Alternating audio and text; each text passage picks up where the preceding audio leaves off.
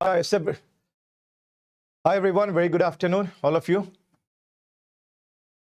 Yes. Good afternoon, everyone. Good afternoon. So, chalo, finally, we are going to start this session now. So, my voice, audio, video, everything is clear, all of you? Yes, good to see you people here. Yes, good afternoon, everyone. All good today, right? Okay, chalo, all right. So, like on day one of surgery, yeah, microphone is changed. सही है. Chalo. All right. So on day one, we have completed about general surgery. We have completed general surgery where we have learned about suturing, all surgical instruments, like the basic managements, right? The basic approach, clinical approach, right? All accidents related to trauma, nutrition, shock, burns, we have learned. So last topic, last topic on day one, what we have completed, that was burns, right? We have learned fluid management, antiseptic dressing and all. And after that, yes, see, even after burns also, there will be some complications. Yes, so now we are going to start. Okay, while teaching an expected topic. Yes, see here. So actually, this is a class of rapid revision only. I will be teaching you only most anticipated topics. Out of most anticipated topics also, I will tell you, okay, like this is the exactly what they are going to frame the question, right? They are going to frame in the question. Okay, so don't worry about this. So let's start with systemic surgery now. So first of all, I will be teaching you some portions of the plastic surgery, right? Chalo, all right. So, okay, let's continue with the session now. So I'm sure you know about the word graft and flap. But before I teach you graft and flap, let me show you a photo of a wound. After that, we are going to understand how to take care of the wound, how to take care of the patient, right? Chalo, all right. Yeah, first photo which I'm showing you now. Look at this photo, and after looking at this photo, so can you tell me, after looking at this photo, can you tell me, like, how can you heal this wound? How can you help the patient? How can you treat this wound? Can you answer me?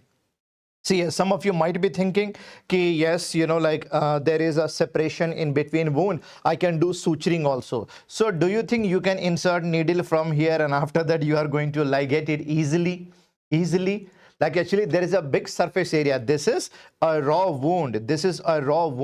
With big surface area, which like even if you want to try to do suturing, it will be very, very difficult to do suturing. No, like if you want to approximate it, it will be very, very difficult. Okay, so suturing is not possible here. Okay? Suturing will not be supportive.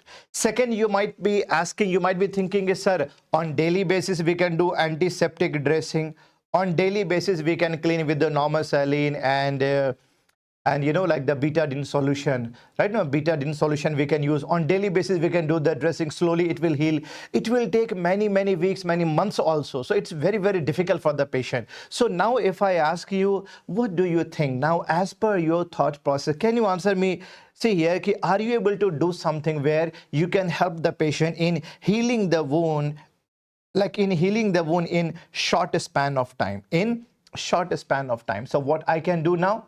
Yes, one method what I can do here, no, I can harvest skin from the same patient's body, and then I am going to keep, okay, then same harvested skin I am going to graft over here. And remember here, so this will be uptaken by the wound. So see, within a month you can see that, you know, like after that patient will be all right. So this is called as skin grafting. So like remember here, so like in the first photo I have shown you raw wound, but look at picture number this photo you have seen here, right? Say this photo you see here now, right? Same raw wound I have shown you here, and after that I have harvested a portion of the skin from the same patient's body. And remember here, you can see here, this looks like net. Same like net, dikh raha na, mosquito net. Basically this is not net. So this was same like the normal skin which you can harvest from the thigh, same normal skin, but to increase the surface area, right? See, simply to increase the surface area, what do we do here? we are going to make nicks over the skin with blade also, with a machine also. So this kind of making like net, this is called as meshing. So what is the need of making skin like this? इसको हम लोग बोलते हैं, this is called as meshing to increase the surface area. So this was a raw wound. After that, I have applied harvested graft over here. See here, within a month or just after a month, see how good healing capacity is here, how beautifully it was, how beautifully the graft was uptaken. This is called as skin grafting. I hope this point is clear to everyone. Are you able to understand the meaning of skin grafting? So when we are going to make like a mesh, right, and when we are going to make like splitting over there, no, so this is only called as split skin graft. This is only called as split skin graft. So this can be very, very thin also. This can be somewhat thick also. Now we are going to learn about, some, like in the depth of this, like a skin grafting and flap. Okay, fine. So doctor, you are asking ki in mesh we use Prolene suture. Remember here, see here, mesh what we are using for hernia, that is already actually ready-made. That is made up of Prolene. Here, making like a net, this is called as meshing. This is a process, meshing, making like a net, mesh karna, split karna. That is called as meshing. Mesh, what we are using in hernia, that is different, which I will teach you in hernia topic. Easy to understand? All these points are clear to everyone. So I hope you can understand how do we use skin grafting. But now when I show you this photo, look at this photo. Do you think over this wound, if I keep any skin, if I keep harvested skin, do you think there will be easy grafting, or do you think there will be healthy grafting? Look at the photo. Now you tell me. Look at the photo and now you answer me. Look at this photo. Do you think if I want to do skin grafting here, this will be uptaken by their wound? Answer me yes or no. Look at this photo only. Look at this photo only. Right? So remember here, when you see this photo, 100% the graft will not be uptaken here. The graft will not be uptaken by the wound, because this looks like this looks like a dirty wound, contaminated wound. Pus collection is there. This is a contaminated wound. If this will be infected, no, this is infected wound. Remember here, see, whenever we are going to do skin grafting over infection, it can never be uptaken. Okay, it can never be uptaken. So one point I can understand here that, if there will be infection, if there will be pus collection, right? So see here, skin grafting or any kind of graft will be impossible. You cannot do. So first of all, when I see this wound, can you answer me what I have to do here? I have to use a blade. And after that, I have to remove all these infected part. All these yellow, dark yellow, you can see here, no? With the blade, I have to remove all these necrosed part here, right? So this, see, removal with the help of a blade. This is called as debridement. I have to do what? Debridement or debridement, whatever you pronounce. Easy to understand? Yes here. I can use any blade. Like even I have taught you the blade number 10, blade number 11, blade number 12, 15 and 20, right? Now, so mostly we can use the 10 also here, right? Now we can use the 10 also here, right, to cut the skin. So if I am going to remove, so here suppose if there will be infected wound here, no, with the blade I have to cut, I have to remove it. So this is called, it means I am debriding it. I am doing what? Debridement. Okay, after removal of all the infected part, all the necrosed tissue, now it will be like this kind of red color, fresh. Okay, now even after that, see, even after removal of that, we have to do antiseptic dressing with betadine. Right now, betadine is nothing but the povidone iodine. Right now, betadine, right? Betadine, I hope all of you know the brown color liquid which we are using in the hospital to clean the wound, right? Okay, to clean the wound. Okay, all these points are clear to everyone. Remember here, betadine, you should know. Betadine, which is the povidone iodine. But if I ask you at the same time, what is H2O2? What is H2O2? Can you answer me? What is H2O2? Hydrogen peroxide. Do you think we can use H2O2 in hospital? Yes, we are using it. Obviously, at so many places we are using it. Okay. Yes, at so many places we are using it. If there will be wound, like remember here, See, normal saline. So what are the fluids which we are using to clean the wound? Can you answer me? What are the fluids which we are using? Okay, one is like simply to wash the wounds. After any trauma, after any injury, if I have to wash the wound, even after burns, if I have to wash it, I have to wash with what? Same like normal saline only, right? If there will be wound, so first of all, washing is done by normal saline, simple normal saline, right? Okay, after that, when I talk about the povidone iodine, right? No, so this we are using for wound with infection if there will be. So this is nothing but povidone iodine is what? Right, remember here, that is betadine only. So remember here, see, like suppose if there'll be fresh wound, healthy wound, no, at that time, like at that time, see, the directly betadine you cannot use. Betadine can like irritate the wound. So what we do here, first of all, we mix betadine with the normal saline. With the normal saline we mix, and after that we are going to wash it. So betadine, right? Okay, and H2O2, remember here, H2O2, hydrogen peroxide. This also we are using for dressing. If you visit suppose if you visit the department of burns and plastic surgery, or any patient if you visit who is having any kind of dirty wound will be there, no? Remember here, suppose if you are going to use hydrogen peroxide and hydrogen peroxide is going to touch your skin, no, there'll be severe irritation around your skin. There'll be irritation.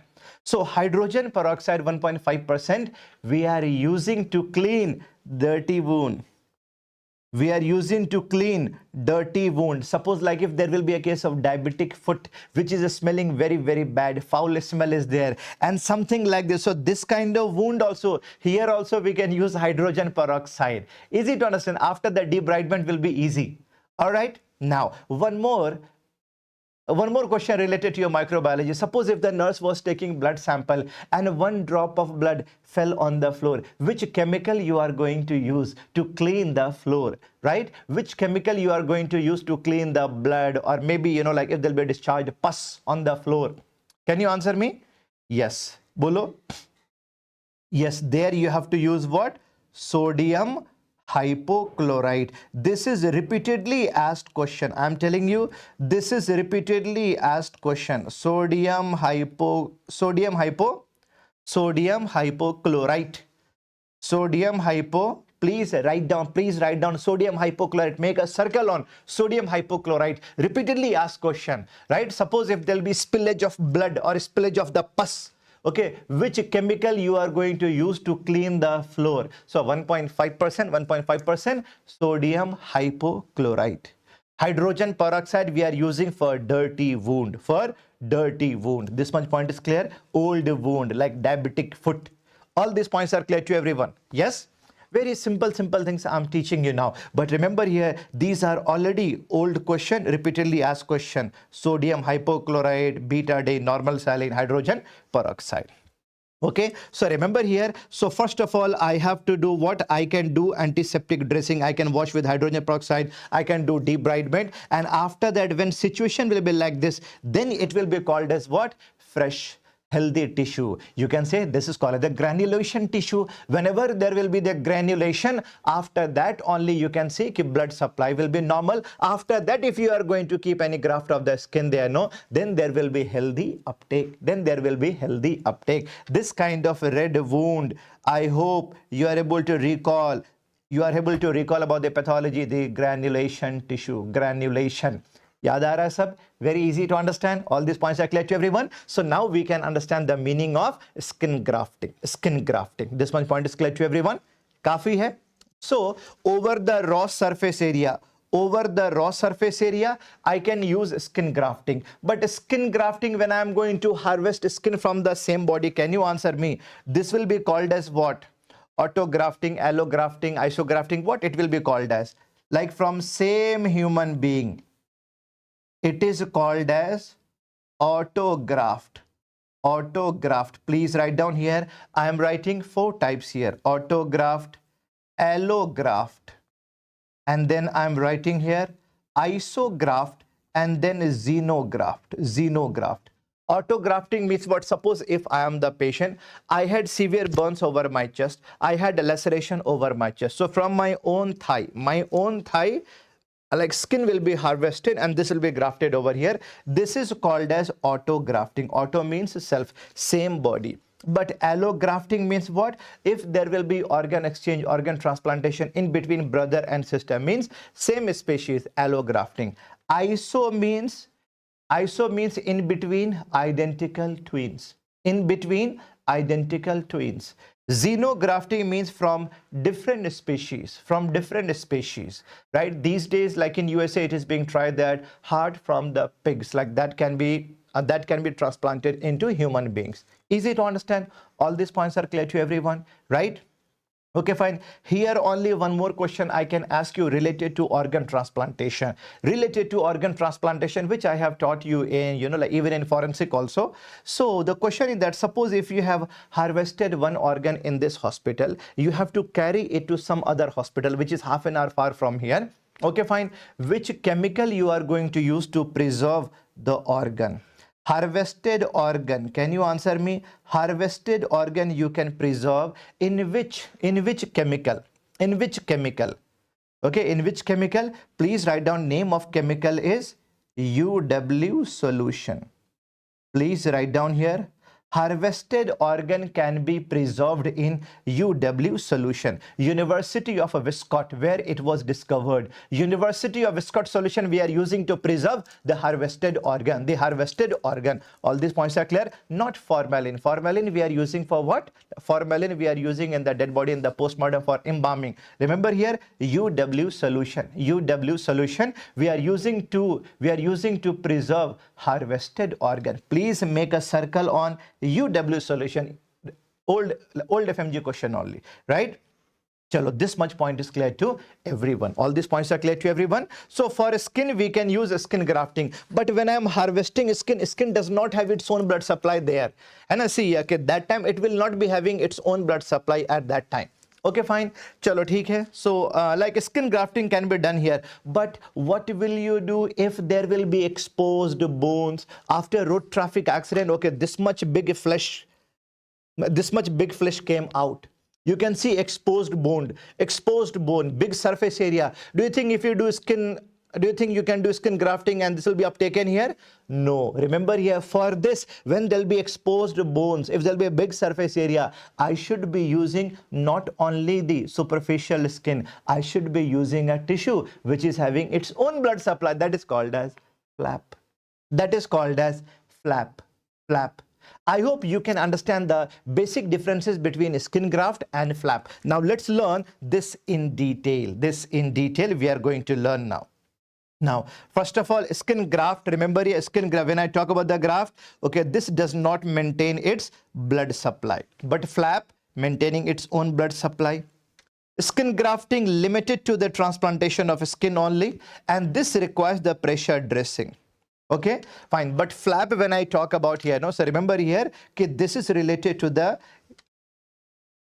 actually this is a tissue which is having its own blood supply. This does not require the pressure bandage, and this will be like, see, remember when I talk about skin grafting, no, skin grafting can be contracted. So side effect in future, there can be contraction, there can be, like there can be ugly looking, there can be the contracture also. But flap may, see here, this will appear to be much better. So I can say, okay, cosmetically it will be better. Skin grafting, yes, please highlight the topic which I am going to teach you now, how a skin graft survives.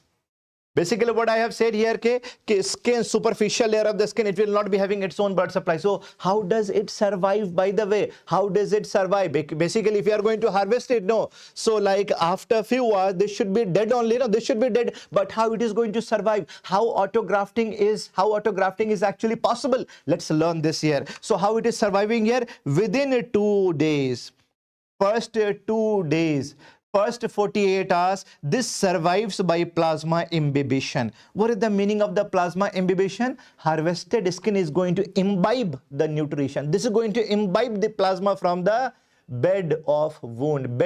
It is going to imbibe the plasma for nutrition. So first 2 days, this can survive. First 2 days, this can survive by plasma imbibition. Plasma imbibition means what? This is going to imbibe, this is going to absorb, right? Plasma is a portion of blood only for nutrition, right? No. So first 2 days plasma imbibition. After 2 to 5 days, now there will be the growth of new vessels, which is called as vessel inoculation. Vessel inoculation. There will be growth of vessels and there will be the alignment of vessels. After 5 days, by that time revascularization will be started. Now they will be having actually good blood supply. So remember here, please make a circle here. How skin grafting survives? First 2 days, 2 to 5 days, after 5 days. First 2 days किससे होगा बताओ? By plasma imbibition. Next, after 2 to 5 days, see here, yes, with the help of vessel inoculation. After 5 days, revascularization. This is old question, already asked question. Now remember here, I have mentioned here कि split skin grafting, it should not be done in the streptococcal infection. Obviously, see, a simple logic you have to keep in mind that if there will be infection, skin grafting will not be healthy. This will not be taken. This will not be uptaken. Very easy to understand. All right. Now, I have shown you this image. I have shown you this instrument like on day one also. Remember here, please highlight this. This is a special knife. This is a special knife. This is not a knife which you can use to, which you cannot use in the kitchen to cut the vegetables or, you know, vegetables or fruits. No, this is a special knife where you see there is a gap will be here. No, after that, if you are going to harvest the skin like this, so this knife is called as, Humbee's knife. Remember here, this can be your image based question or this can be your one-liner question. Okay, which knife we are using? Which knife we are using to harvest the skin? Name is Humbee's knife. Humbee's knife. Okay, Humbee's knife. All right. Now, see the types of skin grafting here. When I talk about partial thickness, graft, which is called the Thiersch graft, make a circle on the word Thiersch graft. Remember here, only epidermis and the partial dermis will be taken. So this is actually called a what? Partial thickness graft. But a full thickness grafting means what? When, remember here, when epidermis with the full dermis will be taken here. So remember here, partial thickness graft is called a Thiersch graft. Full thickness graft is called as Wolf graft. These two names you should not be forgetting. Okay, Thiersch graft and Wolf graft here. Now see the partial thickness graft. See, for both of them there can be advantages, there can be disadvantages. Okay, so partial thickness graft, remember here, no. Partial thickness graft, no. See, wider areas can be taken. Wider areas means, see, a long surface area of skin can be harvested from, see, especially from thigh and back, which is having the wider surface area over the thigh. Question is, why do we harvest from the thigh? Why do we harvest from the thigh? First of all, over the thigh and over the back, big surface area. Second, most of the time you are going to wear the cloth, actually, no. Most of the time you are going to wear the cloth. So this will always be covered here. This will not be appearing to be bad even to the patient also. Right now, wider surface area and every time it will be closed only. Right? Okay, fine. Wider areas can be taken and no need to cover the donor area, right? No, see, remember here, like even like from the same site we can harvest the skin again and again. So how will you understand that you have harvested only the partial thickness? You have harvested, see here, means after seeing the wound only, how will you understand that you have harvested only the partial thickness? You have not went into the depth of the skin here. Remember here, when you can see if there will be the, suppose if there will be the formation of the, like you can see the formation of the punctate, right? Punctate means kya ho gaya yahan pe? Means you can see red bleeding type you can see there, no? Punctate only. But if you can see fat is also there after harvesting, you can say fat or subcutaneous tissue, it means, so that was actually full thickness graft. This much point is clear to everyone. But remember here, whenever you are going to harvest the partial thickness, no, after healing, remember here, means whenever you are going to do the grafting, no, there can be the contracture. It can appear to be ugly. Okay, so simple knife, Humbee knife or the electrotome or the dermatotome you can use here, but full thickness graft where you can take out only a small surface of area. This you can harvest from nape of the neck and behind the ear.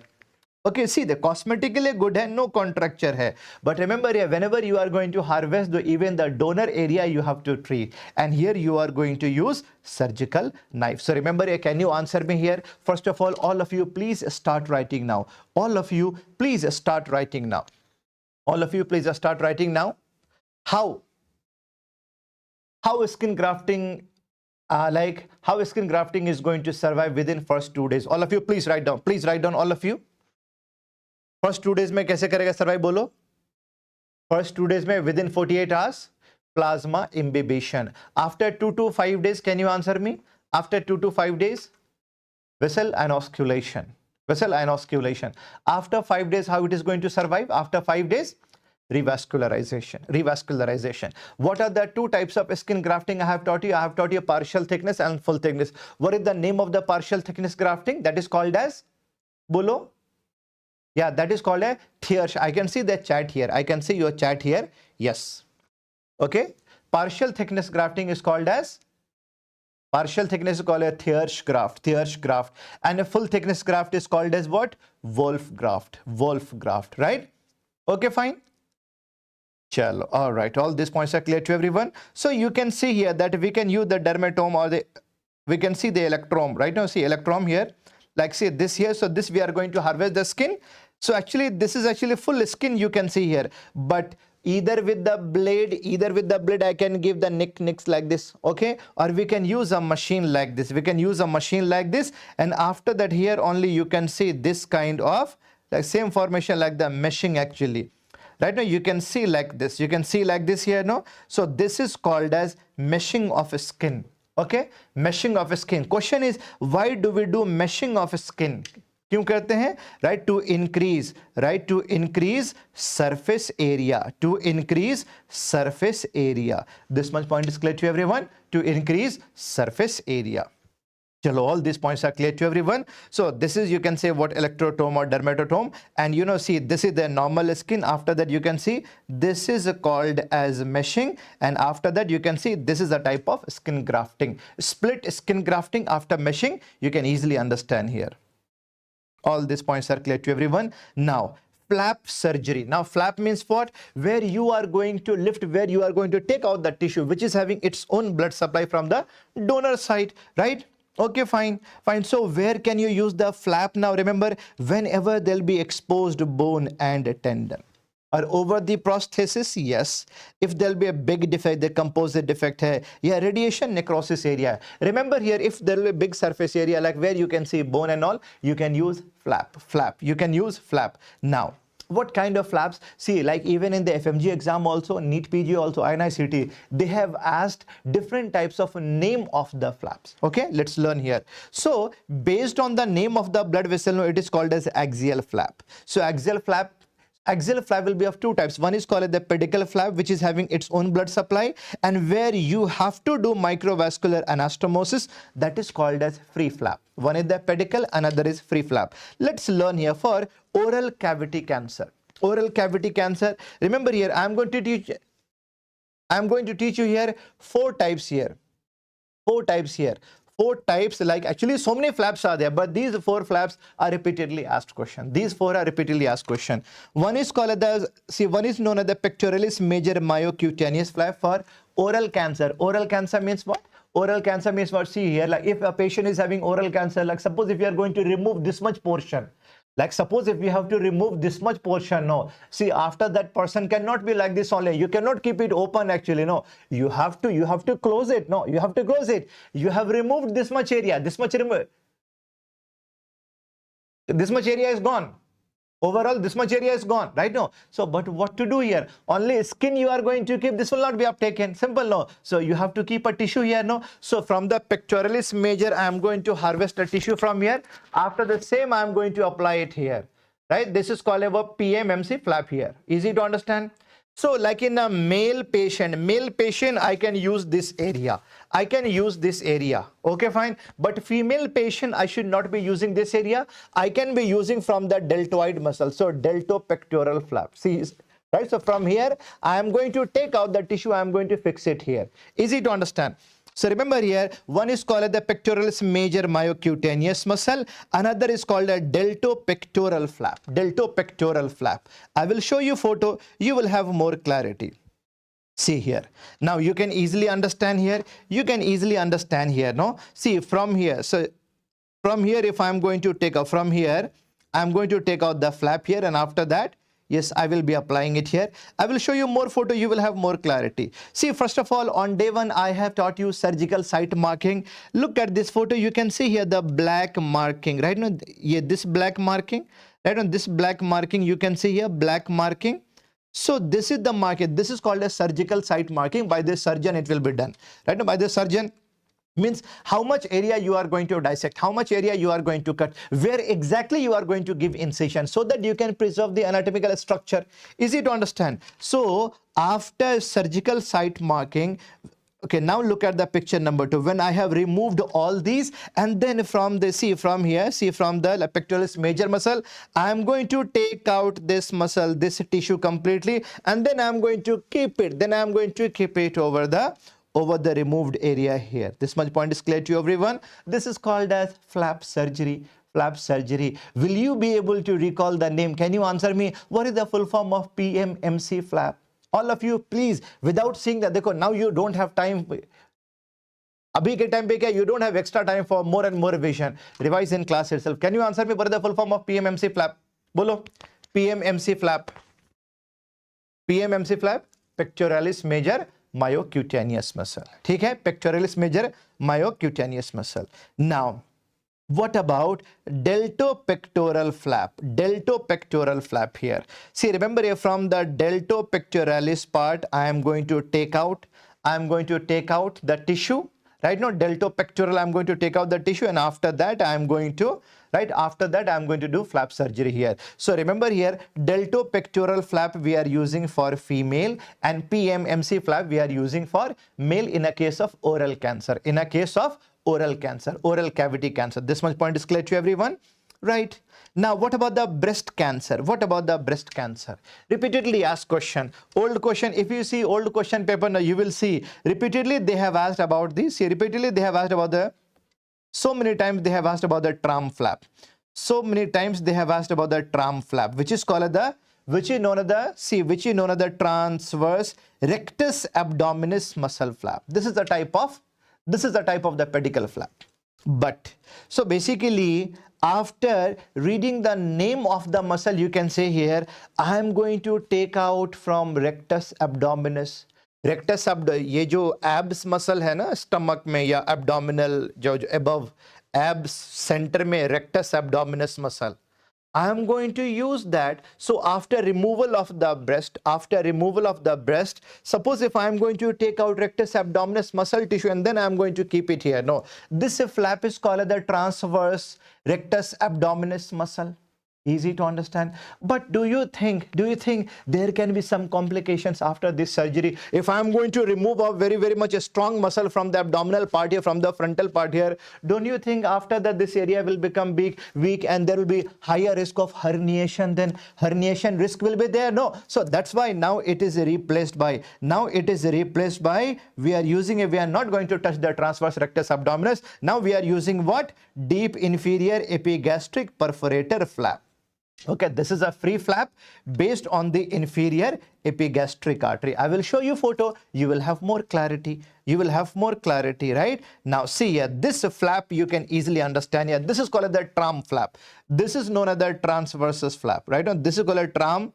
Right now, fine. So when I am going to take it out, here, no, right? When I am going to take it out here, so there will be risk of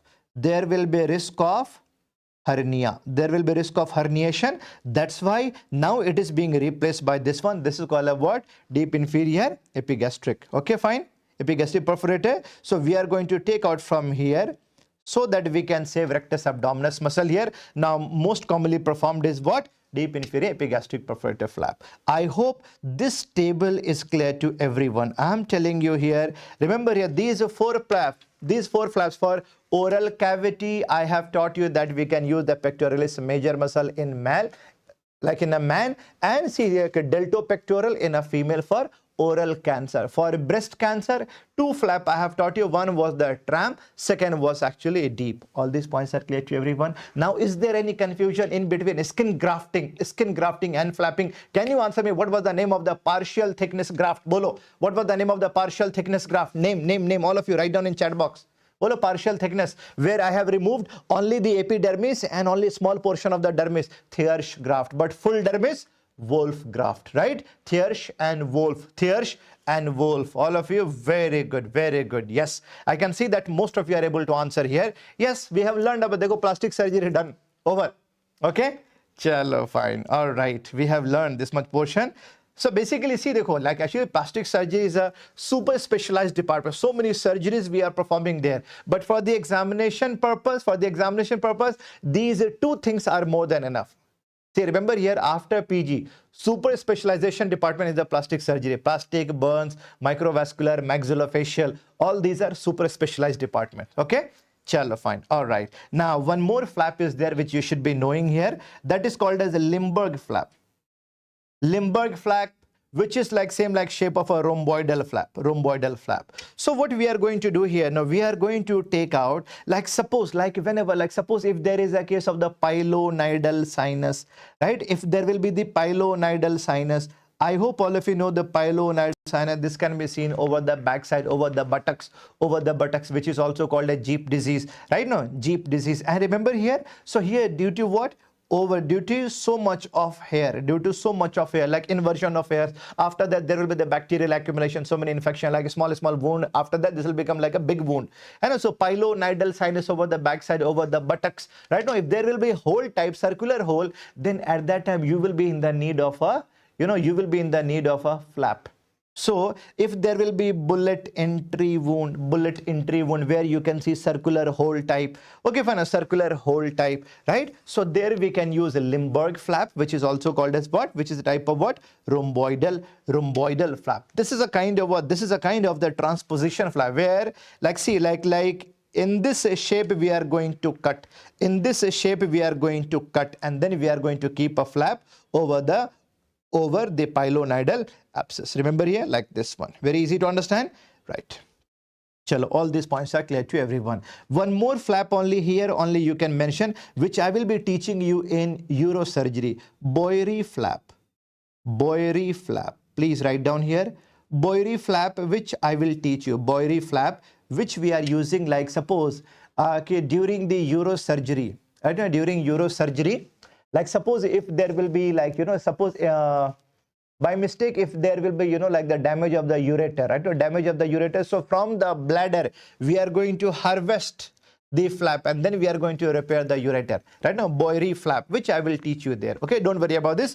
Only like as of now, name please keep in mind. Name. Okay, without seeing the notes, can you answer me? For oral cancer, which 2 flaps we have learned just now? Can you write down fast, all of you? All of you, can you write down it fast? Bolo. For oral cancer, one was the PMMC, another was what?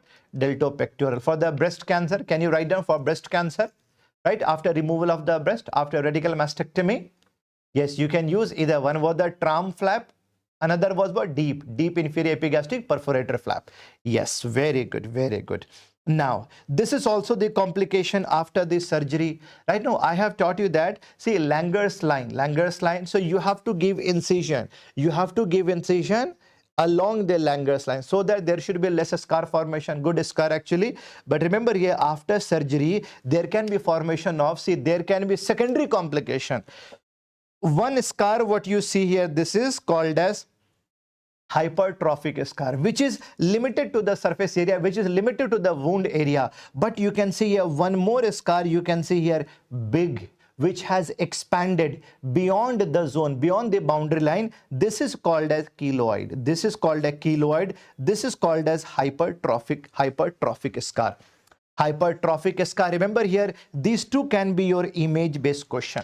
Hypertrophic scar means what? Hypertrophic scar means what? Scar which is limited to the surgical area. But when I talk about a big, big one, which has crossed the boundary line of the wound surface area, that is called as keloid. They have asked this kind of question, what is the most common location where keloid will be forming very commonly? So remember here, when I talk about the keloid, very frequently you can see around the chest, earlobe, upper back. But hypertrophic scar, it can be seen anywhere. Hypertrophic scar, you can see like it can subside with time, but keloid rarely subside. Okay, fine. After that, remember, a hypertrophic scar, this can develop just after the surgery, but keloid can take weeks or months also to develop. So hypertrophic scar, suppose if there will be a scar over the face, so like over there, see here, cosmetically this will appear to be bad actually, ugly, no? So yes, surgically we can remove it. Surgically this improves, but keloid mostly we avoid it because there can be worsening of symptoms there. So what we try to do here, we start steroid injection, that is called the triamcinolone injection. This is old question, please highlight here. Okay, which injection we are using so that we can shrink the size of, we can make the size of the keloid very small. So which injection we are using? We are using the triamcinolone. Please remember here. Okay, yes, see one more important point here. Yes, one of you have written what about the coconut oil, no? Right, no, coconut oil.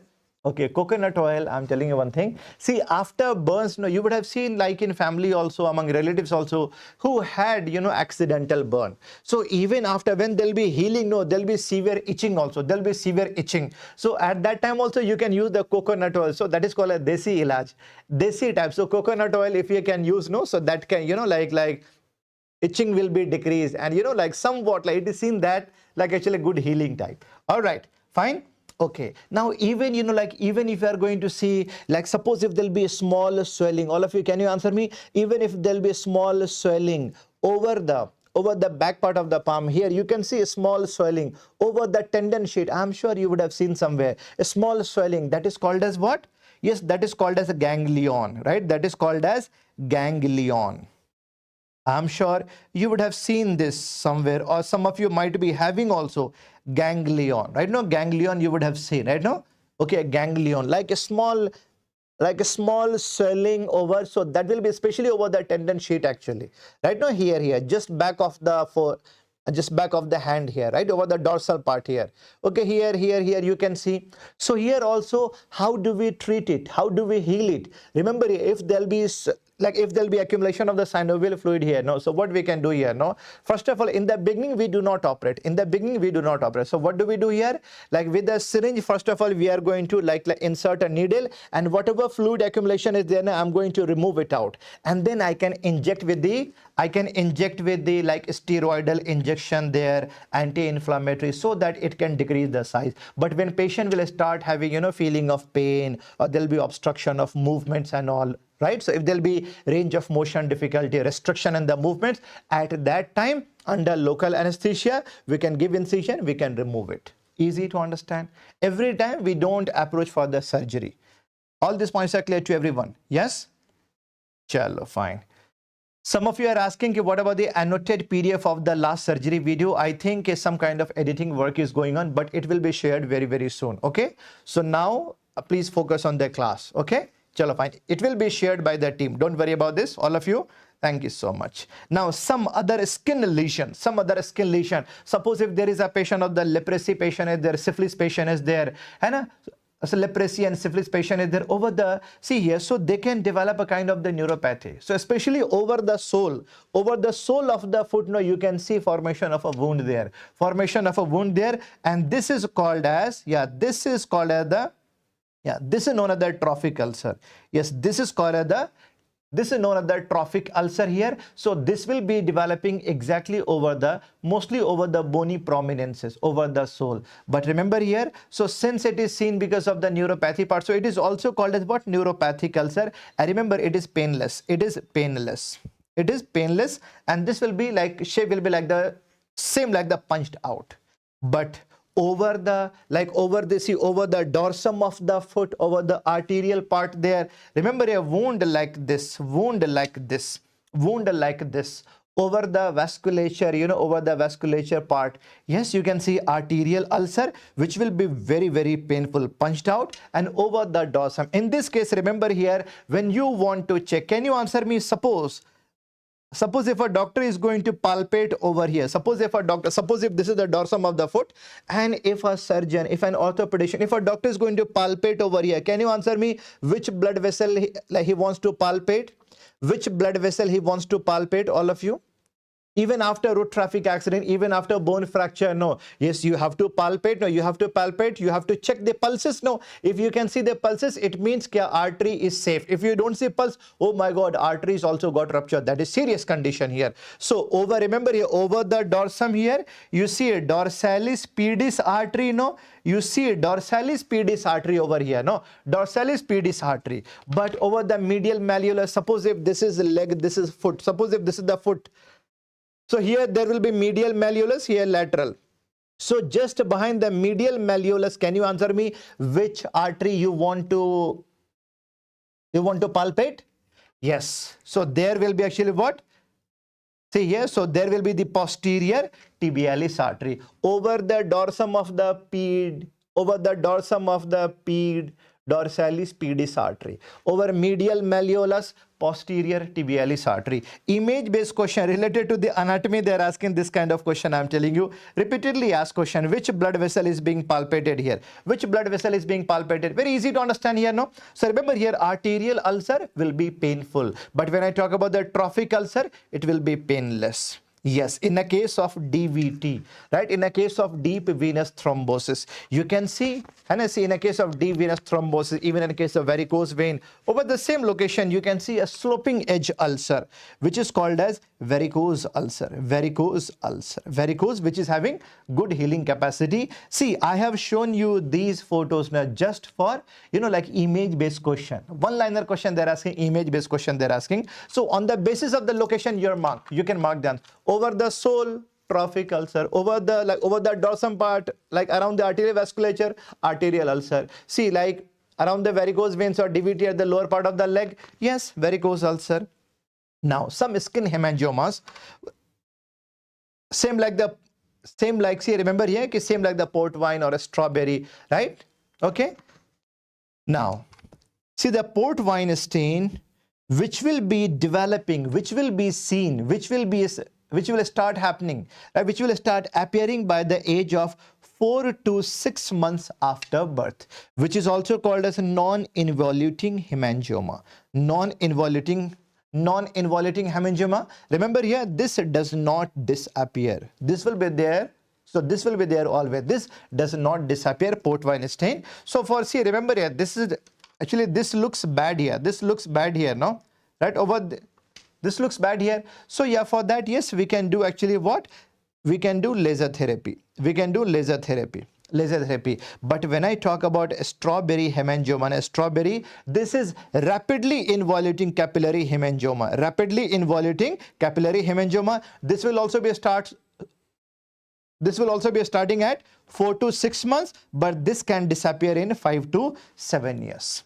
Now you can see here over the forehead, you can say what? Like you can say like angel kiss, also you can say angel kiss, right? Now this is actually what? Salmon patch. This is most common birthmark. This disappears within 1 year. This disappears within 1 year, right? So this is also called what? Angel kiss, salmon patch. All these are one-liner questions I have taught you. Now next, most anticipated topic, from where minimum 1 or 2 questions will be there for sure.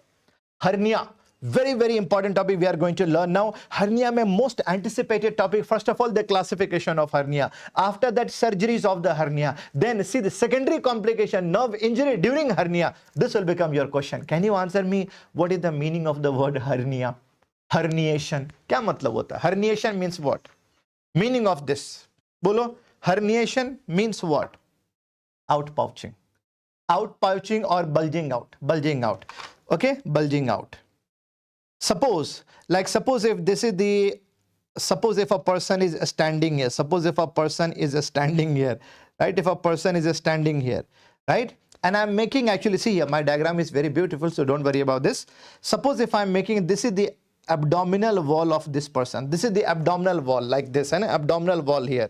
And remember here, suppose like if there was a small defect, suppose if there was a small defect here, a small defect, right, a small defect here, and after that, suppose if the peritoneal cavity, peritoneal layer is going to come out, right? Now see, the peritoneal layer is going to come out like this, and the abdominal cavity, like abdominal organs like intestine, is also going inside here.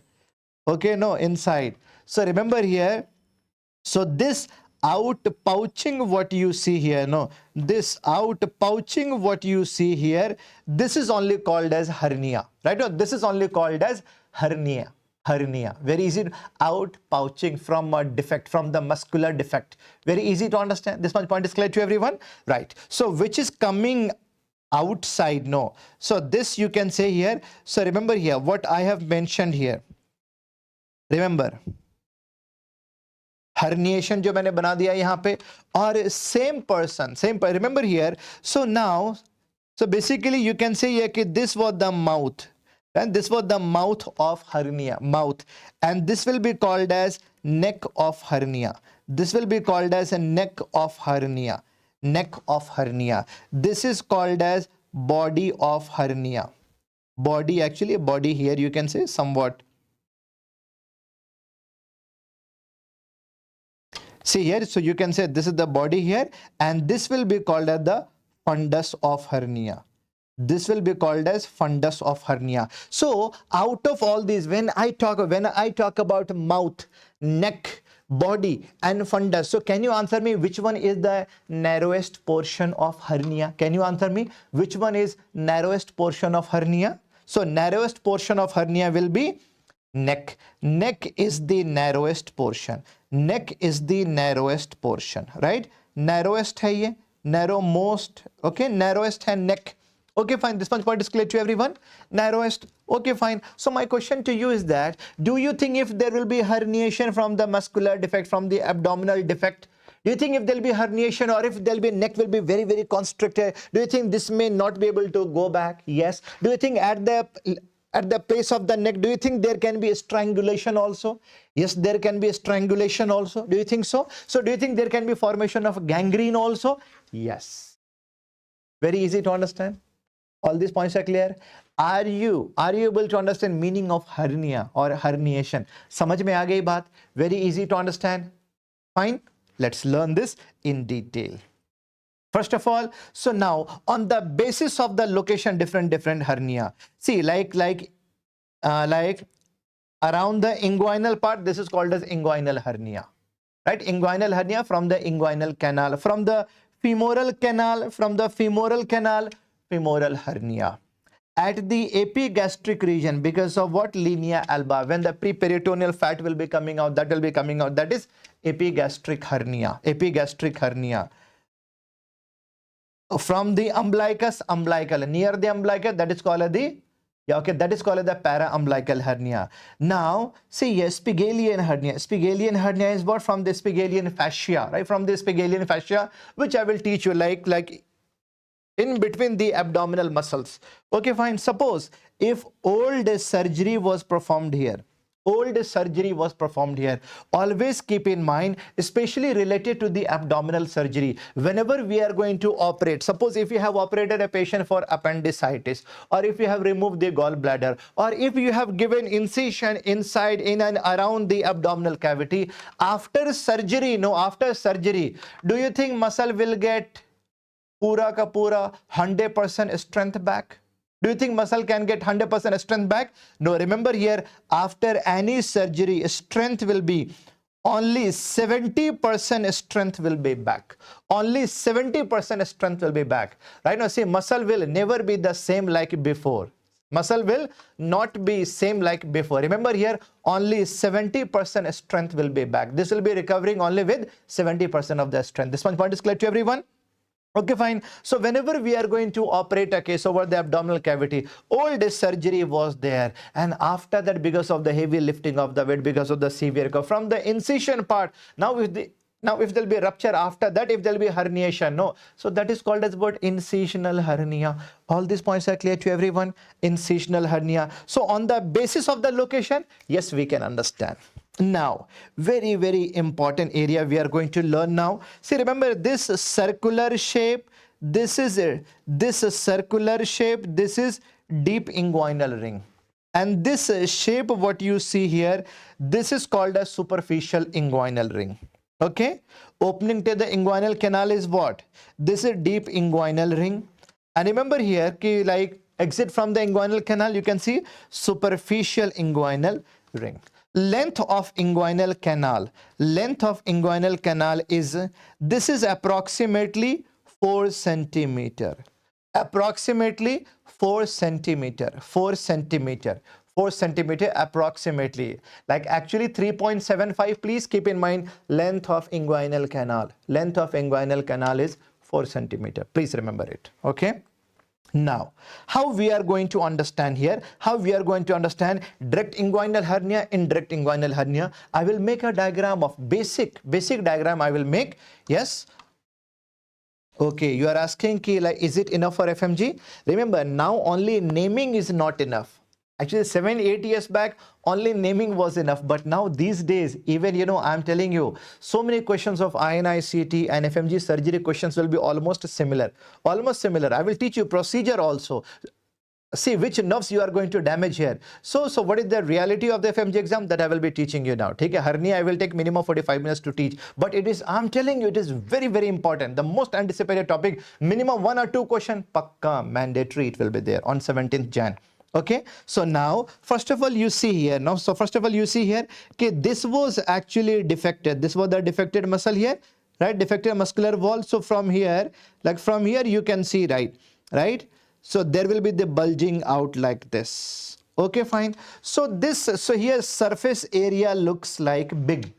I can easily, suppose if this was the defect, like suppose it went like this, I can reduce it back. I can reduce it back. So this kind of hernia, I can say reducible hernia. But if hernia will be coming out like this here, no, like this hernia.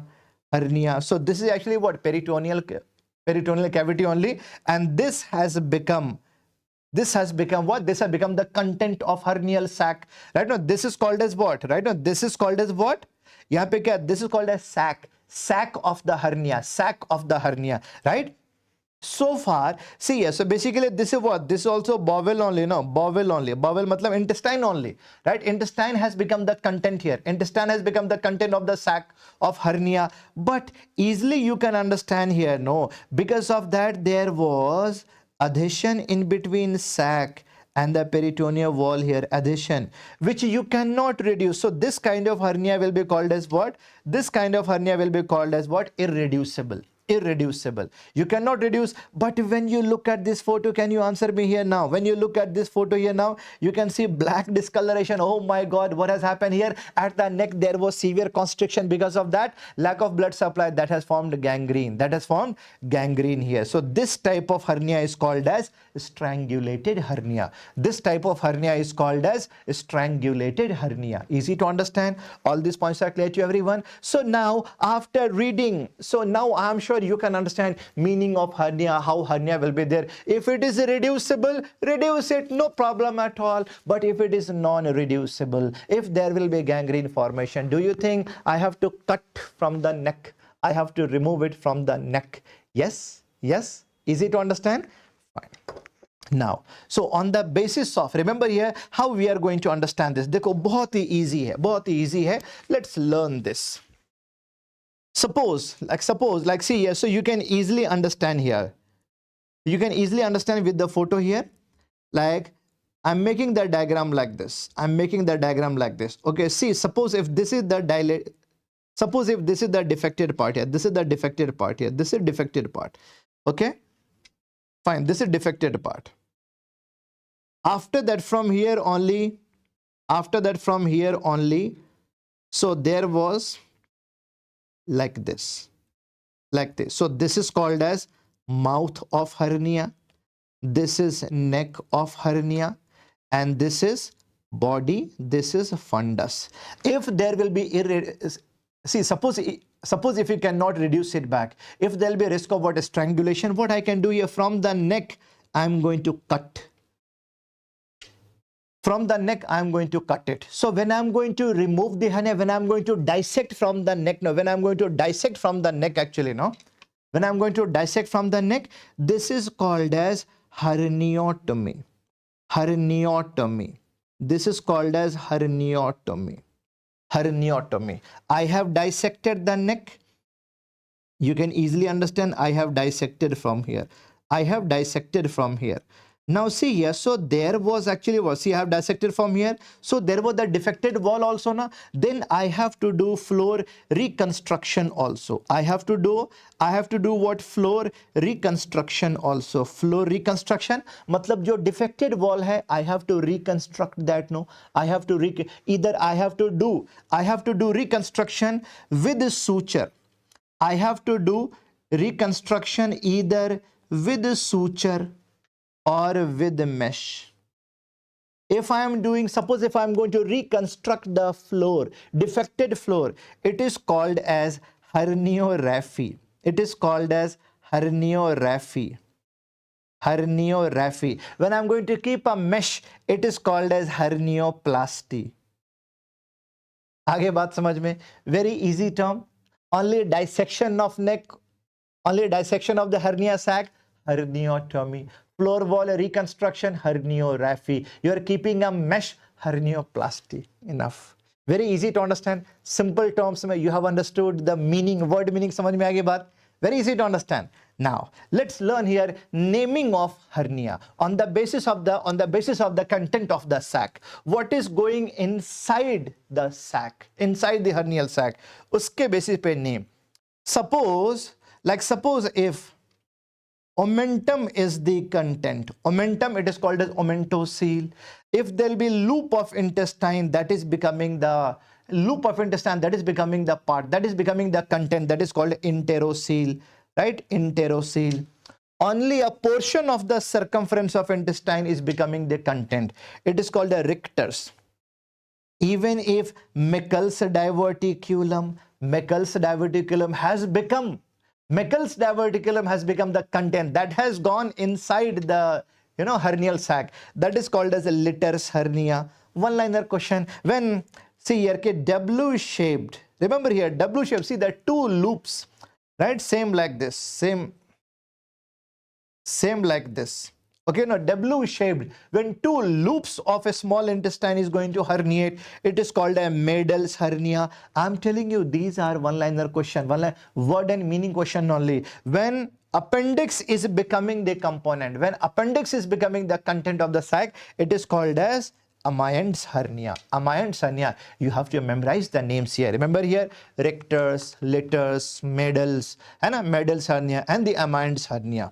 Now I will show you photo. Can you answer me what kind of, now you can easily understand here. Look at the photo and you can easily understand. Can you answer me what kind of hernia you can call it? Bolo, what kind of hernia on the basis of shape? On the basis of shape, on the basis of the content, bolo, W shaped, or you can see here, right now, W shaped, right? See two loops of intestine. So this is called as Madel's hernia. This is called as Madel's hernia. But remember here, only a circumference is coming out. Circumference, it is called as a rectus hernia. Remember here, all these photos I have taken from Google only. Okay, no, from Google only. Okay, fine. So, but on the basis of photos, you can diagnose the case. Okay, fine. Now, when Meckel's diverticulum is becoming the content, it is called as what? Litter's hernia. Litter's hernia, you can see here, no? You can see here, right? You can see here, Meckel's. When appendix is becoming, when appendix, it is called a what? Amyand's hernia. Amyand's hernia. Without seeing the notes, can you answer me all different types of hernia which I have taught you just now? All of you start writing whatever. See different types of hernia what we have seen. Please write down. Write down in chat box.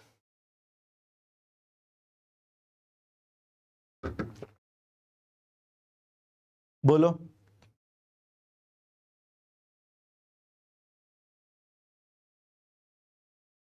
See, remember, I'm telling you again and again, I'm telling you, remember here, This table is extremely important for one-liner question. For one-liner question on the basis of namings of the hernia, and on the basis of namings of the hernia, this table is actually very, very important. Actually very, very important. Okay, remember it. You have to memorize it. Can you answer me? What was the name of the partial thickness skin graft? Partial thickness, Hirsch. Full thickness graft, Wolf's. Name of the knife, Humbees. What are the two grafts I have taught you related to oral cancer? One was related to pectoralis major. Second what? Deltopector. For breast cancer after radical mastectomy. One was the tram flap, another was deep flap. Okay, like ureter injury mein Boyre flap. And what about the pilonidals? What about the pilonidal or bullet injury mein circular wound hole was there? Limburg's, right? Yes, yes, I can see that most of you are able to answer it. Most of you are able to answer it. Now we are going to start learning about inguinal hernia.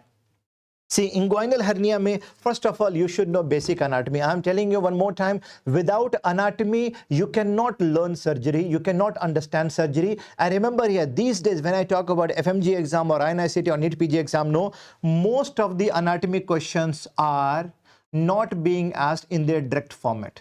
All anatomy questions, they are forming related to surgery, orthopedics, obs, gynae, like that. Okay, so fine. So now see basic anatomy. Suppose this is the pubic tubercle. Suppose if this is the pubic tubercle, and this is from here, I'm making a diagram like this is ASIS. Okay, fine. So from this point, so this ligament, what you see here, this is called as inguinal ligament, inguinal ligament, and this muscle is what? Rectus abdominis muscle, rectus abdominis muscle, rectus abdominis muscle. And from here you can see here ki like there will be a blood vessel which is called as inferior epigastric vessels, like inferior epigastric vessels. This diagram is the same like this photo here. So this diagram, rectus abdominis muscle, I have mentioned here. After that, see inguinal ligament and inferior epigastric vessel. So this can be right side or left side. And an inguinal part. Okay, fine. So I can see here that like there is a formation of a, yeah, this is the formation of triangle here. Can you answer me what is the name of this triangle? Can you answer me what is the name of this triangle? Bolo, what is the name of this triangle? All of you? Yes, okay, this triangle is called as Hasselbeck's triangle. Hasselbeck's triangle. This triangle you see here, this is what? Hasselbeck's triangle. I'm sure you know it. Ye to basic hai, same first year. This is called as Hasselbeck's triangle. Hasselbeck's triangle. Chalo, this much point is clear to everyone. Here, like in this triangle, you can see here, okay, one is what, like isme dikh raha hai yahan pe, you can see here, this is deep inguinal ring. Remember here, I can make a diagram here. Ki like see there is a ring. This is a deep inguinal ring and shape will be like this here, right? So this is making a canal. This canal is called as inguinal canal. This canal is called as inguinal canal. Can you answer me? How much is the length of inguinal canal? 4 centimeter. 4 centimeter. So from deep ring on top, lower mein superficial ring hai. Now, suppose if there is a young man, or suppose if there is an old man.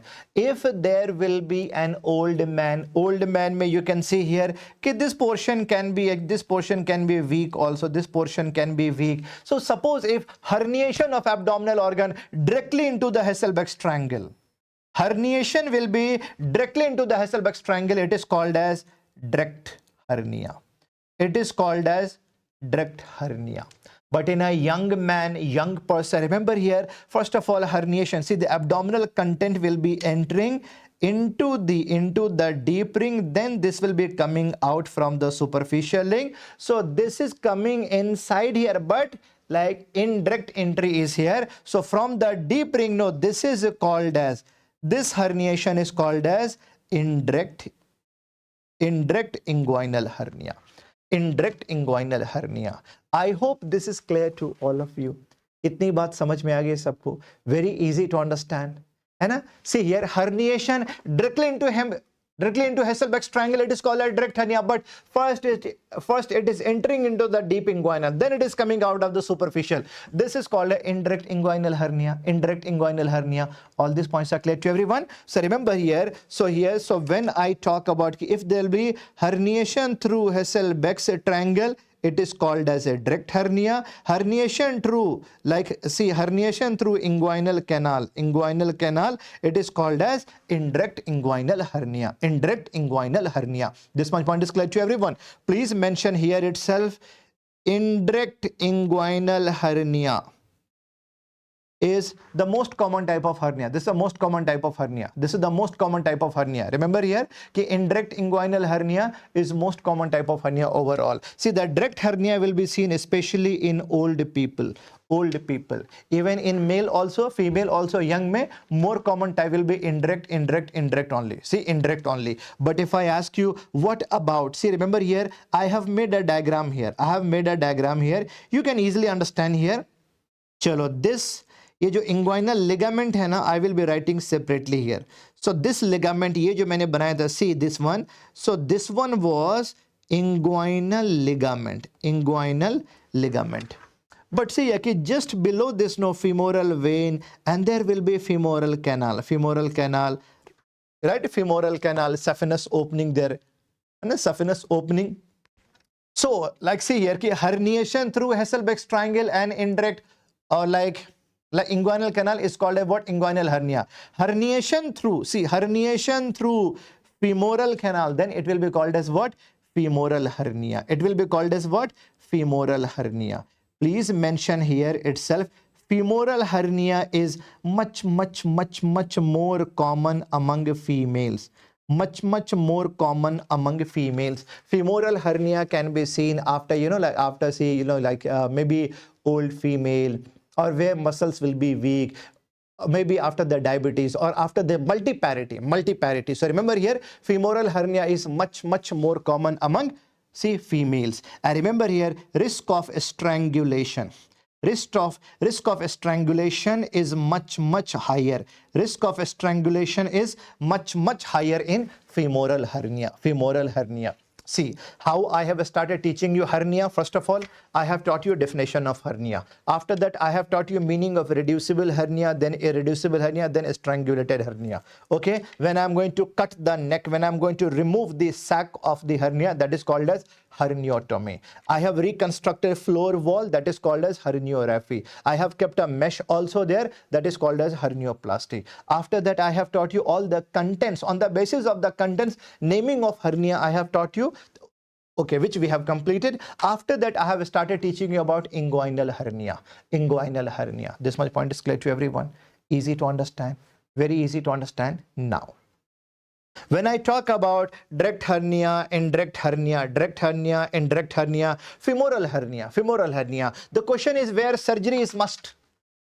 Out of these hernia, where surgery is must, where surgery is mandatory? Can you answer me? Where surgery is mandatory, where you have to operate the case, where you have to reconstruct, where you have to cut the sac, where herniotomy is must? Can you answer me? Out of these, where herniotomy is must? Where herniotomy is must? Can you answer me, all of you? Remember here, please remember here, if there will be indirect inguinal hernia, where space will be less, and I see here, first of all, like indirect inguinal hernia. And even if I talk about if there will be congenital hernia, remember, herniotomy is a must. You have to do herniotomy because space will be less over there. But when I talk about direct hernia, no, direct hernia space will be more. In old, no. So like when I talk about the direct hernia, you can push it back. Very easy to understand. Femoral hernia mein to strangulation risk is very high, so we have to operate at any cost. We have to. This much point is clear to everyone. So remember here, when I talk about the indirect inguinal hernia, when I talk about the congenital hernia, we have to perform surgery there, no? But see, the direct hernia space will be more, we can push it back. Herniotomy will not be needed in a case of direct hernia. Now the question is, what are the tests which we can use? Remember, yeah, most of the hernia you can diagnose. Most of the hernia you can diagnose clinically only, on the basis of examination only. So please write down 2 tests. All of you, please write down 2 tests. I am mentioning here 2 tests. One is called as, please write down your physical examination. One is called as, yes, all of you, are you able to recall about any test in hernia? Any test? Yes, please write down. One is deep ring occlusion test. Deep ring occlusion test means you are going to keep a finger, you are going to occlude, you are going to block deep ring. Can you answer me, where is the deep ring? Suppose if this is what? Suppose if ASIS, and this is the pubic tubercle. ASIS and this is the pubic tubercle. See, from the center, exactly at the vent center, exactly at the center here. See, from the center, 1.25 centimeter just above the center. Whenever you are going to keep a finger over here, no, you are going to keep a finger over here, there will be deep ring. There will be deep ring. You are going to apply a pressure here. You are going to block there. You are going to occlude that. When you occlude that, please write down, please mention here. So first of all, patient should be in supine position. When patient was in a standing position, you could see herniation there. You could see herniation, outpouching you could have seen in the inguinal. So first of all, you have to push it back. First of all, you have to push it back. So how? So ask the patient to lie down. Ask the patient to lie down in supine position. After that, this will be going back. This will be going back. Now, remember here, you are going to occlude deep ring. You are going to occlude. You are going to keep a finger over the deep ring. And then you ask the patient to, you have to ask the patient to cough. You ask the patient to cough. Remember here, suppose if you do not feel the impulse over there, if there is no bulge, it means what? You already have occluded it, you already have blocked it. So like if there is no bulge, it means this is indirect inguinal hernia. Indirect inguinal hernia. But if you can see bulge, remember here, yes, if you can see bulge, then this will be called as direct inguinal hernia. Direct inguinal hernia. This is called as deep ring occlusion test. Very good, very good. This is called as a deep ring occlusion test. This much point is clear to everyone. Deep ring occlusion test. One more test is there, very, very important test. Old question. See, what I'm teaching you in complete clinical approach to see hernia patient and how to manage the patient. I'm telling you here, one-liner question, mostly they are not asking these days. They are asking a scenario-based question. That's why I'm teaching you this much. Okay, fine. So remember, deep ring occlusion test you have learned here. Deep ring occlusion test. Okay. As that, see, yeah, one more test is there. See, one more test is there that is called as,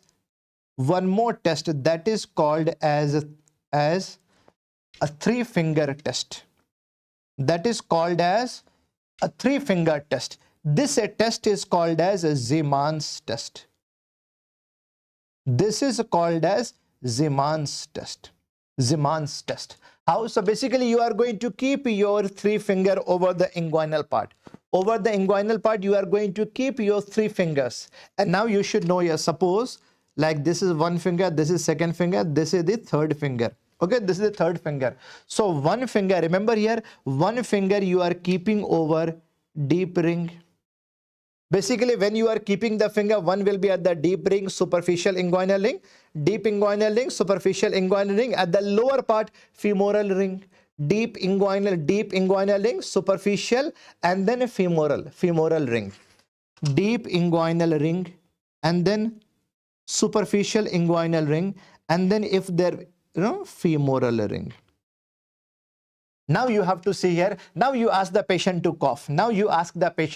Remember here, so if you can feel one impulse, if you can feel impulse over the deep ring, it will be like indirect inguinal hernia. Over the superficial, if you can feel near Hasselbeck's triangle, if you can see, then it will be called as the direct inguinal hernia. Over the femoral canal, remember this will be what? Femoral hernia. Simple hai, very easy to understand. All these points are clear to everyone. Remember here. So one test I have taught you, See, one test I have taught you what? Deep ring occlusion test. Second test I have taught you Zeman's test, which is called as the 3-finger test. So most of the hernia, you can diagnose clinically only. You can diagnose clinically only. Very easy to understand. All these points are clear. Very easy to understand, right?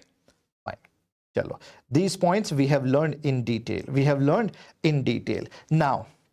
Now the question is that when I have made a diagram here, so see, dekho, this kind of anatomy you might be thinking this looks difficult. This looks difficult. Arey nahi, this is very easy. This is very easy here. Remember here, see, this is very easy here. Suppose I have to mention, see, remember here how we are, see here, I have made this a diagram and this might be looking difficult to you. No problem at all. एक बार और बना लेंगे. See, देखो यहाँ पे you will have more clarity. This is rectus abdominis muscle. This is, see, this is what? Like this is actually what? Inguinal ligament. And this is what? Like see, from here you have seen what? Like inferior epigastric artery or vessels here. So this is making one triangle, right? And this is making one triangle. यहाँ से क्या है आपका? Remember here, this is inguinal canal. See, यहाँ पे क्या है? Femoral. This much point is clear to everyone. So from here there will be the conjoint tendon. From here there will be the conjoint tendon. And remember here. So here there will be one more ligament which you should be knowing here just before. See here, this is what? This is called a Cooper's ligament. Right now, Cooper's ligament.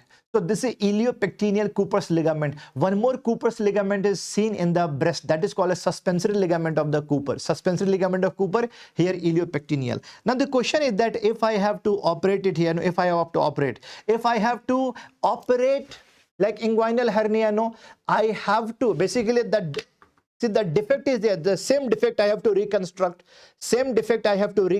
No. So for the reconstruction of the inguinal hernia, I will be focusing here only. I will be focusing over here only. Right now? So these are two. So remember here, for inguinal hernia, please write down here what you are going to do for inguinal hernia repair. For inguinal hernia repair, please write down here, you have to approximate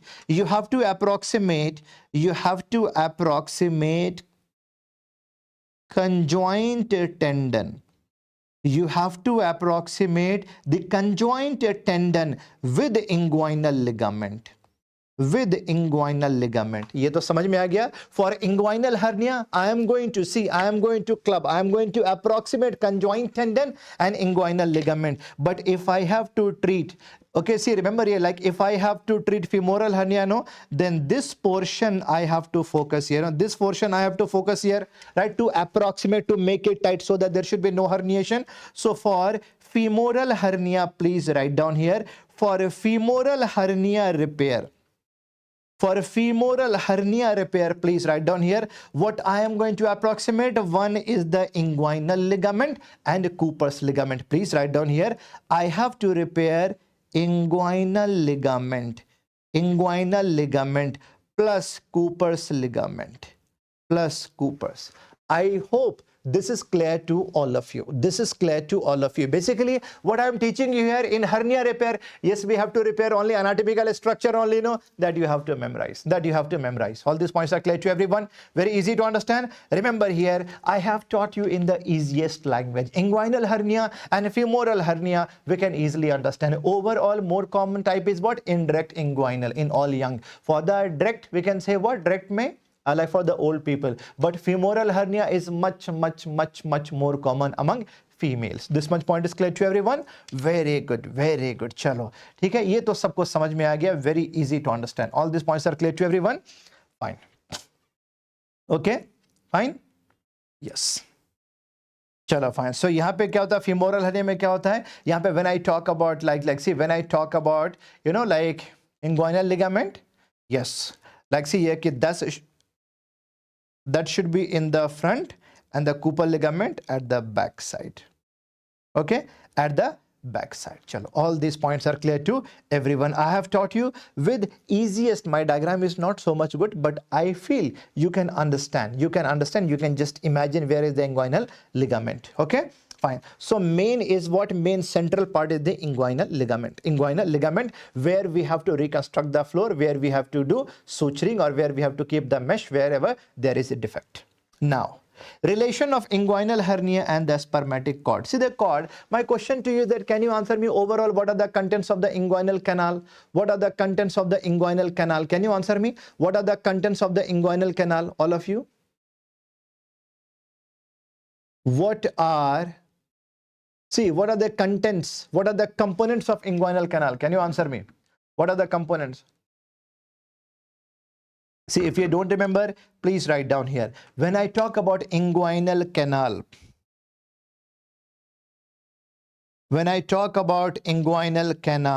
what are, see, in males, what are the components in male?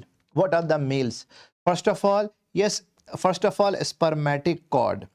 Spermatic cord. After that, there will be testicular. Yes, after that, there will be testicular vessels. Spermatic cord.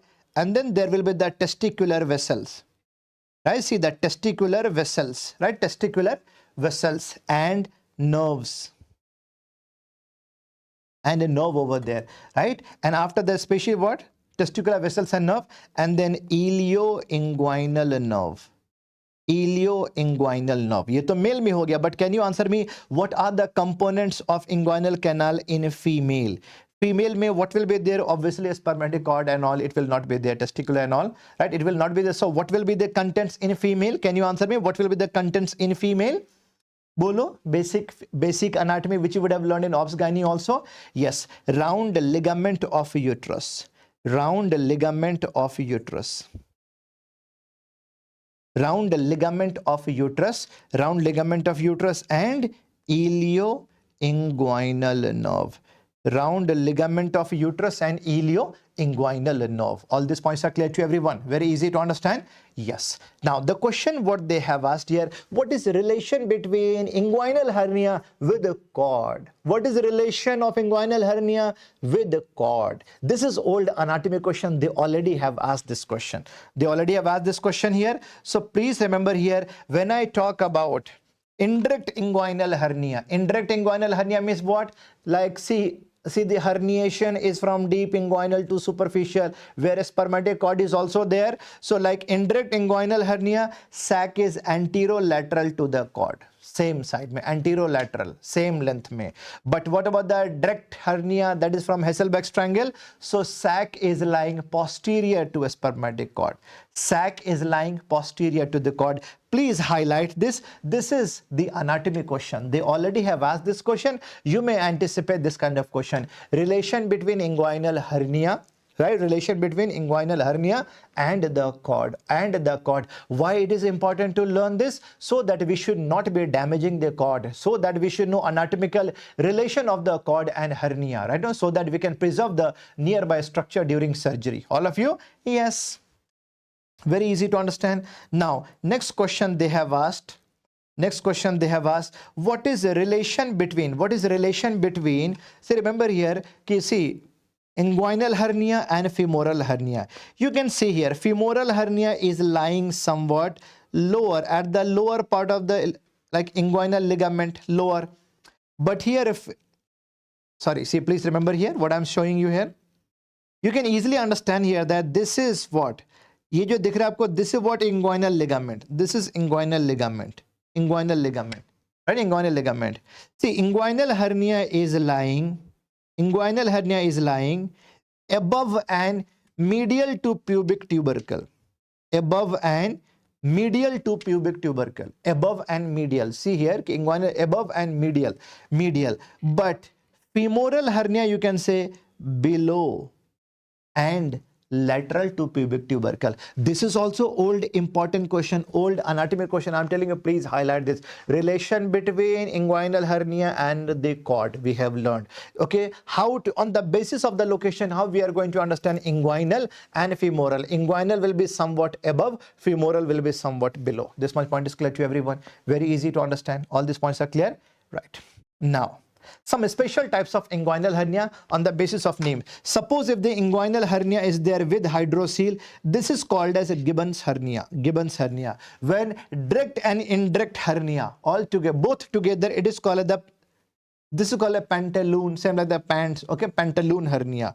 But in a case of like elderly males with inguinal hernia, no, like inside inguinal hernia, what can happen here, no, even the visceral structure, even the like intestine, like even you can say what, like see here, okay, like even the sigmoid colon come, even sigmoid colon, like even that can come inside and that can form the posterior boundary of the hernial sac. That is called as sliding hernia. That is called as sliding hernia. Fine. No? So during the surgery, surgeon can damage the intestinal part here. Sliding hernia from the backside in the inguinal, you can see even the intestinal part is also coming out. Okay, especially left side. Now, see, for all these hernias, no clinical examination will be enough. But there is a special types of hernia which you should know. Sportsman hernia. One very famous sportsman, he got a sportsman hernia. What does it? Because see, sportsmen, no, they have to do so much of exercise, physical exercises and all. So first of all, he started having severe pain in the inguinal region. So doctors did examination, they did not find anything. After that, so after rest, he became normal. Again, when he went to the practice, again he started having severe pain. So remember here, there will be very, very small inguinal hernia. So that can be coming out because of the, like if there will be any tear, if there will be any rupture of the posterior wall, like over the posterior wall muscle, remember here. So there will be inguinal pain, but sac will not be able to appreciate it. Okay, you may not be able to appreciate any shock. So there will be, so there can be confusion. Remember here, this you can confirm only with the help of MRI. So MRI is only, I'm saying what? MRI is only for the sportsman hernia. Only for the sportsman hernia. A minor defect you can detect with the help of MRI, and you have to perform the surgery. This is called as sportsman hernia. Now, see this kind of the indirect hernia. After seeing this photo, you can easily understand here. No, this is a type of what? Irreducible. Irreducible, then you have to operate.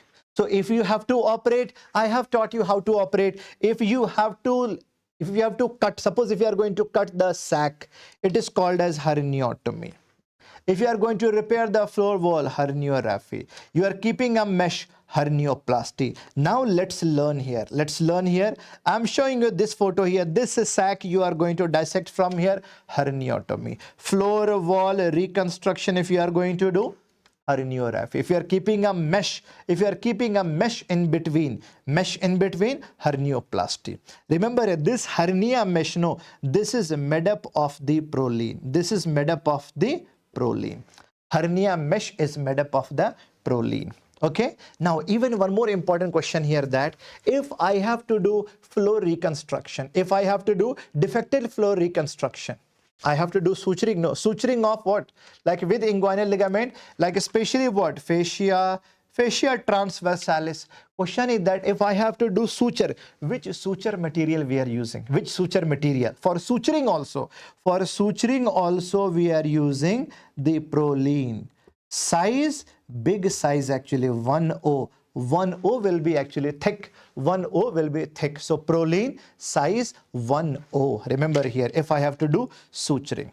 Now, see, like herniotomy we have understood, but floor reconstruction, how? Remember here, when I have to do the primary tissue repair.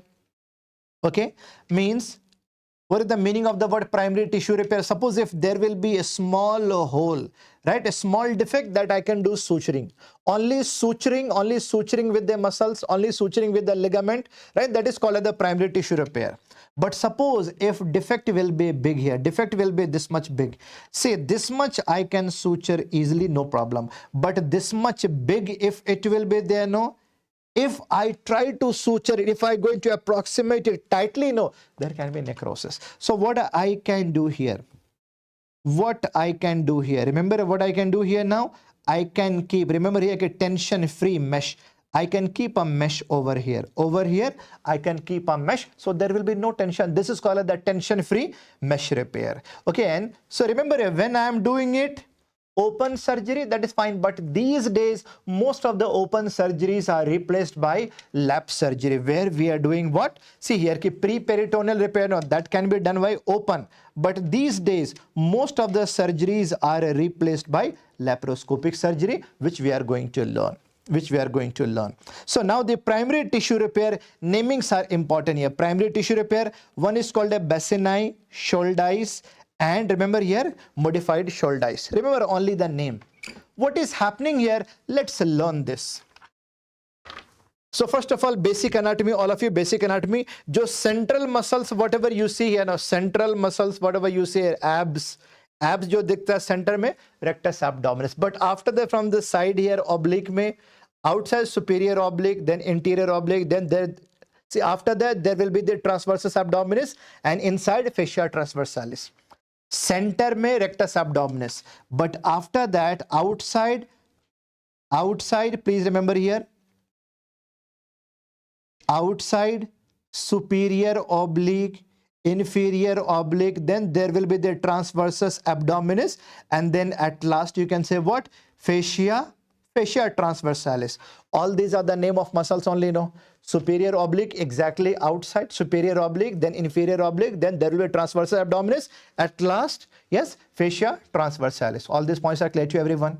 ये तो name सबको पता है ना, outermost superior oblique, inferior oblique, and after that there will be transversus abdominis, and then inside fascia transversalis. Now Bassini process में क्या होगा यहाँ पे? Superior oblique I'm not going to touch, but what देखो, if I have to reconstruct, if I have to make it more strong, suppose if I have to do what? A strengthening procedure like floor wall reconstruction, what can I do now?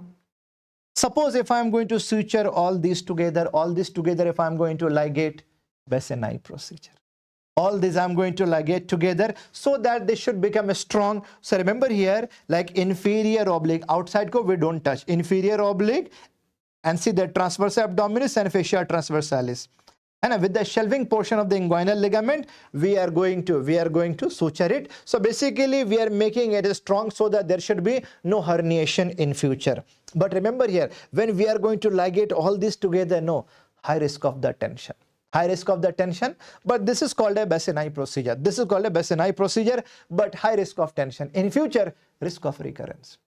One more method here, where I can do double breasting or fascia transversalis. What is the meaning of the double breasting? Mean fascia transversalis is there. From the center, I'm going to give a cut. Right, I'm going to divide into two, and see that two half I'm going to keep like this. So this is called as what? एक को ऐसे था, ये पहले एक था, same था, it was one only. I'm going to dissect it, and then I'm going to keep it like this. So this is called as, ये double हो गया ना? This is called a double breasting, more strong. Double breasting of fascia transversalis, then with inferior oblique and transversus abdominis. This is a 4-layered together. It is called as Scholdice repair. But I'm going to do double breasting of all these three, like fascia transversalis, inferior oblique, and the transversus abdominis. All these three, if I'm going to do double breasting, no, 6-layered. It is called as modified Scholdice procedure. Without seeing the notes, can you answer me? What are the three procedures we have learned for the tissue repairing? One, Bassini, after that Scholdice, and then modified Scholdice. One was the Bassini. Bassini was actually a surgeon. Okay, Bassini was a surgeon. There is a big story, but remember here, Bassini procedure, then Scholdice, then what? Modified Scholdice. This much point is clear to everyone. Very easy to understand, right? So one was like, see, I talk about only Bassini. How many layered we have sutured together? Only 3 layered. Scholdice में 4 layered. Modified Scholdice में 6 layered. Very easy to understand. But these tissue repair, no, they can have tension. Recurrence rate will be there, right? Recurrence rate will be there. So remember here, so what we are doing now, but out of these three, see here, low tension you can see in the modified Scholdice. So that's why remember here, nowadays, what is gold standard? What is the gold standard management? We should be doing tension-free repair, no? Tension-free repair, which is called a what? Lakenstein repair. Wherever there is the defect, we are keeping a mesh, and then we are going to close. That's it. So this is gold standard treatment. Now, this is gold standard treatment. So remember here, gold standard treatment for the inguinal hernia is what? Lichtenstein repair. Lichtenstein repair. Will you be able to recall all these? Yes, this is called as what? Lichtenstein. This is called as the tension-free mesh repair. Tension-free mesh repair. All these points are clear to everyone? Tension-free mesh repair, right? Lichtenstein tension-free repair. Now, laparoscopic. Like see, laparoscopic inguinal surgery, no. See, remember here, these days at most of the places, no, we are doing what? Laparoscopic surgery, either tap or tap. Either tap or tap. See, this is a tap or tap. Question is, what is the meaning of the word tap or tap? Tap or tap. See here, tap means what?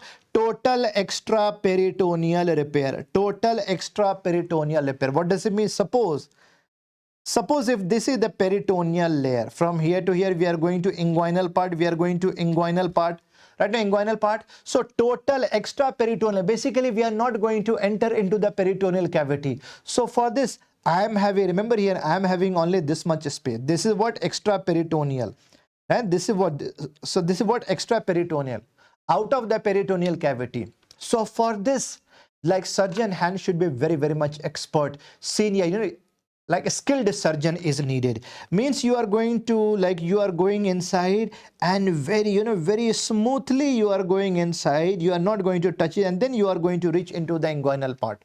Inguinal part. So this needs actually skillful hand, very senior surgeon. So remember here, actually less space to work, no expert hand will be needed, low risk of bowel injury and adhesion. But if there will be a junior doctor, less experienced surgeon, okay, directly he can go inside. So that is called a what? So this is called a TAP. Full form is what? See, this is called the transabdominal pre-peritoneal repair. More space you have, but you can damage some abdominal organs also. So tap and tap. Please remember here, laparoscopic surgery for inguinal hernia. Tap and tap. Tap and tap. This one point is clear to everyone. Very easy to understand. So can you answer me, what are the 3 surgeries I have taught you related to the tissue repair, related to the floor construction? Can you answer me? Only 3-layered, 4-layered, 6-layered surgery name, please. All of you please write down in chat box. One was, bolo, Basseni procedure. Basseni procedure. Second was Scholdice procedure. And third, we have learned about modified Scholdice procedure. But what is the tension-free mesh repair? What is the name of that surgery? Gold standard surgery is that Lichtenstein repair. Lichtenstein repair. Yes, I can see that most of you are able to answer here about hernia. Now read this question and try to answer. All of you, very important surgical landmark of inguinal surgery we are going to learn now. All of you, please answer this.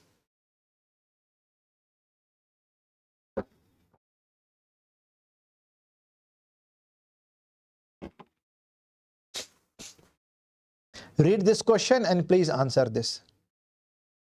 Read this question and please answer this.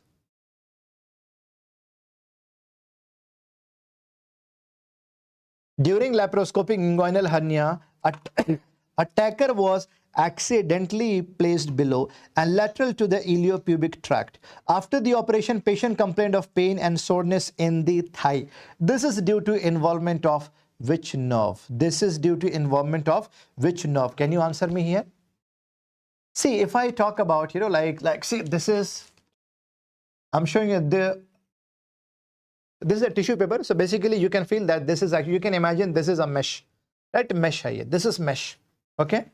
So when we are keeping the mesh, overall, even in your university campus also, you would have seen, or university, you know, like even in your college, you would have seen there will be a board. Suppose like the management has to publish any notice, so they can keep a paper, and after that they are going to apply, they are going to fix with a nail, or there will be a clip, something like this, no clip. Let a clip over the board. In the same manner, hernia mesh will be kept like this, and you are going to fix with a clip. You're going to fix with a clip. It could also be, see, this can also be possible that you can clip, you can fix, you can staple at the wrong place. You can staple at the wrong place. Yes, no, this can be, no. So basically you can do some kind of damages during surgery also. You can do damage also. You can do damage, you know. So that's why we have to know some of the important surgical landmarks. Can you answer me which landmarks I'm talking about, all of you? Which surgical landmarks I'm talking about now? Bolo, all of you. If you are able to recall about your anatomy knowledge, Bolo, answer please.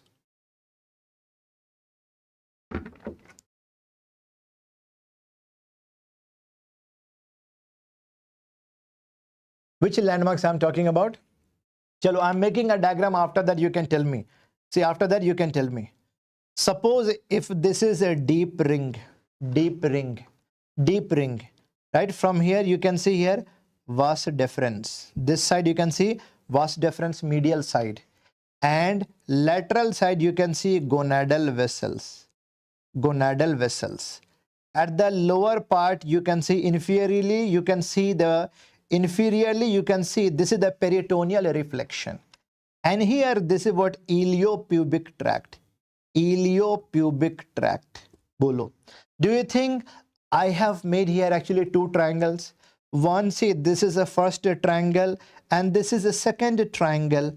Yes. Now, are you able to recall? One triangle is called as Doom's triangle. First triangle is called, this is called the triangle of doom. Second is called the triangle of pain. Second is called the triangle of pain. I'm telling you, this is most anticipated anatomical question related to surgical complication in your anatomy. One is called a Doom's triangle, another is called the triangle of pain. Doom's day means last day. Qayamat, last day on the earth. That is called a Doom's. So Doom's triangle means what? From here, no, major blood vessels will be coming out. Iliac vein, iliac artery, major blood vessel, and one more nerve will also be there. That is called the genital branch of genitofemoral nerve. Major blood vessels, you can say major blood vessel with a different, chalo, I can make with the different color. Iliac artery, iliac vein, and this here genital branch of genitofemoral nerve. So basically here major blood vessels are there, no, iliac vein, major blood vessel. If you are going to give a tacker over the blood vessel, you can rupture the blood vessel, no, there can be severe bleeding, patient can die also. That can be doomsday for the patient also, for surgeon also. You can lose your license also. Easy to understand. That's why it is called as, yeah, that's why it is called a Doom's triangle. Doom's triangle. But what about the triangle of pain? Here major nerves are passing from here. One nerve, lateral cutaneous nerve, most important nerve, lateral cutaneous nerve. After that, femoral branch and the genital branch of, see, femoral nerve and the femoral branch of the genitofemoral nerve. So here nerves are here. No, if you are going to keep a clip, if you are going to give a tacker over here, no, then there will be severe pain, excruciating pain will be there. That's why it is called that. That's why it is called the, this is known as the triangle of pain, right? So here answer will be, remember here, most common nerve injury in inguinal hernia laparoscopic surgery is what? Lateral cutaneous nerve of thigh. Because of that only severe pain, excruciating pain, intolerable pain will be radiating towards the thigh. This, remember here, this question you should be knowing. Very, very important question I have taught you, right? So remember here, I have made here, see here, see the triangle of doom and the triangle of pain. Remember, see, Doom's triangle will be lying medially, and see the pain triangle will be lying laterally. Both together is called the, yeah, this is known as the trapezoid of disaster. If there will be tacker over both, no, there will be disaster, obviously disaster. So both together, this is called the trapezoid of disaster. I'm telling you again and again, you cannot take a chance to forget triangle of doom and triangle of pain.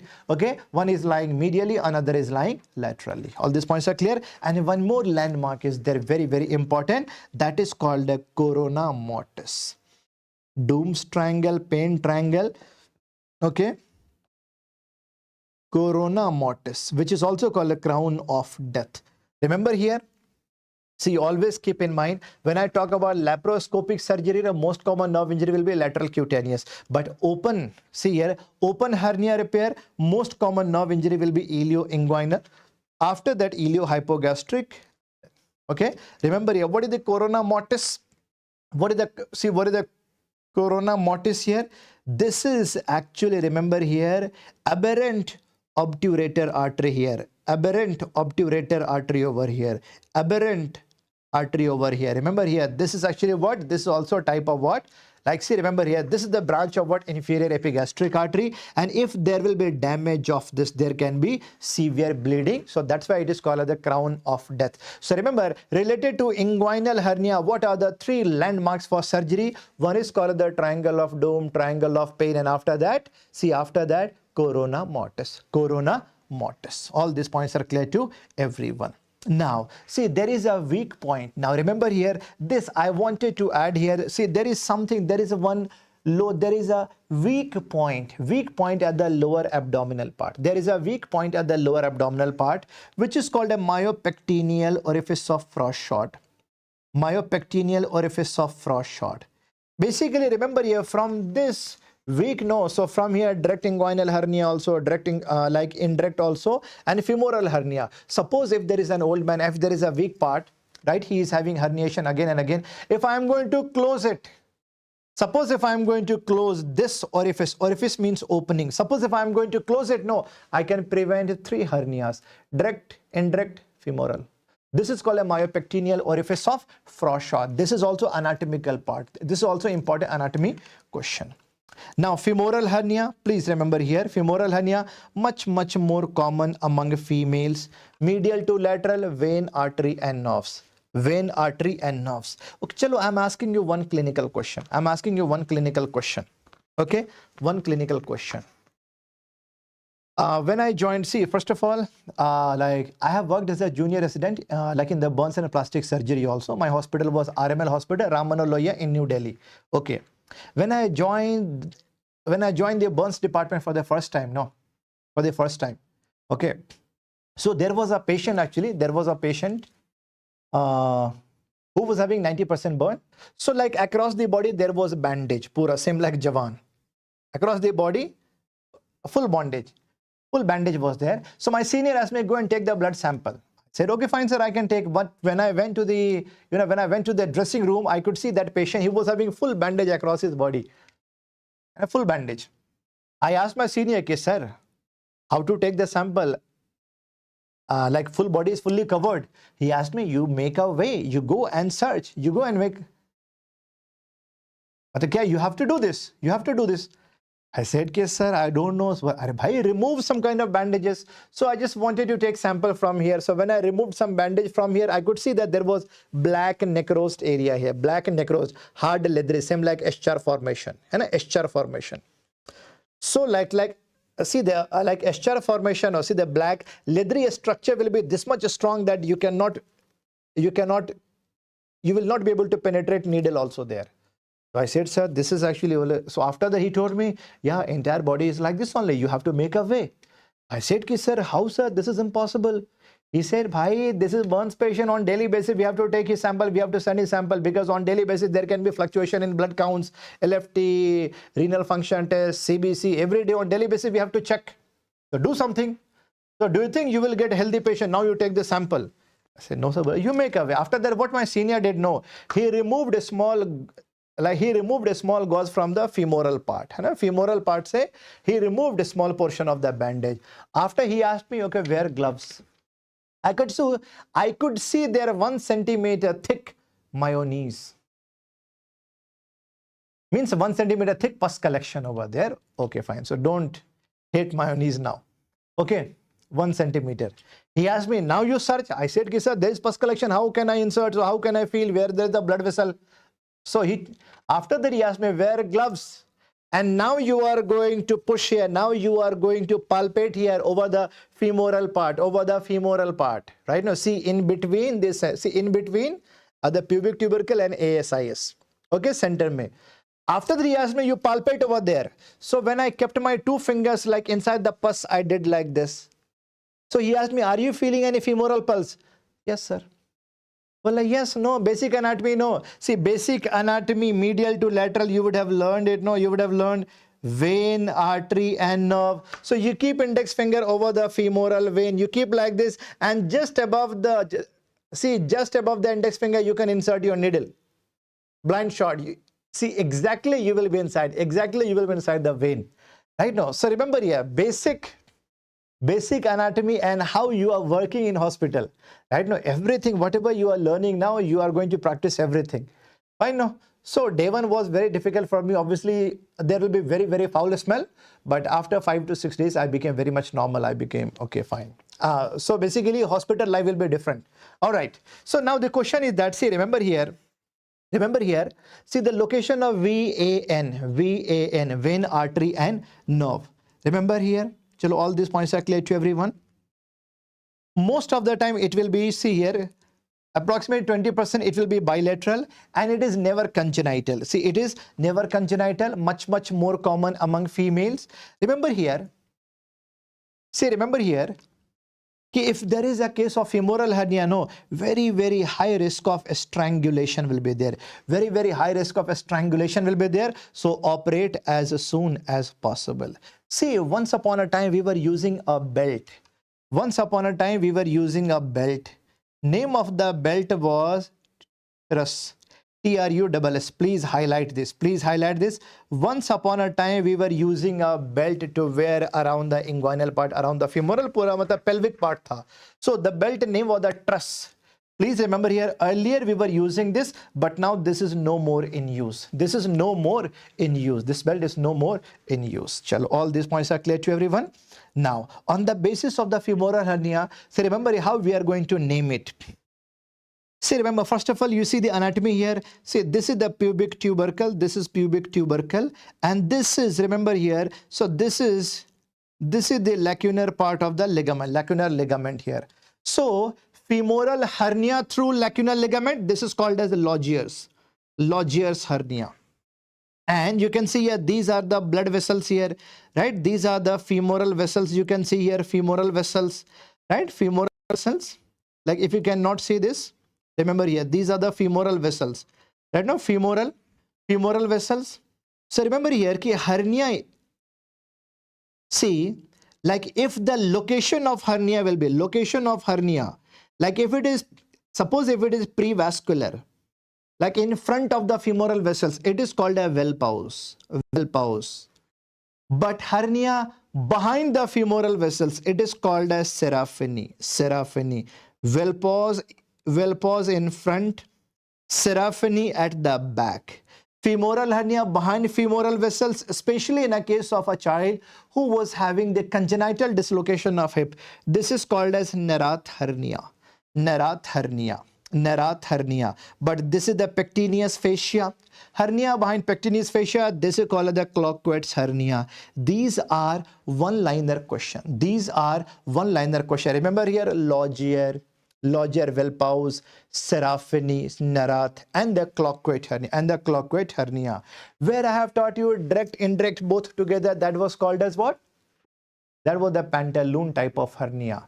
With hernia inguinal, with hernial sac, even, you know, like even the intestinal content also came, like sigmoid colon, sliding hernia. In a sportsman hernia. Yes, we have learned. So remember here, whenever there will be femoral hernia, no, remember here, these days, remember only one name. Remember, whenever there will be femoral hernia, we have to operate. Surgery, we have to perform this surgery. Remember here, only one surgery, you please keep in mind, only one surgery. We have to give one incision. Suppose if I have to do open surgery, no, like suppose if this is the hernial part over the, over the femoral canal location, I have to give, you know, high approach like this. Okay, no? So remember here, so one is called as what? We have to give incision, like same like vertical incision. I have to give vertical incision or high incision. This incision, please write down, just name of the surgery is called as what? This is called as McEvedy surgery. McEvedy surgery. Remember here. See, apart from that, Lothesine surgery is there, Lockwood surgery is there, but mostly we are not, these days, mostly we are not performing open surgery. Mostly we are doing tap and tap, means laparoscopic surgery only. Remember only one point here, if femoral hernia is there, operate the case. Main hernial portion we have completed. Just few one-liner question related to the parietal wall hernia. On the basis of name, there can be image-based question. See, epigastric hernia, fatty hernia of linea alba. fatty. So basically there can be the protrusion. There can be protrusion of the preperitoneal fat. Okay.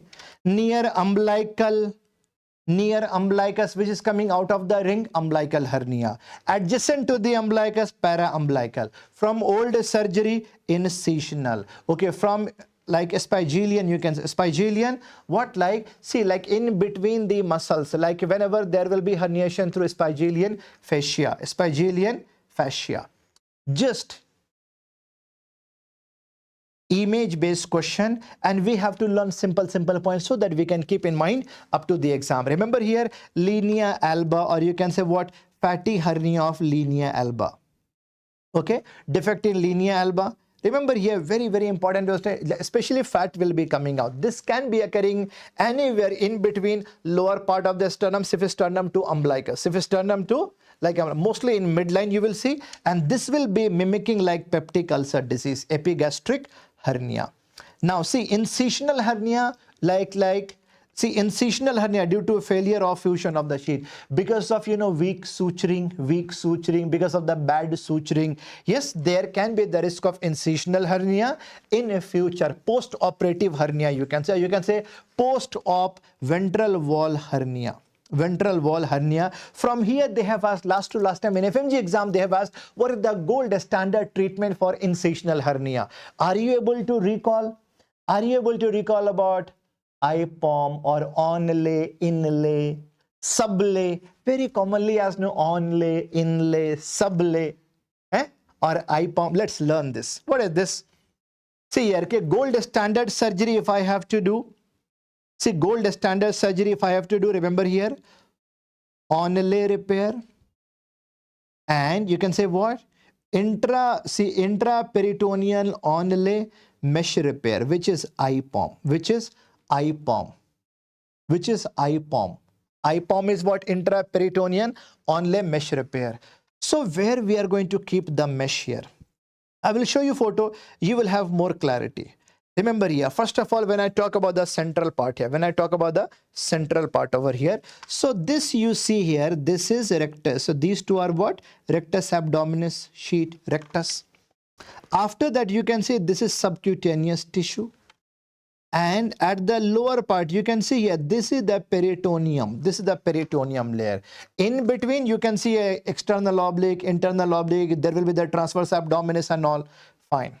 If I am keeping a mesh on the, see here, defect, when we are going to keep the mesh on the defect, remember here, on the rectus abdominis like this, on onlay, see, below sublay, in between inlay. Over the rectal abdominal sheet, over means on, lower part mein or at the down part sublay. See, like in between actually inlay repair. Onlay, inlay, sublay. On, sublay, in between is called inlay. Remember it. Like this photo you can easily understand here, right? This photo you can see here. Onlay repair. This is the outer part of the abdominal cavity. It is going like that. See, in between inlay, at the lower part, sublay repair. So this can be done by open surgery also and laparoscopic surgery also. Remember here, IPOM is what? IPOM is nothing but, remember, intraperitoneal onlay mesh repair. This is already asked question. Onlay, inlay, sublay. You should not be forgetting. This is old question only. They already have asked these questions before. Okay. Now, okay, see, Esophageal hernia, or you say what? Esophageal hernia. Also called as intraparietal hernia. Herniation through esophageal fascia like this, right? Esophageal fascia, what you see here, right? Esophageal fascia. Remember here, basically it is happening where actually, like in between the muscles layer, you can say, yeah, there can be herniation. That is what? Esophageal hernia, or you can remember here, like from esophageal fascia. That's it, from esophageal fascia, in between the abdominal muscles, That's it. Now, So whenever there will be a esophageal in here, obviously abdominal pain will be there, right? No, so there will be, see, there can be complication because of latent diagnosis. You can diagnose with the help of what ultrasound, CT scan, but overall we have to see here how to manage the case. Yes, we have to reduce it, we have to close the defect, means surgery is the option here.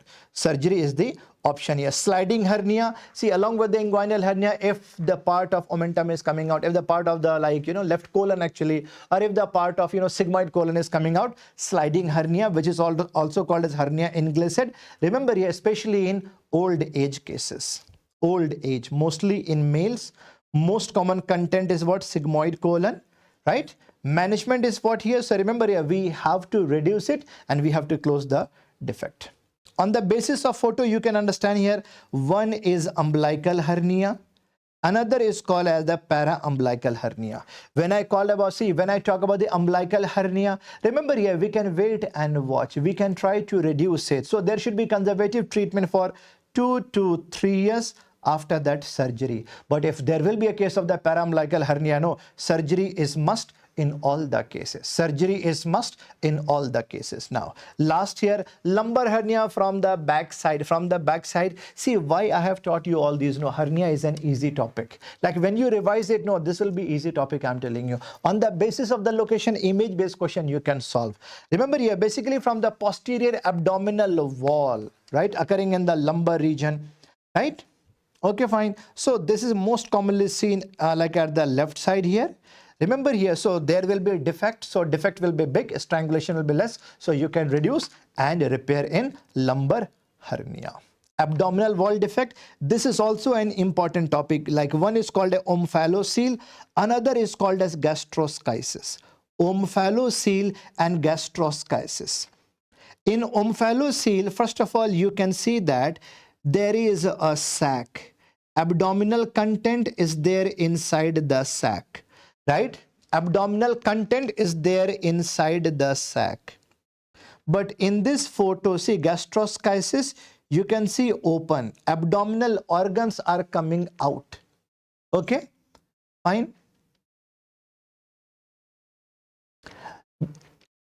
Umbilical means from central part, from the opening. Nearby umbilicus is called the para-umbilicus. That's it. Main center will be defective, you can say umbilicus. Nearby this, you can say this will be the para-umbilical. Now look at the omphalocele and gastroschisis. Omphalocele, there is a, see, you can see here, outside there is a covering, outside there is a sac, and see, like the, see the umbilical cord, no, umbilical cord is from the center, like this is coming out from the center. But here you can see umbilical cord is coming out from the lateral side. Out of these two, can you answer me which one will be having good prognosis? Bolo. All of you, out of these two, can you answer me which one will be having good prognosis? Out of omphalocele and gastroschisis, which one will be having good prognosis? Remember, like when there is open abdominal defect, when organs came out, you have to operate as soon as possible. Urgent surgery is required. Urgent surgery is required. This will be having good prognosis. Good prognosis. But when I talk about omphalocele, this is a type of elective procedure. And there will be poor prognosis. Let's learn this repeatedly. Ask question about omphalocele and gastroschisis. Remember here, omphalocele, which is also called exomphalos. Okay, so remember here where the bowel and solid viscera, which is covered by the peritoneum. Remember here, they have asked what is the content of omphalocele. Like if there will be herniation of a small intestine, remember here, a small defect may only a small intestine. But a large defect may small intestine and the liver. They already have asked this question. What are the contents? What are the contents in omphalocele? What can come inside? Remember here, so this can be repaired electively. But remember here, there will be poor prognosis. Why? There can be higher incidences of the congenital, so many anomalies. And there will be the pulmonary hypoplasia. Remember here, high morbidity, high mortality, there will be poor prognosis. Okay, fine. Gastroschisis mein abdominal content is coming out directly, right? Okay, so bowel is exposed. Okay, fine. This can be associated with intestinal atresia. And remember, umbilical cord will be lying at the lateral side. And remember, urgent surgery, good prognosis. Remember, this is very, very important question. Repeatedly asked question. You should not be forgetting these two, omphalocele and gastroschisis. We have learned in detail about hernia and abdominal wall defect. We have learned in detail 1 or 2 question pakka. Next, we are going to start thyroid. In thyroid, see here, I'm not going to teach you each and every topic in the thyroid because you have learned in medicine also, pathology also. Surgery may mostly I'm going to cover only surgical aspect of the thyroid. Mostly surgical aspect of the thyroid we are going to learn, which nerve injury, which blood vessel injury can be there, what are the complications related to surgery of the thyroid, that we are going to learn now.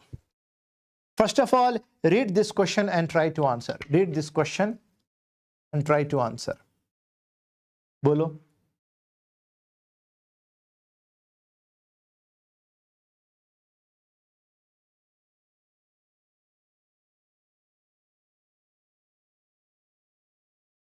Answer please, all of you.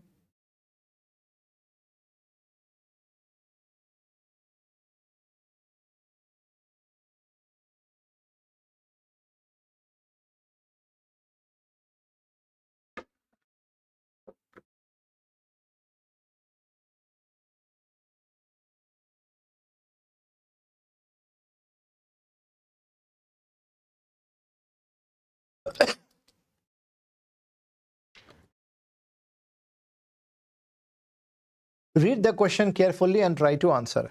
A patient underwent subtotal thyroidectomy for thyrotoxicosis. After 2 hours of surgery, she is getting agitated and complains of increasing difficulty in breathing. Her neck is found to be tensely swollen beneath the stitches.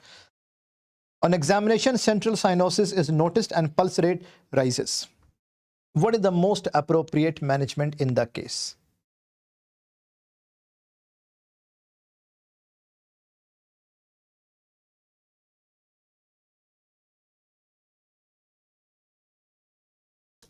See the question is that after thyroid surgery, first of all, why patient is having difficulty in breathing? Why? And because I think you would have learned about reactionary hemorrhage, like after slippage of suture and a slippage of suture, right? So remember here, so there can be a post-operative complication, there can be blood collection, there can be hematoma collection over here. Because of the hematoma collection here in the thyroid part, in the neck part, patient will be having difficulty in breathing. So at that time, don't wait that first of all you have to shift the patient to OT, after that you are going to do something. No, first of all, like in a ward itself, you can do something like remove suture from all layers in the ward and evacuation. See, remember here, you can do this in the ward itself. First of all, release the blood. When it will become normal, after that patient can breathe normally, and then after that you can shift the patient to operation theater. Okay, this is already, see here, this kind of question is repeatedly asked question. Very easy to understand. All these points are clear to everyone. So you have to remove the hematoma collection. Now, second question if I ask you now, during thyroid surgery, by mistake, if there was incision of yellow gland,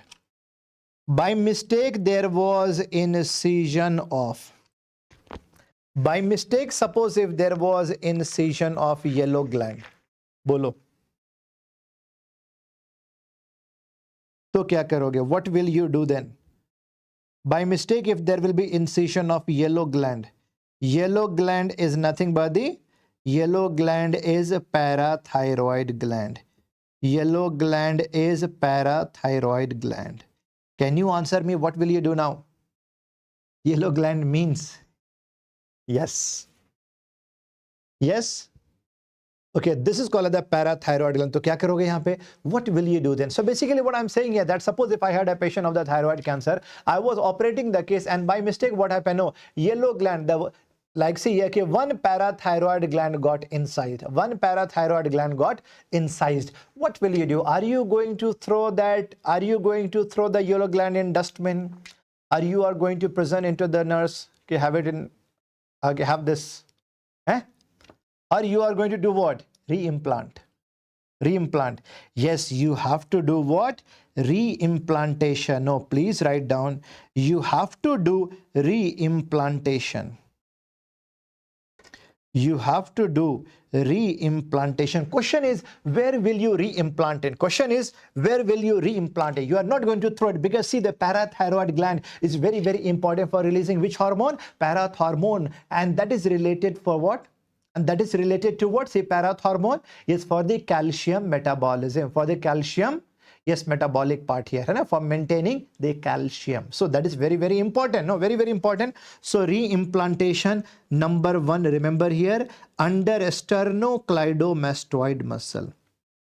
Reimplant under sternocleidomastoid muscle, under sternocleidomastoid muscle. Suppose if there is no surface area left for the reimplantation, then you can reimplant in brachioradialis muscle, under brachioradialis muscle, under brachioradialis. Please highlight this, make a circle here, repeatedly ask question. Reimplantation of parathyroid gland, where do you do reimplantation? Number one is always the sternocleidomastoid muscle. Sometimes, you know, one time in INICT they have this kind, they have asked this question. So there were 4 muscles they highlighted. So one big muscle was brachioradialis muscle, and they asked where you are going to reimplant parathyroid gland. Under brachioradialis, under brachioradialis. Easy to understand? No. Huh? Fine? Chalo. All right. Now, so now let's understand here, very, very important. I have taught you on day 1. I have taught you on day 1, no? For, like suppose if I'm making this, suppose if I'm making a diagram like this. Say this is the abdominal part here. This is the abdominal, this is umbilicus. I'm giving one incision for cholecystectomy. This is called as, this incision is called a Kocher incision. Same incision if I'm going to extend, this is called a chevron. And same if I'm going to do, this is called a Mercedes-Benz incision. So even for the cholecystectomy also, subcostal region may I have to give incision. That incision name is also Kocher. For thyroid surgery also, for thyroid surgery also, here we have to give, along with the crease, that is also Kocher incision. That is also Kocher collar incision. Okay. Now, the question is that, see, repeatedly asked question here, I have just mentioned here how they are going to frame the question. See, during the thyroid surgery, we have to ligate blood vessels. We have to ligate blood vessels. During thyroid surgery, whenever we are going to operate the thyroid gland here, no, we have to ligate superior thyroid artery, superior thyroid vessel also, and the inferior thyroid vessels also. We have to ligate so that we can prevent the nearby structure, so that we can prevent. Okay, now for the prevention of nearby anatomical structure, we should ligate. Question they have asked, where do you ligate superior thyroid? We have to ligate it close to the gland to prevent, right, to prevent external laryngeal nerve. But earlier, please mention it, please remember it, earlier, old method of surgery, we used to ligate inferior thyroid vessels away from the gland. It was old. But what was the negative point about that? Because of that, you know, like, see, because of that, there used to be lack of supply. See, there used to be lack of blood supply to the parathyroid gland. So this was negative point. No, that's why remember here and now, even inferior blood vessels also, we have to ligate close to the gland. Be careful about this here. Whenever we are going to operate near the thyroid gland, we have to ligate both blood vessels, superior also, inferior also, and both we have to ligate close to the, gland, not away. Okay, not away. Okay, fine. Now, so during the surgery, what is the most common nerve to be injured? That is what external laryngeal nerve. Remember, which other nerves can get damaged? Recurrent laryngeal, internal laryngeal, ansa cervicalaris. Most common place where there can be damage of recurrent See, recurrent laryngeal nerve, there is a triangle which is called a Bear's triangle. Remember here, on the basis of the symptoms, how can you understand which nerve injury? Suppose if patient is having aspiration and the paroxysmal nocturnal cough. So which nerve injury you are expecting here? Internal laryngeal nerve. If there will be loss of the timbre, suppose if there will be loss of the timbre, low pitch of the voice of the patient is becoming different now, low pitch now. So loss of the timbre here, it means like there was damage of internal laryngeal. Hoarseness of voice, only one recurrent laryngeal nerve got damaged. See, a stridor of voice means what? Harsh voice, same like a grater and a harsh voice. It means both recurrent laryngeal nerve got damaged during this surgery. Remember here, like, see, from the thyroid, I am expecting maximum one question. There can be two questions also, but minimum one question will be there related to the surgery and the complications. Okay, now, what are the investigations we are going to do in the thyroidism? Whenever you are getting a patient with a neck swelling, whenever you are getting a patient with a swelling in the neck, number one is ultrasound. Number one, you have to do what? Ultrasound. Okay. See, remember here, ultrasound is the first investigation for all thyroid swellings, nodes, and whatever you are getting in the neck area near the thyroid, ultrasound is the first. If you find something there, after that, this will be followed by FNAC, fine needle aspiration and cytology. Okay, on the basis of this, you are going to identify swelling, size, and different like anomalies. So this is giving a classification. This classification is called a Bethesda classification here. After that, see here, with the help of this, see here, remember, we also have to perform indirect laryngoscopy. Question is that why do we perform laryngoscopy? Why? Because remember here, after this surgery, if patient will be having some difficulty in speaking, loss of voice, so patient can sue you, right? A patient can try to file a complaint against you also. So remember here, we should do indirect laryngoscopy because approximately 3% people are already having vocal cord palsy.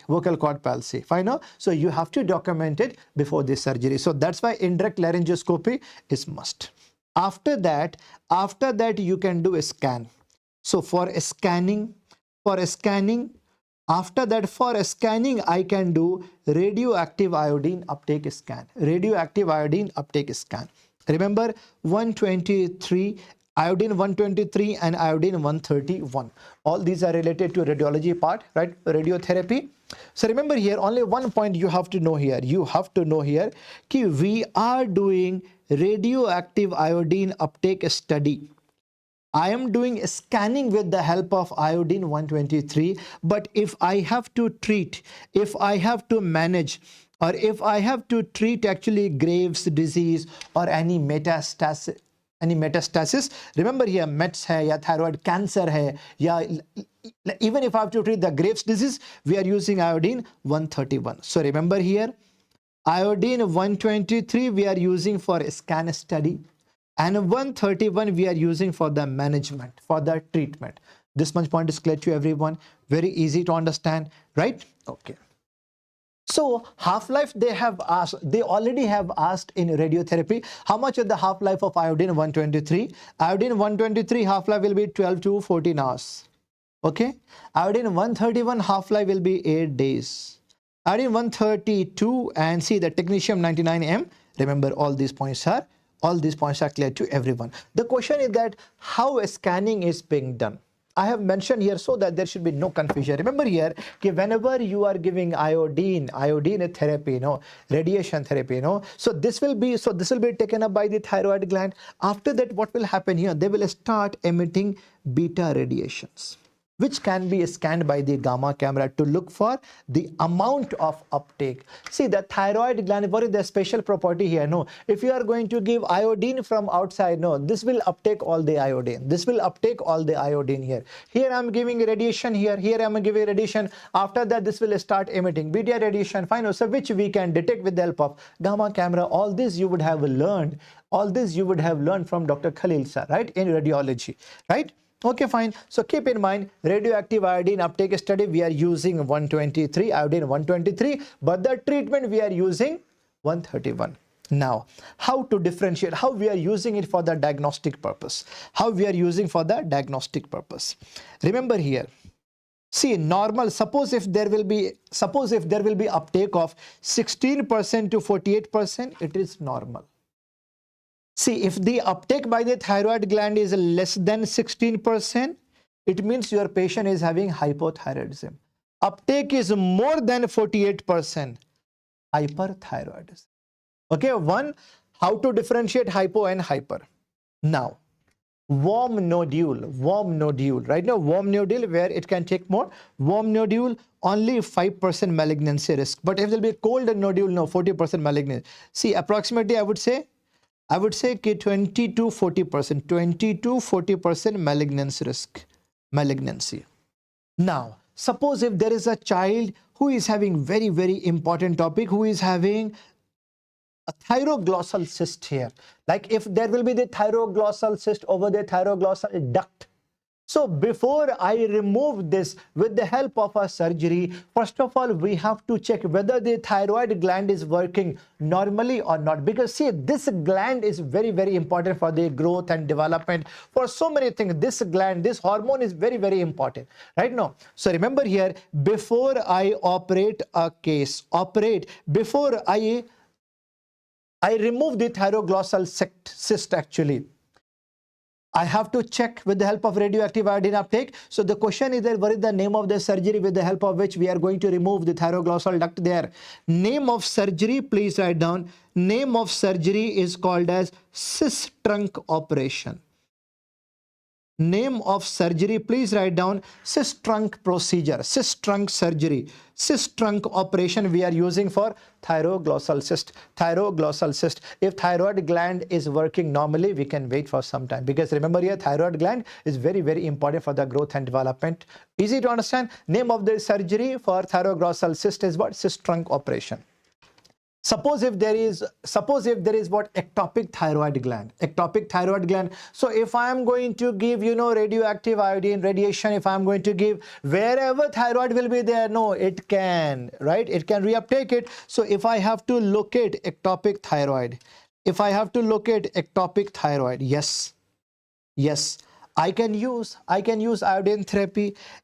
And see, remember here, after surgical removal, after total thyroidectomy, when I have removed the thyroid, after that I will be doing radiation therapy, I will be doing radiotherapy, I will be doing diagnostic purpose here, radioactive iodine uptake study, just to locate if there is metastasis. So I have taught you five diagnostic purposes of radioactive iodine uptake therapy. Number one, how to differentiate hypo and hyperthyroidism. Number two, to differentiate warm nodule and cold nodule. Number three, remember here, if I have to operate for the thyroglossal cyst with the help of cyst trunk procedure, I want to check whether thyroid gland is working normally or not. And after that, if I have to locate ectopic thyroid, and if I have to look for metastasis. Remember here, after surgery only we have to perform for metastasis. All these points are clear to everyone. So we can understand the diagnostic purposes of radioactive iodine uptake. And now what are the therapeutic? Remember here, for the Graves' disease, it is the treatment of choice. Radioactive iodine uptake, remember here, iodine 131 ablation. Remember, this is the treatment of choice.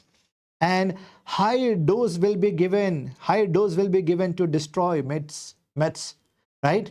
So we can understand here that iodine therapy can be used for diagnostic purposes also, and management purposes also. Now read this question carefully and try to answer. Read this question. After this chapter, I will give you a small break. Don't worry. After this chapter. Read this question carefully and try to answer. A patient underwent thyroidectomy for hyperthyroidism. He presented with features of thyroid storm for 2 days later. What is the most likely? Remember, this is the most anticipated question I'm telling you. Most anticipated question. Most anticipated question. Yes, there is a disease which you know it well, that is called a Graves' disease. Hai? I'm sure you know about Graves' disease, right? Graves' disease, where there will be antibodies which will be mimicking like TSH hormone, and there will be more and more uptake, right? So there will be more and more release of the hormones. So basically in Graves' disease, there will be what? Hyperthyroidism. There will be hyperthyroidism. Hyperthyroidism. So there can be multiple symptoms, no? Right? Yes, so there can be multiple symptoms can be there. There can be, like heart symptom. There can be like severe tachycardia can be there. There can be, like anxiety symptoms can be there. Severe diarrhea can be there. There can be weight loss. Even eye, like eye-related symptom. There can be exophthalmos, eye ophthalmopathy. I'm sure you know multiple symptoms in eye. Eye signs. Are you able to recall your medicine knowledge and the patho knowledge? What are the eye signs we see in Graves' disease? Graves' ophthalmopathy. What are the signs? Are you able to recall any other signs? One. Are you able to recall Mobius sign? Mobius sign. Are you able to recall about Stellwag sign? Stellwag sign. Yes. Are you able to recall about the Van Graaffe signs? Right now. Yes. Are you able to recall about the? So many signs are there. Basically, like if you ask the patient to look up, to look at the ceiling, so he will be like he will be looking up like this. He cannot look like this. So there will be absence of wrinkles here. So there can be staring looks. Right now, staring looks. There can be lid lag. Basically, ophthalmopathy will be there secondary to Graves' disease. Remember here, so you can see with the kind of swelling also, you can see the goiter also. Graves' disease, very, very important. So in this question where you had to operate, no, after that patient started having thyroid storm. Reason is what? Inadequate pre-operative preparation. Before you operate for the goiter, before you operate for the Graves' disease, you have to prepare the thyroid gland. You have to prepare the patient. This is very, very important. And I'm telling you, this is repeatedly asked question in all types of exam, FMGE, NEET, PG, INICET, everywhere you can see here. If there will be lack of or if there will be inadequate pre-operative preparation, right? No preparation. Yes, there can be thyroid storm. Thyroid storm. So the question is, what are the steps of the pre-operative preparation? First of all, see basically what is happening here. There will be severe uptake. There will be so much of the formation of the see here, no, right? So there will be thyrotoxicosis. There will be hyperthyroidism here. So first of all, you have to make the thyroid gland as normal. Make it somewhat better. You have to make it a euthyroid first of all. So I can use, first of all, I can use the carbamazole. I can use the carbamazole. Right? This is the drug of choice. Dose will be 30 to 40 milligram per day. Okay. And this you have to stop one night before surgery. One night before surgery. But this can cross placenta also. Now this can cross placenta also. So during the pregnancy, we can use the propyl thiouracil. Remember here, when I talk about the carbamazole, no, see here, this can cause, so this can cause a granulocytosis, destruction of WBC and neutrophils. So you have to keep on checking CBC, right? But remember here, whenever you are going to the, like overall, whenever you are going to use like either the carbamazole or the propyl thiouracil, no, this will take minimum 3 to 6 months to make the thyroid gland as normal. It will take time. It will take time. It is actually very, very much actually the time taking. So for the fast, we are using the propanolol beta blocker. We are using the propanolol 40 milligram. We are giving TDS. Remember here, within Remember here, within a few days, we can prepare the patient and patient will be ready for the surgery. But remember, see the carbimazole, we had to stop one night before the surgery. But see the propanolol, we can give during surgery also, on the day of surgery also, and even after 7 days of surgery. Okay. We are also using Lugol's iodine. Lugol's iodine, we have to use up to the 10 drops. Last days, see, yes, so when to use Lugol's iodine here? Last 10 days before surgery. Why do we use Lugol's iodine? Remember here, Lugol's iodine, what is the composition? See the 10% iodide. Okay, see here, 10% potassium iodide and 5% iodine, right? Why we are using Lugol's iodine? Oh, please remember here, to decrease vascularity of the gland before surgery. Remember here, because see, like if there will be increased vasculature at that time, when we are going to operate, there will be severe bleeding will be there. To decrease vascularity there, we are using Lugol's iodine. Lugol's iodine. After that, overall, see the treatment of choice is radioactive iodine ablation only, 131. This is the treatment of choice. But remember here, in which condition iodine therapy cannot be given? This is old question. In which condition iodine therapy cannot be given? Remember here, if severe ophthalmopathy is there, during pregnancy, during lactation, like in a case of a child, or nodules, or so remember here, so in these cases, remember here, in these cases, we have to operate the case. We have to operate the case. Remember here, what are the indications of the total or subtotal removal of the thyroid gland here? Remember, first of all, whenever there will be the contraindication of radioactive iodine uptake. If you are suspecting a cancer and size is big, size of goiter is more than 80, and patient is not responding to iodine, and where rapid control is needed, at that time you have to perform the surgery. See here, naming of the surgery they already have asked. When you are removing, see here, when I show you this one, see here, this is actually the thyroid gland. Center mein you can see there will be isthmus. Center mein there will be isthmus. So remember here, when you are removing one lobe of thyroid with isthmus, it is called as a lobectomy or hemithyroidectomy. If we are leaving only 8 gram of the thyroid tissue on both sides, just to preserve blood supply to the parathyroid gland, it is called as subtotal. You are leaving only 2 to 4 gram of the tissue, okay, and that too only on one side. This is called as near total thyroidectomy. Near total thyroidectomy. Old name was Hartley-Dunhill procedure. But if we are removing 100% thyroid gland, it is called as total thyroidectomy. It is called a total thyroidectomy. Now, some complications which you are going to manage now. First of all, yes, there can be hemorrhage, there can be nerve palsy. Now, the question is that here you have to be careful. Okay, see here, old question, repeatedly asked question. Can you answer me here? I have operated a patient for the thyroid tumor. I have operated a patient for the thyroid tumor. After surgery, now patient is having, like the patient is having these two signs. Patient is having these two signs positive. These two signs positive. Whenever I'm going to tap over this part here, so there can be the twitching of muscle. And whenever I'm going to increase the cuff pressure here, there will be the carpopedal spasm here. These are seen in hypocalcemia. Hypocalcemia. These are seen in hypocalcemia, no? Because see, yeah, what can be the reason here? Can you answer me? What can be the reason of hypocalcemia after thyroid surgery? Can you answer me? One reason can be during surgery of the thyroid tumor, there can be damage of the parathyroid gland. There can be damage of parathyroid gland. It can be there for sure. It can be there. Okay, fine. Because of that, hypocalcemia will be there. If these two signs are positive, if these two. And second reason for the hypocalcemia is what?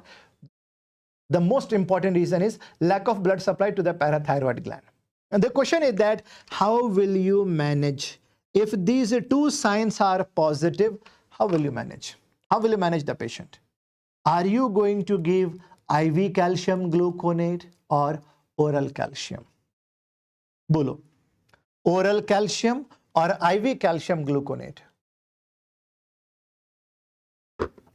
Remember, most of the students will mark IV calcium gluconate. Most of the students will mark IV calcium gluconate. No, please be careful about the language of the examiner here. These are the signs of mild hypocalcemia. Okay, can you answer me what is the name of the signs here? One is called, whenever there will be the carpopedal spasm, this is called as which sign? This is called as the Trocheus sign. Facial twitching, this is called as the chopstick sign, right? So this is, see, actually this is due to what? Mild hypocalcemia, or you can say what? Occult hypocalcemia, which can be treated with the help of oral calcium. But if there will be symptoms like the tetanus, symptoms like the tetany, now it is, so now what does it mean? Severe calcium deficiency. Now severe symptoms like the tetany, opisthotonus, and also severe contraction, severe muscle spasm, severe across the body tetany like symptoms, then IV calcium gluconate. Remember here, be careful. If I ask you overall, what is the most common cause of hypocalcemia after the thyroid surgery? Can you answer me? Overall, what is the most common cause of hypocalcemia after the surgery? Bolo. Most of the students will mark, sir, incision of parathyroid gland. Wrong answer. Remember, that is one of the reasons, but most common cause of hypocalcemia just after the thyroid surgery is what? Loss of blood supply to the parathyroid gland. Loss of blood supply to the parathyroid gland. Very easy to understand. That's why we have started ligating inferior thyroid vessels close to the gland. I hope all these points are clear to everyone. We have completed surgical aspect of thyroid also. Now we can take a small break. We can take a small break of 10 to 15 minutes only. After that, we are going to start new topic, that will be breast. I hope so far how much I have taught you, you have been able to understand. समझ में आ रही बात सब कुछ? Yes? All right. Let's have a small break now. We'll continue like after 10-15 minutes. Thank you so much.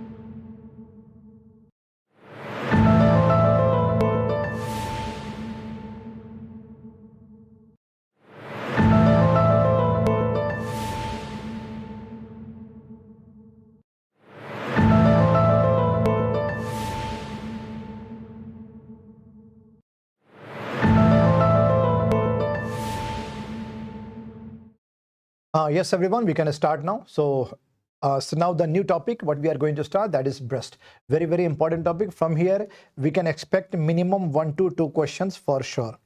One question will be related to the surgical aspect, surgical management. After that, one question we can anticipate from, from staging, from the T&M staging, right? And second, we can expect image-based question like PUD orange, nipple retraction and all, right? Image-based questions we can expect from breast, okay? And during the surgery, what are the structures we preserve? What are the structures we remove? All these are important related to breast, okay? Chalo, fine. So we are starting with breast. So first of all, remember here, see, this is a modified sweat gland, an axillary tail. This is the most common site for ectopic breast. But when I talk about breast cancer, what is the most common site? Most common site will be, remember here, most common site will be upper lateral. Upper lateral will be most common site for the breast cancer, but least common site will be what? Like lower medial quadrant. So most common site for the breast cancer will be upper outer quadrant. Now see the basic anatomy of the breast, which we can understand here now. Like see, after the ribs, yes, first muscle, you can see there will be the pectoralis major. After that, pectoralis fascia, then there will be breast tissue, like you can say adipose tissue. After that, you can see 60 to 20 lactiferous ducts. 16 to 20 lactiferous ducts, and they are joining at the level of nipple. And after that, there will be what, see, remember here, there will be like up to 10 to 100 lobules, right? Okay, 10 to 100 lobules. So one I am talking about lactiferous ducts. Second, I am talking about lactiferous duct. Second, I am talking about lobules. So here only you can answer ductal cancer. You can understand ductal cancer, right? No, ductal cancer and lobular cancer, which you can understand ductal and lobular. Chalo. Let's continue from here. And the question, I think one time anatomy question they have asked, how the structure of breast is maintained. How integrity of the structure of breast is maintained. Structural integrity, right? This is because of suspensory ligament of Cooper.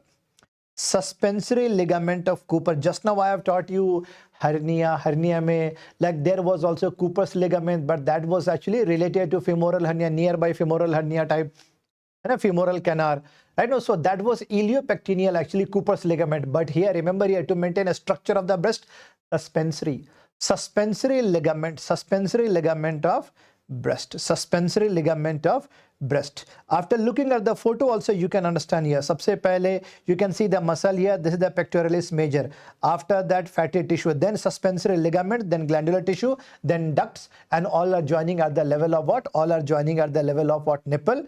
And remember here, outer part of the nipple nearby, that is called as areola, right? And lobules, so number of lobules will be 10 to 100.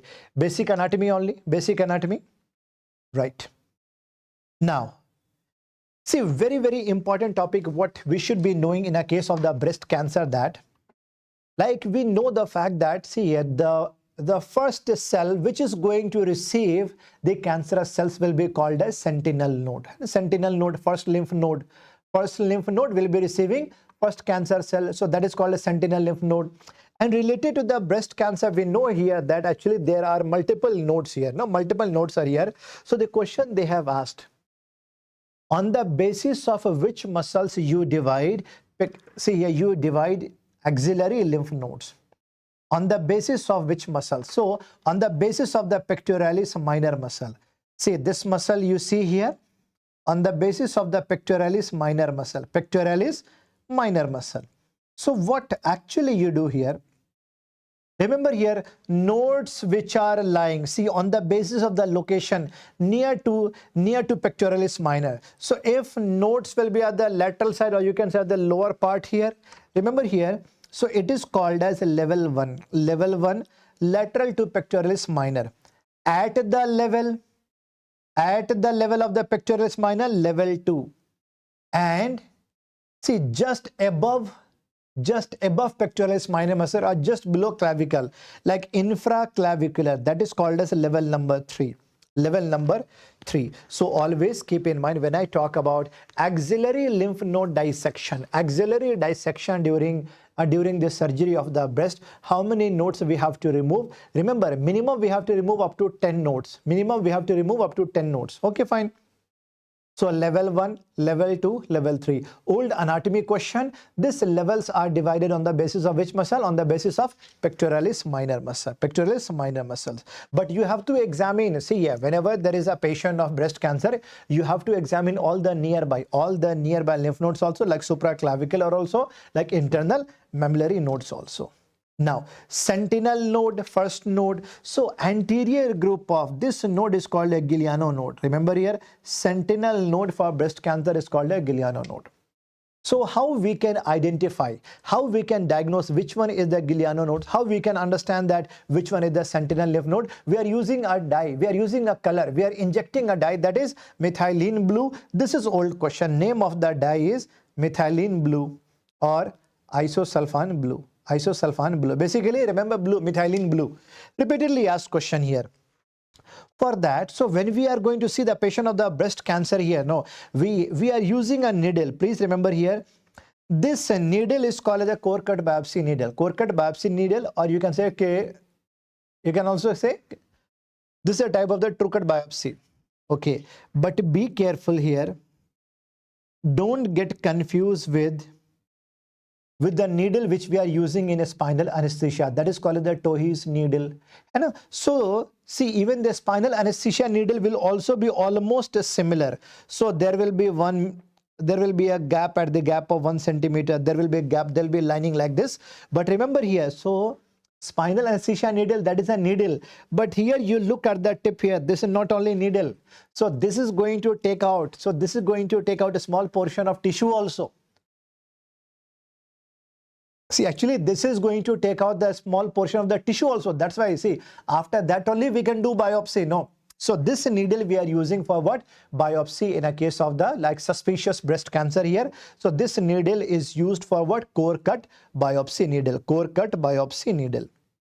This we are using for the core cut biopsy needle. Remember here, so this we cannot use if I have to do biopsy or if I have to do, you know, like any kind of examination near the thyroid gland or a small glands, we cannot use this needle because this is going to take out tissue also now. Right? No, tissue also. So there in the thyroid and those glands we are using FNAC. We are using FNAC. Remember here, for breast cancer we are using core cut biopsy needle. Size will be 14 to 16 gauge, and see here, this biopsy, this is the investigation of choice in a case of breast cancer. But if you have to operate near thyroid or parotid surgery, remember you cannot use this because this is going to take out tissue also and this can damage nerves also. So in those conditions we are using FNAC. Fine needle, aspiration and cytology. With the help of needle we are going to aspirate, and after that, we are going to send it to the pathology lab now for histopathological examination. Yes, cytological examination. All right, chalo. This much point is clear to everyone. Now, sentinel lymph node biopsy, I'm sure you would have seen, like suppose if you have solved old question of surgeries, no, I'm sure you would have seen these two pictures. These two pictures are like, especially this photo you can see in belly and love also, right? Now very important, very important. Okay, fine. Remember here, you can see like this. Repeatedly asked question, what do we do here? First of all, we are going to inject a dye, like say before surgery or during this surgery, near the tumor or near the mass, we are going to inject a dye, methylene blue. We are going to inject, and with the help of the lymphatic nodes spread, with the help of the lymphatic node infiltration, with the help of lymphatic vessels, wherever cancer cells will be there, no, this is going to attract it, this is going to catch it, and with the help of this knife, you can say, with the help of this, you know, you can see here gamma probe, right? Now we can, with the help of the gamma probe, which you see here, we can detect sentinel lymph node position. This much point is clear to everyone. Now see the photo, you can easily have more clarity here. So what we are trying to do here, remember here during surgery also we can inject a dye, we can inject a blue dye like methylene blue, which I have taught you just now, right now. Okay, remember here, very, very important, very, very important, which methylene blue, isosulfan blue, repeatedly asked question, which chemical we are using, which dye we are using here, methylene blue or isosulfan blue here. Okay, fine. So remember here, when you see this photo here, during surgery, we can inject around the tumor. After that, this will be taken up by the node here. Now we are going to take out the node. If this will be taken up by a node, we can take out the node and we are sending this for frozen section biopsy. This is also old question. After removing the node, after removing the sentinel node, what you are doing, how you are sending? So we are sending in the form of what? Frozen section biopsy, frozen section biopsy, right? Chalo, all these points are clear to everyone. Remember here. So basically this probe, what you see here, this probe we are using especially for what? Especially to detect what?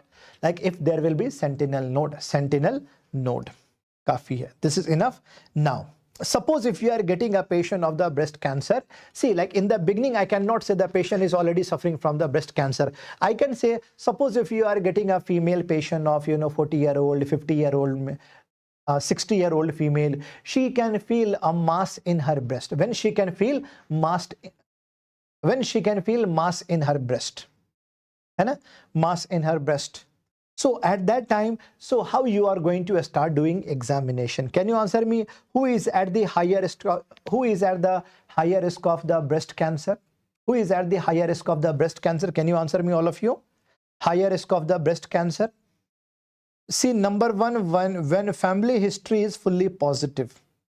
When family history is positive, there is a high risk of breast cancer in young females also. Right now, family history is positive. After that, yes, old classification, you would have seen white female, white, and the tall, late marriage. You can see if there will be late marriage case, late marriage, right? Late marriage, or even if there will be a nulliparous. If there will be a nulliparous, basically, like suppose if the female does not have any child, nulliparous female, right?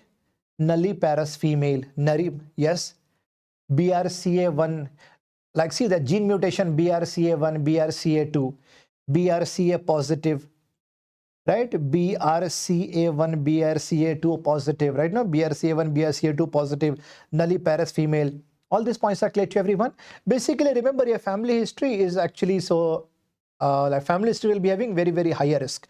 So remember your nulliparous, but when I talk about the multiparous, okay, so that is actually, like safety against breast cancer, multiparity, okay.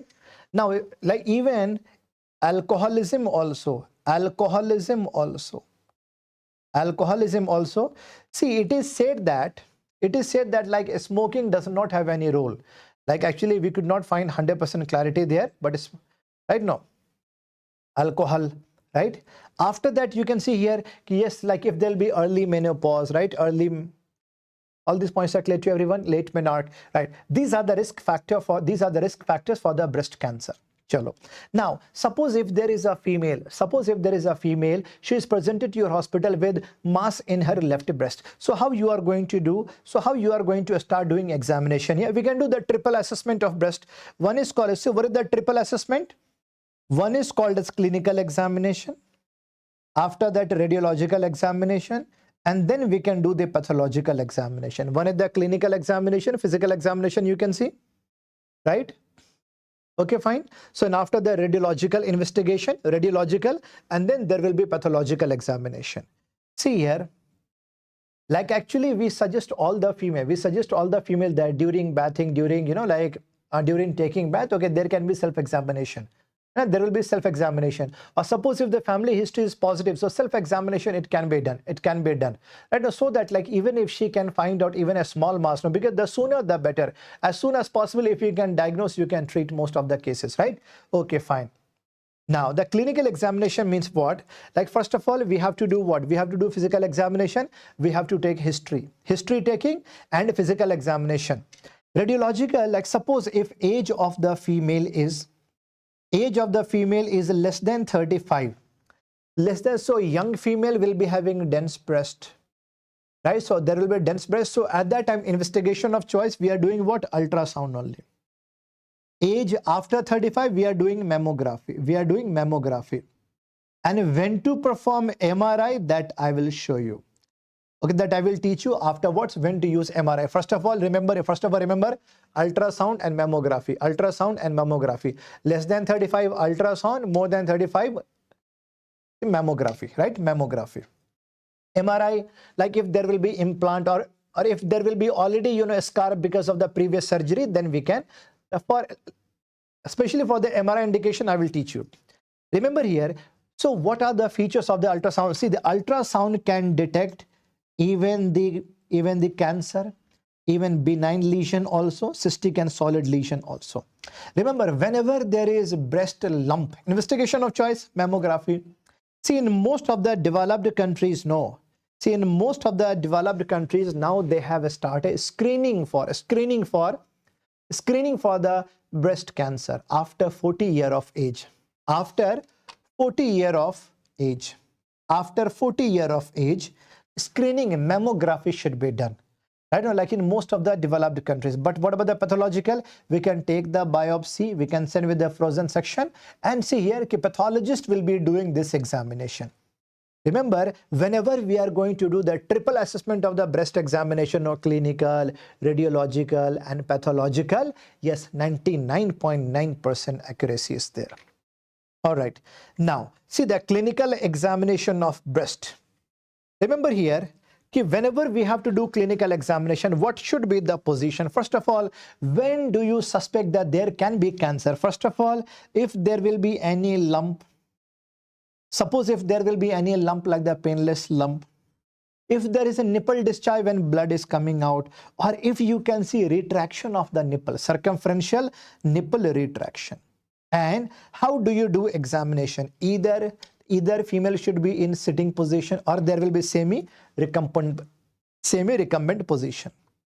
Now, see here, when we ask a sit with, like when she has to lean forward, see, like in this manner, we can check fixity of the chest wall. But when we ask the female to, to elevate her limb like this, no, right here, sitting with lifting the arms above. No, in this manner we can check. In this manner we can see here, we can appreciate nipple retraction, and we can see pudgy orange also. These are the methods of doing physical examination, either sitting position or semi-recumbent position. When leaning forward, you can see the fixity of chest wall, right? When you ask the female to, like, to lift her arm, right? Like at that position, you can see what? You can appreciate either pudgy orange or any kind of retraction, nipple retraction. Now, the question is, see the question what they have asked, what is the most important technique?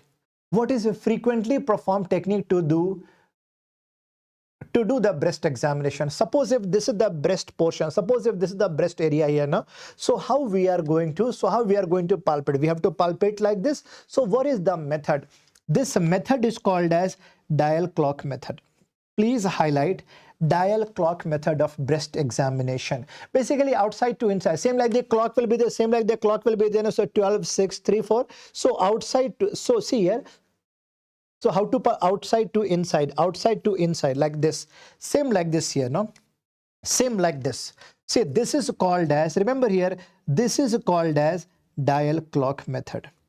This is called as a dial clock method, where you have to palpate from outside to inside, from outer quadrant to the middle portion. This much point is clear to everyone. This is called a dial clock method of doing physical examination. But some other examinations are also there. Same time, like if we are going to do like this, and something like this, means you are going to do like this. Right, no, like this. Suppose if we are going to touch, if we are going to palpate like this, this is called as vertical strip method. Or if we are going to palpate like this, right, it is called as horizontal. Or if we are going to palpate like this, okay, this is called as circumferential method. Remember here, dial clock method of breast examination is frequently performed. Now, This is old, repeatedly asked question here. Ki whenever there will be subdermal lymphatic infiltration, no, subdermal lymphatic infiltration, this is called as pudgy orange. This is called as pudgy orange. This is already old question they have asked. Sometimes they are showing you photo same like the orange peeling if you are going to do orange peel, right? No. Fine. Or sometimes they are asking how do you define pudgy orange. So remember here subdermal, APC, lymphatic infiltration. Now see here, what about suppose if there will be the infiltration of the Cooper's ligament, suspensory ligament of Cooper, which maintains actually the structure here. So if there will be infiltration of Cooper's ligament, you can say this is called the, this is called the tethering of the breast here, or this is called a dimpling, or also called the puckering. Dimpling on the puckering. You can see here, and see here, this is called the tethering of the breast.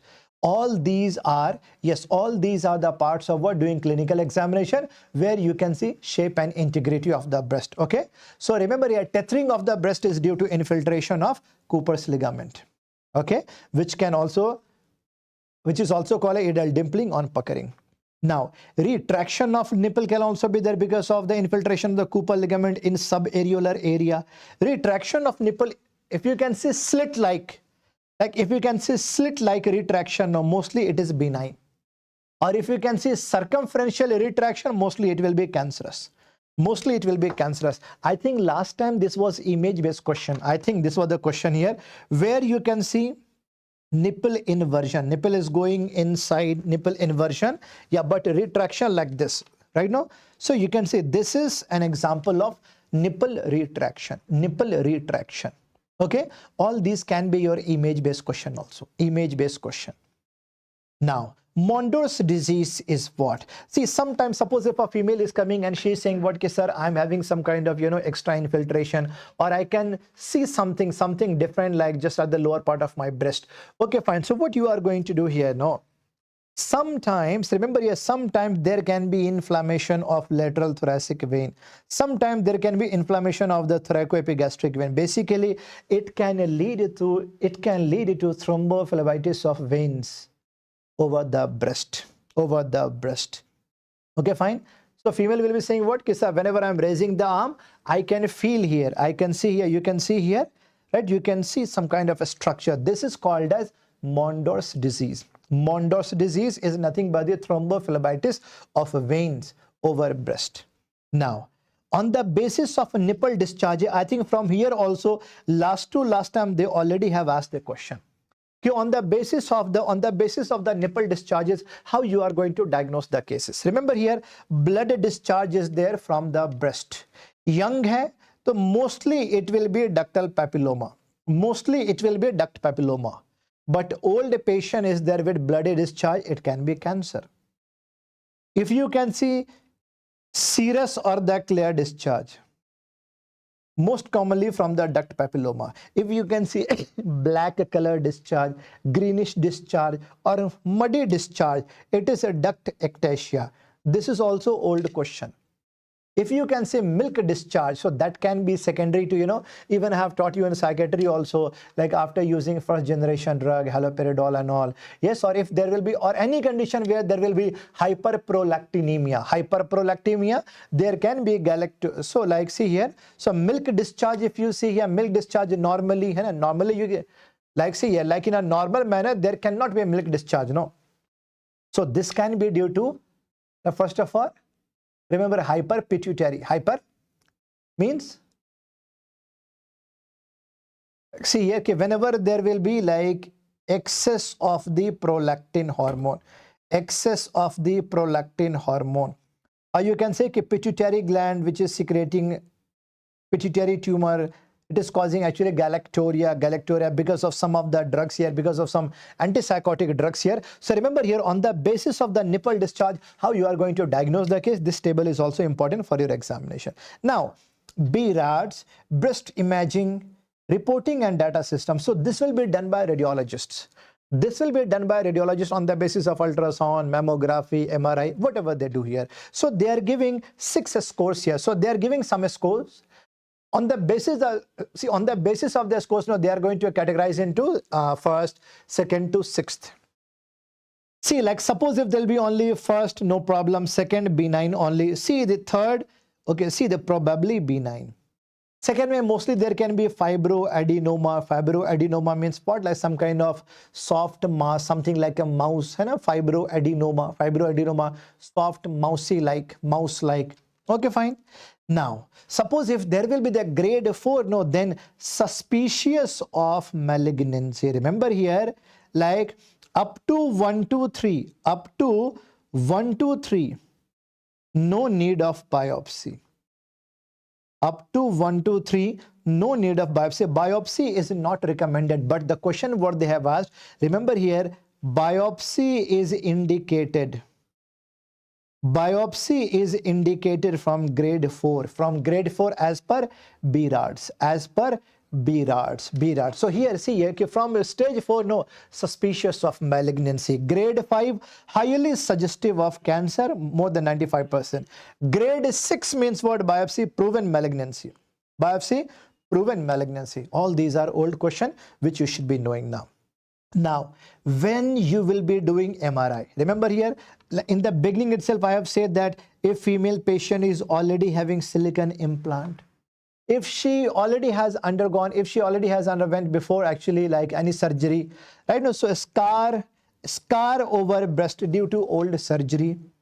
And remember here, post breast conservative surgery for follow-up. Okay, remember, because here, no, whenever you have to perform the breast conservative surgery means what? I will be teaching you, but meaning we can understand here that breast conservative surgery means what? Where I have to preserve a portion of the breast, maximum portion of the breast, when I have to preserve it. But after that, radiotherapy will be important now.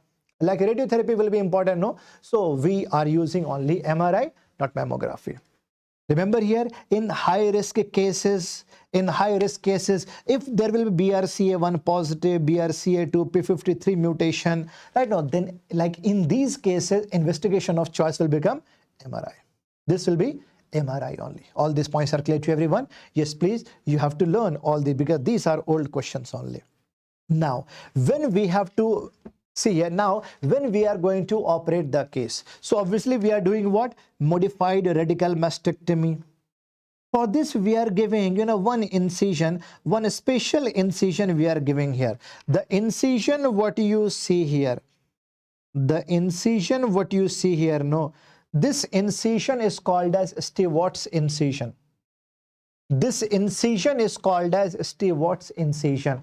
Old question, what is the name of incision that we are giving for the breast surgery? That is Stewart incision. Stewart incision. Question now, we should understand. See now, like if there will be a big mass, or if like she is positive for the cancer, we have to do radical mastectomy. Means we have to remove each and every portion of the breast actually. So that is called as radical mastectomy. Now, modified radical mastectomy, remember here, what are the structures we are removing and what are the structures we are going to preserve? Skin, remember a skin, yes, we have to remove. Nipple, areola, see entire breast we have to remove. Mass of the tumor, please remove here. Level 1, 2, 3 nodes on the basis, yes, I have taught you level 1, 2, 3 nodes, we have to remove all. But what are the structures we are going to preserve? A, B, C, D, E. We have to preserve axillary vessels. We have to preserve Bell's nerve, cephalic vein, and D for nerve to latissimus dorsi. And see, remember here, like ABCD, and when we see after that, we have to preserve pectoralis major, pectoralis major, pectoralis major. Remember, this is your old question. Which structures you remove, which structures you preserve? This much point is clear to everyone. In the case of the modified radical mastectomy, the structures which we are going to preserve, which we are going to remove. We should know all these. Now, remember here. See, whenever we are going to perform axillary node dissection, a minimum 10 nodes we have to remove. Can you answer me? Level 1, 2, 3, we have done on the basis of which muscle? Pectoralis minor muscle. We have learned all these. Now, after removal of entire breast, how we are going to do reconstruction? I have taught you, flap surgery in the beginning? Can you answer me? Reconstruction after modified radical mastectomy. Basically, we can use a portion of the tissue, flap. One was the, see here, like either we can use the like flap, or we can also use silicon implant also. Silicon implant here. Silicon implant will be placed just to increase the size of the breast here. Okay, no. So we have used the tram flap, but what was the negative point about the tram flap? Can you answer me? What was the negative point about the tram flap? When you are going to remove a portion of the tissue of the rectus abdominis muscle, now the muscle wall will become weak, and there will be risk of herniation. That's why now we are using what? Deep inferior epigastric perforator flap, right? Question is that what are the indications of implant, silicon implant? First of all, if there will be need of, first of all, like when patient wants it. Most importantly, if patient wants it. And when you have to do what? Bilateral breast reconstruction. In which condition we should not be doing implant here? We should not be keeping implant if female patient is already allergic to this. And remember here, after breast conservative surgery, no, follow-up is mandatory. After breast conservative surgery means what? When we have to remove only a small portion of breast. When we have to preserve maximum portion of the breast. But after breast conservative surgery, no, follow-up is must.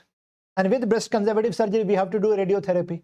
So remember here, if patient is supposed to get radiotherapy, so like in these conditions here, silicone implant will be contraindicated.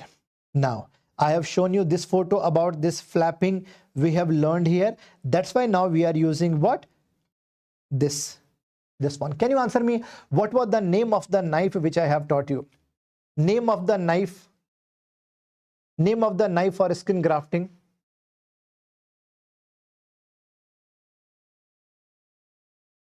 Name of the grafting. उसका knife का नाम क्या था for skin grafting? Humbee's knife, okay? Humbee's, okay. Electrotome also. Now next. What was the name of the partial thickness grafting? Name of the partial thickness grafting? Thiersch graft. Full thickness grafting kaun sa tha? Full thickness Wolfe. Right? Now, what is the meaning of the breast conservative surgery? This we can do only for the starting phase of the cancers. Only for the starting phases of the cancers. Like only for the beginning phase, like T1 staging, T2 staging here. So what we are doing here, we are doing only wide local incision with 1 centimeter margin. For the remaining breast, we have to do radiotherapy. We have to do axillary management. See, suppose if there will be involvement of, lymph nodes, then we have to do axillary dissection. If no lymph nodes are involved, then we have to do what? We have to take only sentinel lymph node biopsy. After that, follow-up is mandatory. Follow-up is mandatory. So remember here, only for the beginning phases of the breast cancer, no, we can perform breast conservative surgery. But remember here, the portion how much we are going to remove. After that, the remaining portion of the breast should get radiotherapy. Okay. After that, follow-up must. Now read this question and try to answer. Related to anatomy only. Related to anatomy, read this question and try to answer.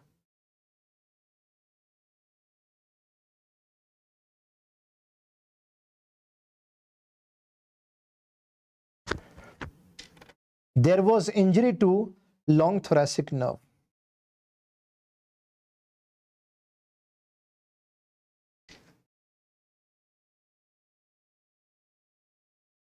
Surgeon wants to check integrity of the nerve.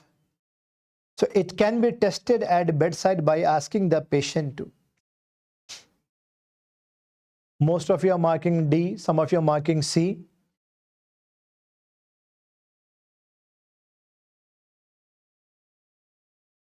Chalo. Now basic anatomy I am going to teach you. My question to you is that, see, suppose if I ask a patient to be like if the patient is in a standing position like this, I'm asking my patient to abduct his shoulder up to 15 degree, up to 90 degree, like above 90 degree. Can you answer me? See, which muscle is supportive? Like if we have to abduct up to 15 degree, supraspinatus muscle. See, up to 90 degree, deltoid muscle. And above 90 degree, one was the serratus anterior and Second was the trapezius muscle.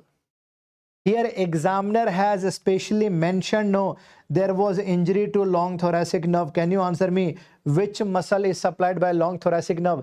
Serratus anterior, no, serratus anterior above 90 degree, right? So raise the arm. This is old question only. This is old question only. You should know this. Remember here, see here, this is very, very important. Basic anatomy here. Supraspinatus muscle. Deltoid muscle. Serratus anterior is supplied by what? Long thoracic nerve. And what about the trapezius muscle? Accessory nerve. This one point is clear to everyone. I'm sure you also know the fact that serratus anterior muscle, that is also called as the boxus muscle. Whenever you are going to do like this, there will be a contraction of the serratus anterior muscle. After that only you can push like this, right? So boxus muscle. But one more test is also there. If I ask my patient to push against the wall like this, this is old question, old surgery question. This question was asked in almost every exam. NEET PG also, INI-CT also, FMGE exam also. If you can see, one side scapula is going down. One side scapula is going down here, right? So this is called a winging of a scapula. This is also because of injury of the long thoracic nerve. This can get a damage. During radical mastectomy or during what? Axillary lymph node dissection. This much point is clear to everyone. Fine.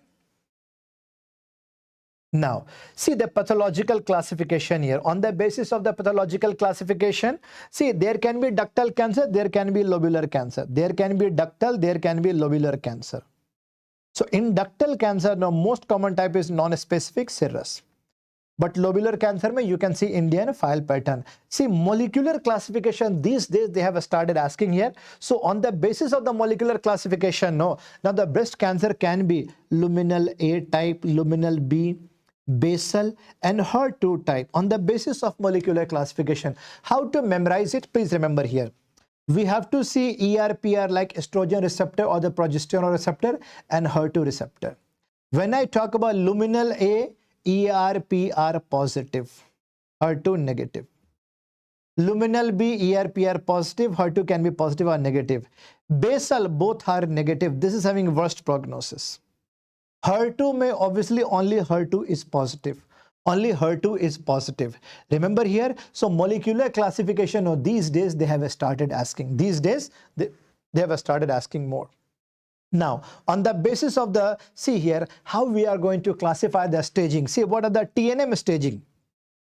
Size of the, see here, size of the tumor, like involvement of lymph nodes, and how much is the metastasis? How much is the metastasis? Size of tumor, N for what? N for what? Nodes, M for metastasis. When I talk about TIS means what? Tumor in situ. This can be mostly either it can be only Paget's or ductal cancer in situ.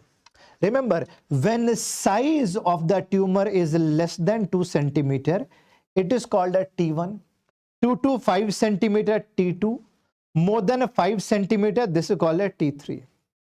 Now, what about the T4? When there will be involvement of the chest wall, involvement of the chest wall,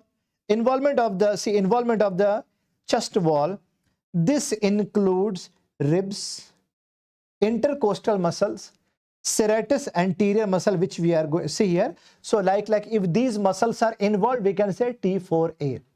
But remember, in T4A, this will be excluding the pectoralis major and minor. But T4B, when there will be involvement of skin may, yes, you can see pudgy orange, there can be ulcer, satellite nodule, but this will not be including fixity or the tethering or retraction of nipple. T4C, T4A and T4B together. T4D staging, remember here, when 2/3 of breast will be involved and this will be having pudgy orange. Okay, fine. So even if I say what, like inflammatory breast cancer, no, like inflammatory breast cancer, T4D. One more time we can revise here. Size of the tumor is less than 2 centimeter, T1. Size of the tumor is 2 to 5 centimeter, T2. size of the tumor is more than 5 centimeter, that is called as the T3. Now in T4, there will be involvement of, like first of all, involvement of the wall of chest, T4A. Now involvement of skin also, skin, wall of chest, है ना, wall of chest, T4A. Now involvement of only like skin of the breast, T4B. Both together, skin and wall all together. More than 2/3 will be having pudgy orange or inflammatory breast cancer, that is called as T4D. So see here, size of the tumor completed, size of the tumor. I am telling you, breast cancer staging is very, very important. Staging is very, very important. Now, how many lymph nodes are involved? Remember, when there will be mobile axillary lymph nodes, it will be called as N1. Fixed axillary node, it is called as N2. Internal mammary node, N2. Remember here, first of all, mobile axillary node, N1. Fixed, N2A. Internal mammary lymph node, N2B. If there will be involvement of the infraclavicular group node, N3A. Both axillary mammillary together, N3B. If involvement of supraclavicular also, then it will be called as N3. If there will be M0 means no metastasis, M1 means 100% there is what? Metastasis. There is metastasis. First of all, I have taught you size of tumor, then involvement of lymph nodes, then I have taught you metastasis. This is called as TNM, staging of the breast cancer. Now, when I say CTNM, CTNM means what? Clinical staging. PTNM means what? Pathological, means what? This will be done by pathologist. And YTNM means what? First of all, we are going to do what? Chemotherapy. Right now, so staging will be done after chemotherapy, YTNM. Okay, remember it. So I hope now staging of the breast cancer is easy for you people. Now look at this photo and can you answer me what is the staging here? Look at this photo, can you answer me what is the staging? Bolo. Look at this photo and can you answer me staging?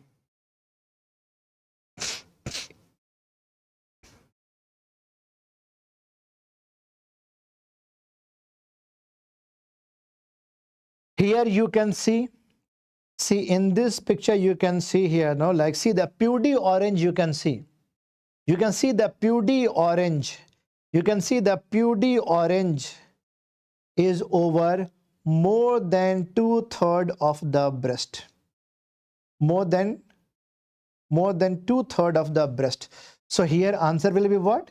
What is the staging here? This will be a case of T4D. T4D. This much point is clear to everyone? Very easy to understand. Remember T4D होगा ना, देखो यहाँ पे see most of the portion, see here, maximum portion of the breast is involved into pudgy orange or inflammatory type, you can also say. Even if there will be inflammatory type of the breast cancer, that will be coming under T4D. That will be coming under T4D. D for Delhi, right? T4D. Now fibroadenoma, when you do mammography and all, you can see the popcorn calcification where you can see firm rubbery structure, and mostly this is benign tumor only. Remember here, popcorn calcification you can see on mammography. Now if you can see, like if you can see, size of the breast is very, very big and shape is like leaf-like tumor. Remember here, mostly this will be benign. This is a phyllodes tumor only. This is phyllodes tumor only. There will be no involvement of the lymph nodes. So how to help the patient? Only simple mastectomy, only wide local incision. This is called a phyllodes tumor. Okay, phyllodes tumor. Now when you can see this photo here, now this looks like eczema only, no? This looks like eczema only, no? Eczema. But remember here, how to differentiate? See, like eczema, if this will be there, no, eczema will be there, no, then it will be bilateral. And it will be bilateral. Remember here, unilateral, this is the Paget's disease. This is Paget's disease. Paget's disease will be there. And a Paget's disease which looks like eczema. So there will be surface discharge from the nipple.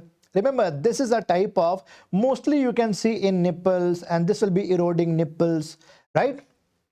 Suppose if there is no underlying cancer, then you can do only central core incision. If there will be underlying cancer, no, then we have to do modified radical mastectomy. Right? Easy to understand.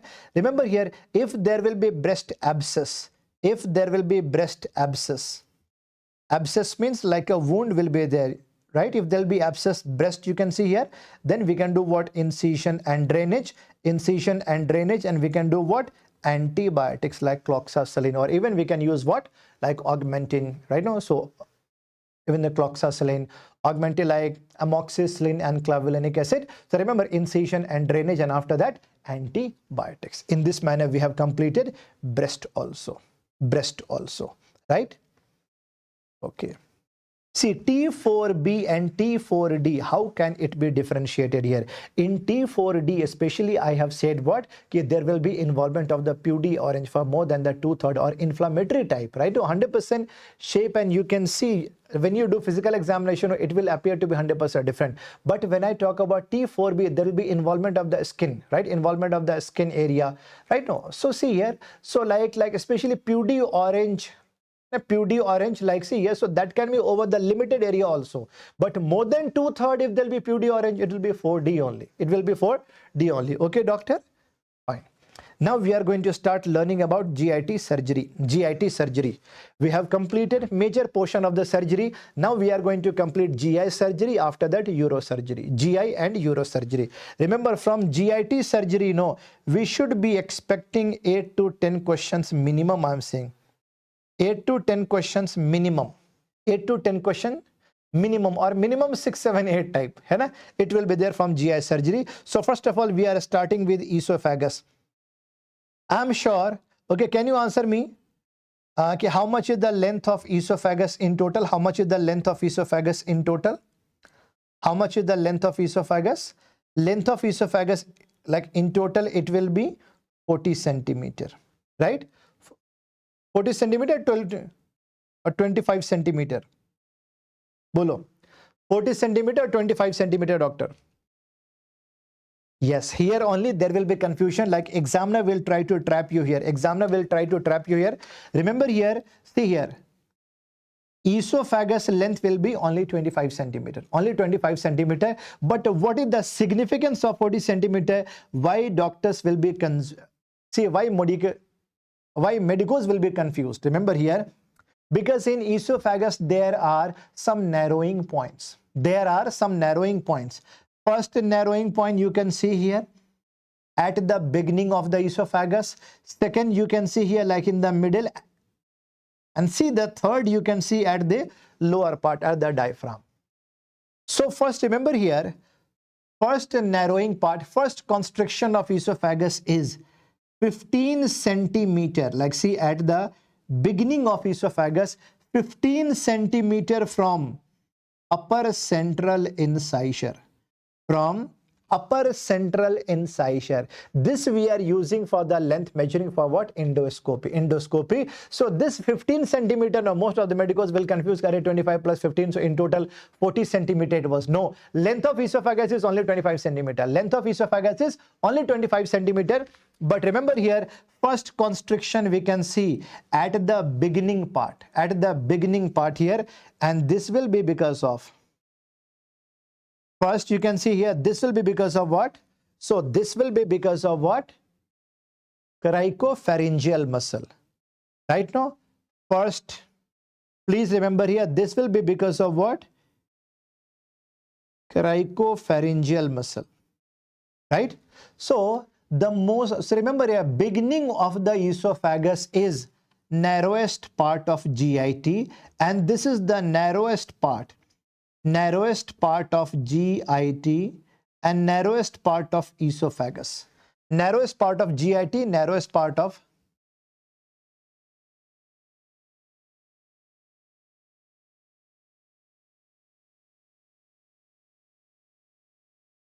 You are writing sir कोई ऐसी 19 videos बता दीजिए जिन्हें 2-3 बार देखे अगले 16 दिन में.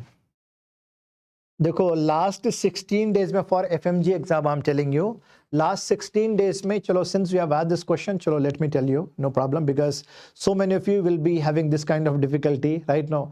So remember, there is no shortcut like that, no, because you already have learned before, but you will be having anxiety that like you don't remember anything, right? No, you don't remember anything, what will be happening in the exam.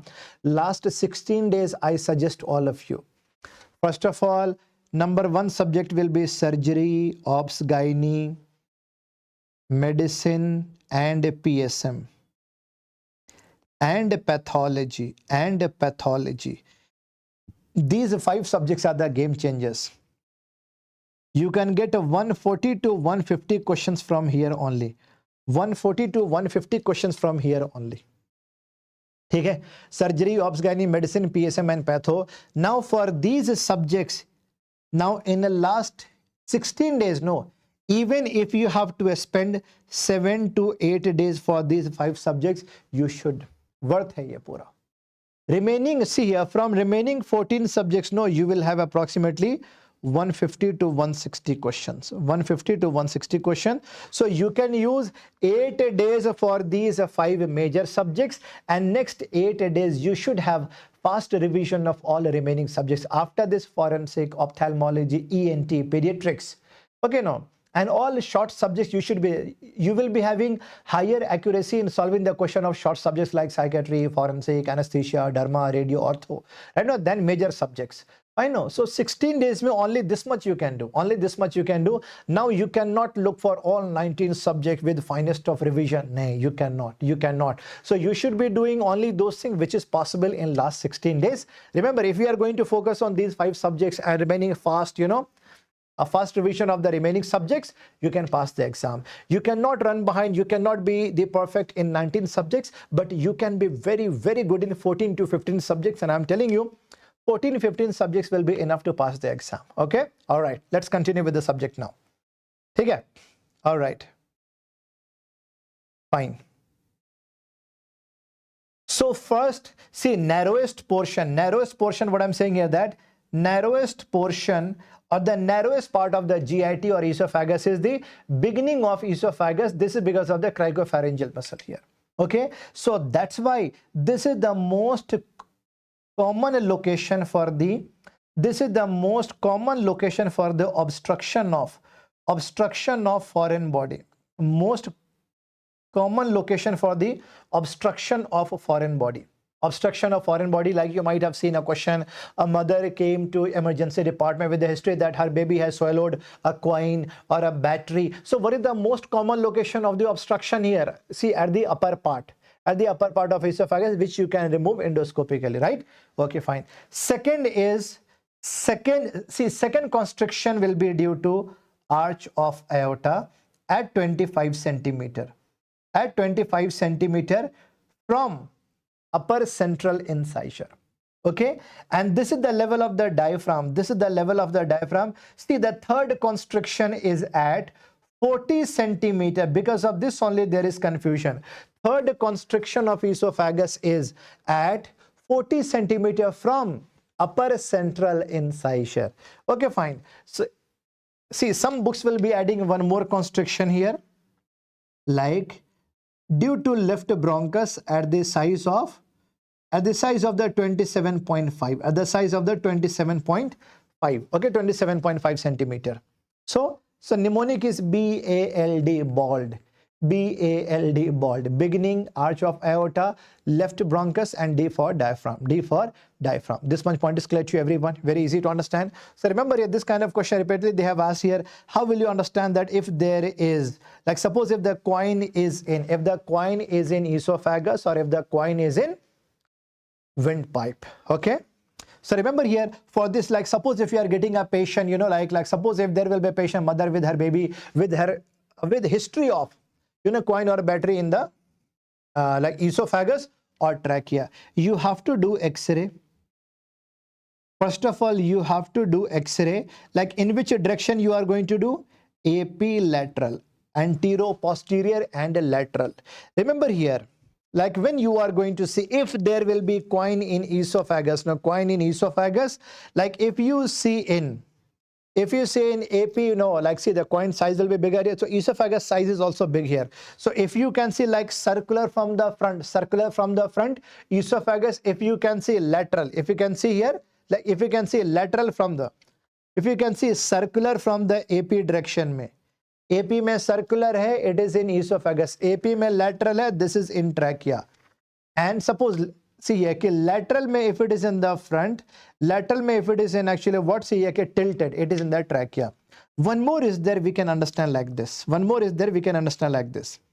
See, frontal part में there will be trachea. Just behind trachea there is esophagus, and behind esophagus there will be vertebral columns, है ना? So remember here, esophagus में windpipe, no, air will be black only, no, air you can see here like this, air. So that will be trachea. Or which one is near the vertebral column? Which one is near the vertebral column? Esophagus only, no. So you can understand in this manner also. In this manner also. Second, how will you understand that whether this is a coin or this is a battery? First of all, like if you can see only one circle, if you can see only one circle, this is a coin. If you can see double circle like this, if you can see double circle like this, right? No, double ring, it is battery. It is battery, which you have to remove, Chalo, these points are clear to everyone. Now, some basic questions I want to ask. I want to ask some basic questions. Can you answer me? When I talk about esophagus, okay, how much is the length of lower esophageal sphincter? Length of lower esophageal sphincter will be 5 centimeter. Lower esophageal sphincter. Can you answer me? How much is the normal pressure in a lower esophageal sphincter? How much is the normal pressure in lower esophageal sphincter? 6 to 26 mmHg. 6 to 26 mmHg. Like see, whenever there will be normal pressure, if there will be normal pressure of the lower esophageal sphincter after swallowing, say whenever you are going to swallow, my question is that whenever you are going to swallow any food, how food is going down?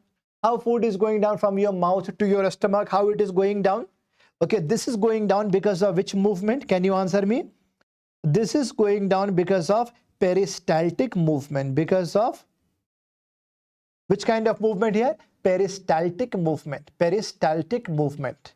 Easy to understand. So from up to down, how many seconds it will be taking here? One peristalsis will be completed in approximately 6 to 9 seconds. 6 to 9 seconds. Okay, one peristaltic movement will be completing within 6 to 9 seconds. 6 to 9 seconds. Slowly it will be going down. No, slowly it will be going. Directly it is not. You see that directly it is not being dumped here, slowly. So one peristaltic movement will be completed.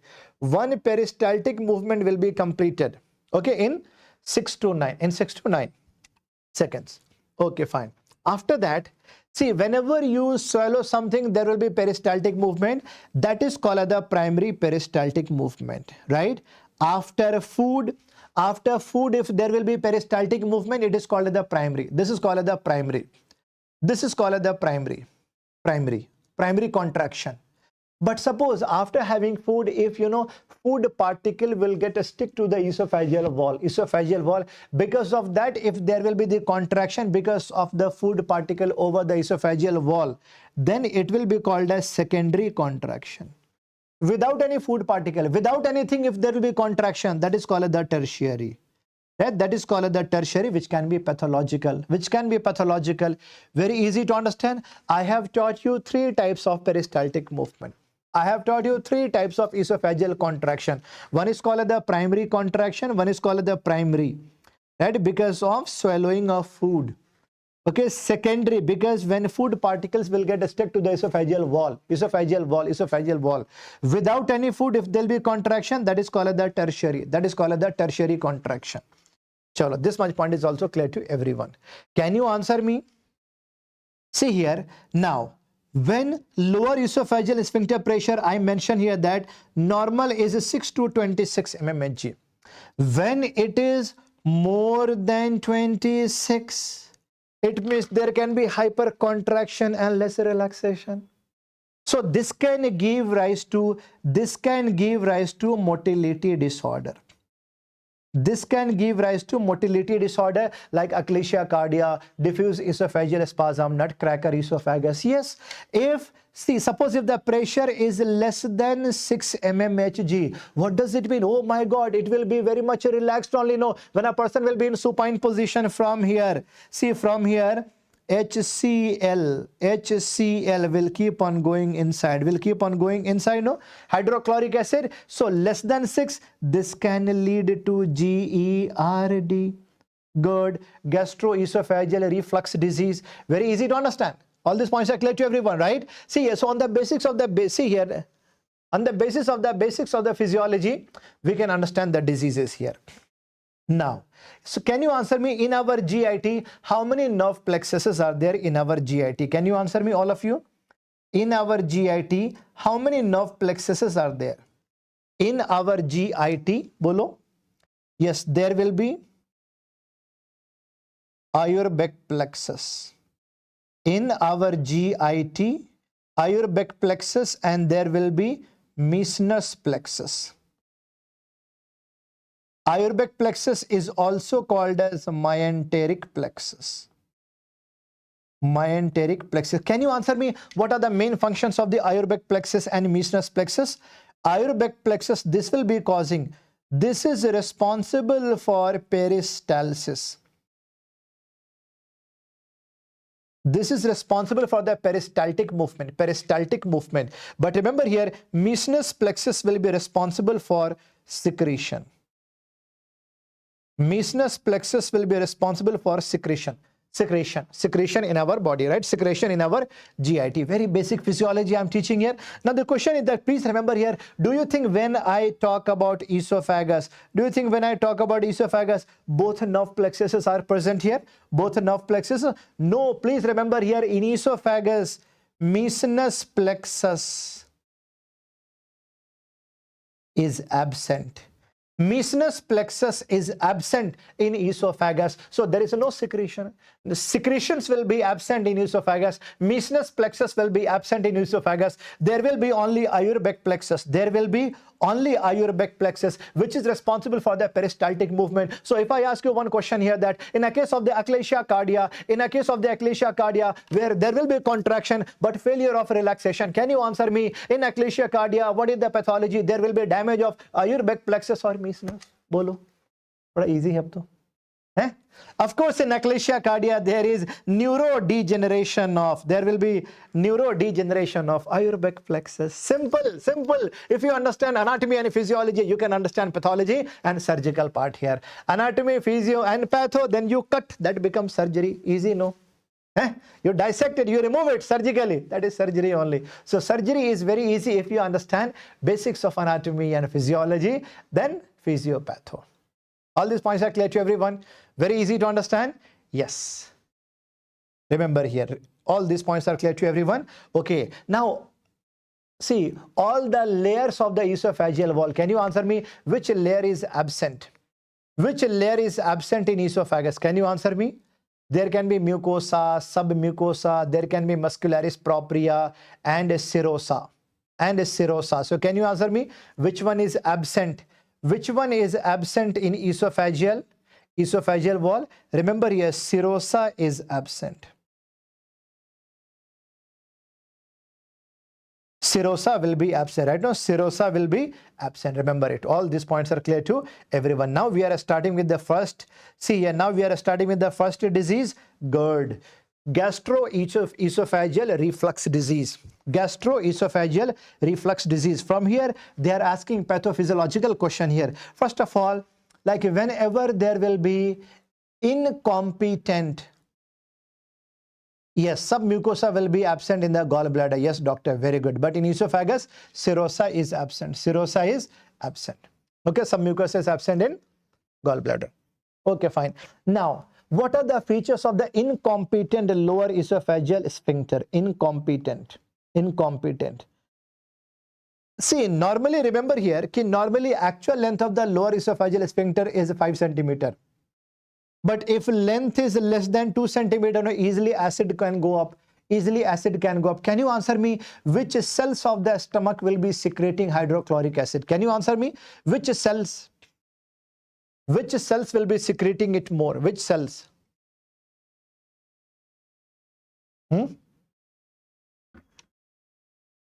And in which part of the stomach? Where is the maximum location?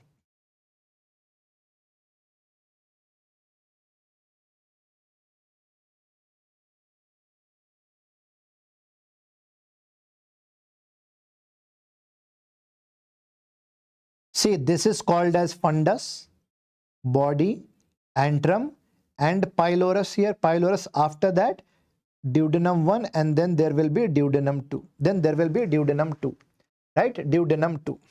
Remember here, maximum location of the parietal cells, maximum location of the parietal cells, maximum location of the parietal cells will be in the fundus, fundus. Remember here, maximum location of the parietal cells, which will be secreting hydrochloric acid, So maximum location is in fundus, after that body, then antrum, then pylorus, then duodenum 1 and duodenum 2. See, even when I talk about a stress ulcer, can you answer me? When I talk about a stress ulcer, that can be due to hypersecretion of acid. So can you answer me, what is the most common location of the stress ulcer in your stomach? Number 1, fundus. After that, body. Number 1, fundus, and then body, and then antrum, and then pylorus, then duodenum 1, then duodenum 2. Okay, remember here, very, very important, very, very easy to understand. So see, formation of ulcer is because of what? Formation of ulcer is because of what? Because of over secretion of hydrochloric acid. One basic question to you is that whenever you are starting a patient on high dose antibiotics, why do you add PPI? Bolo, why do you add PPI? Why do you add pantoprazole? Can you answer me? Why do you add pantoprazole?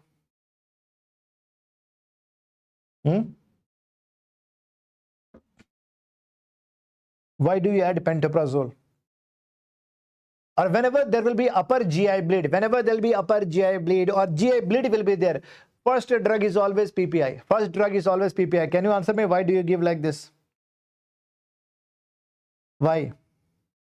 See, whenever you are starting a patient on high dose antibiotics or any high dose drugs, or after any GI bleed, you are giving a drug, a PPI. PPI means what? Proton pump inhibitor. See, the proton is what? Hydrogen ion. No, hydrogen ion means acid only. No, acid. Remember here, whenever you are starting a patient on high dose drugs, or if there will be GI bleed, so during a stress there will be hyper secretion of hydrochloric acid. So if there will be bleed also, no, so hyper secretion of hydrochloric acid will be damaging the epithelium of GI, epithelium of stomach. So like even suppose if you have started a patient on high dose antibiotics, you did not give him any pantoprazole, omeprazole you have not given him. So he will say, what, doctor, whenever I take your tablet, no, like a ciprofloxacin, what you have given me, no, after that I feel like burning sensation here. After that you say, I forgot to give you one pantoprazole, 40 milligram. Okay, so remember here, why do you add PPI? Why do you add PPI? To prevent the formation of ulcer, to prevent the formation of stress ulcer. Easy to understand. And if there will be bleeding inside, bleeding will be there during a stress, more and more production of the hydrochloric acid, that will be, see, already bleeding is there. Now more acid, that will be damaging more epithelium of the GI. So that's why we are, first drug, always keep in mind, if there will be GI bleed, first drug to be given is always PPI. Okay, always PPI. This much point is clear to everyone. Very easy to understand. How to manage the patient we are supposed to learn. What is the first thing to do, right? Now, remember here, what are the features of incompetent lower esophageal sphincter? Number 1, see, normal length is 5 centimeter, but here, like suppose if the length of lower esophageal sphincter is less than 2 centimeter. Now, acid can easily go up, so there will be heartburn, epigastrium pain, there can be pain, acidity, right? Acidity. Intra-abdominal length of lower esophageal sphincter, normally it should be LES. Like see here, some portion of the LES will be inside your stomach. Ideally, it should be 2 centimeter. But if length is less than 1 centimeter, then very fast acid can go up. Lower esophageal sphincter pressure less than 6 mmHg. Yes, now there will be what? See, most of the time it will be relaxed only, acid can easily go up. right? So these are the features which are responsible for GERD. GERD. Now, how do you diagnose GERD? Remember here, like first of all, on the basis of the symptoms, we can understand. But what is gold standard here? We can take 24-hour pH test, gold standard test. See, 24-hour pH test, we are going to use, remember here, we are going to use like this. We are going to use a sensor like this. We are going to use a sensor like this, what you see here. What you see here. So this will be for the mobile patient. This is actually what ambulatory here. So 5 centimeter above here only you are going to keep the electrodes. Remember here, like here you are going to keep here just 5 centimeter above the lowest part of the lower esophageal sphincter here. So sensors will be here. No, sensors will be here. How many times the acid is going up? How many times acid is going to touch it, right? So this will be, so this we are going to fix. After that, like see here, there will be a monitor also for 24 hours. So this is called as, remember here, on the basis of this, we are going to, remember here, like on the basis of the sensor here, we are going to calculate a score, and this score is called as Demister score. Remember, this is important. Demister score. Ideally, it should be more, see here, ideally it should be less than 14.7 here, no, less than 14.7. But if it will be more than 14.7, it will be called a GERD, GERD. Okay, fine. Right, all these points are clear to everyone? Fine. But this is only for the ambulatory, right? No, see, this will be for the ambulatory patient who can walk peacefully, right? Now, who can walk easily. But if a patient is in ICU, and if a patient is in coma, ICU patient, then there we are using impedance manometry. We are using a probe that is called a Bilitic probe. Bilitic probe. So this is going to check actually bile reflux. Remember, Demister scoring we are using for walking patient who can walk, ambulatory patient here. But for ICU patient, impedance manometry by using Bilitic probe. Bilitic probe. This much point is clear to everyone. Okay? Chalo, fine. So gold standard test for GERD is what? 24-hour pH test. 24-hour pH test. Now, see, for that we can keep only one sensor. We can keep only one sensor. But remember here, there can be laryngopharyngeal reflux also, where this can touch the, see here, this can touch the pharyngeal part also here. So this can be very much dangerous for the patient. No, if patient is in supine position, now the acid is going up. That is going to touch the pharynx part also. And that is going to touch the laryngeal part also. Right, a laryngeal part also. So there can be serious problem there. No, serious problem there. Remember here, for that we are using actually two sensors. For a laryngopharyngeal reflex, we are going to use two sensors. One sensor, like say, remember, so here there will be the trachea. So one sensor I am going to keep at the lower part here in the esophagus. Second, I am going to keep here near the laryngeal part, near the trachea part, near the trachea. This is called a 24-hour dual probe pH monitoring. Dual probe pH monitoring. One clinical question to you now. Suppose if you were working in medicine department. Suppose if you were working in medicine department, emergency medicine. I'm not talking about surgery. I'm not talking about surgery, right? Or surgery department now. Suppose if you were working in the medicine department, and especially in the heart department, cardio department. What happened last night, especially in midnight, one patient came with all symptoms of asthma. With all symptoms of asthma. Severe, he had the breathing issue. He had the breathing issue. Okay, fine. After that, pain in chest also. You thought, okay, this was the case of the this was the case of any kind of, CAD, any case of the cardiac arrest, whatever. Means you suspected, okay, cardiac problem. You started the patient, you have started with ABC, airway, breathing, circulation also. Okay. Now, so even after giving all the medication like nitroglycerin also, no improvement. See, you have done all the tests also, ECG also, troponin T also, troponin I also. Patient did not improve. Like even after all the basic medications, patient did not improve. Still patient was having that. After that, one surgeon was passing from there. He saw the case. He asked you, okay, did you give the injection of PPI? So because suppose if you were intern there, if you were a junior doctor where you forgot to give any PPI drug there. Okay, fine. Surgeon asked you, did you give any PPI? Well, no, sir. Okay, now first of all, you give injection of PPI. Now when you are giving like injection of the pantoprazole, no, patient started improving. Right? Basically, this was not a cardiac problem. This was the complication of GERD only. This is called as nocturnal. This is called as nocturnal asthma, which is a complication, which is a severe complication of, severe and long-standing complication of GERD, that only in night time when the acid is going to touch the laryngeal part over there, patient can have severe breathing problem that will be appearing like asthma. That will be appearing like asthma. Remember here, nocturnal asthma is not asthma. This is a complication of GERD. This is a complication of GERD. Very easy to understand, right? All these points are clear to everyone.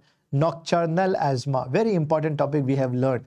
All right. Now, see, suppose if you have to perform surgery when patient was not responding to the drugs and patient was there on, you know, like anti-acidic drug for last many months, year also. Now, patient wants to surgery also, and if there will be requirement of surgery. So before we perform the surgery, what to do here? First of all, yes, you have to do 24 hours pH monitoring. You have to perform barium swallow. I'm sure you know about barium swallow, barium meal follow through, and barium enema. So can you answer me? Can you answer me here? Can you answer me? What is the chemical you are using in barium swallow? What is the name of chemical? What is the name of chemical? Can you answer me? What is the name of chemical which we are using for barium swallow? Yes, you are using barium sulfate. You are using barium sulfate. Barium sulfate you are using, that is an inert, right? So that is an inert. So like in a glass of water, we are mixing the powder, we are asking the patient to drink it. Like same like milkshake. After that, we are going to take the X-ray there, no? So wherever there will be anatomical defect, whenever there will be obstruction, right? Right now, see here, barium swallow can get obstructed, which you can see on the X-ray picture. So when I talk about barium swallow, remember here, when I talk about barium swallow,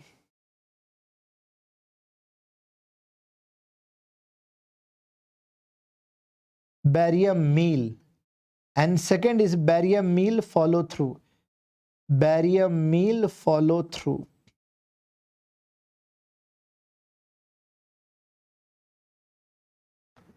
I remove this one. Yeah, but I think it's.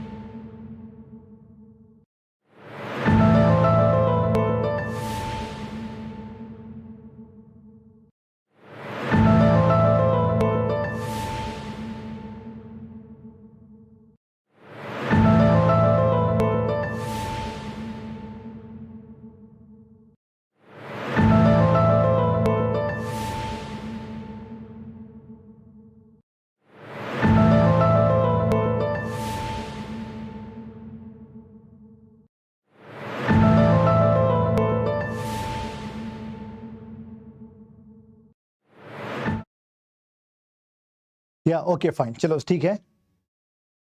There was a small technical glitch. Okay, fine, no problem. So remember here, so when I talk about barium swallow, no, suppose if you have to check the anatomical defect up to up to esophagus, only up to esophagus. Barium meal means what? Up to a stomach. Suppose if I have to check up to a stomach or the beginning part of intestine, small intestine, duodenum. One. Barium meal follow through when I have to do the examination of a small intestine. Barium enema, remember here, barium enema when I have to do the examination of large intestine. This one point is clear to everyone. Large intestine and rectum, barium enema, right? Mostly it will be inert only, right? Inert only. This one point is also clear to everyone. So before I operate for GERD, remember here, first of all, we have to do the 24 hours pH monitoring. Why we have to do barium swallow? Because even in a case of which I will teach you, sliding hernia, there is something called as sliding hernia. There can also be all the symptoms of GERD, reflux will be there. And we have to do endoscopic biopsy to rule out Barrett's esophagus. So what are the anti-reflux surgery we are going to perform? Can you answer me here? Anti-reflux surgery, what we are going to do here? Basically, if there will be, like if the lower esophageal sphincter pressure will be less, I should be doing what? Like see here, like suppose if this is esophagus, this is the fundus part here, no fundus part here.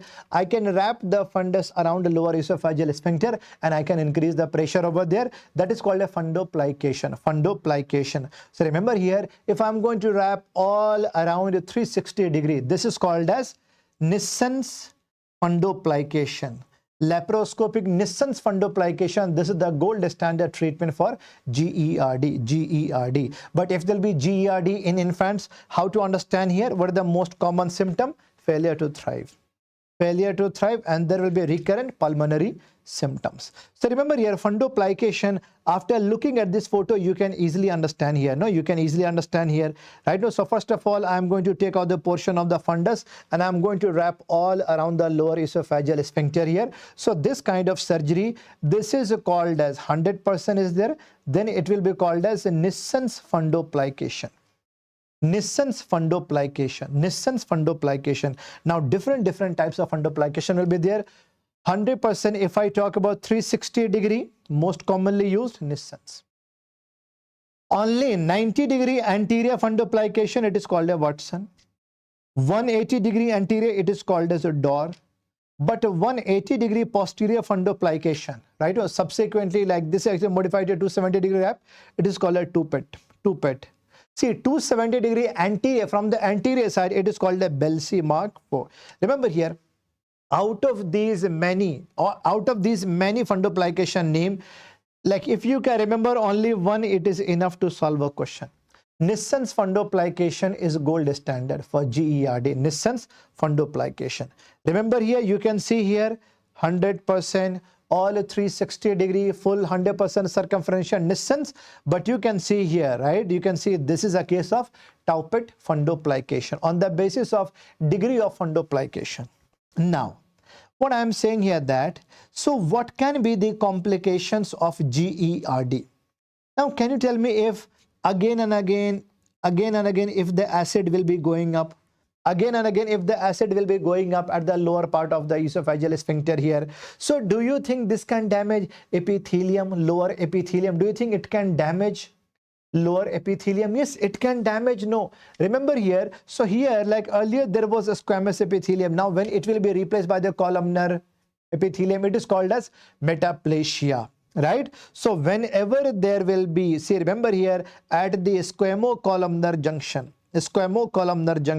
when you can see metaplasia. So metaplasia, see the columnar metaplasia, that is called as Barrett's esophagus. Barrett's esophagus. Remember, this is second most anticipated topic to be asked in your exam. Barrett's esophagus is what here? Barrett's esophagus, where one epithelium is replaced by the another epithelium. One healthy epithelium is replaced by the another healthy epithelium. That is called as metaplasia. Okay? Metaplasia. So remember here, like investigation of choice is endoscopy with biopsy. When you do endoscopy, no. See, difficulty in visualizing squamocolumnar junction at the normal site. Remember, like suppose if you can see here, red velvety color, red velvety, these are metaplastic changes. These are metaplastic changes. Red velvety color here, no, these are metaplastic changes suggestive of Barrett's. When do you see after that, when you perform biopsy, you can get, see, you can get goblet cells there. No, you can get goblet cells, or you can say what, like intestinal cells. Yes. So if you can get the goblet cells, 100%, this is what Barrett's esophagus. So can you answer me now, what can be the cause of Barrett's esophagus? How there can be the conversion of Barrett's esophagus? First of all, obviously, remember here, because of severe erosion, because of severe acid over the epithelium. So do you think this can rupture, or this can cause, this can cause erosion over the lower esophageal sphincter? Yes. So this will be causing what? Erosive, like erosive esophagitis with continued acid reflux. After that, what will be the cause here? Like every time there will be what, like erosion like this. So yes, there will be further changes in the epithelium. First of all, erosive esophagitis. After that, metaplasia, Barrett's esophagus. Now there will be low grade dysplasia, then high grade. Finally it can cause adenocarcinoma. Remember here, old question which they already have asked before here. Remember here, ki Barrett esophagus can give rise to which cancer? Adeno cancer or squamous cell cancer? Remember here, Barrett esophagus can give rise to adenocarcinoma. Remember, this is old question only. This is old question. But achalasia cardia, mostly that will be giving rise to squamous cell cancer. Adeno also, but achalasia more commonly squamous cell cancer. All these points are clear. So if size of Barrett esophagus will be less than 3 centimeter, it will be called as a low segment Barrett's. If size is more than 3 centimeter, it will be called as high grade. Finally, we have to operate the case. All right. Now, hiatus hernia means what? Hiatus hernia, hiatal opening will be there from where esophagus is coming down right now. So hiatal hernia means what? Type 1, type 2, type 3 and type 4. Type 1, when there will be gastroesophageal junction is sliding above. This is called as sliding of gastroesophageal junction. This is sliding hernia. But like see, if there will be the paraesophageal hernia, paraesophageal just near the esophagus, type 2. Both together, type 1 and type 2 together, it is called a type 3. When GI organs are also coming out now, then it will be called the type 4. So sliding hernia, obviously gastroesophageal junction will be sliding like inside the esophagus there, no? So yes, there can be reflux esophagitis, no? There can be reflux esophagitis, right? Very easy to understand. Yes. Remember here, when I talk about up to metaplasia, no, metaplasia will be reversible. But when this will be converted into, like when there will be dysplasia, now situation will be difficult. Now it will be, see, dysplasia will be irreversible. After dysplasia, there will be formation of what? See, okay, metaplasia, then dysplasia, low grade, then high grade. After that, what? See, last when it will be hallmark of any neoplasia is what? Anaplasia, right? Anaplastic changes, right? Okay, fine. So remember here, whenever I talk about type 1, sliding hernia, most common type, upward dislocation of lower esophageal sphincter. Mostly there will be what kind of symptoms? Reflux esophagitis. Type 2 is called as rolling hernia. Rolling hernia, where there will be the paraesophageal hernia. Just near the esophagus, if sliding will be there, paraesophageal. And remember here, basically herniation of fundus. So mostly there will be, most common symptom will be abdominal pain. And type 3 both together, so reflux and abdominal pain. Most serious herniation of other intra-abdominal organ also, that will be type 4, type 4, type 4. Chalo. All these points are clear to everyone. Now we are going to learn about motility disorder here. First of all, before motility disorder, we have to know about Chicago classification of motility disorder. We are going to learn about Chicago classification of motility disorder. Chicago classification here. One is called as a low motility disorder, low motility, and then high motility disorder. Remember, when I say achalasia cardia, This is a low motility disorder. Achalasia cardia. Remember here, achalasia cardia is a low motility disorder. But when I talk about diffuse esophageal spasm, when I talk about nutcracker esophagus, these are called as high motility disorder. Simple logic hai, very easy to understand, right? So first of all, achalasia cardia. Basics of achalasia cardia, remember here only one point. Failure of relaxation is seen in achalasia cardia. Failure of relaxation of lower esophageal sphincter due to neurodegeneration of Ayurvedic plexus. That's it. Due to, remember here when I talk about due to neurodegeneration of Ayurvedic plexus. Ayurvedic plexus. What is happening here? Now there will be failure of relaxation here. There can be contraction of the lower esophageal sphincter. There can be, whenever you are going to swallow something, no, there can be contraction, but there will be failure of relaxation. That's why patient will be feeling dysphagia. Dysphagia means what? Difficulty in swallowing. Difficulty in swallowing. This much point is clear to everyone. Dysphagia will be there. Dysphagia, right? Dysphagia will be there. Okay, fine. Now the question is that you can see here, this is a normal esophagus. This is the normal esophagus here. This is the normal esophagus. Remember here, but what is happening here now? What is happening here? In a case of the achalasia cardia, no, in a case of the achalasia cardia, remember here, there can be what? See, there can be the dilatation. There can be the dilatation like this. So this can become like this. This can become like this. There will be a dilated portion. Dilated portion will be aganglionic. Dilated portion will be aganglionic, or absence of ganglion or neurodegeneration of ganglion will be seen at the dilated part. Dilated part is actually bad. Okay, dilated part. But see here, I would like to compare with one more GI disorder only, but of the large intestine. Like, I'm sure you know about what? Hirschsprung's disease. Hirschsprung's disease, which is also called the megacolon, right now?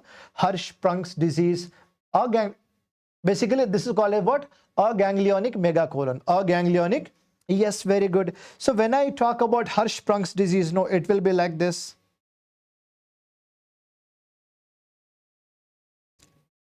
So when I talk about the intestinal part here, no, remember here in Hirschsprung's disease, Hirschsprung's disease, Hirschsprung's disease. Remember here, very, very important to understand here. Here a dilated part is here.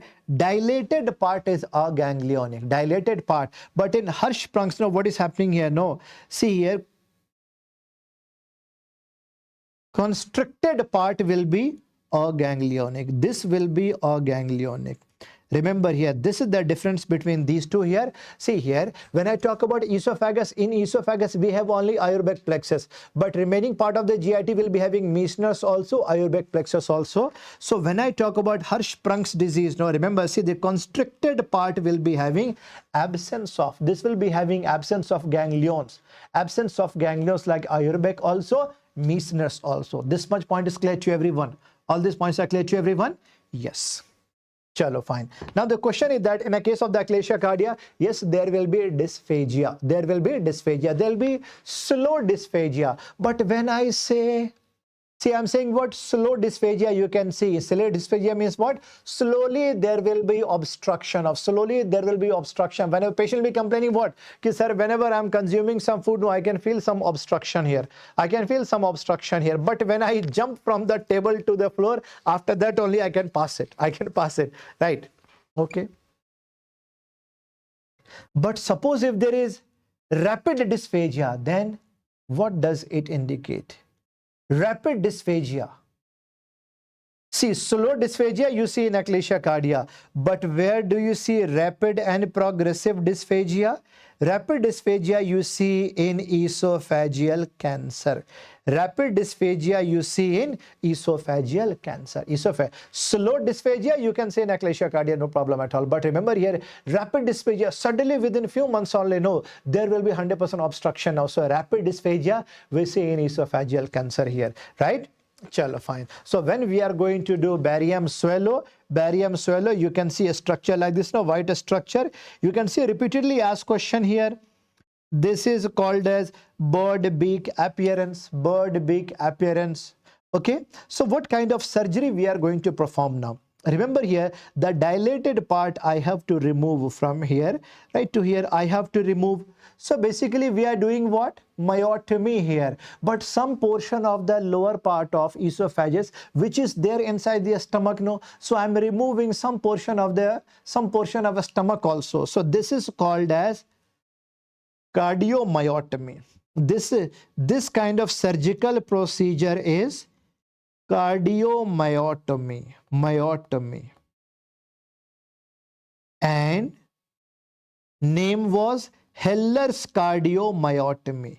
Heller's cardiomyotomy. We have to do myotomy here. We have to remove the part where actually a ganglionocyte is there. We have to remove there. But see here, name is actually Heller's. Okay, names. See the cardiomyotomy. How much portion of the cardiac of the stomach we have to remove? Remember here, even some portion of the stomach also I have to remove. So how much portion of the cardiac I have to remove? 1 to 2 centimeter of stomach part also I have to remove. But when I have removed the lower esophageal sphincter, when I have removed the ganglionic part there, after that there can be more and more reflux there, no? More and more reflux there, no? So first of all, I have to perform Heller's cardiomyotomy with the partial fundoplication. With the partial fundoplication, this is the surgery here. This is the gold standard surgery. Remember here, Heller's cardiomyotomy with the partial fundoplication. But these days, yes, chalo, I'm glad that you people are able to understand it. Yes, remember here, see here we are using partial fundoplication, but next, these days we have started using least invasive procedure. A type of the natural orifice we are using here. We are using, this is called a POEM. This is called the peroral endoscopic myotomy. Peroral endoscopic myotomy. With the help of the endoscopic, we are going to operate the case. So this is very, very less invasive procedure. Remember here, so remember here, recent procedure is what? POEM, but very frequently used, that is what? Heller's cardiomyotomy. Now there can be confusion. Okay, where do we see rat tail appearance? Where do we see rat tail filling defect? Rat tail or bird beak appearance, achalasia cardia. But rat tail filling defect, no. It means you have seen in a case of esophageal cancer. Esophageal cancer. So I can see here there, like in the achalasia cardia, motility disorder is there. No, motility disorder is there. So what is the investigation of choice? Yes, we can do high resolution manometry, so that we can see that so that we can measure what? The pressure, lower esophageal sphincter pressure. Remember here, when I talk about Nissen's fundoplication, that is complete, that is 360 degree. But if I have to do only 90 degree, only 180 degree, then it will be called as partial fundoplication. All these points are clear to everyone? Yes, doctor. So remember here, investigation of choice for the motility disorder is what? HR manometry. But for GERD, it was actually 24 hours pH test. There should be no confusion. Now, chalo, this much point is clear to everyone. Now, remember here, second photo you see here. Here you can see the shape of esophagus is somewhat like this. You can see here. Somewhat like this. And somewhat like this. So this kind of, this is called as what kind of appearance now? This is called as either you can say corkscrew or rosary bead appearance. Why it is happening? Let's understand this. Why it is happening here. Remember here, first of all, when I talk about esophagus, when I talk about esophagus is a type of the parasitic organ. So mostly it does not have its own blood supply. So what it does here, this is going to take blood supply from the nearby structure. So this is going to take blood supply from the nearby organs.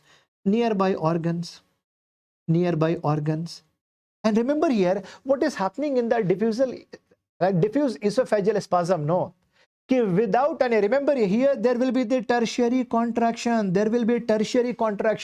Without any food particle, without anything inside the esophagus, like suddenly there can be severe spasm, right? Severe spasm. So now, remember, especially in a female after the emotional trauma, if there will be vasoconstriction of these blood vessels, no. Vasoconstriction of these blood vessels, no. Now there can be squeezing effect around the esophagus. Now esophagus can become like this, and this will give appearance like this, diffuse esophageal spasm like rosary bead or the corkscrew. Okay, so here severe pain can be there, that can be radiating towards the left part of the chest. So this mimics like angina. I can say this mimics like angina. Diffuse esophageal spasm, this can mimic like angina, or you can say what? MI. So yes, there will be pain in chest, there will be dysphagia. How to treat? Yes, okay, we can operate with the help of what? Per oral endoscopic myotomy. Even when I talk about achalasia cardia, diffuse esophageal spasm, see, surgery is the final treatment. In starting, we can use some drugs like nifedipine. We can use even see the calcium channel blocker. See, the tablets for time being we can use.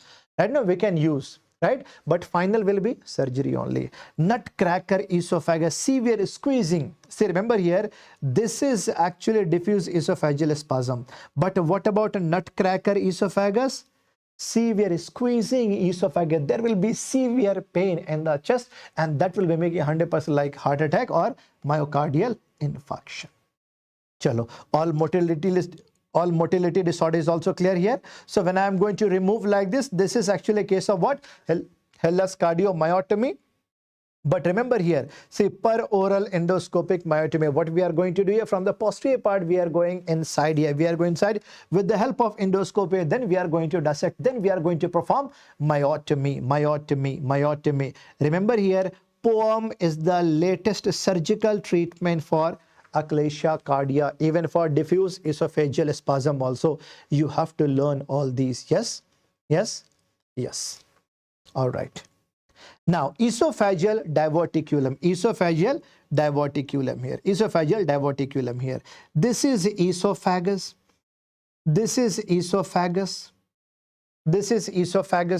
right? Suppose at the backside, if some muscles will become weak,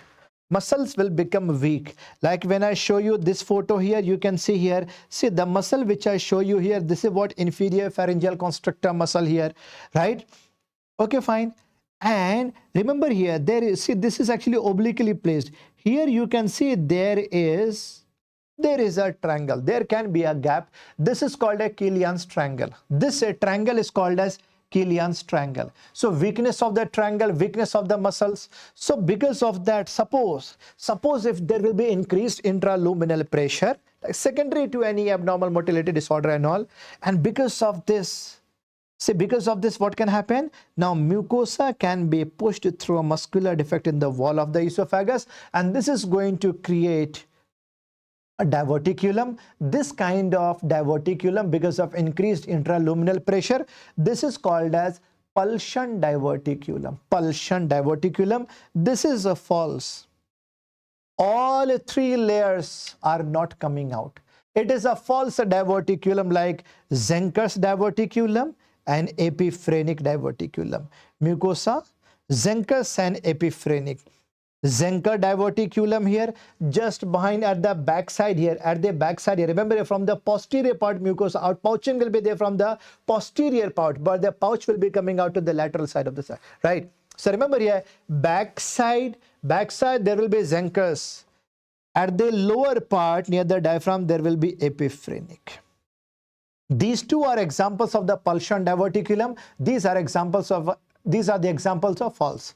But due to histoplasmosis and tuberculosis, remember, because of severe inflammation, scarring of the peribronchial layer, remember here, because of the full thickness of the esophagus will be coming out, full thickness like mucosa, submucosa, muscularis propria, all three structures are coming out, all three are becoming the part of the diverticulum. That's why it is called the true diverticulum. This is mid-esophageal diverticulum. The example is parabronchial. So remember here, in esophagus, one is the true diverticulum, which is called the parabronchial. But when I talk about Zenker's diverticulum or epiphrenic diverticulum, these two are examples of false diverticulum. Remember here, Zenker's is repeatedly asked question.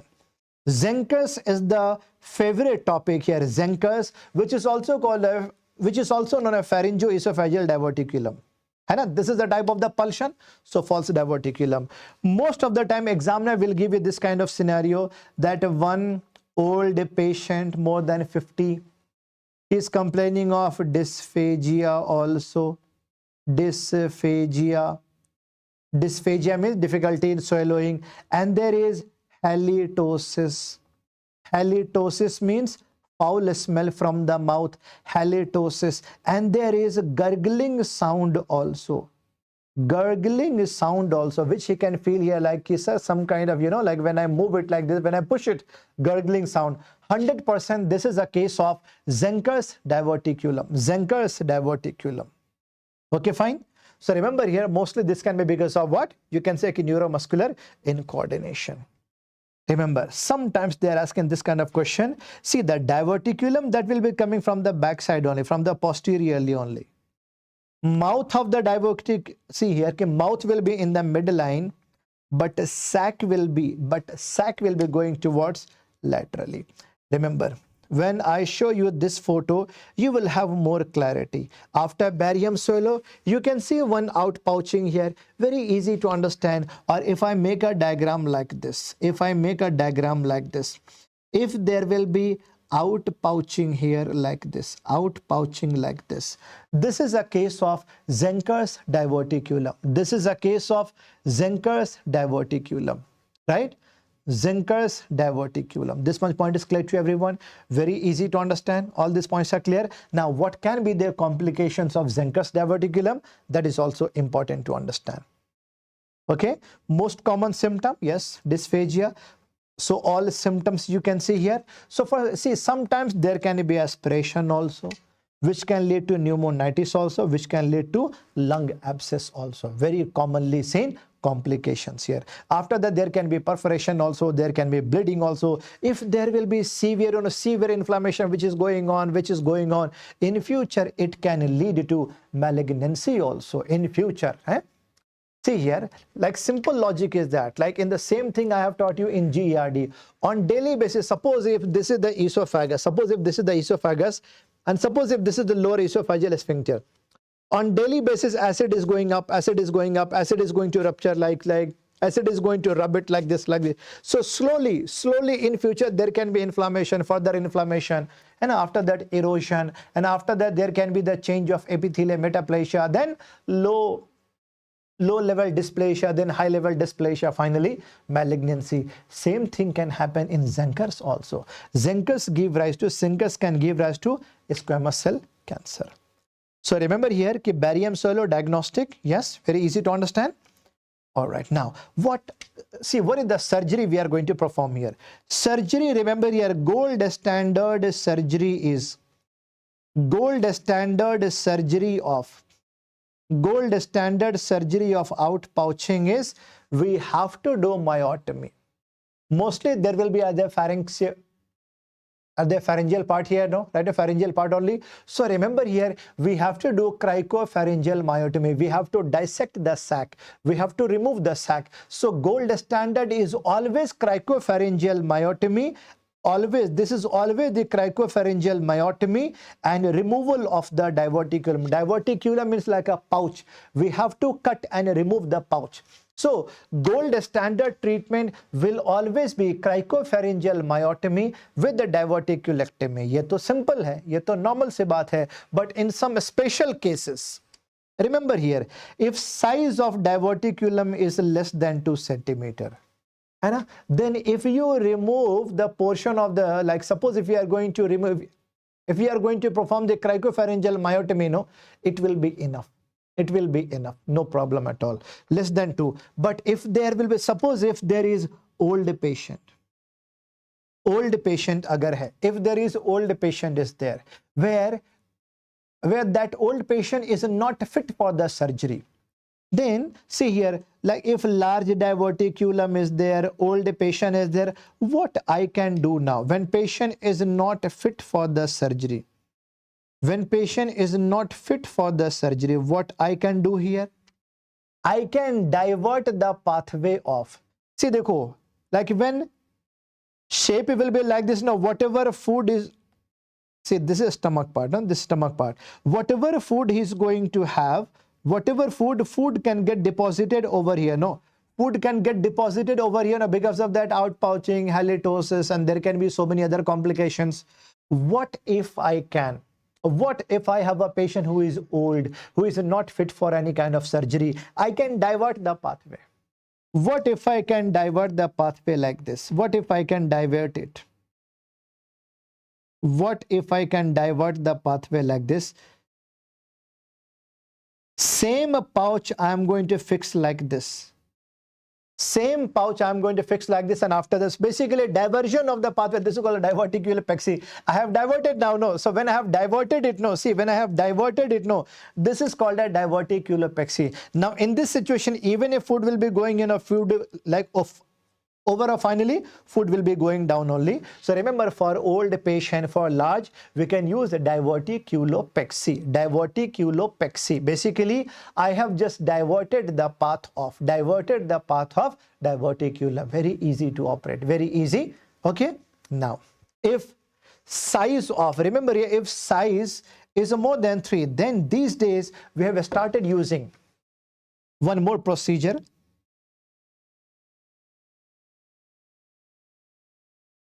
It is like this here. So I can do endoscopic stippling.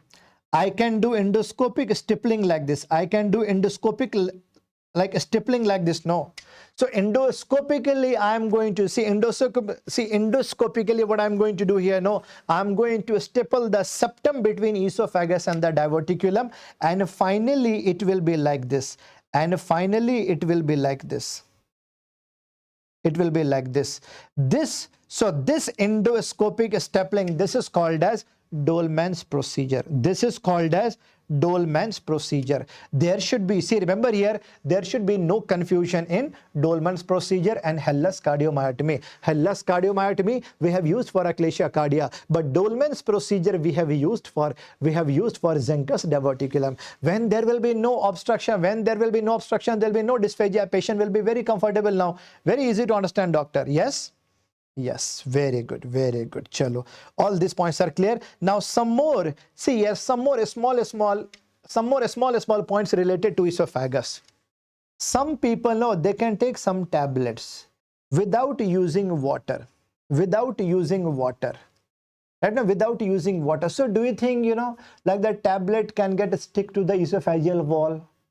Okay, after that, when the tablet will be touching both sides of the esophagus, no, it can give rise to one ulcer. It can give rise to one ulcer. So this is called as kissing ulcer, which is actually the tablet-induced esophagitis. Or you can say pill-induced esophagitis. Esophagitis like this. Both side you can see ulcer.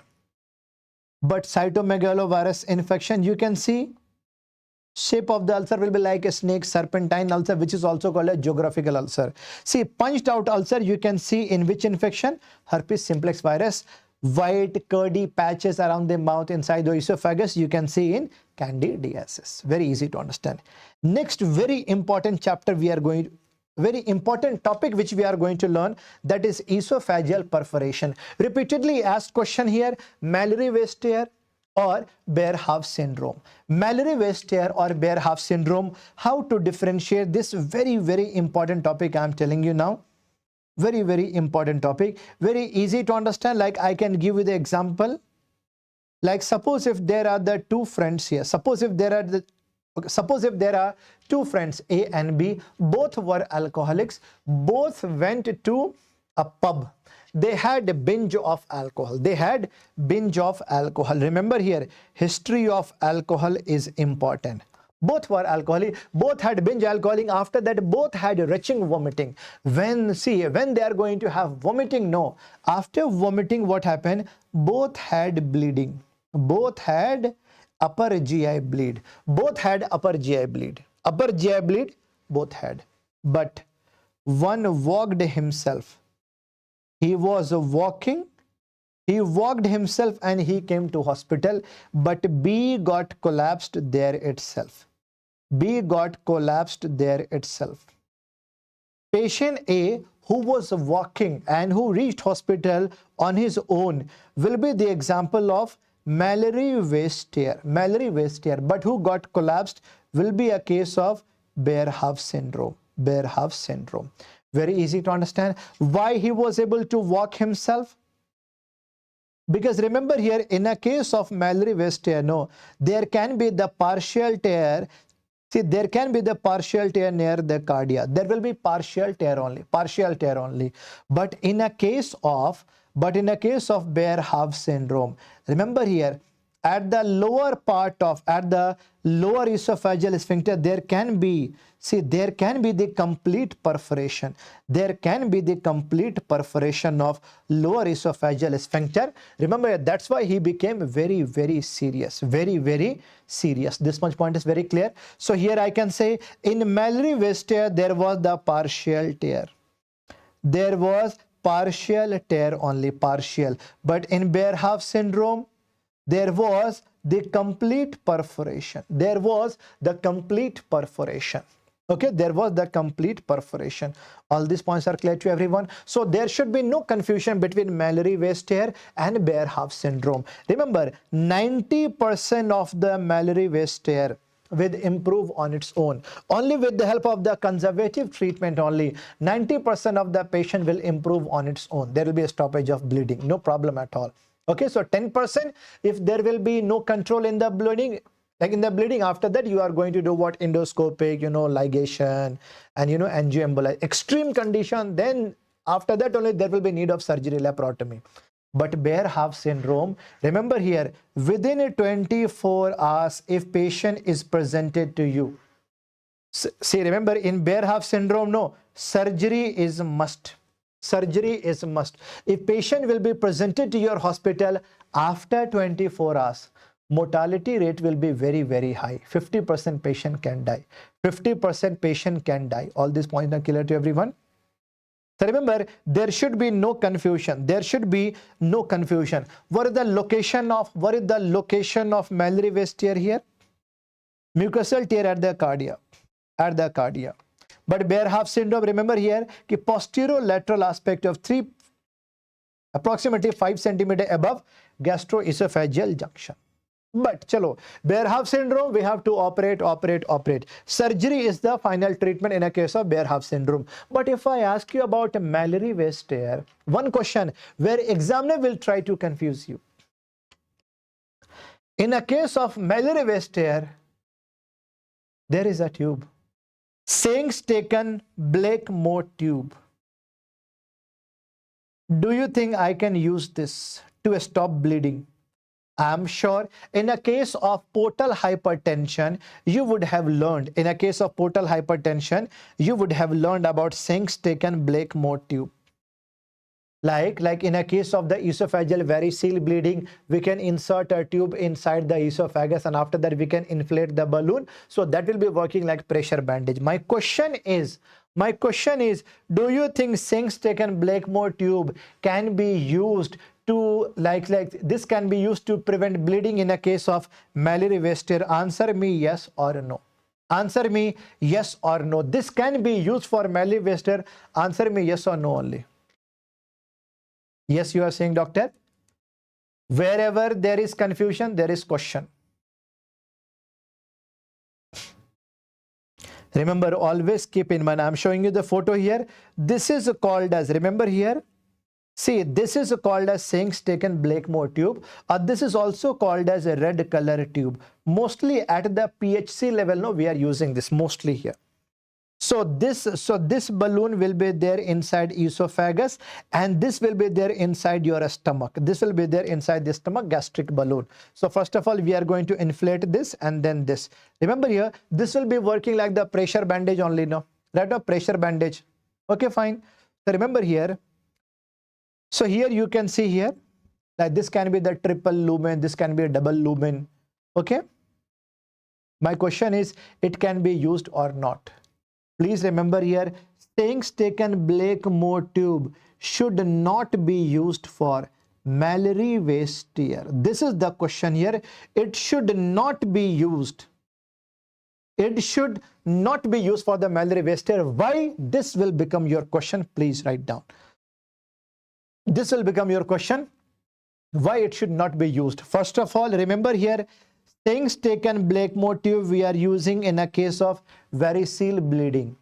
This is actually enough only for this can prevent only venous bleeding. This can prevent only venous bleeding. Only venous bleeding. And in mammillary waist tear, no, there is arterial bleed. There is arterial bleed. Can you answer me? Which artery is most commonly involved here? Left gastric artery. Left gastric artery is the source of bleeding. Left gastric artery is the source of bleeding here. Source of bleeding here. So first of all, things taken Blakemore tube can prevent only venous bleeding, like in the varicose bleeding. First of all, this cannot prevent bleeding from the artery, because in artery there will be more pressure. So first of all, remember here, first reason. Second, in mammillary waist tear, there was actually only partial tear. As of now, there was only partial tear. But whenever you try to insert the tube, no, this can make, see here, this can convert partial tear. This can convert partial tear into the complete tear. So this can be more dangerous. And first of all, arterial, and this can be more dangerous. That's why please keep in mind, for mammillary waist tear, we cannot use things taken Blakemore tube. We cannot use. This much point is clear to everyone. Okay, fine.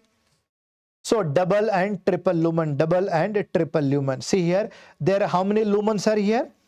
We have approximately 3 lumens, right now? Okay, fine. But if 4 lumens will be there, that is called a Minnesota. Minnesota, you can search on Google, you can see the photo just for the name. But most commonly, like most of the time, they are asking question from here only. Right now, they are asking question from here only. If there will be triple lumen, it is called as sayings taken Blakemore tube, also called as a red tube. There are 3 lumens. One is for the gastric balloon if I have to inflate. Second is for esophageal. And when I have to do aspiration, there is what gastric aspiration port. Remember, like in a case of the varicose bleeding, and like I will teach you portal hypertension separately. I will teach you portal hypertension. In a case of the varicose bleeding, what will you do? You are going to inflate, but you have to deflate. Remember here, you have to deflate after every 12 hours.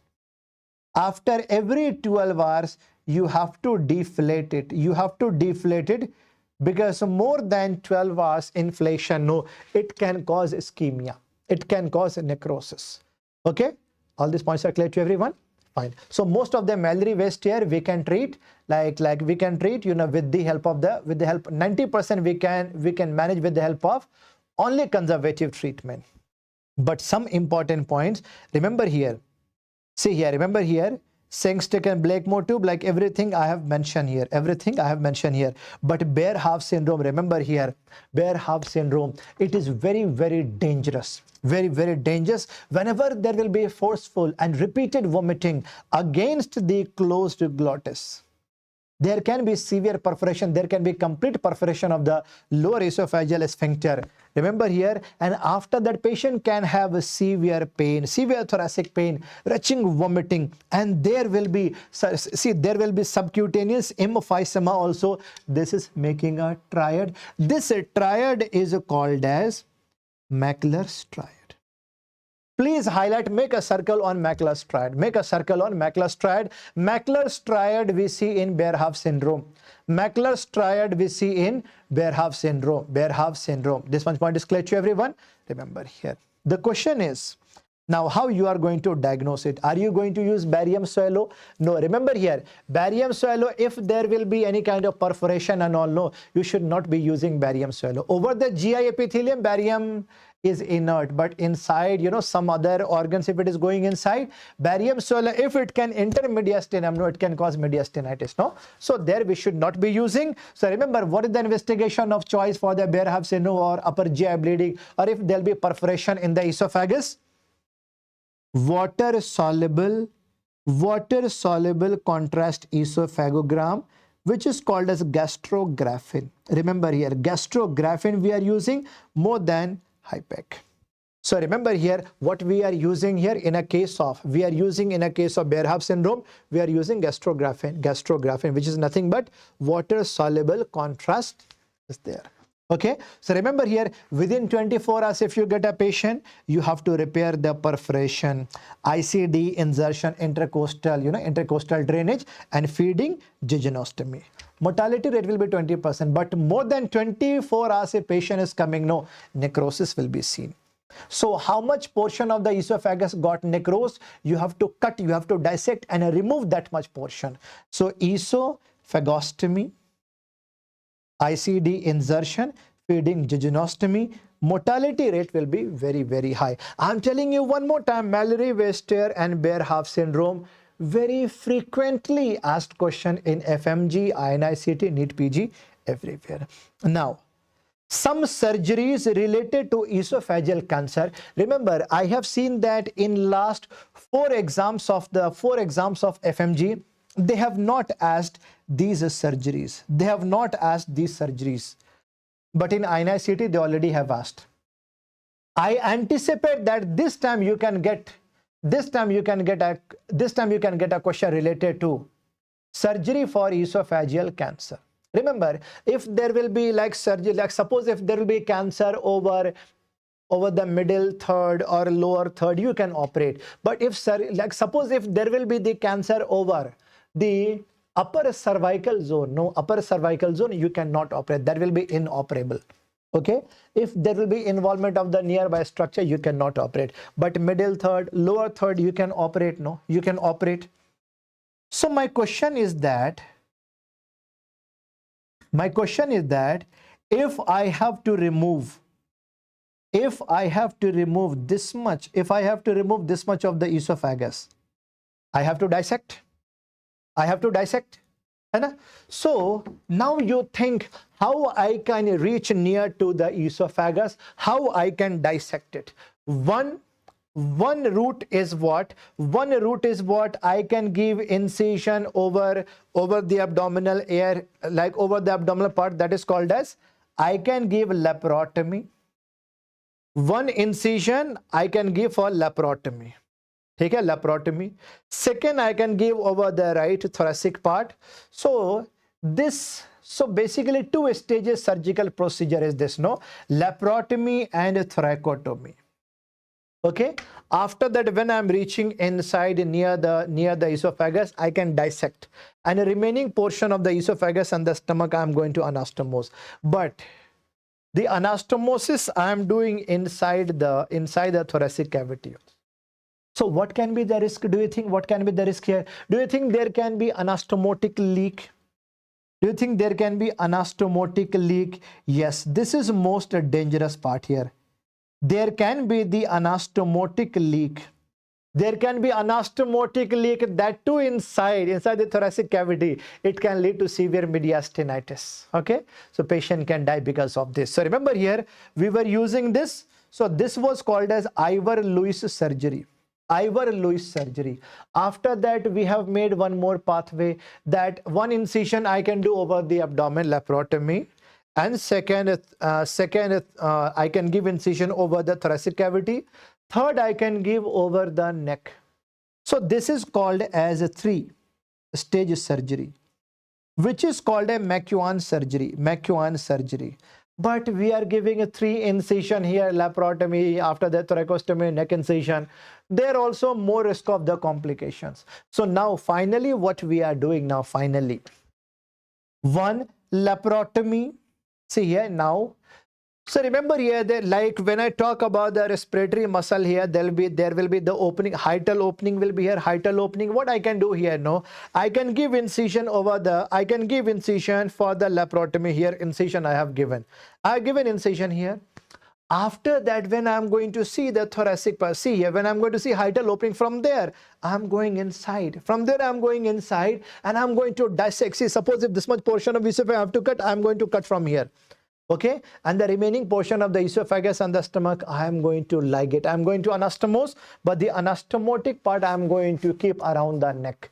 so that anastomotic leak should be outside.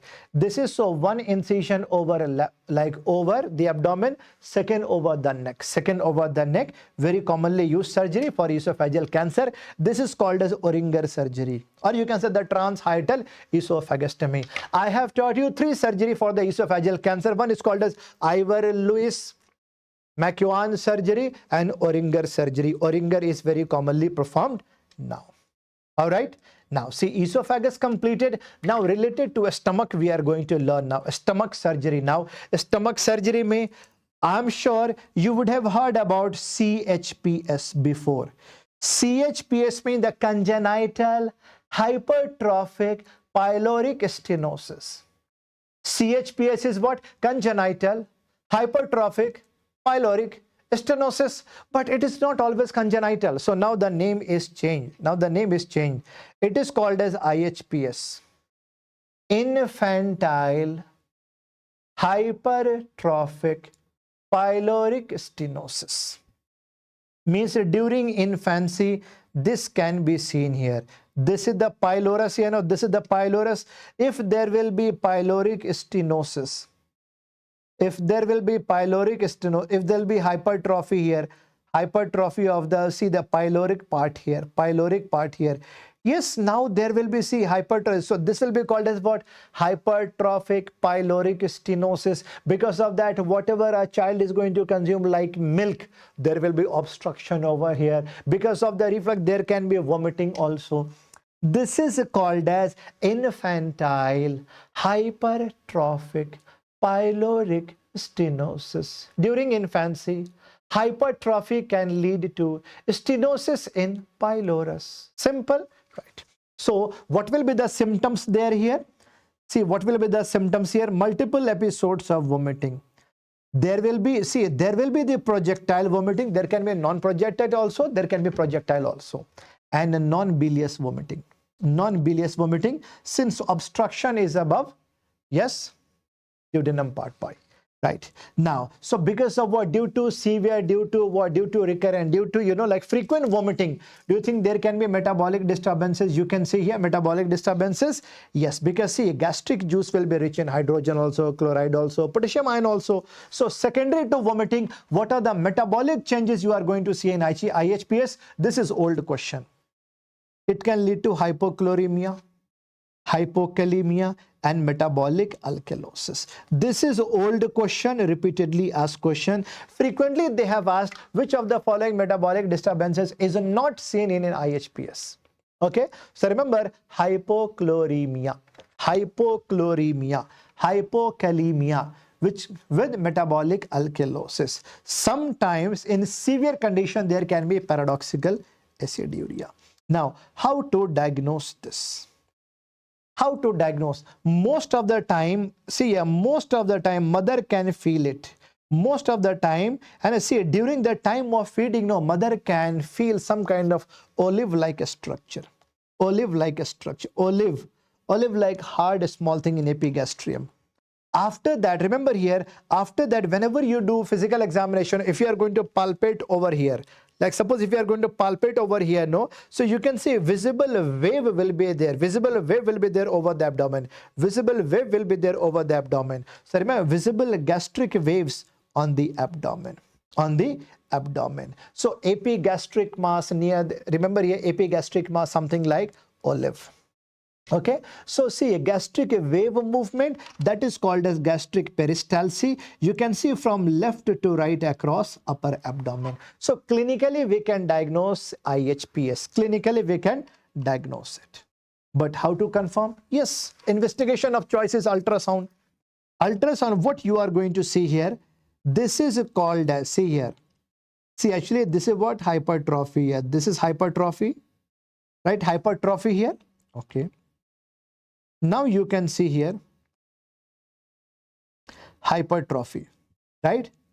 So hypertrophy, I can see here ki pyloric muscle thickness will be more than 4 mm, and this length, this is called as the, this is known as the channel length. It will be more than 16 mm. And see the transverse diameter here. See the transverse diameter. No, this will be more than 13 mm. More than 13 mm. Now, how to manage IHPS? First of all, see here, patient will be having metabolic alkalosis and frequent vomiting will be there, no? So, see, the child or the infant will be dehydrated. So, first of all, manage dehydration.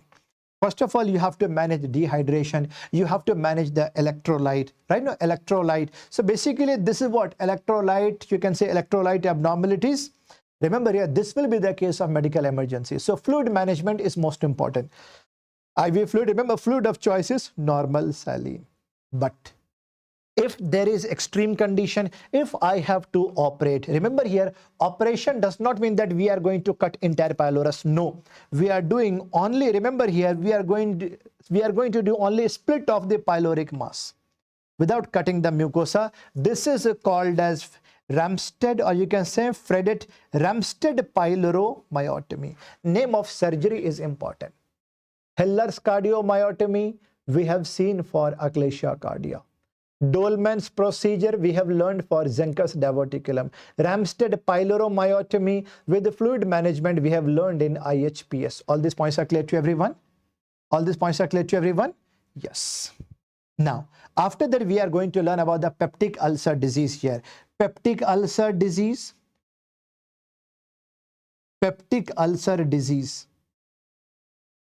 So whenever there will be imbalance of, see here, whenever there will be imbalance of the fluid secretion by fluid secretion, see here, whenever there will be fluid secretion by the gastric cells here, and like suppose, see here, like if there will be any damage, if there will be any damage of the gastric epithelium, and after that acid attack over there, it can lead to formation of the ulcer. It can lead to the formation of the ulcer that is called as peptic ulcer disease. So whenever there will be imbalance in secretions and gastric defense mechanism, there can be formation of peptic ulcer, formation of ulcer over the GI layer. So remember here, in this case, you can see one infection, H. pylori infection, H. pylori infection, H. pylori infection. Now, peptic ulcer disease, if I ask you one question, all of you, if I can ask you one question now. Overall, what is the most common reason for upper GI bleed? What is the most common reason for the upper GI bleed? Varicose bleeding or non-varicose bleeding? Can you answer me? I'm asking you, overall, what is the most common cause of bleeding, upper GI bleed? Varicose or non-varicose? Can you answer me? Varicose or non-varicose?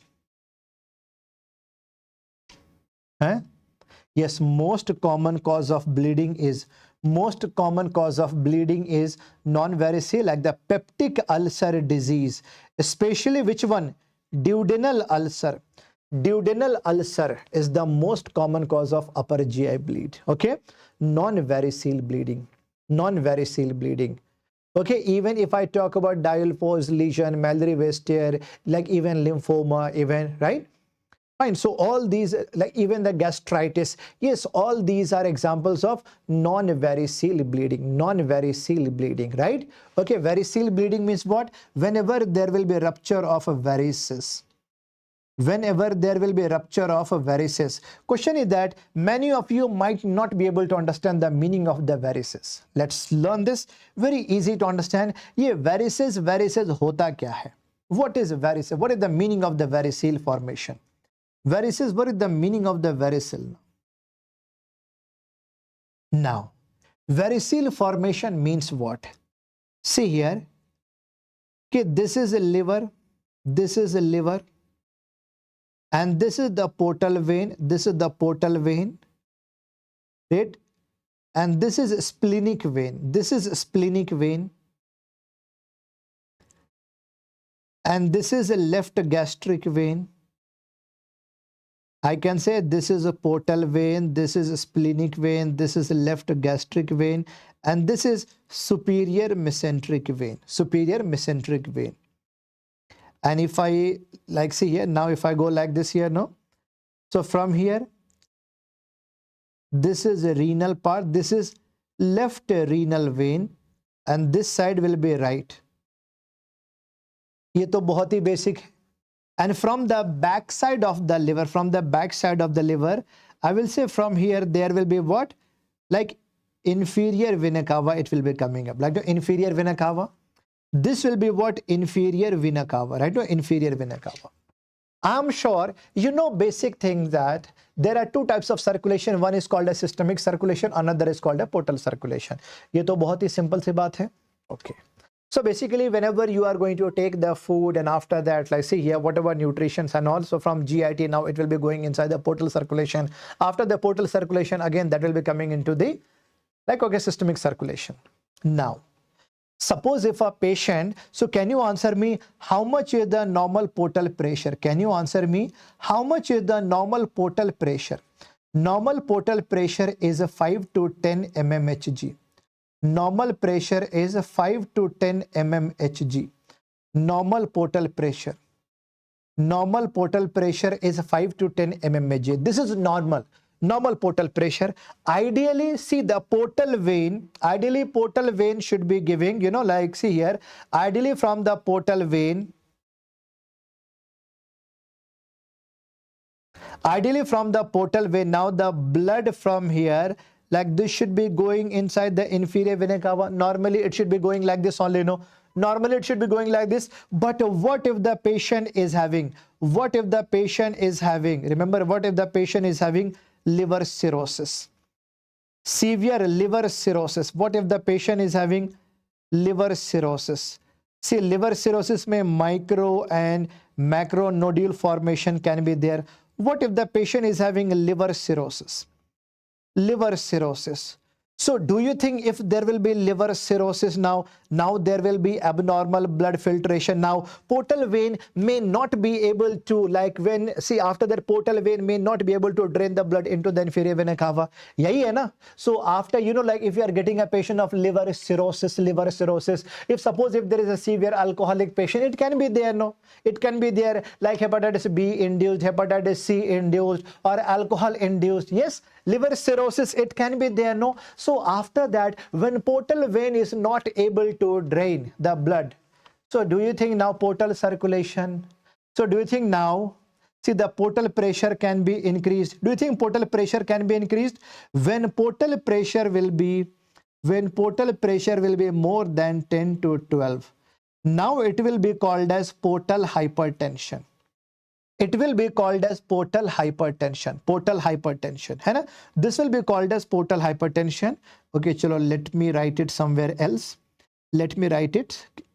Okay, see, portal hypertension, I'm writing here. Portal hypertension more than 10 to 12 mmHg. This will be called as portal hypertension.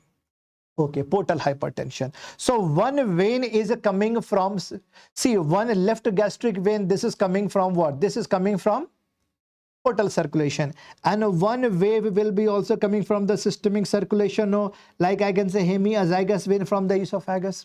So when blood vessel is coming, one blood vessel is coming from the systemic circulation, second is coming from the portal circulation. Do you think there will be a point of anastomosis?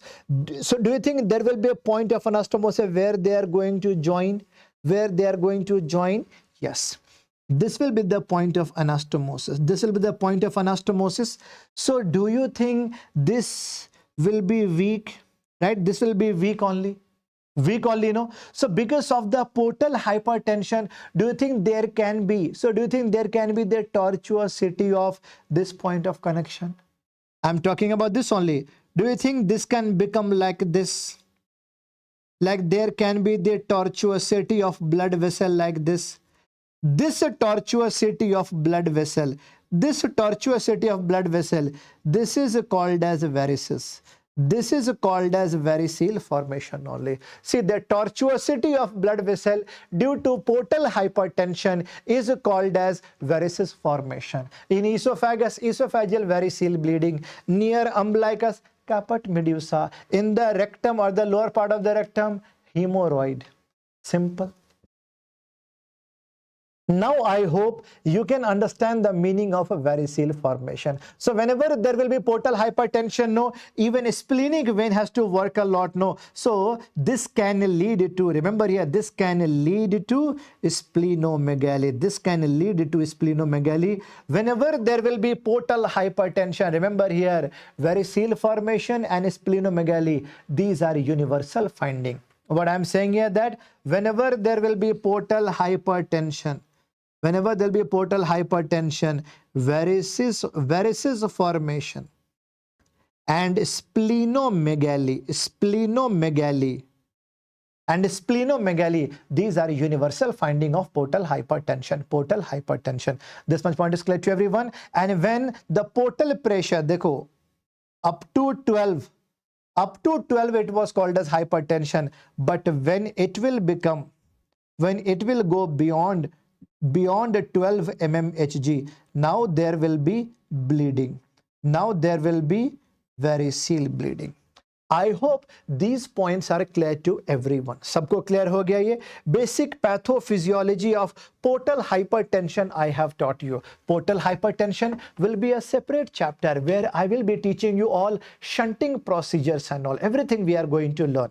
Very easy to understand. With the help of this basic diagram, I hope you people are done with. You people are clear with portal hypertension and the meaning of a varicose formation. Very easy to understand. Very easy to understand. Right? Chalo, fine. So remember here, so peptic ulcer disease, this is the most common cause of what? Upper GI bleed.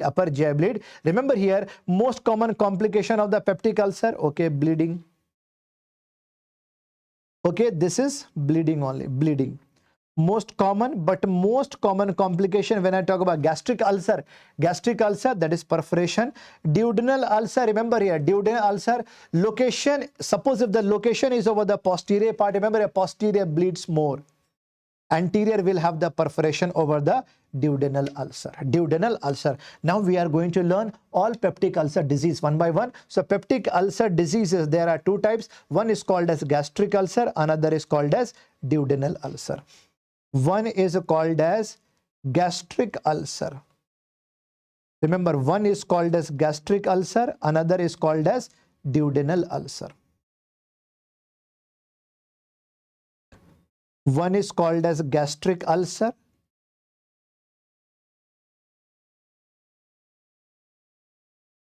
and a duodenal ulcer. See, the gastric ulcer, location can be anywhere, here, or here, or anywhere. So these are the examples of the gastric ulcer. But when I talk about duodenal ulcer, near the point of the duodenum part, okay. So whenever you take food, whenever you are going to consume food, whenever you are going to consume the food is going to rub gastric ulcer. So after food, remember here, after food there will be pain. After food there will be pain. And because see here, no, whenever you are going to consume the food, like food is going to rub, ulcer also, and there will be hydrochloric acid secretion also. Okay, but if there will be duodenal ulcer, no. See, remember here, duodenal ulcer, when a stomach is empty, hydrochloric acid secretion, when it is going to touch here, no, there will be pain here. So in gastric ulcer, after taking food, there is pain. After food, there is pain. But when a stomach is empty, when acid will be touching the duodenal ulcer, no, there will be severe pain. Okay, so remember here, before food, there will be pain. Before food there will be pain. So whenever there will be pain, when you consume food, when you take the food, no, when food, after that there will be alkaline secretion also. When food is going to neutralize hydrochloric acid, after taking food you will be relieved. After food you will be relieved. After food you will be relieved here.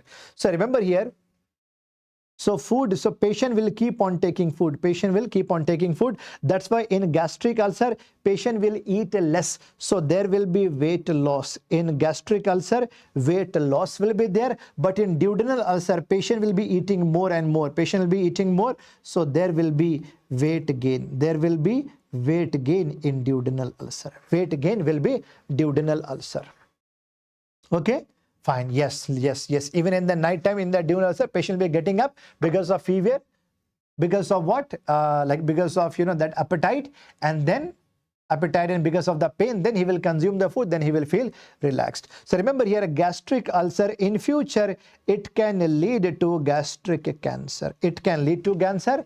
Duodenal ulcer, mostly it will not be causing gastric cancer. This much point is clear to everyone. But remember here, gastric ulcer, there will be higher risk of, there will be higher risk of the cancer. Now, what will be the complication here? Out of gastric ulcer and duodenal ulcer, can you answer me which one is having maximum risk of bleeding? Obviously, duodenal ulcer will have maximum bleeding. Duodenal ulcer will be having maximum bleeding. So can you answer me, if location of ulcer is over the anterior part or over the posterior part, which ulcer will have maximum bleeding? Can you answer me? In the beginning only I have explained here now, ki posteriorly located, there will be bleed. Bleeding is due to which blood vessel? Rupture of gastroduodenal artery. Please highlight this. Because of gastroduodenal artery rupture, there will be bleeding. There will be bleeding. Okay, there will be bleeding. This much point is clear to everyone. Because of the gastroduodenal artery. Gastroduodenal artery. Anterior will have more perforation. Anterior will have more perforation. Chalo. These points are clear to everyone. Now, when I talk about a gastric ulcer, please remember here, gastric ulcers are of 5 types as per modified Johnson's classification. If location of ulcer is at angularis incisura, here, it is called as type 1.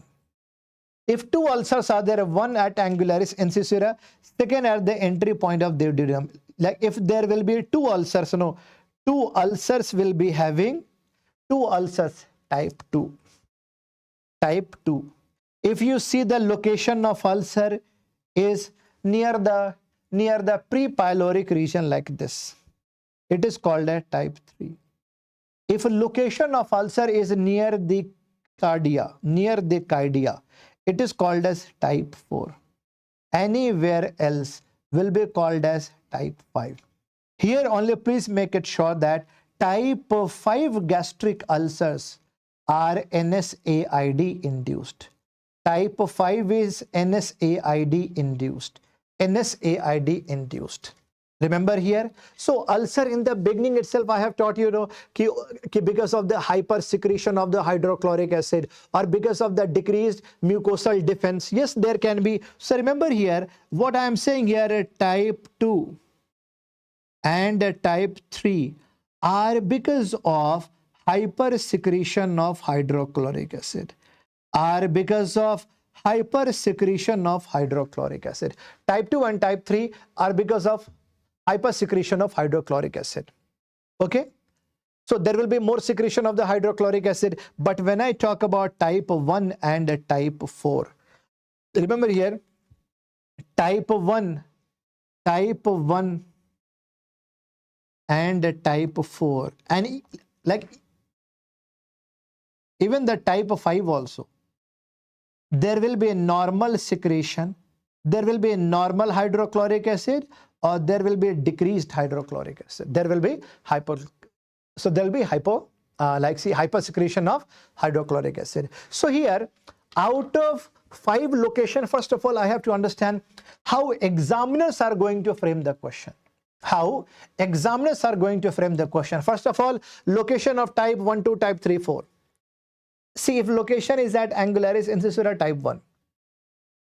With angularis incisura, with one more at the near the duodenum, type 2. Near the prepyloric region, type 3. Near cardia, type 4. Anywhere else, type 5. Only in type 2 and type 3, there will be hypersecretion of acid. Remaining all will have hyposecretion or normal. This much point is clear to everyone. Chalo. This much point is also clear to everyone. Now, if there will be type 1 suppose if there will be like location of the ulcer is here only. Location of the ulcer is here only. I'm going to dissect it. No, this is called about distal gastrectomy. When I'm going to cut a portion, of the gastric part, no, usko bolenge distal gastrectomy. No problem at all. Distal gastrectomy. Okay. Type 5, stop NSAID. Stop NSAID.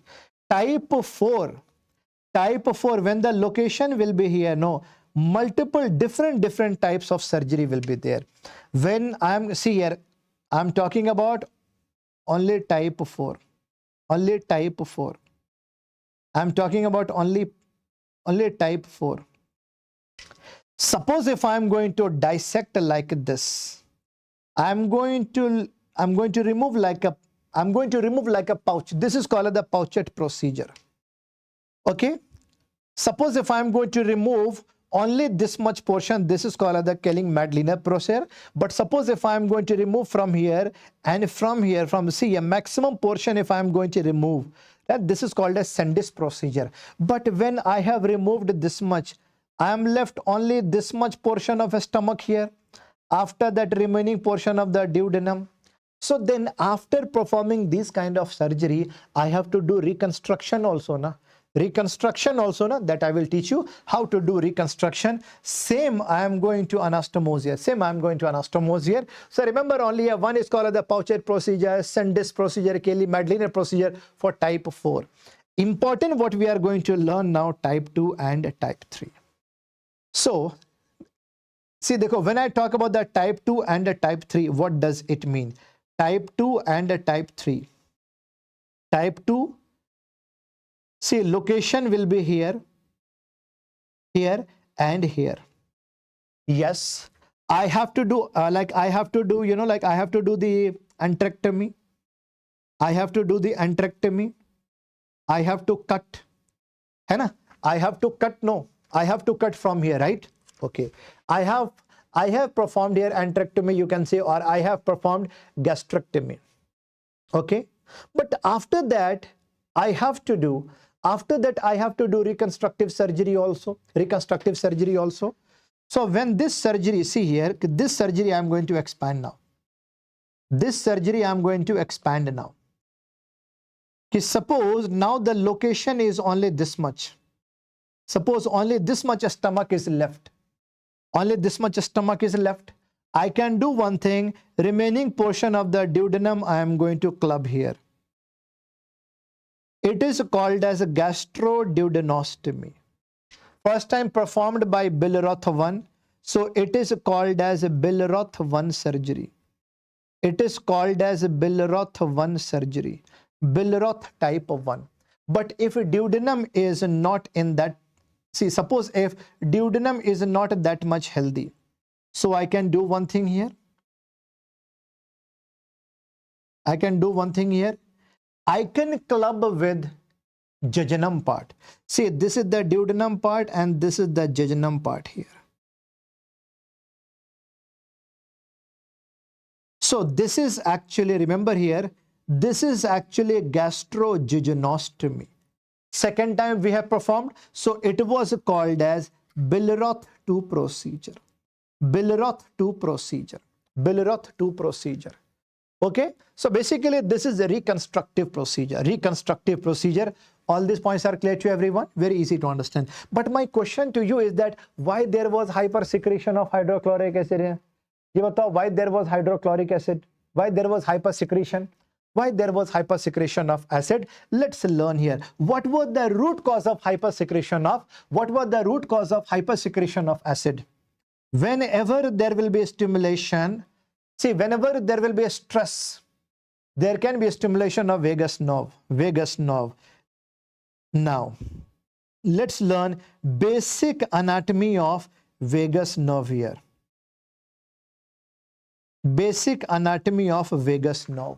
Vagus nerve is supplying your heart also, your lungs also, stomach also, pancreas also, everywhere. Vagus nerve, below neck, above neck, like everywhere, vagus nerve is supplying. And basic anatomy, we are knowing the fact that at the lower part of the esophagus, vagus nerve will be divided into two halves. One side is left, another side is right. Left branch and right branch. Vagus nerve, left branch and right branch here. Mnemonic is LARP. Mnemonic is LARP. LARP. Left vagus is supplying the anterior part of abdomen and right vagus is supplying the posterior part of stomach. Left is supplying anterior stomach, anterior part of stomach, and right is supplying the posterior part of stomach. This much point is clear to everyone. So from the left side only, no, there will be, see now there will be formation of one nerve will be coming down like this, hai na? Like from here you can say what, like this is supplying what, like a stomach part only, like this will be going down, this will be supplying a stomach part. So from here only one nerve will be coming out. This is called as criminal nerve of Gracie. Remember, see the branches will be supplying the stomach. Branches will be supplying the stomach. Why it is called the criminal nerve of Gracie? Because see here, when I know that, see remember here, first of all, let's understand the physiology of, vagus nerve.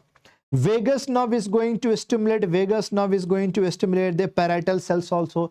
Because of overstimulation of the vagus nerve, there will be more and more secretion of hydrochloric acid. More and more hydrochloric acid. Okay, fine. More and more hydrochloric acid. And after that, remember here, some more branches from here. Like, okay, from here, there will be hepatic branch, there will be celiac branch. And now this will be going inside like this. So this will be having seromuscular branches here. Okay, fine. This much point is clear to everyone. Ye to kafi hai.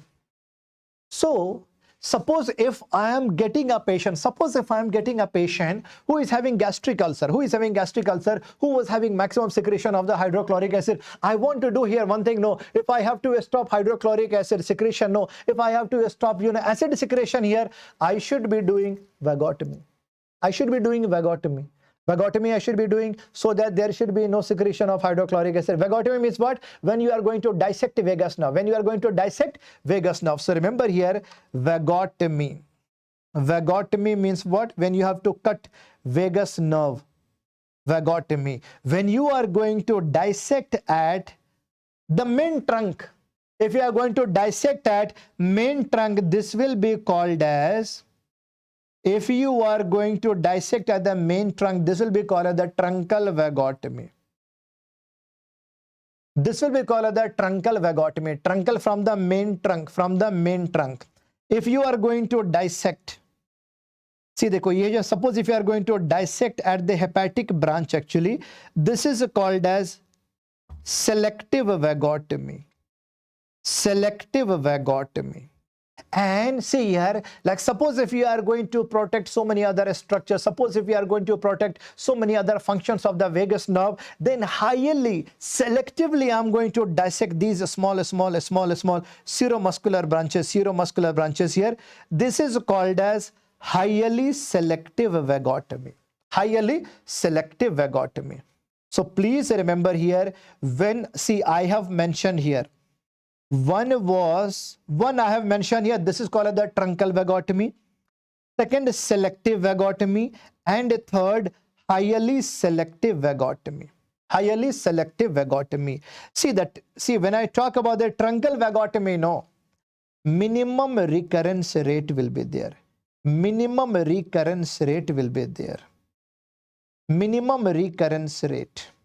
But remember here, vagus nerve was stimulating hydrochloric acid also, but vagus nerve is supplying the pyloric part also here. Whenever you are going to consume food, how food is going from stomach to the intestine? Because of the pyloric movement. The movement of the pylorus is because of what? Vagus nerve only, no. So maximum from the main trunk, if you are going to dissect, oh my God. Okay, recurrence will be least. But remember here, maximum some other morbidity will be seen. Highly selective vagotomy, please remember here, highly selective vagotomy, no, remember here, minimum morbidity, but see here, maximum recurrence.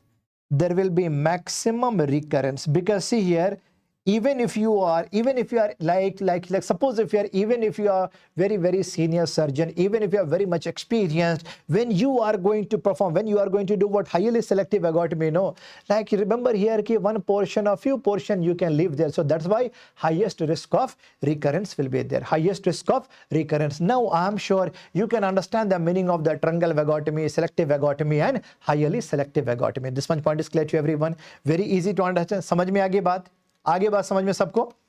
You can understand this much portion, right? Okay, fine. Chalo, fine. I have taught you all these with the help of just basic diagram here, basic diagram here. So remember here, so for type 2 and type 3, we are doing, first of all, yes, we have to do the truncal vagotomy. We have to do the truncal vagotomy, so that we have to do the truncal vagotomy, we have to do the truncal vagotomy. But remember here, when we are going to do the truncal vagotomy, there will be like this, So now see, the pylorus will not be functioning well, So that's why I have to dissect. I have to dissect the pyloric part, or you can say gastric part also, or antrum part. And then I have to reclub with duodenum, gastroduodenostomy, or jejunum, gastrojejunostomy. So for type 2 and type 3, yes, we can perform Billroth 1, Billroth 2. This much point is clear to everyone. Very easy to understand. Now I hope all these surgical aspects are clear to everyone. समझ में आ गई बात? But do you think there can be secondary complications because of, do you think there can be secondary complications because of gastroduodenostomy or gastrojejunostomy? Do you think so? Do you think so? Answer me yes or no. Yes, no, there can be secondary complication, no. So what kind of secondary complications can be there? Let's learn here. Remember here, what kind of secondary complications? What kind of secondary complications we are going to see here? Please remember here. See, especially related to gastrojejunostomy, especially related to gastrojejunostomy. Gastrojejunostomy. What is happening here now? See, what is happening here? Now, whatever patient, see earlier, like earlier when patient was healthy, whatever food he was consuming, aram se food was going inside their stomach, then slowly into duodenum, all parts, then small intestine, all parts, then duodenum, jejunum, then large intestine. So food was having time for the digestion. Now what is happening here? What is happening here? See, whatever food is having, directly from the stomach, directly it is being dumped into. Directly it is being dumped into jejunum here. So do you think this can cause dumping syndrome? Yes, this can cause a dumping syndrome. Please write down here. There are two types of dumping syndrome here. One is called as early dumping syndrome. Second is called as late dumping syndrome. Second is called as a late dumping syndrome. Early dumping syndrome, when patient can have symptoms within 30 minutes. And a late, when patient can have symptoms after 2 hours. See here, these are the side effects after this surgery. After this surgery. So what is happening here now? When hyperosmolar content, when directly it is being dumped here, there will be hypersecretion of the fluid, and there will be low volume. So patient can go into hypovolemic shock. Patient can go into hypovolemic shock. You have to treat with the help of IV fluid. But when hyperosmolar content is going inside the jejunum, and a severe infusion of glucose, now there will be more and more release of insulin because of that reactive hypoglycemia. So late is because of low glucose, because of, see here, because of reactive hypoglycemia, because of what? Excess stimulation of insulin. So here you can give the patient oral glucose. Oral glucose. All these points are clear to everyone. Remember here, we have learned Billroth 1 and Billroth 2. We have learned meaning of all these surgeries and how surgeries are being performed. We have learned, right? Right? Very easy to understand. Very easy to understand. And the complications, dumping syndrome, early and late, you cannot take a chance to forget. All we have learned here. Now, chalo. See, suppose if there will be now how you are going to manage bleeding vessels. See, like suppose if there will be bleeding duodenal ulcer, bleeding duodenal ulcer, what you can do here? Bleeding duodenal ulcer, what you can do here? Bleeding duodenal ulcer. bleeding duodenal ulcer. I have to reach up to the bleeding point. I have to reach up to the bleeding point. So what I can do here, first of all, I can give incision over the duodenum part, that is called a duodenotomy.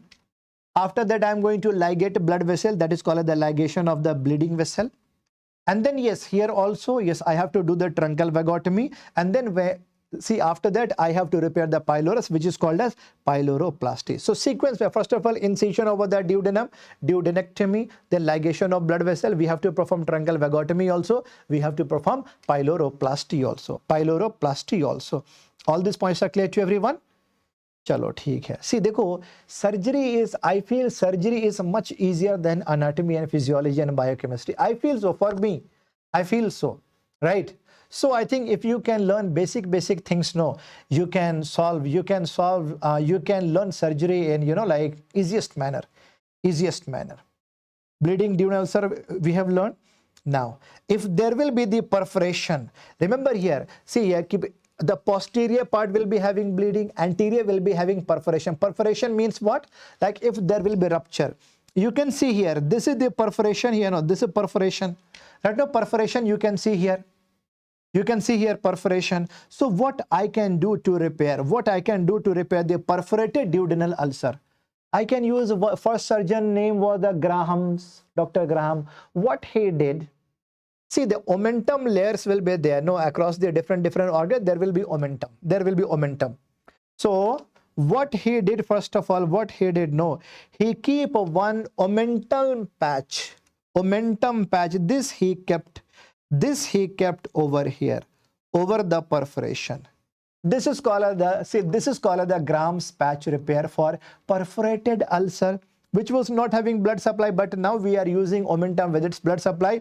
This is called as modified Graham's repair or omentum patch repair. Remember here, omental patch repair we are using for duodenal perforated ulcer.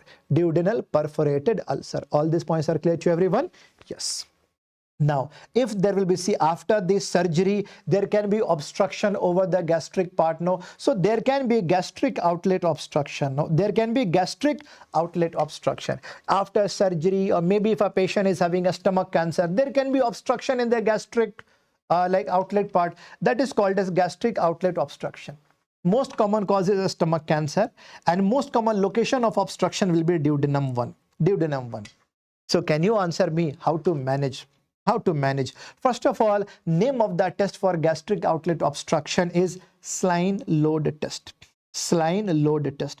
What is Sline load test? I can see here that at the duodenal point, at the entry point, there can be obstruction. So I can do one thing. First of all, I'm going to empty the stomach. How? I'm going to insert Ryle's tube.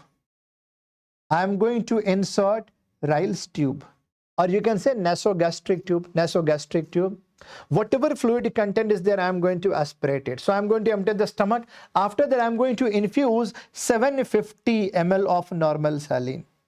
750 ml of normal saline. Okay, 750 ml. Now, after that, see, remember here, after that, after half an hour, after 30 minutes, what I can do, after half an hour, what I can do, I am going to re-aspirate it. Ideally, when I have infused normal saline, this should go out, this should be entering into the duodenum, then intestine and all. And after half an hour, when I am going to re-aspirate, no, if residual saline, left out saline will be less than 400 ml, it is normal. If it is more than 400, no, it means there is obstruction. There is obstruction. There is obstruction. Okay, all these points are clear to everyone? Yes, all these points are clear to everyone now? Remember here, all these points are clear to everyone. So this is called a Sline load test. Old question. Where do we use Sline load test? We are using in gastric outlet obstruction here. Gastric outlet obstruction here. This one point is clear to everyone? Remember here, 1 point please highlight here. 1 point please highlight. What will be the fluid of choice now? So first of all, if there is a case of the gastric outlet obstruction, yes, first of all, I have to keep my patient NPO for 2 days. NPO for 2 days. NPO for 2 days. After that, do you think I can use Ringer's lactate as IV fluid? Ringer's lactate? No, remember here, Ringer's lactate.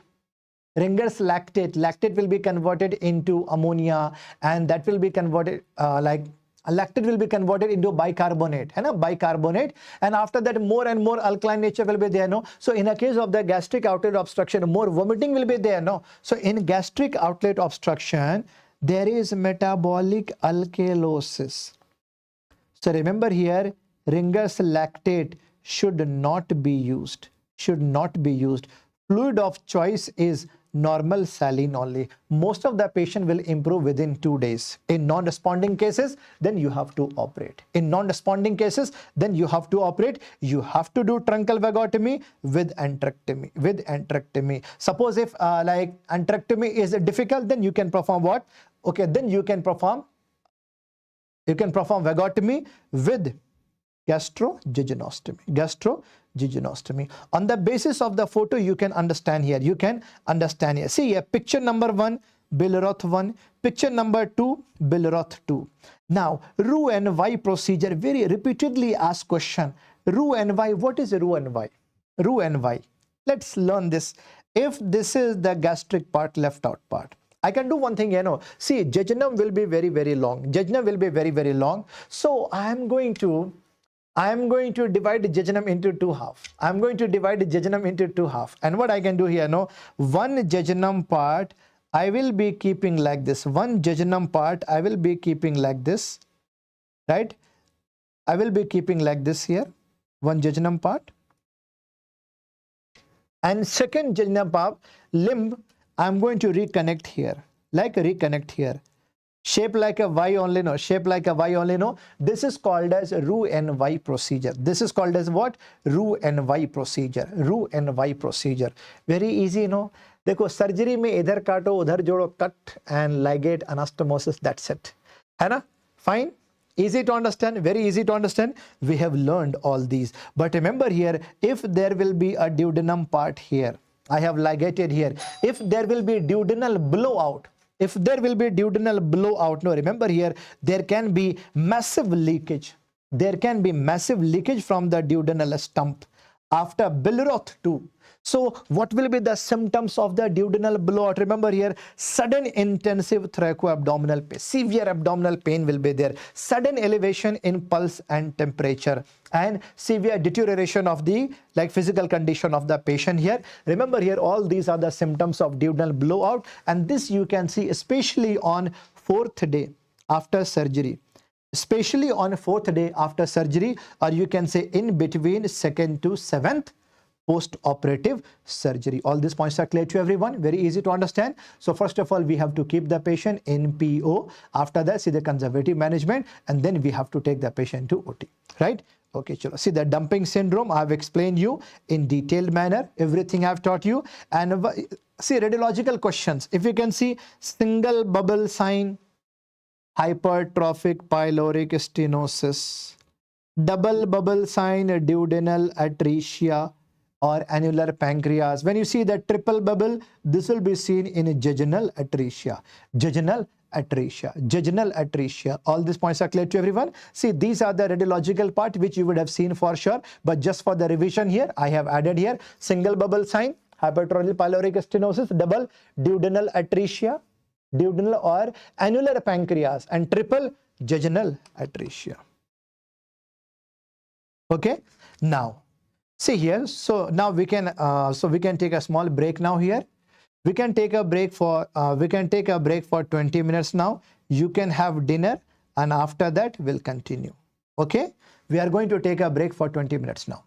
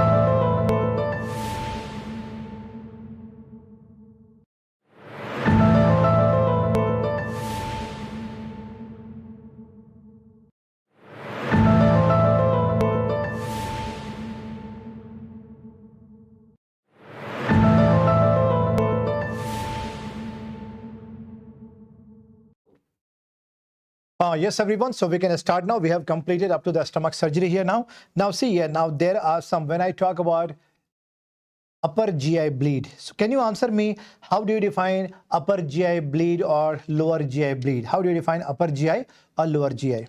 See, dekho, like when I make a diagram like this is actually a stomach.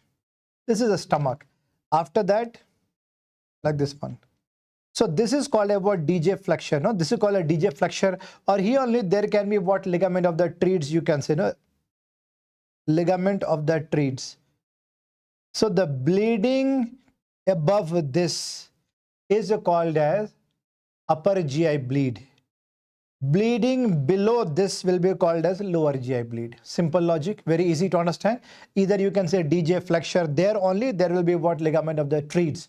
Right, no, treads will be there. Fine. This much point is also clear to everyone. Now, whenever there will be upper GI bleed, when I talk about upper GI bleed, remember here, ki suppose if like the amount of blood is less than 60 ml, less than 60 ml, see the presentation will be like melena. The presentation will be like melena. But if the amount of blood is, melena means dark color stool, right? Okay, fine. But if the amount of blood is more than 60 ml, no, then now the patient can be presented with either you can say hematemesis, there can be blood vomiting, hematemesis. There can be hematemesis. Or there can be hematochezia, right? Or there can be hematochezia, right? All these are very simple things which I have taught you. All these are very, very simple things. So whenever I talk about upper GI bleed, we have learned that duodenal ulcer will be having the maximum bleeding, right? A maximum bleeding. So the question is that, see here, severe bleeding can be seen in duodenal ulcer also. Severe bleeding can be seen in varicose, you know, portal hypertension also. Remember here, portal hypertension may varicose formation and splenomegaly. But when I talk about duodenal ulcer, there can be history of peptic ulcer disease, history of using PPI for the longer duration. Easy to understand. Behr syndrome will also be having very high bleeding. History of alcoholism will be there. So in this manner, we can differentiate. In this manner, we can differentiate all these. Yes. Now, whenever there will be upper GI bleed, there are so many bleed classification. There are so many classification for, you know, like if there will be risk of rebleeding. So few I want to discuss here. One is called as bleed classification. One is called bleed classification to predict outcomes in the patient with acute upper or acute lower GI bleed, or to predict risk of rebleeding and mortality. Mnemonic of bleeding is, see the mnemonic of bleed classification is bleed only. Ongoing bleeding means the bleeding is going on. L for low systolic BP hypotension. E for elevated prothrombin time. Erratic mental status, right now means irritation, agitation, disorientation type. And remember here D for unstable comorbid disease. Some other disease are also there. Remember here, like if these symptoms are also there with the patient, then there is high risk of bleeding. This is called as bleed classification. After endoscopic findings, how will you understand that there will be risk of rebleeding risk? So after endoscopic finding, no, forest classification is there, forest classification. So with the endoscopy, if you can see, there is active and the pulsatile bleeding. So it is a 1A. Active and the pulsatile bleeding inside GI, you can say endoscopy. So high risk of rebleeding. 1B is active but non-pulsatile bleeding, but only oozing. Now the blood keeps on coming out. So blood keeps on coming out. So that is 1B. You can see, remember here, you can see. Now what about the 2A? You can see non-bleeding but visible vessel is there. Vessel you can see. In all these three, high risk of bleeding, high risk of rebleeding will be there. But if you can see adherent clot, if you can see adherent clot, only 2B. Okay. See, like suppose, like so here, intermediate risk. Suppose if you can see ulcer with black spot, 2C. But what about the 3? You can see clean and non-bleeding ulcer bed. In 2C and 3, low bleeding risk, low bleeding risk. So remember here, rebleeding risk, one was the bleed classification, second forest classification I have taught you. Now, how to manage the patient with hematemesis? I'm telling you why Yeah, all 19 subjects. Filhal, as of now, only surgery, psychiatry, forensic. Okay, chalo, fine. So let's do great in surgery. Okay, so even if I can help you in scoring more 20 extra marks, 20 extra marks, no, I will be glad. Okay, chalo, let's continue. Thank you. So when I talk about, suppose how they are going to frame the question, how they are going to frame the question. See, how they are going to frame the question. Ki a patient got admitted in hospital after, you know, like on clinical examination, there was severe bleeding from the mouth, severe bleeding from the mouth. What is the next line of management? Remember here, how to manage the patient, how to manage the patient. Simple logic. First of all, I would like to explain about like a duodenal ulcer bleeding is there. Number one, whenever there will be upper GI bleeding, number one, IV fluid is most important. What is the first drug to be given? Can you answer me? Yes, I have to give the injection of omeprazole or pantoprazole. Basically, PPI is the first drug. Then I have to fix Ryle's tube. Can you answer me? Why Ryle's tube? Why Ryle's tube? Can you answer me? Why Ryle's tube you are saying? Doctor, you are asking what about psychiatry class? See, psychiatry class, I think now we don't have time. Like we may not be able to take extra psychiatry class. But last time I have done psychiatry on the same channel, Dr. G. Bhanuprakash sir channel only, no? So my last time psychiatry video you see, like I have, this is same thing, 100% same only. Okay, chalo, fine. Ryle's tube, the question is that why do you insert Ryle's tube? Whenever there will be GI bleed, what is the use of, why do you insert nasogastric tube? Can you answer me? See, dekho, if there will be, suppose if there will be GI bleeding, no, GI bleeding, see in a stomach there can be accumulation of blood, no, there can be accumulation of blood. After that there can be reaspiration also. So whenever we are inserting Ryle's tube, no, basically with the help of this, what I have done here, I have done what? Decompression. I have done decompression. I have done what? Decompression of a stomach. Decompression of a stomach. And after that, what will happen here now? See here now, it can also prevent the risk of, see this can, so this can prevent the risk of aspiration. This can prevent the risk of aspiration. That's why Ryle's tube infusion is important. Ryle's tube insertion is important. This much point is clear to everyone. I know. See, with this only you can add antibiotics. You can add actually, you know, like you can like analgesic, whatever. So basically, see, first drug to be given is the PPI. This is the first drug is always antacid, antacid, antacid. First drug, right? Okay, fine. After that, when patient is becoming somewhat normal, then you shift the patient for, endoscopy. Basically, upper GI endoscopy. Upper GI endoscopy. Please remember here, whenever there will be upper GI bleed, investigation of choice is endoscopy, endoscopy, endoscopy. Okay. See, endoscopy like is the investigation of choice. Investigation of choice. All these points are clear to everyone. Now, so basically I have mentioned here, everything I've mentioned here, Ryle's tube, IV fluid, PPI, you can give antibiotic, and then you have to do what? Upper GI endoscopy, investigation of choice. After endoscopy, if you can see any bleeding, then say how to manage. First of all, yes, we have to do what? Endoscopic treatment. Endoscopic treatment, like I can do endoscopic electrocoagulation. Like if it is not working, then angiography, then embolization. Even if these are not supporting the patient, last option will be surgical ligation. This much point is clear. Remember here, many a times examiner will mention there, ki like, are you going to start with, or first drug to be given is PPI or octreotide. Octreotide is nothing but somatostatin analog, no? Like somatostatin analog, universal switch off, no? Universal switch off. Remember here, octreotide should be given only for varices. Right? Only for varices, not every time. Only for varices. So first drug is always PPI, PPI, PPI. There should be no confusion. There should be no confusion. All these points are clear to everyone. Now, so let's see. See, whatever I have mentioned here, no? Whatever I have mentioned here, this is the general protocol. This is the basic lines of management of upper GI bleed. When there will be hematemesis, like when there will be blood vomiting, like, okay, see IV fluid, Ryle's tube, PPI, you have to add antibiotics, and then endoscopy, Suppose after endoscopy, if you can find, if there is duodenal ulcer. Suppose after endoscopy, if you can find if there is a duodenal ulcer means like just now I have told you level of the right now. Suppose if the location was here, then so can you answer me what can be done now? What can be done now? Can you answer me with the local anesthesia why adrenaline is injected? Why adrenaline is injected? Can you answer me? With the local anesthesia, why adrenaline is injected? Because see, when I talk about, remember here, epinephrine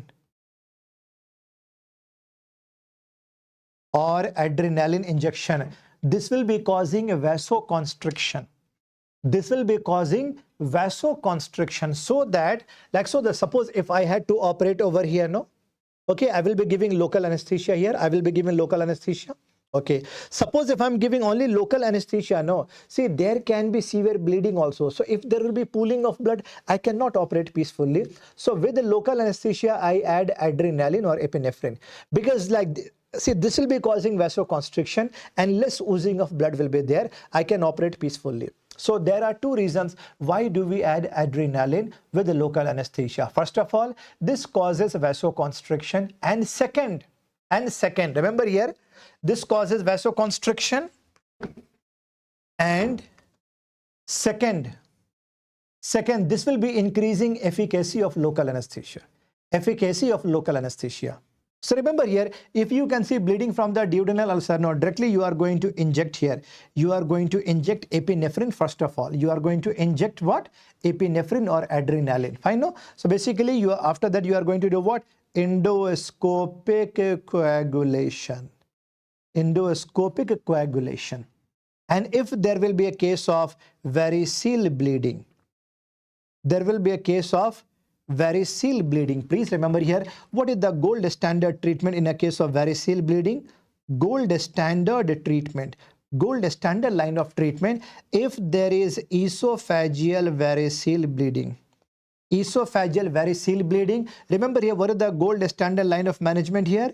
Endoscopic banding. We have to do endoscopic banding. Endoscopic banding is the gold standard line of treatment. But if there will be gastric varicose, right? If there will be gastric will be there, no? Then remember here, we are using what? We are going to use endoscopic glue injection. We are going to use endoscopic glue injection. Endoscopic glue injection like cyanoacrylate. Like cyanoacrylate glue. Now I hope you can understand sequence of management of, like upper GI bleed. All these points are clear. Sequencing is important. Why Ryle's tube you have inserted in a case of upper GI bleed? First of all, to empty the stomach, to decompress the stomach. Second, first of all, to decompress the stomach. Decompression was important, right? Second, right, to prevent reaspiration.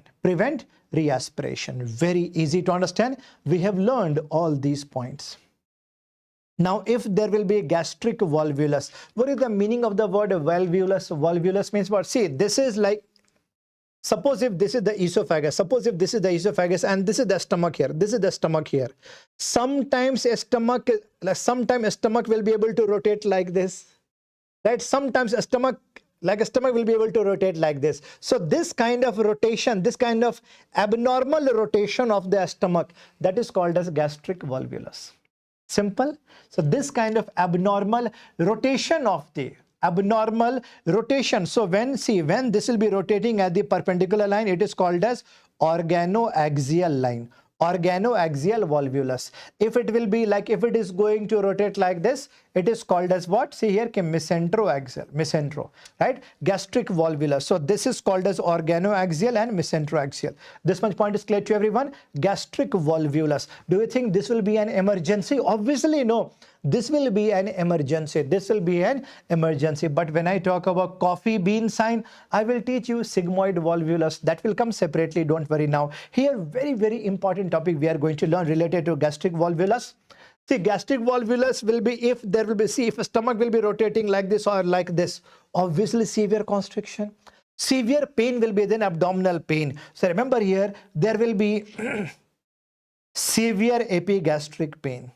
There will be feeling of vomiting, but person will not be able to vomit out, or there will be little vomiting. And even if you try to pass even if you try to pass a Ryle's tube, you will not be able to pass a Ryle's tube now, because there was constriction. No. So inability to pass the Ryle's tube, this is making a triad. This is called as Borchards triad. Please highlight, make a circle on the Borchards triad here. Borchards triad, please make, yes, make a circle over here. This is seen in gastric volvulus. Gastric volvulus in Borchards triad. Borchards triad. Fine. So how we are going to diagnose? Like either barium contrast or endoscopy. Right? So basically now what will you do now? So first of all, see here, like you have to perform untwisting surgery, right? Like see, remember here, you have to do what? What is the treatment of the volvulus? Emergency surgery. Emergency surgery is supposed to be done. You have to untwist it, no? Untwist it. And after that, see, basically like the stomach has become loose actually. First of all, you are going to, like see here, wherever there was the rotation, you have to derotate, basically untwist it. And then you have to fix it with the posterior part, that is called as gastropexy, so that there should be no further rotation. Gastropexy. Gastropexy means what? You are fixing the posterior part of the stomach at the back side. Gastropexy. Okay? Chalo, fine. Now, I had a patient in burns. 70% total body surface area. 70% total body surface area. 70% total body surface area. He was given antiseptic dressing, and he was also receiving high dose of antibiotics. High dose of antibiotics like linezolid, or very high dose actually, right now, or you can say daptomycin, high dose antibiotics. So remember here, if a patient will be taking high dose antibiotics, in your GIT there will be healthy flora also, na? So high doses antibiotics can kill healthy flora. After that, when high dose antibiotics will be killing the flora, GI healthy flora, no, remember here, see, in this situation, one bacteria will become overactive, and that bacteria is called a what? Clostridium difficile. Clostridium difficile bacteria. Right now, see, the Clostridium difficile bacteria that will be attacking your GIT a lot. And after that, remember here, over the GI layer, there can be what? Severe inflammation and all. And you can see formation of yellow plaque, no, pseudomembrane. After that, severe inflammation of colon. Then severe diarrhea, watery diarrhea can be there. This is called as pseudomembranous colitis. Pseudomembranous colitis. Please remember here, this is called as pseudomembranous colitis. One word you have to keep in mind. Pseudomembranous colitis means what? Antibiotics-induced diarrhea. Antibiotics-induced diarrhea. So if you do colonoscopy, you can find the plaques, ulcers, pseudomembranes. If you perform CT scan, you can see the music, no, music type, the instrument, like that accordion. So it is also called a what? On CCT, you can see the accordion sign. Okay. The question is, if there is a case of pseudomembranous colitis, what is the drug of choice? Drug of choice is vancomycin. Vancomycin is the drug of choice. Vancomycin is the drug of choice. But remember here, this is very expensive here. So most commonly used in India, especially India, most commonly is metronidazole. One tablet, 1 rupee only. Metronidazole, 400 milligram BD, right? Okay, fine. But vancomycin is the drug of choice. But latest drug for this in the market is fidaxomicin. So remember here, pseudomembranous colitis is an anticipated topic for exam. Okay, antibiotics induced diarrhea. Now, suppose if there will be diverticulum, suppose if there will be diverticulosis in intestine. Diverticulosis in intestine. See here, now we have started about intestine only, right now. Intestine only. So if there will be outpouching only, that will be called as what? Diverticulosis. Outpouching only, like a small pocket, like a structure will be forming there, right, in intestine, that will be called as diverticulosis.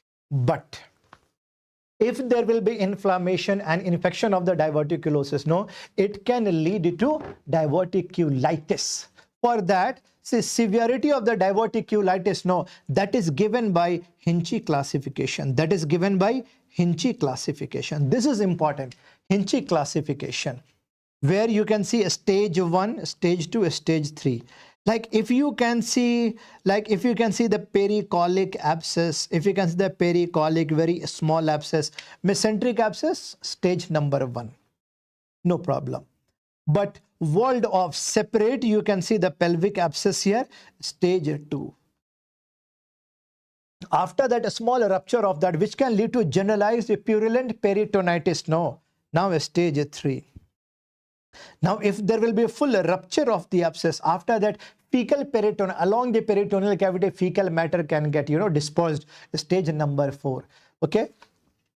So remember here, Hinchey classification we are using for complicated diverticulitis. Diverticulitis. So if there will be only diverticulosis, barium enema will be enough. Barium enema. Remember here, diverticulosis means, like if I'm making this, see, like if I'm making large intestine like this, no?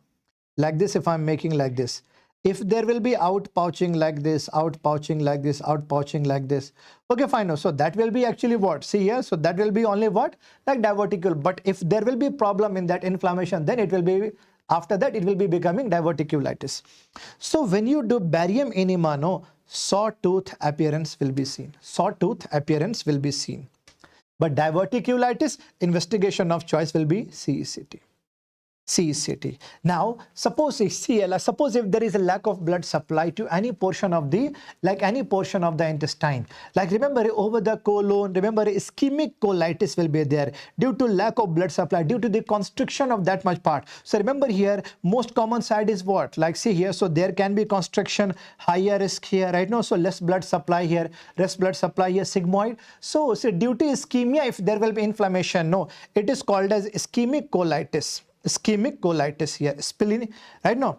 So remember here, I hope basic anatomy if you are able to recall. Watershed areas, no, watershed areas also. Watershed areas. Remember here like this, okay, near the splenic flexure. This is right side, this is left side, this is sigmoid point. So watershed area where lack of blood supply might be compromised or less. So even if there will be slight constriction, no, there can be ischemia. So remember here, that can lead to inflammation. It is called as ischemic colitis.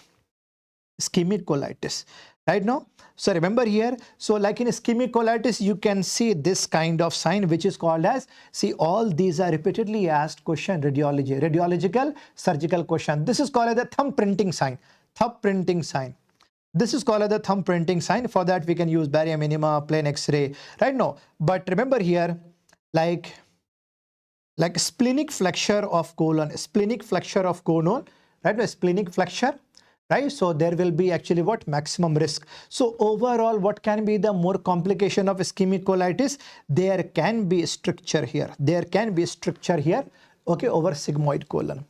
So how to help the patient here? First of all, yes, we have to keep the patient NPO, bowel rest, and we have to start the patient on broad spectrum antibiotics.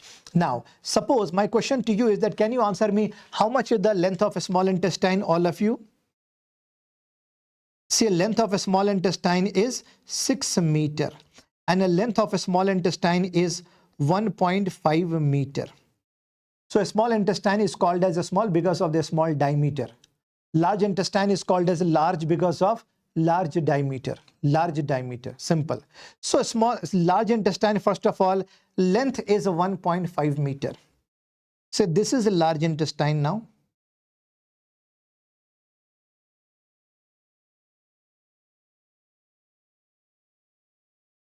Okay, this is called as ascending colon.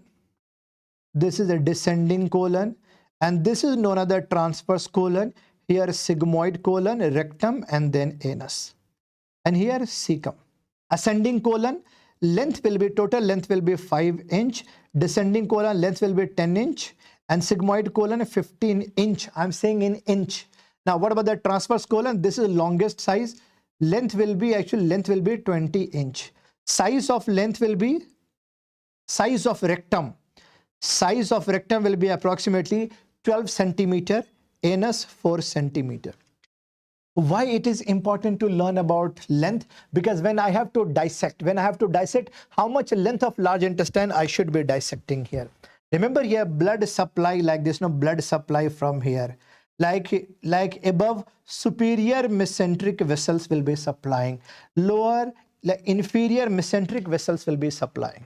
Now, cecum is the free floating structure. Cecum is the free floating structure, and from here only you can see the terminal ileum. You can see the terminal ileum. This portion is called the terminal ileum. This basic we can understand. The question is that if a patient is having one tumor here, suppose if the patient is having one tumor here, how much length of intestine you have to dissect? If location of the tumor is here, location of the tumor is here, how much length of the large intestine you are going to remove? So naming is also like that. I am going to teach you the name of different types of the colectomy here. Colectomy. Remember here, I'm making this diagram like this. So when you make diagram, then only you can memorize all these things very easily. See, this is the terminal ileum. Suppose if I have to remove only this much if I am going to remove, okay, this is called a ileocecectomy. Ileocectomy. If I have to remove only this much, then it is called as ascending colectomy. Ascending colectomy. And if half of the transverse colon also I am going to remove, then it will be called as right hemicolectomy. Right hemicolectomy. And suppose if I am going to extend more, up to 2/3 of the transverse colon I am going to remove, means I am removing, say removing here, suppose if I have removed this much. Suppose if I have removed this much. I have removed this much. Okay, now see, I have removed this much. So then it will be called as what? Then it will be called as the extended right hemicolectomy. Extended right hemicolectomy. One more time, see, one more time I'm making a diagram here. It will be more clear to all of you. Remember here, this is ascending colon like this. And this is the terminal ileum. I am removing only this much. It is called a ileocectomy. I am removing up to here. This is called as ascending colectomy. Up to half of the transverse colon, it is called as right hemicolectomy. I am going to extend more here. Then it is called as extended right hemicolectomy. Extended right hemicolectomy. Chalo, this much point is clear to everyone. Extended right hemicolectomy. Now, suppose if I am going to remove the transverse colon, it is called the transverse colectomy. Transverse colectomy. I am removing only half part of the left side of the colon here. This is called as left hemicolectomy. And if I am going to extend up to here, up to 2/3 from left side, then it is called as, see, extended left hemicolectomy. Left hemi. Okay. This is sigmoid colon. I am removing only this much. It is called as sigmoid colectomy. Sigmoid colectomy.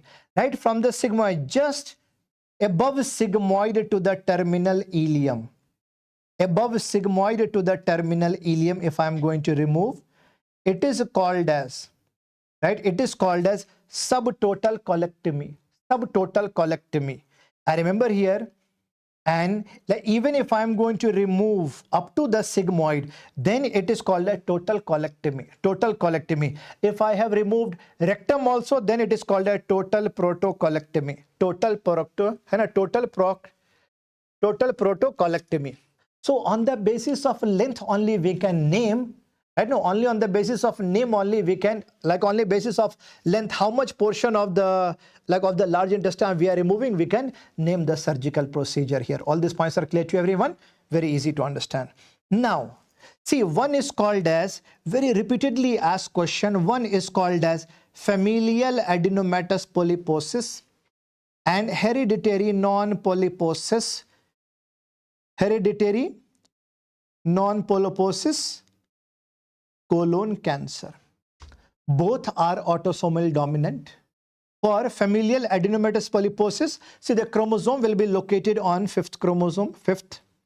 And hereditary, see, HNPCC because of the mismatch repair gene. All these are the pathological points you should know here.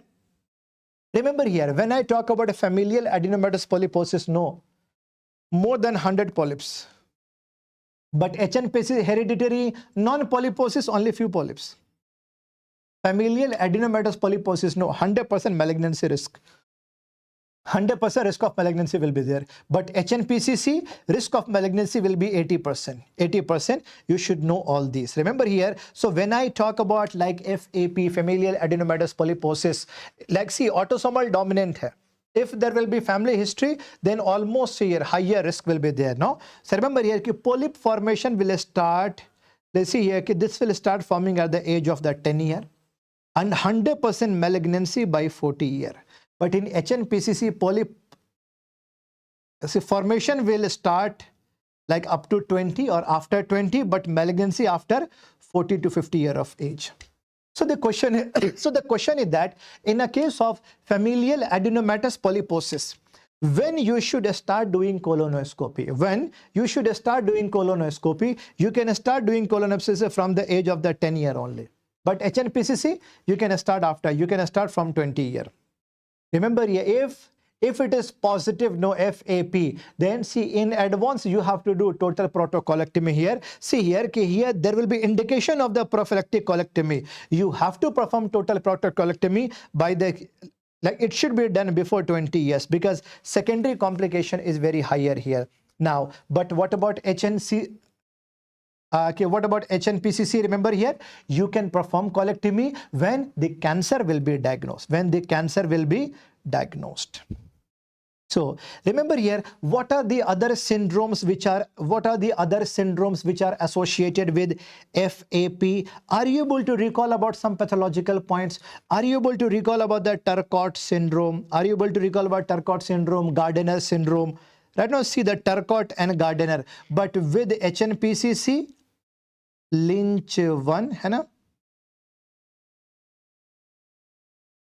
Lynch 1 and Lynch 2. All these are pathological points which you should know. See, when to start doing a screening, when to start doing colonoscopy, we should know in FAP at least by the age of the 10 year, but HNPCC it will be 20. When you have to do the prophylactic colectomy by the age of the 20 years in FAP, but HNPCC when it will be diagnosed as the cancer, then only you have to do, like after that only you have to perform surgery. So in FAPC here, more than 100 polyps, so many polyps will be there. No, so many polyps will be there. So surgery is a mandatory. Of course, you have to do colectomy. So what kind of surgery you are going to do? You are going to remove entire colon. You are going to remove entire colon here. So what is the name of the surgery here? When you are going to remove, see here, whenever you are going to perform the proctocolectomy up to the rectum, you have removed. But so when you have removed, then upside there will be, so after that what will be there? When you have removed entire large intestine, then at upside there will be ileum will be left, and the lower part, anus will be left. Anus will be left. So after that, when you perform surgery like this, now what will happen to the patient? Whenever he is going to have a food will be, see here, after every half an hour he will be going to toilet again and again, because there is no time for the reabsorption. So what we can do here, yes, see, name of the surgery is what? Name of the surgery is the proctocolectomy with ileal pouch anal anastomosis. Ileal pouch anal anastomosis. Surgery name you can understand. But here, what is the negative point? Every half an hour, patient will be going to toilet. Okay, no? So I should be doing something. Chalo, this will be what, like ileum you keep. But remember here, I can make the portion of ileum pouch how? See, like Anus will be like this only. Anus you can keep like this only, no problem at all. But ileal anastomosis, how can do? Either I can make shape like S, shape like S. So this is called as S pouch. S pouch, ilioanal anastomosis, or you can make the shape like J pouch, ilioanal anastomosis, or you can make a shape like W pouch, so that there should be more time for the food to go into absorption, digestion and all. So remember here, S pouch, ilioanal anastomosis. So remember here, what is the name of the surgery? I have removed entire large intestine. So here answer will be what? So I can say what restorative means, like I have to do proctocolectomy with ileal pouch anal anastomosis. Same surgery I have to perform in the ulcerative colitis also. Ulcerative colitis, see here, like in the pathology, all of you please revise all the features of ulcerative colitis and the Crohn's disease. Please revise it. Revise it from the pathological part. Okay, all points of ulcerative colitis and the Crohn's disease. The question is that this kind of surgery, proctocolectomy, with ileal pouch anal anastomosis, I have to perform in familial adenomatous polyposis also and ulcerative colitis also. So what will be the complication? This will become your question. This will become your question, which we are going to learn very soon. So whenever, like if a family member is actually positive for FAP, we have to do what? APC gene screening. If there will be like if this will be positive, we have to start doing colonoscopy. If there will be presence of the polyps, then we have to perform this surgery. Remember here, after familial, let's see, FAP, remember here, most common complication will be adhesion, which can lead to a small bowel obstruction. But ulcerative colitis, that is the inflammatory bowel disease, inflammatory disorder, inflammatory, right? So it can lead to, see, the pouch will become pouchitis. There can be pouchitis and then short bowel obstruction. Now, Hirschsprung's disease, I have taught you, see, in achalasia cardia, dilated part will be ganglionic, but in Hirschsprung's disease, the constricted part, remember here, the constricted portion you can see here. And I see the constricted portion, like when I talk about the, like see here, like this, right now. Or if I make a diagram like this, suppose if I make a diagram like this, okay, like this. So because of at one point of the construction, like other part can become dilated, right? Other part can become dilated. Okay, fine. So remember here, in Hirschsprung's disease, absence of aerobic and mucinous both. So it is called as aganglionic megacolon. Absence of both. So because of that, what will happen here now? Failure of migration of the neural crest cells to the colonic mucosa. This can lead to neurocrestopathy. Remember here, mostly this will be seen just after birth, infancy and the childhood. It is more common among male. Most common site for this is a rectum, then sigmoid. Now, see, remember here, fecal soiling, this is a repeatedly asked question. Which of the following is not seen in Hirschsprung's disease? Fecal soiling you can see in a case of the constipation. Fecal swelling is not seen in a case of what? Hirschsprung's disease. Remember here, so this depends upon the length of, so this depends upon how much segment is involved in Hirschsprung's disease here, right? So now, see here, what will be the symptom just after birth? Abdominal distension, right?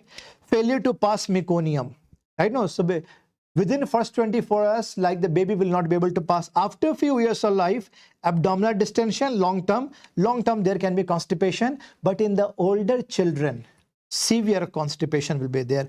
How to make a final diagnosis here? Rectal biopsy. Rectal biopsy is the investigation of choice. If there is the pediatric case here, suction biopsy will be enough. But if adult is having Hirschsprung's disease, no, you have to take full thickness biopsy. On biopsy, you can see a ganglionosis, hypertrophied. All this you are going to see in. Remember here, so when you do barium enema, there will be constricted, there will be dilated part. So this you are going to see on the barium enema here about a ganglionic megacolon. The question is that how we are going to operate. Simple logic is that. Remember, I have to I have to cut the constricted part. I have to cut the constricted part here, no? So basically, suppose if this is the large intestine like this, over the sigmoid, over the rectum, if there will be a ganglionicity, so like this much portion I'm going to dissect, and the remaining portion of the intestine I'm going to pull now. Right now, then I'm going to make anastomosis. This is called as a pull-through procedure.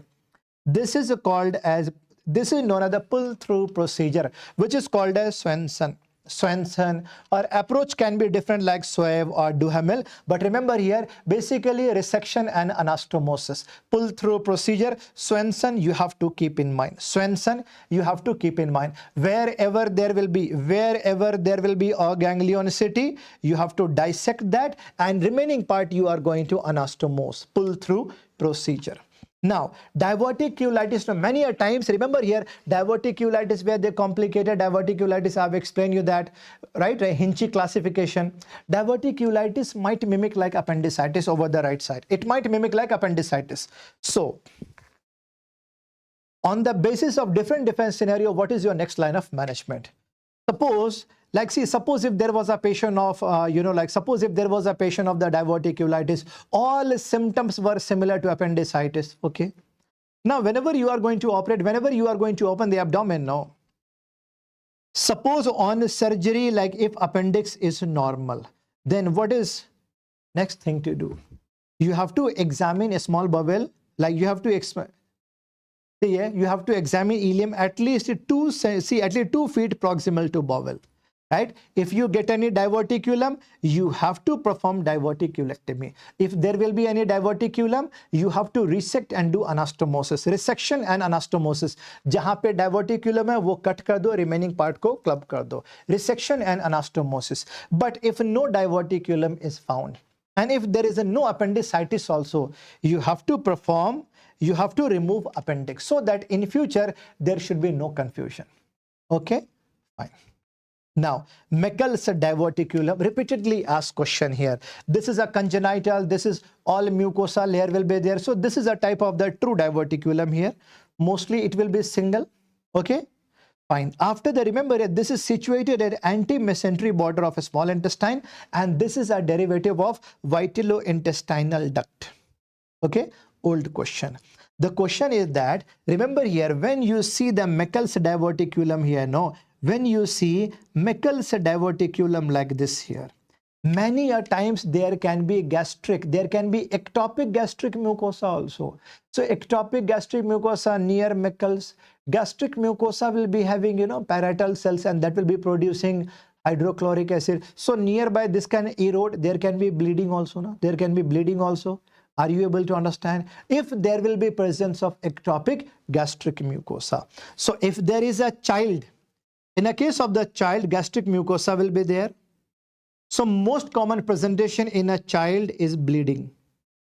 If no gastric mucosa, abdominal pain will be there. Abdominal pain will be there. So remember here, mostly in a case of the pediatric age, most common sign, most common symptom you see bleeding, adult may abdominal pain. See, the treatment of choice, especially to detect if there is ectopic gastric mucosa, investigation of choice is the technetium pertechneate scan. But if it is not, right, if it is absent, then investigation of choice will be enteroclysis. Now, how to help the patient here? You have to see the base here. You have to see the base. You have to see the base of the Meckel's diverticulum. If healthy base is there, you can do only diverticulectomy. You have to remove only the diverticulum. So you have to do what? Diverticulectomy only. But if you can see nearby erosion, if you can see nearby bleeding also, all those areas where there is erosion, you have to cut and re-anastomose. Resection and anastomosis. I am going to dissect only diverticulum. It is called as diverticulectomy. Nearby erosion is also there, right? No. So then see how much area is involved that I have to cut, and then I have to re-anastomose. Now, see, for a small intestine, no, there is a technique, right? Remember here, this I expect image-based question. This is actually the capsule endoscopy. Suppose if you are presenting, suppose if you get a patient who is presented with, occult bleeding, obscure bleeding, Basically, GI bleed is there, but you are not able to detect exactly where is the location. Like in a small intestine, large intestine, where it is. है ना? You don't know where is the exact location of bleeding here. No, you have performed all the tests, but you cannot. You have performed like endoscopy also. You have performed, like enteroclysis also. You have performed even from the lower GIC, the colonoscopy also, everywhere. So remember, like especially for a small bowel, especially for a small intestine, we are using one endoscopy. See, that comes in the form of like a capsule. This is called as capsule endoscopy. We ask the patient to swallow it. Okay, size will be 26 to 11 mm. After swallowing, this is going to move inside GIT with peristaltic movement. No, remember, a battery life will be 8 hours. Every second 2 images will be taken, and see here total 50,000 images can be taken. Okay, this is called as capsule endoscopy, especially for, remember here, especially for, I'm saying especially for a small intestine, especially for small intestinal pathology. But remember here, in which condition we should not be using it. If patient was already having the Crohn's, please don't use. There will be obstruction, then you will have to perform surgery. If there will be structure obstruction, please don't do this. Gastroparesis, don't do this. Remember, what can be the disadvantage? Obviously, you cannot take biopsy. Right now, you cannot take biopsy. Suppose if battery life is only 8 hours, there can be incomplete. There can be incomplete study. I remember a nearby structure, it can tell you, but you cannot see the exact location here. Right now, suppose if there will be the Crohn's, no, then there can be a retention. Then, see, normally you cannot remove it out. Then you will have to operate a case. So, like to take the biopsy, now we are using double balloon enteroscopy, right? See, length will be, length is actually high, right? So it is very lengthy also. So like actually it will be very long. And after that we can perform biopsy also. This is called a double balloon enteroscopy, double balloon enteroscopy. Now, superior mesenteric artery syndrome, what is the meaning of this? You can see here, see in between aorta, this is aorta, this is aorta, and this is superior mesenteric, this is aorta, and this is superior mesenteric artery. Normally in between superior mesenteric artery, like suppose like this, like this here, like aorta and superior mesenteric. So normally there will be one angle in between, see approximately 60 degree. So normal angle will be there. There will be angle, and here like in between you can see like there is accumulation of the fat, like a fat is here, right now. Fat pad is here, fat pad. And from that gap only, see duodenum part will be coming out, and even a left renal vein will also be coming out. This is a normal anatomy. But if there is a slim trim boy, very, very thin person who had severe weight loss, see like in these patients, what will happen here, when fat loss will be there, this angle will become very, very small. This angle will become very, very small. Remember here, this is called as, this is called as when angle will become less than 20 degree, this can give rise to superior mesenteric artery syndrome, which is also called as Wilkes syndrome. Wilkes syndrome. Remember here, because of the compression of the superior mesenteric, right? Now see the compression between superior mesenteric artery and aorta, there will be obstruction of the third part of duodenum. This is called a Wilkes disease or superior mesenteric artery syndrome. So how you are going to help the patient here? You are going to cut, you are going to divide ligaments of the treads here.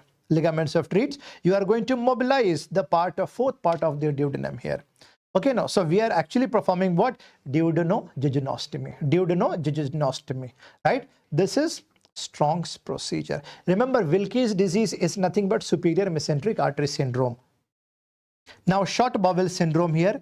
Normal length of a small intestine is 6 meters. Suppose after any major surgeries, if I have to dissect a major portion, if I have to dissect a major portion of the small intestine, and now length is less than 2 meters or less than, you can say, 200 centimeters.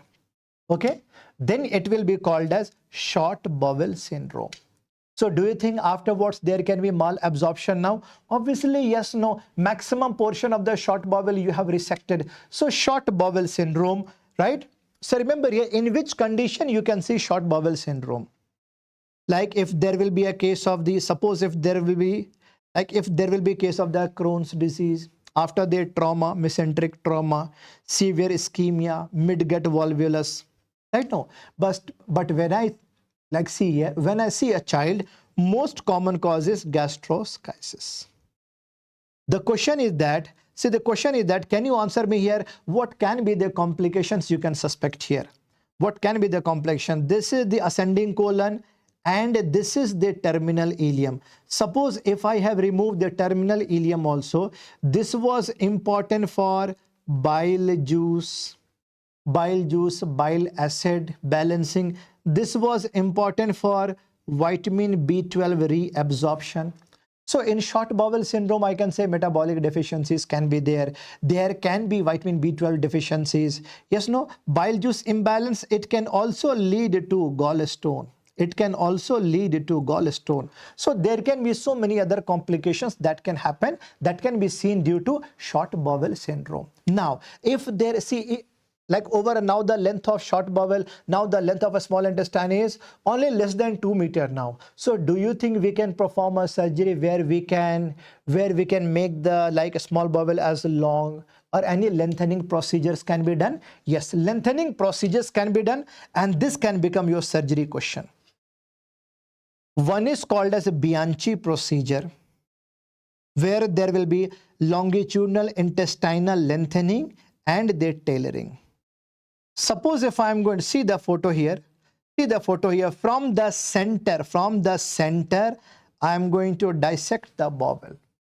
Yes, from the center I am going to dissect it. Now I have made it into two halves. Now the two halves I can rejoin like this. See, the two halves I can rejoin like this. So now in this process, see, in this method I have increased the size or the length of the small intestine. This is called as a Bianchi procedure. Now one more is there. One more is there, that is called as SILT or step. See, a step is serial transverse enteroplasty procedure, and SILT is the spiral intestinal lengthening and the tailoring. I will show you photo, you will have more clarity. I'm going to dissect from the center, I'm going to divide it into two, and the two halves I'm going to reclub, I'm going to anastomose, Bianchi procedure. Now, see, this is also what? Same like this is also Bianchi procedure.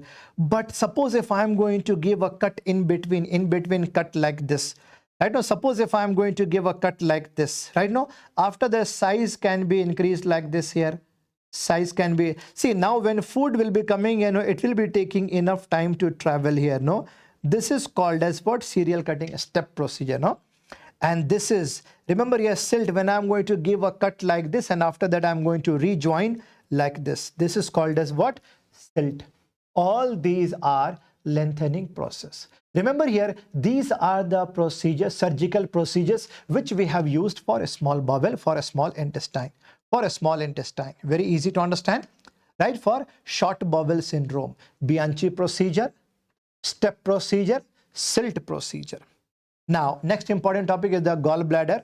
See, the gallbladder here, most anticipated topic will be gallstone here. First of all, see, from the two most important landmark, hepatocystic triangle and see, Callett's triangle. Hepatocystic and the Callett's. Most of the time student will mark all the triangle near the gallbladder cystic duct. Most of the time student will mark only Callett's. No, please remember here. I'm showing you this photo here.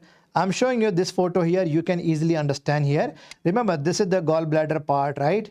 Remember, so this big triangle, what you see here, big triangle is hepatocystic. Near cystic duct, you can see this small one, that is called the triangle of the Callett. So the boundary line you have to memorize, boundary line. Remember, hepatocystic triangle, like inferior surface of liver is there, right? Fine. Yeah, but when I talk about the Callett's triangle, cystic duct and cystic artery will be there, and it will be bounded by the and this will be bounded by the common hepatic duct. So there should be no confusion in between hepatocystic triangle and the Callett's triangle. Remember here, this is very, very important. Now you look at this photo and can you tell me, so do you see any kind of abnormality here?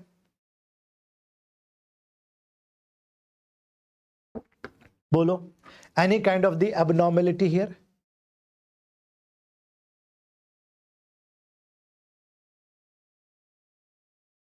Yes. See here, see, remember here. So here you can see a cystic, like here you can see cystic duct. Remember here, when I make a diagram like this is a liver. This is liver. And this will be the common hepatic duct and right and left hepatic duct. After the cystic duct here, now there will be formation of C. And now there will be the gallbladder. There will be gallbladder.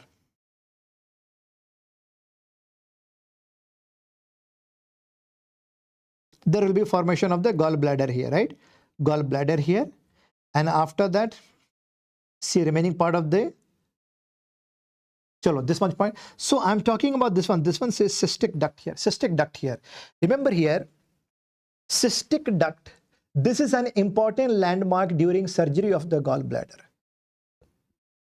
So remember here, whenever we are going to operate the case here, no, whenever we are going to operate the case for the gallstone, for the gallbladder, what can happen here? No, we have to ligate cystic duct. We have to ligate cystic duct. Okay, fine. This is important thing. We have to do like this. All right.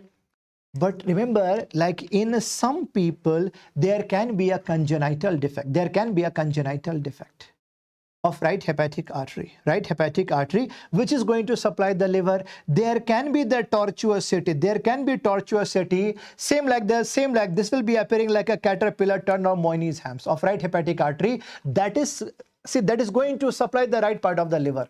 But remember, surgeon can do mistake here. By mistake, instead of cystic duct, he can ligate right hepatic artery. And during this surgery, when there will be lack of blood supply to the right hepatic, no, right way, no. After that, what will happen here now? See, by the time you will be finishing this surgery, no, there can be necrosis of right portion of the liver. So remember here, I think last time, this was the question they have asked. Right hepatic artery, this is the congenital defect. This is called a what? Caterpillar turn. Caterpillar turn. Caterpillar turn. Now, where you can see the cholesterol stones. Remember here. What is the, see, where you can see the cholesterol stone, there can be pigmented stones, right? One is called the like yellow type, that is the cholesterol. Second is the pigmented. Worldwide most common will be mixed only. So remember here, due to supersaturation of the cholesterol, so there will be high cholesterol, low bile salts and phospholipids. Remember, like very high risk if there will be fat, fertile, flatulent, female, and age of 40. There will be higher risk. There will be higher risk of gallstone. If patient is having gallstone also, hiatus hernia also, and diverticulosis also, this is called a Sen's triad. Can you answer me where we have learned about Borchards triad? Bolo, can you answer me? Where we have learned about Borchards triad. Feeling of vomiting, severe pain, inability to pass a Ryle's tube. Yes, in a case of gastric volvulus. Now, what are the most important? Remember here, what are the most important risk factors? Risk factors are the three elements necessary to form the gallstones here, called lithogenic bile, supersaturated, accumulation of all the elements here, nucleation, and if there will be a stasis or hypomotility, like in any condition where a person does not move, or even during pregnancy also, even after major surgery also, or even see after long-term hospitalization also, even if you are going to dissect a vagal nerve, even after vagotomy also, yes, no, because the vagal nerve is going to stimulate gallbladder, no? So vagotomy, no stimulation, so there will be a stasis. Right? In all these cases, yes, there will be higher risk of gallstone formation. Now, what will be the symptoms after acute cholecystitis? Obviously, sharp pain, stabbing pain, right upper quadrant pain. See, if there will be biliary colic pain, no, biliary colic pain can improve very fast.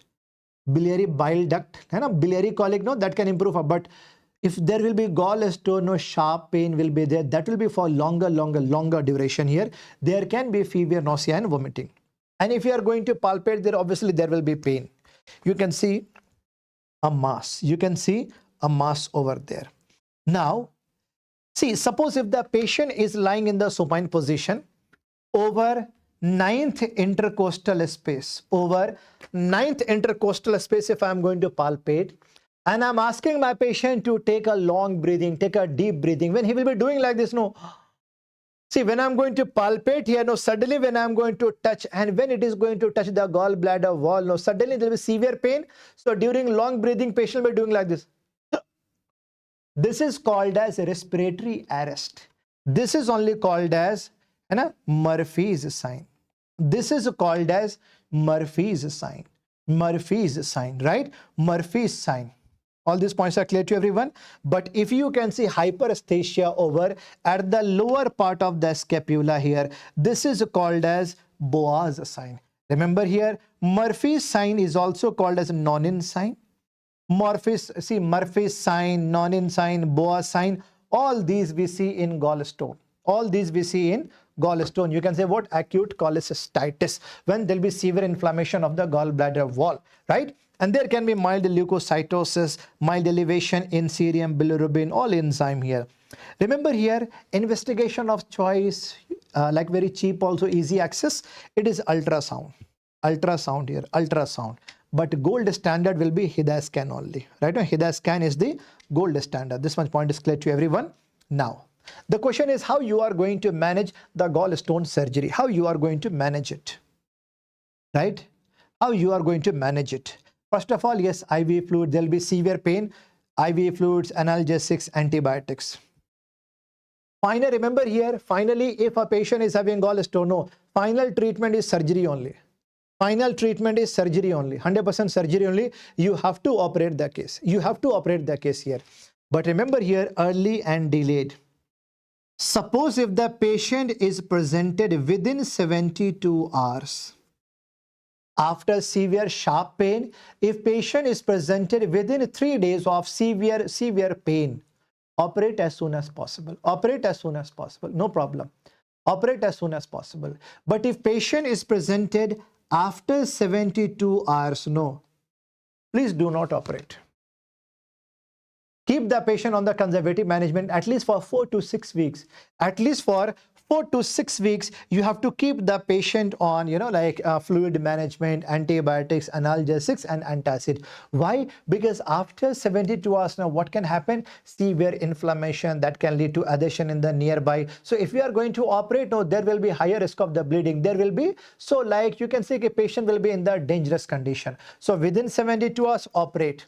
After 72 hours, please don't operate. Operate after 1 month. After 4 to 6 weeks. So remember here, these days open surgery will be less. Gold standard is laparoscopic cholecystectomy. Lap chole is gold standard. Lap chole is gold standard. This much point is clear to everyone, right? Now the question is that what are the indications of open surgery? What are the indications of open surgery? First of all, when surgeon is young, or if surgeon is, you can say less skilled. Surgeon is less skilled.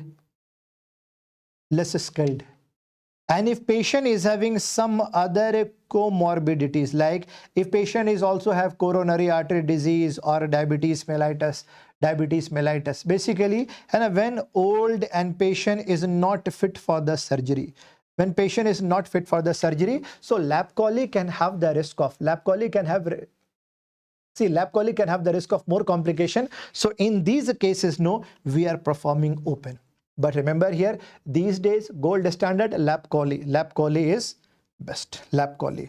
So remember here, when I have to do lap cholecystectomy, lap cholecystectomy, I will be giving 4 ports. One, see, the big will be for the camera, like in the center. After that, see, remember here, subcostal. See here, second, third, and fourth, subcostal. I will show you photo. You will have more clarity here. See, remember here. See, this is lap chole surgery.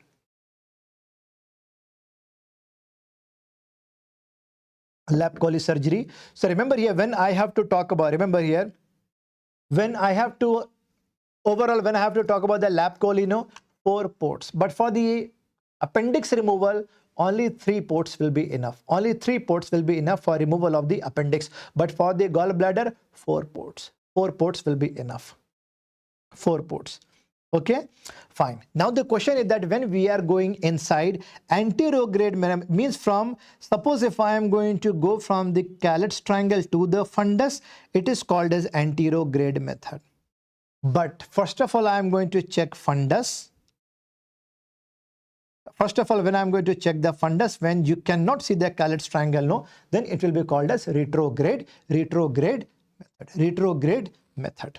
Okay, remember all these points are clear to everyone. Now during lap chole, yes, there will be risk of the bile duct injury. There will be risk of bile duct injury for sure. So how much is the risk? 0.1 to 0.3%. Remember here, after surgery also, now when patient will keep on complaining about pain in the right hypochondrium, first of all, you do ultrasound. If you can see the collection of blood, hematoma is positive, then you have to do, first of all, you have to do the percutaneous drainage. After that, wait for 2 weeks. Most of the patient will recover, but after that, even if you have to, even if you have to like rule out, then after 2 weeks, you can perform ERCP to check if there is any bile duct injury or not. Now, suppose if there will be CBD stones, can you answer me first of all? If I have to operate over a bile duct, if I have to operate over a bile duct, suppose if there is a stone here, can you answer me first of all, what kind of incision I have to give? I have to give horizontal incision like this to cut, or I have to give incision like a diagonal, or I have to give a straight incision, longitudinal incision. Can you answer me which incision should be given now? Which incision should be given now? Which incision? Basic anatomy, always keep in mind. Blood supply will be in this direction. Remember here, when I talk about the blood supply for the hepatobiliary, so blood supply is in this direction, like this, like from lower to upper part. So you cannot give inside, you cannot give horizontal, you cannot give diagonal incision, you have to give longitudinal incision. First of all, whenever I have to operate, whenever I have to give incision over a bile duct, I have to do longitudinal incision. Longitudinal incision I have to do. So whenever you get a patient of the CBD stone, common bile duct stone, right? First investigation is always ultrasound. Right, investigation of choice will be MRCP, but the gold standard, see, remember here, see, the gold standard will be ERCP, because here we can diagnose also and we can remove the gallstone also. That's why it is gold standard here. So whenever there will be a stone in bile duct, remember here how to help the patient here. You can do ERCP with the stone removal, but ERCP will be supportive. What is the full form of ERCP? Bolo. ERCP, chalo, like I will show you photo also, you will understand. See, remember, when size of a stone is less than 1.5 centimeter, I can remove with the help of ERCP. If size of stone is more than 1.5 centimeter, so remember here, I have made a diagram like this.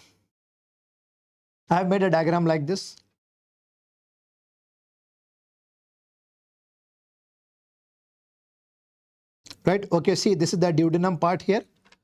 So I can do one thing here. Size of a stone is here. Size of a stone is more than 1.5 centimeter. I can give incision over here. Over the bile duct, I can give incision. I can remove out the stone. This is called a choledochotomy. Right now, this is known as a choledochotomy. But if there will be obstruction over here, distal obstruction is suspected, then I have to give incision over duodenum also, bile duct also. I have to remove the gallbladder, then I have to reanastomose. That is called as choledochoduodenostomy. That is called a choledochoduodenostomy. Okay. Now remember here, so whenever I am going to operate, see, remember here, whenever I am going to operate, see, whenever I am going to operate over the bile duct, whenever I am going to operate over the bile duct here, no, I have given incision over here, or even if I have removed the gallstone. So remember, I am going to fix I'm going to fix a tube here. I'm going to fix a tube here like this. Shape of the, say this will be like a T-shaped tube. This tube is called as T-tube. This is called as a T-tube insertion. This is called a T-tube. This is called a Kerr's T-tube insertion. See, if there will be accumulation of the stone over there, no, right? So that can get accumulated over here. So the question is that I have fixed the T-tube in the bile duct. Okay. After 7 to 10 days of surgery, I can take one X-ray. I can take one X-ray. This is called a cholangiogram. Okay. So when I'm going to take the cholangiogram, suppose if there will be no stone, no problem at all. So we can remove it, no problem at all. But if you can see retained stones, if you can see some stones there, then please don't remove this. Don't remove this. We are going to keep it there only for 4 to 6 weeks. We are going to keep the T-tube there only for 4 to 6 weeks. Why 4 to 6 weeks? So that the tract can become mature. So that the tract can become mature. After that, I can remove it with the help of a technique, with the help of a percutaneous technique that is called as Burheen's technique. That is called as Burheen's technique. That is called as Burheen's technique. This is a percutaneous technique. With the help of that, I can remove the stone here. You can easily understand after seeing this photo, right? Chalo, fine. Now, so if there will be injury of the bile duct and all, so if there will be inflammation of the bile duct, okay, fine, yes, there can be the cholangitis. There can be cholangitis. So patient can have a fever, pain, and jaundice. This triad is repeatedly asked question. This is called as Charcot's triad. With the Charcot's triad, if patient is going into shock, or if there will be mental confusion, then it will become Reynolds pentode. Reynolds pentode. I'm telling you, please make a circle on Charcot's triad, which is seen in cholangitis. Cholangitis. Now, what is the use of ERCP? Remember here, ERCP can be used for diagnosis purpose also, for the therapeutic purpose also, for the therapeutic also. These days, we have started using ERCP only for the therapeutic. Okay, if there is the need of the treatment, then only we are going to use ERCP, because this is somewhat invasive. No. Otherwise, most of the time, if we have to diagnose the case only, we are using MRCP. So endoscopic retrograde cholangio, and the pancreaticography. I can check bile duct also and the pancreatic duct also. End viewing, side viewing, both can be seen. If there will be obstruction of the stone in the bile duct at that distal part, ERCP is good. ERCP is good. ERCP can be removed, like ERCP can remove the obstructed stone in the distal part of the bile duct. But suppose if obstruction of the stone is at the proximal part, just below liver, then at that time, see, remember here, this is the photo of, when we are using ERCP.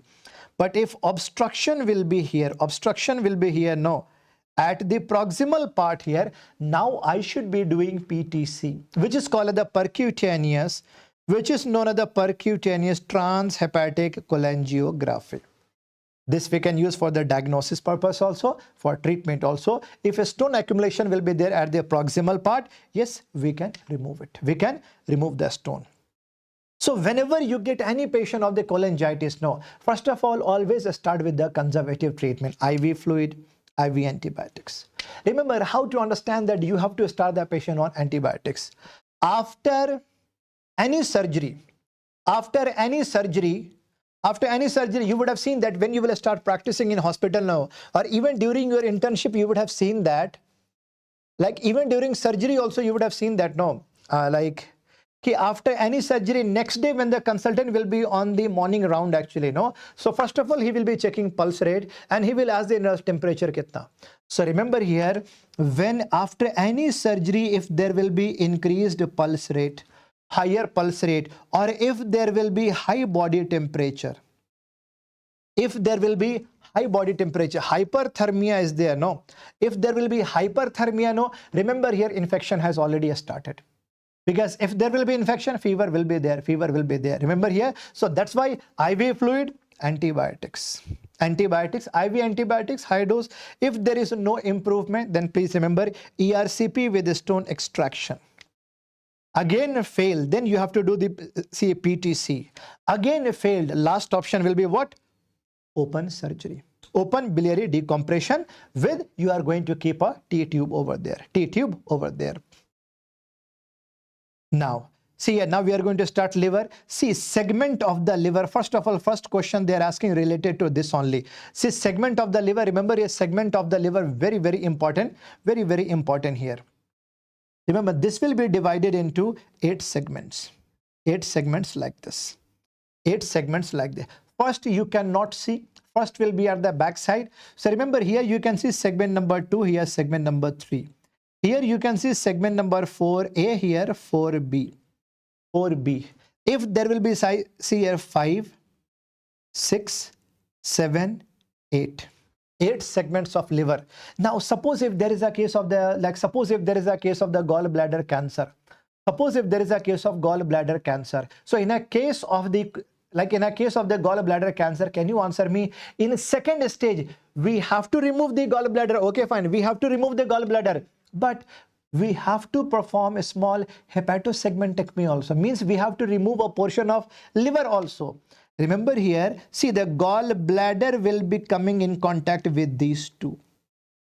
See, the gallbladder will be coming in contact with these two. So the question they have asked, in a case of gallbladder cancer, which segments of liver you remove? In a case of gallbladder cancer.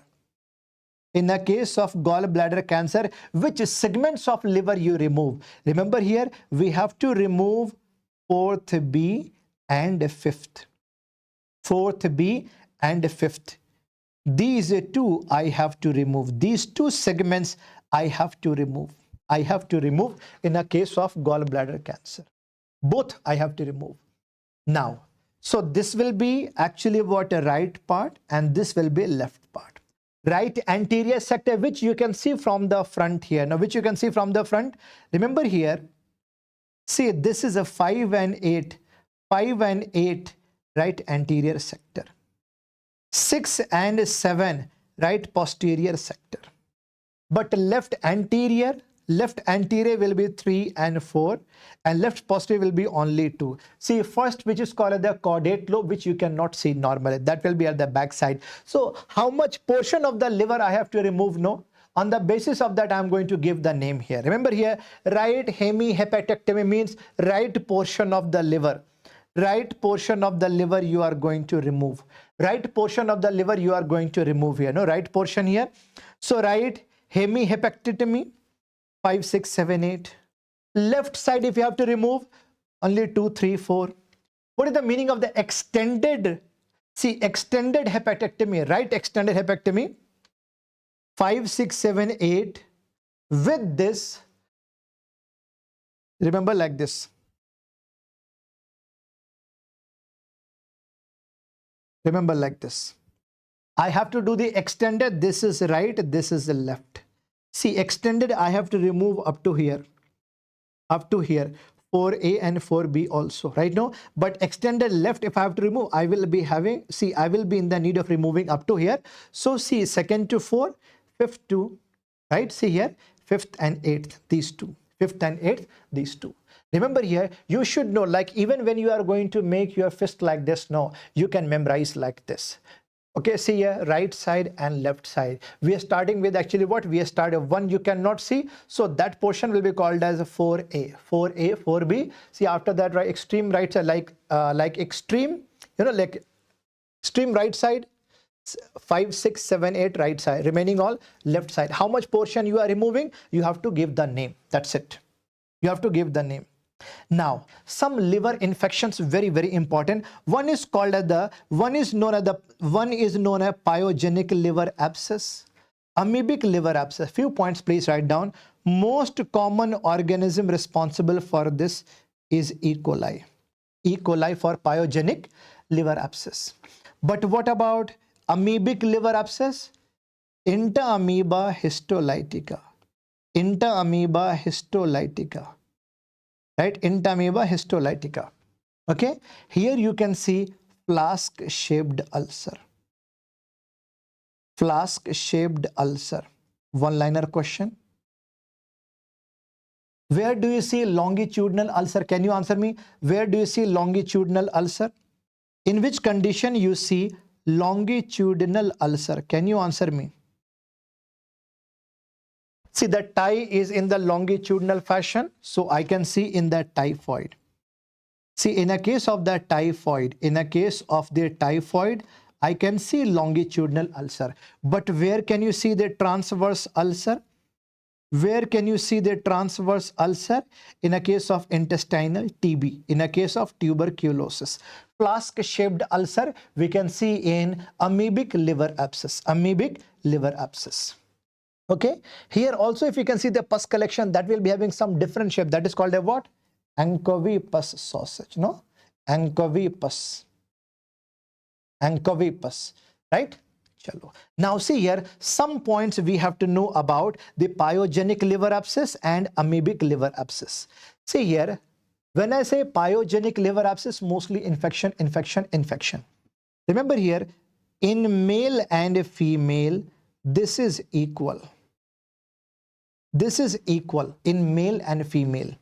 This can be, so there can be single also. Remember here, single also and multiple also. Single and multiple, please write down 50:50. Equal. 50:50. Equal. Right? Since I'm talking about severe infection, see, the patient will be having more fever than abdominal pain. More fever than abdominal pain, and patient will appear to be very, very sick. Very, very sick here. But when I talk about amoebic liver abscess, there will be more pain than fever.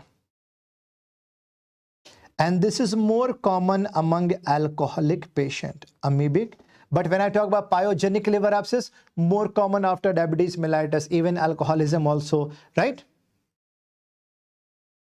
Anchovy sauce, right? Okay, chalo, this much point is also clear to everyone. But what is the investigation to be done here? What is the investigation to be done in the case of the pyogenic liver abscess? Remember here, blood culture. We have to do blood culture. Blood culture. Remember here, blood culture means you have to do what? Blood culture. You have to do what? Like aspiration and blood culture. Aspiration and blood culture. Mostly you can see here, mostly this will be positive here itself. Right? All these points are clear to everyone. First investigation, if they are going to ask you what is the first investigation to be done, it is always ultrasound, first investigation. But most important will be if you are performing ultrasound with CT scan, will be having the best result. But for amoebic liver abscess, we can do serology test. Serology test, and here liver function test will be normal in amoebic liver abscess. But when I talk about, see, when I talk about the pyogenic liver abscess, no, liver function test will be completely elevated. This will be elevated. All these points are clear to everyone. Very easy to understand. Yes, fine. Now, how to manage, how to treat, remember here, how to treat the pyogenic abscess here. How to treat pyogenic abscess? I can do percutaneous aspiration. Means I can do what? See, I can do percutaneous catheterization. And see here, I can do the percutaneous catheterization. I can do the drainage. With this, yes, antibiotics, high dose antibiotics. We have to do that drainage. But what about the amoebic liver abscess? Most of the time, metronidazole will be enough. Most of the time, metronidazole will be enough. Metronidazole, enough. Now, what about the hydatid cyst? Hydatid cyst is what? See, this is being caused by Echinococcus granulosus. This is being caused by Echinococcus granulosus. For hydatid cyst, you should know, you have to revise from the radiology about Garby classification. Garby classification, water lily sign, you have to revise. WHO classification, Garby classification for hydatid cyst, you have to check. You have to just revise at least for one time. Now, if there will be cyst, remember here, now one important point you can see here, in a case of pyogenic, no, you can see multiple small abscesses here. You can see multiple small abscesses, but if you can see single solitary lesion, no, mostly amoebic. Mostly this will be amoebic liver abscess. Now, hydatid cyst, we are using a technique that is called as, this is known as the pair, which is called as, see here, percutaneous aspiration, instillation of solicidal agent, then reaspiration. We are using solicidal agents like hypertonic saline, cetrimide, right? Remember here, povidone iodine. We are going to do what? See here, percutaneous aspiration. There we are going to do what? Like installation of the solicidal agent and then reaspiration. So pair is the treatment for hydatid cyst. Hydatid cyst. But remember here, in which condition you should not be using this? If there, see, if location of the cyst is at the periphery, and suppose if the cyst is in direct contact with blood vessels, please don't do pair. Right? No, suppose if there will be multi-septation and if cysts are there in the lungs and the brain, please don't do this. Please don't do it. If a dead cyst is there, please don't use pair. Don't use pair. Now, if I have to do liver transplantation, see, now what are the methods we are going to use? What are the methods we are going to use for liver transplantation? First of all, liver transplantation, I have to harvest a portion of the liver from the donor and then in the recipient I have to transplant it. No, okay.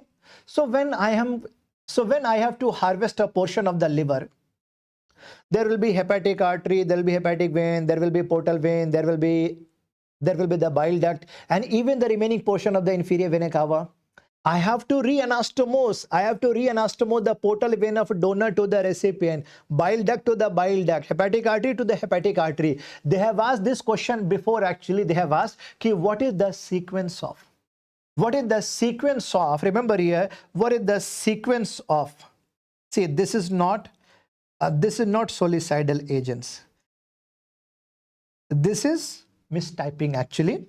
So what, see 5 sequential anastomosis here. No, mnemonic is a SIP hemoglobin, SIP blood.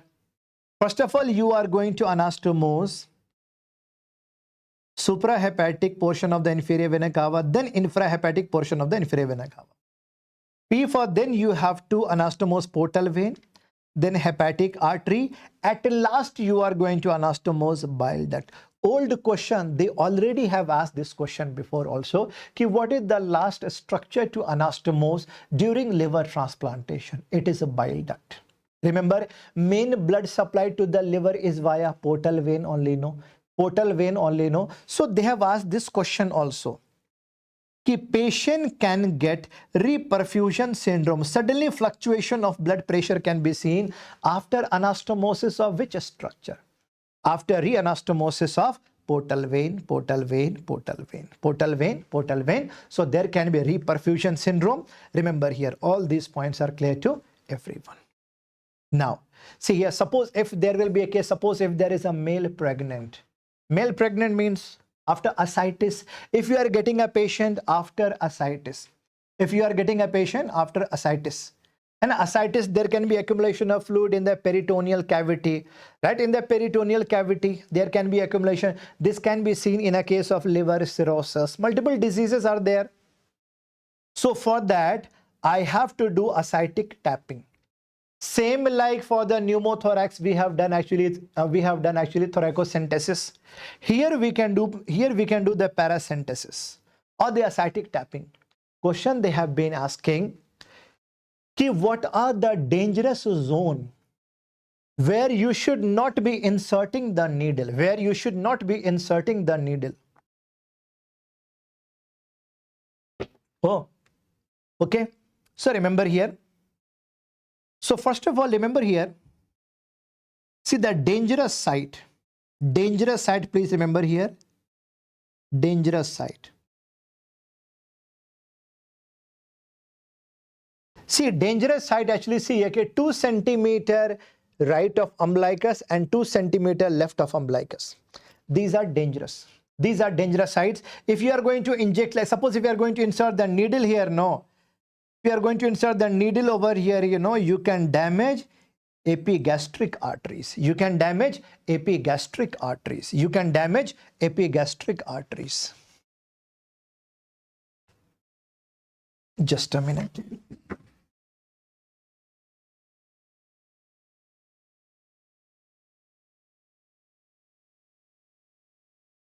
All right, let's continue. See, okay, dangerous zone where you should not be inserting the needle, 2 centimeter right of umbilicus, 2 centimeter left of umbilicus. Please don't insert needle because you can damage like epigastric arteries. That is a dangerous zone. So what are the safe zone? See, what are the safe zone? Remember here from here, remember 5 centimeter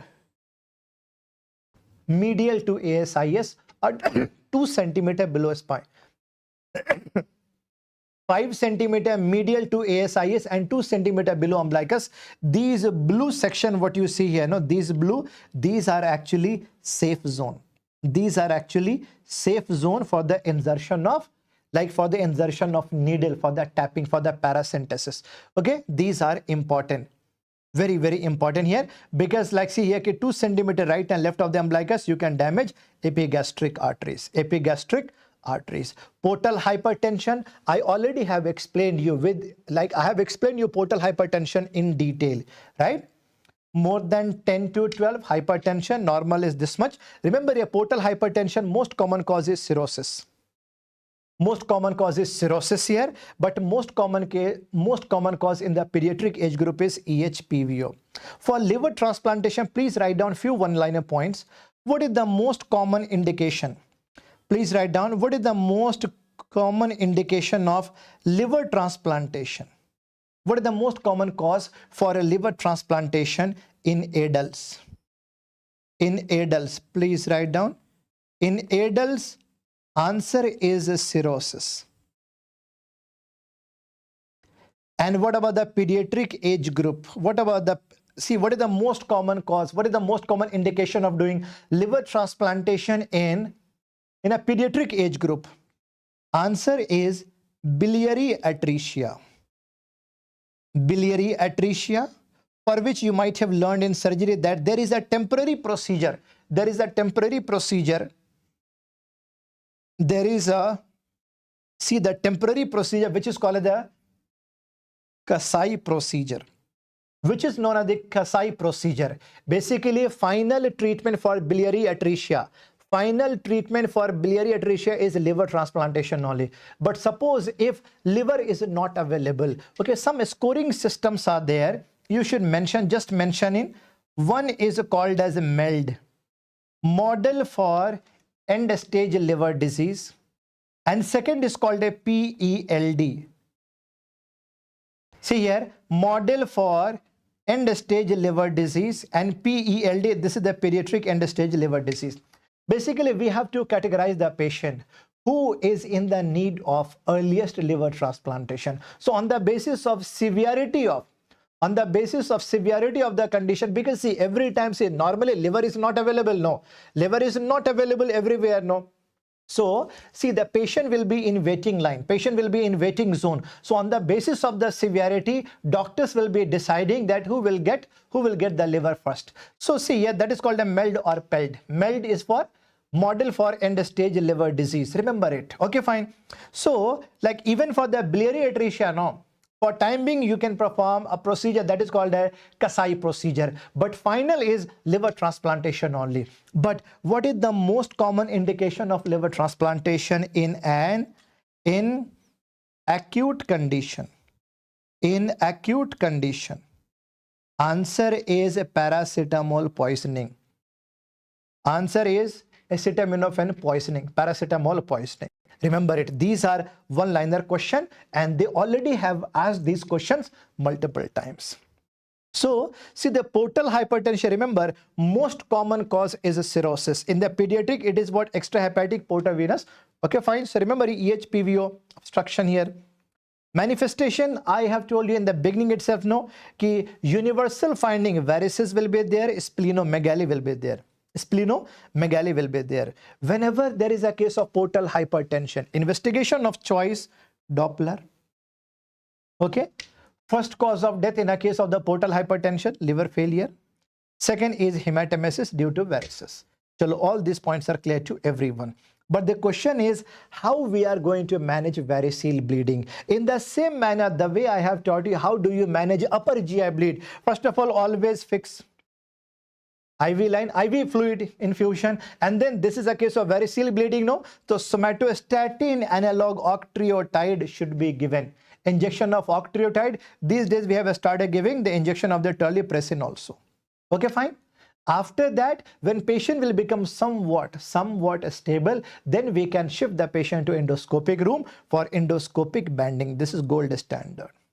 This is gold standard. If patient was in PHC, right now, and if you did not had some other option, then I have taught you about Singh stick and Blakemore tube, right? No, Singh stick and Blakemore tube. I have taught you all these. I already have explained all these. I already have explained. But remember here, when I talk about Singh stick and Blakemore tube, now first of all, you have to inflate gastric balloon with 300 ml of water. After that, you have to inflate esophageal balloon. See, the pressure should be 60 mmHg. I have explained you that after every 12 hours, you have to deflate it because it can cause ischemia. It can cause ischemia and finally necrosis. So overall, when I talk about varicose bleeding, final management is what? Final management will be endoscopic banding. Okay. So whenever there is a patient of, varicose bleeding, okay, fine. Remember here. So remember, like even after that, if you are not able to, suppose if you are not able to help the patient, antibiotics, yes, 7 days, high dose of antibiotics.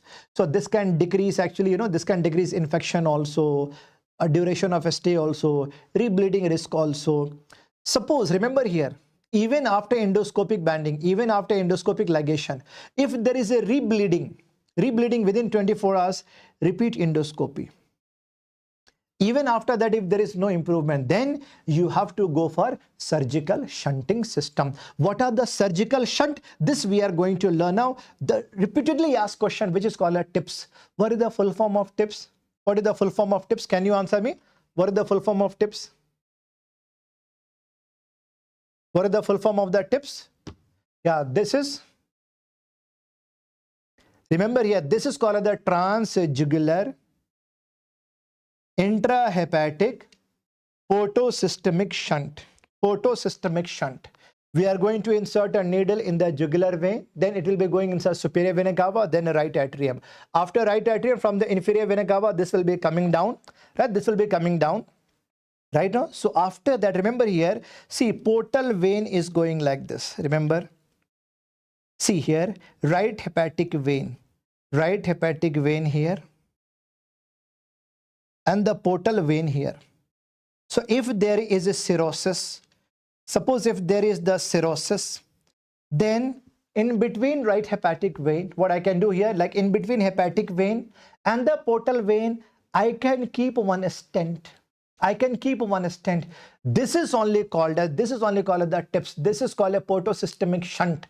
Shunting means like we are making like a bridge here. Easy to understand. So what is the name of the, see, what is the name of the, we are going to insert into internal jugular vein. Name of the needle, you see here, Roche needle. And a stent which is being used is called a Viter stent. Viter stent is being used here, Viter stent. All these points are clear to everyone? Now, see, some important points you should be knowing here. See, when I talk about the TIPS, no, I'm telling you, please make a circle on the TIPS. This is called this is known as the transjugular intrahepatic intrahepatic portosystemic shunt. Shunting is done in between portal vein and right hepatic vein. This is important, very, very important. Repeatedly asked question. In a case of the tips, where do you do shunting? Shunting is done in between portal vein and right hepatic vein. Can you answer me what can be the most common complication of tips? Obviously, it can damage nearby structure, no? So most common complication is bleeding. Most common complication is bleeding only. Most common complication is bleeding only. Now, see some other shunting system for, like if there will be a case of the liver cirrhosis, if there will be a case of the portal shunt, right? No. So some other different types of shunting system. Now, one is called as the non-selective, another is selective. What does it mean? How I can create shunt between two blood vessels? How I can create shunt? Like, see, first of all, I am making a diagram like this. This is liver. This is liver. And, okay, this is the portal vein. This is the portal vein. This is a splenic vein. And this is, okay, I will use one more paper. See, I'm just making a diagram here itself.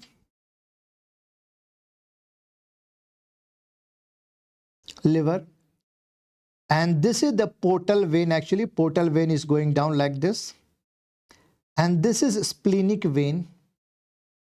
Spleen. This is your portal vein. Portal vein. This is splenic vein.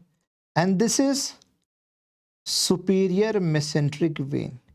See, from the back side of the liver, now there will be what? See, inferior vena cava will be coming down. And inferior vena cava will be coming down. Right? Inferior vena cava will be coming down like this. And from here you can see left renal vein. Left renal vein. And from here there will be right renal vein. Left renal vein. Left renal vein. Okay, chalo, this much point is clear to everyone. Now, see, remember here.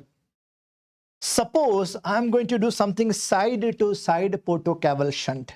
Side to side portocaval means portal vein and vena cava. Portocaval, side to side portocaval shunt means what? Side to side means what? Side to side.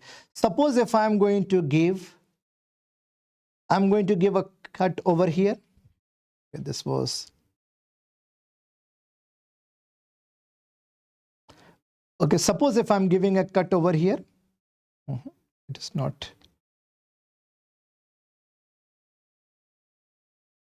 Side to side means what? I'm going to give a cut over here and after that I'm going to do like this. Right, I'm going to do like this here. So basically side to side, if I'm going to do the portocaval shunt, right, a portocaval shunt, right? So from here, actually what I'm doing here, no, see, okay, from side to side, if I'm going to keep a shunting, so it is called a portocaval shunt. Now, end to side means what? End to side means what?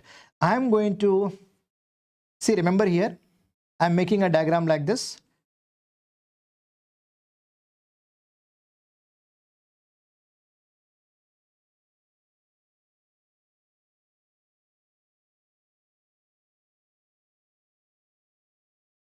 I'm going to give a cut of the portal vein and the same portal vein I'm going to keep here like this. Same portal vein I'm going to keep here like this. Right? So remember here, so this will be what? End to side portocaval shunt. Basically, I'm going to divert the pathway. If I'm going to divert the pathway, I'm going to create a shunt in between that. No, I'm going to create a shunt in between. That is called a shunting procedure. Fine. So basically, these are non-selective. These are non-selective means what? All blood I'm going to divert to the vena cava. All blood I'm going to divert to the vena cava. Very easy to understand. Right? Very easy to understand. All blood. Okay, fine, but no problem at all. But after that, I can do what? Like I can do interposition graft also. I can do interposition graft also. I can keep a graft in between. I can keep a graft in between the porto and caval. Means see the portal vein. See here I am going to keep a graft. So it is called as the portocaval. Mesocaval, mesenteric vein. Here I am going to keep a graft in between these two. Mesocaval. Now mesorenal, if I am going to keep, suppose if I am going to keep a graft in between these two, right, in these two, that is called as what? So all these are what? These are the examples of what? These are called interposition graft. I will show you photo, you will have more clarity. See here, see the photo, look at the photo here. So this was, see, this is actually what? Inferior vena cava, and here the dissected part you see here, and this is actually what? See here, okay, portal vein, actually a portal vein. So remember here, end to side, I'm going to cut, end to side, I'm going to divert here, end to side. After that, side to side. Now when I talk about like interposition graft, see, in between, suppose if I'm keeping a graft in between the portal vein and inferior vena cava, it is called as portocaval shunt. In between superior mesenteric vein, here, see second one, superior mesenteric vein and inferior vena cava, mesocaval, right, or mesocaval. And see, like in between, see, in between superior mesenteric vein and renal vein, this is called as mesorenal graft. All these points are clear to everyone. Now one more is there, that is very, very important, very, very important, right? Very, very important. That is called as, remember here, that is called as Linton shunt. That is called as Linton shunt. I am making a diagram again here. This is your liver, and see, this is the portal vein, this is the portal vein. This is splenic vein,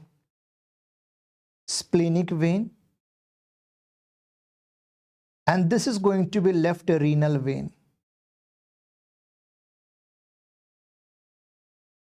Okay, splenic vein, this is your renal vein. Chalo, this much point is also clear to everyone. And at the backside, from the backside, like inferior vena cava will be coming downward, right? Inferior vena cava will be coming downward. Right, this will be coming downward. Now I can do one thing here. When I talk about Linton shunt, remember here, these two image based question which I have mentioned here, one is a Warren, another is a Linton. What is this? Let's learn this. After that, you should not be forgetting this. See, this is actually your spleen only. What I can do here, K, like from the, I can do one thing here. I'm going to dissect it from here.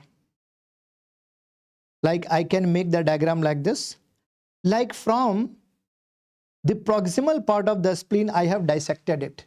Right now I have dissected it. And same, see, from the proximal part of the spleen, I have dissected. I have removed the spleen. And same, remember here, same blood vessel I am going to divert here. This is called the proximal splenorenal shunt. Now the blood, see here, now this can see here from here, so this can be going into, see, basically I have diverted it. So when I have removed the spleno, this is called as a Linton shunt. But same thing I can do one more situation. See, one more situation can be there. Like suppose I can do one thing here.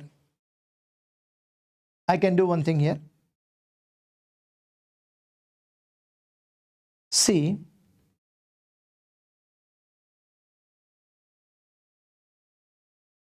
yes, it is your splenic vein, right? Splenic vein, I can do one thing here. At this much portion, I am going to dissect it here. And same I am going to divert to the renal vein. Selectively I am going to divert splenic vein into the renal vein. This is a case of selective shunt, which is also called as a Warren shunt. This much point is clear to everyone. Remember here, out of these surgeries, no.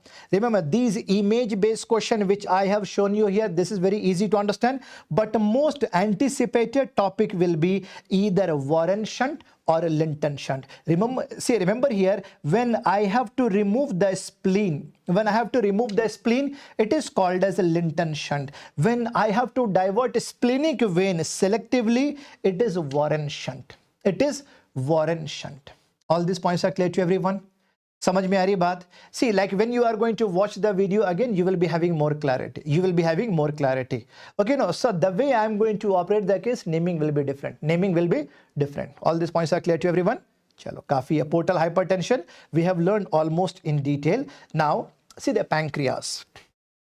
Now, in a case of the pancreas, now remember here, some scoring system which you should be knowing at least name in a case of the pancreatitis, like when I talk about Ranson criteria, Apache, Glasgow, city severity, BISAP and CRP.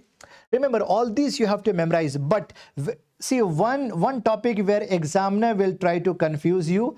Remember, Glasgow scoring system we are using for pancreatitis, but GCS score is different. Remember here, Glasgow coma scale is different for head trauma, for and if I have to check if a person is unconscious. Okay, no. But remember here, Glasgow scoring system we are using for pancreatitis. Pancreatitis. Now, see, remember here, if there will be a case of acute pancreatitis, no? So what will be the symptoms? Can you answer me? Acute pancreatitis, what will be the symptoms? Like there can be auto-digestion. Yeah, so many digestive enzymes will be secreted by the pancreas. No, there can be auto-digestion. There can be auto-inflammatory, you know. There can be auto-inflammation. Because of that, severe abdominal pain will be there. Severe abdominal pain radiating towards the left side of the back. Radiating towards the left side of the back. Severe abdominal pain in a case of acute pancreatitis. Okay, fine.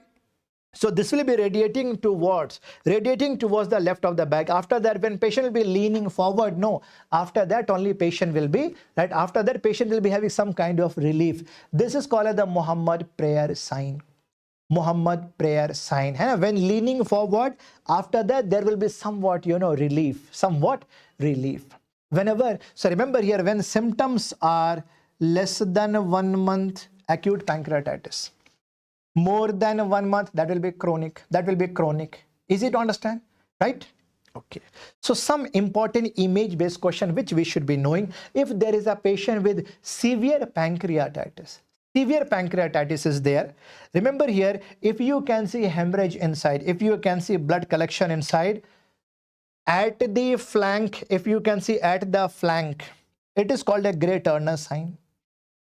If you can see near umbilicus, this is called the Cullen sign. If you can see red color, if you can see hemorrhage at the inguinal part, it is called a Fox sign. Fox sign. So remember here, GF, you can keep in mind GF, gray Turner sign. Hemorrhage will be, red color will be around, like around the flank. Near umbilicus, U for umbilic, Cullen sign, Fox inguinal. Fox inguinal. Yes.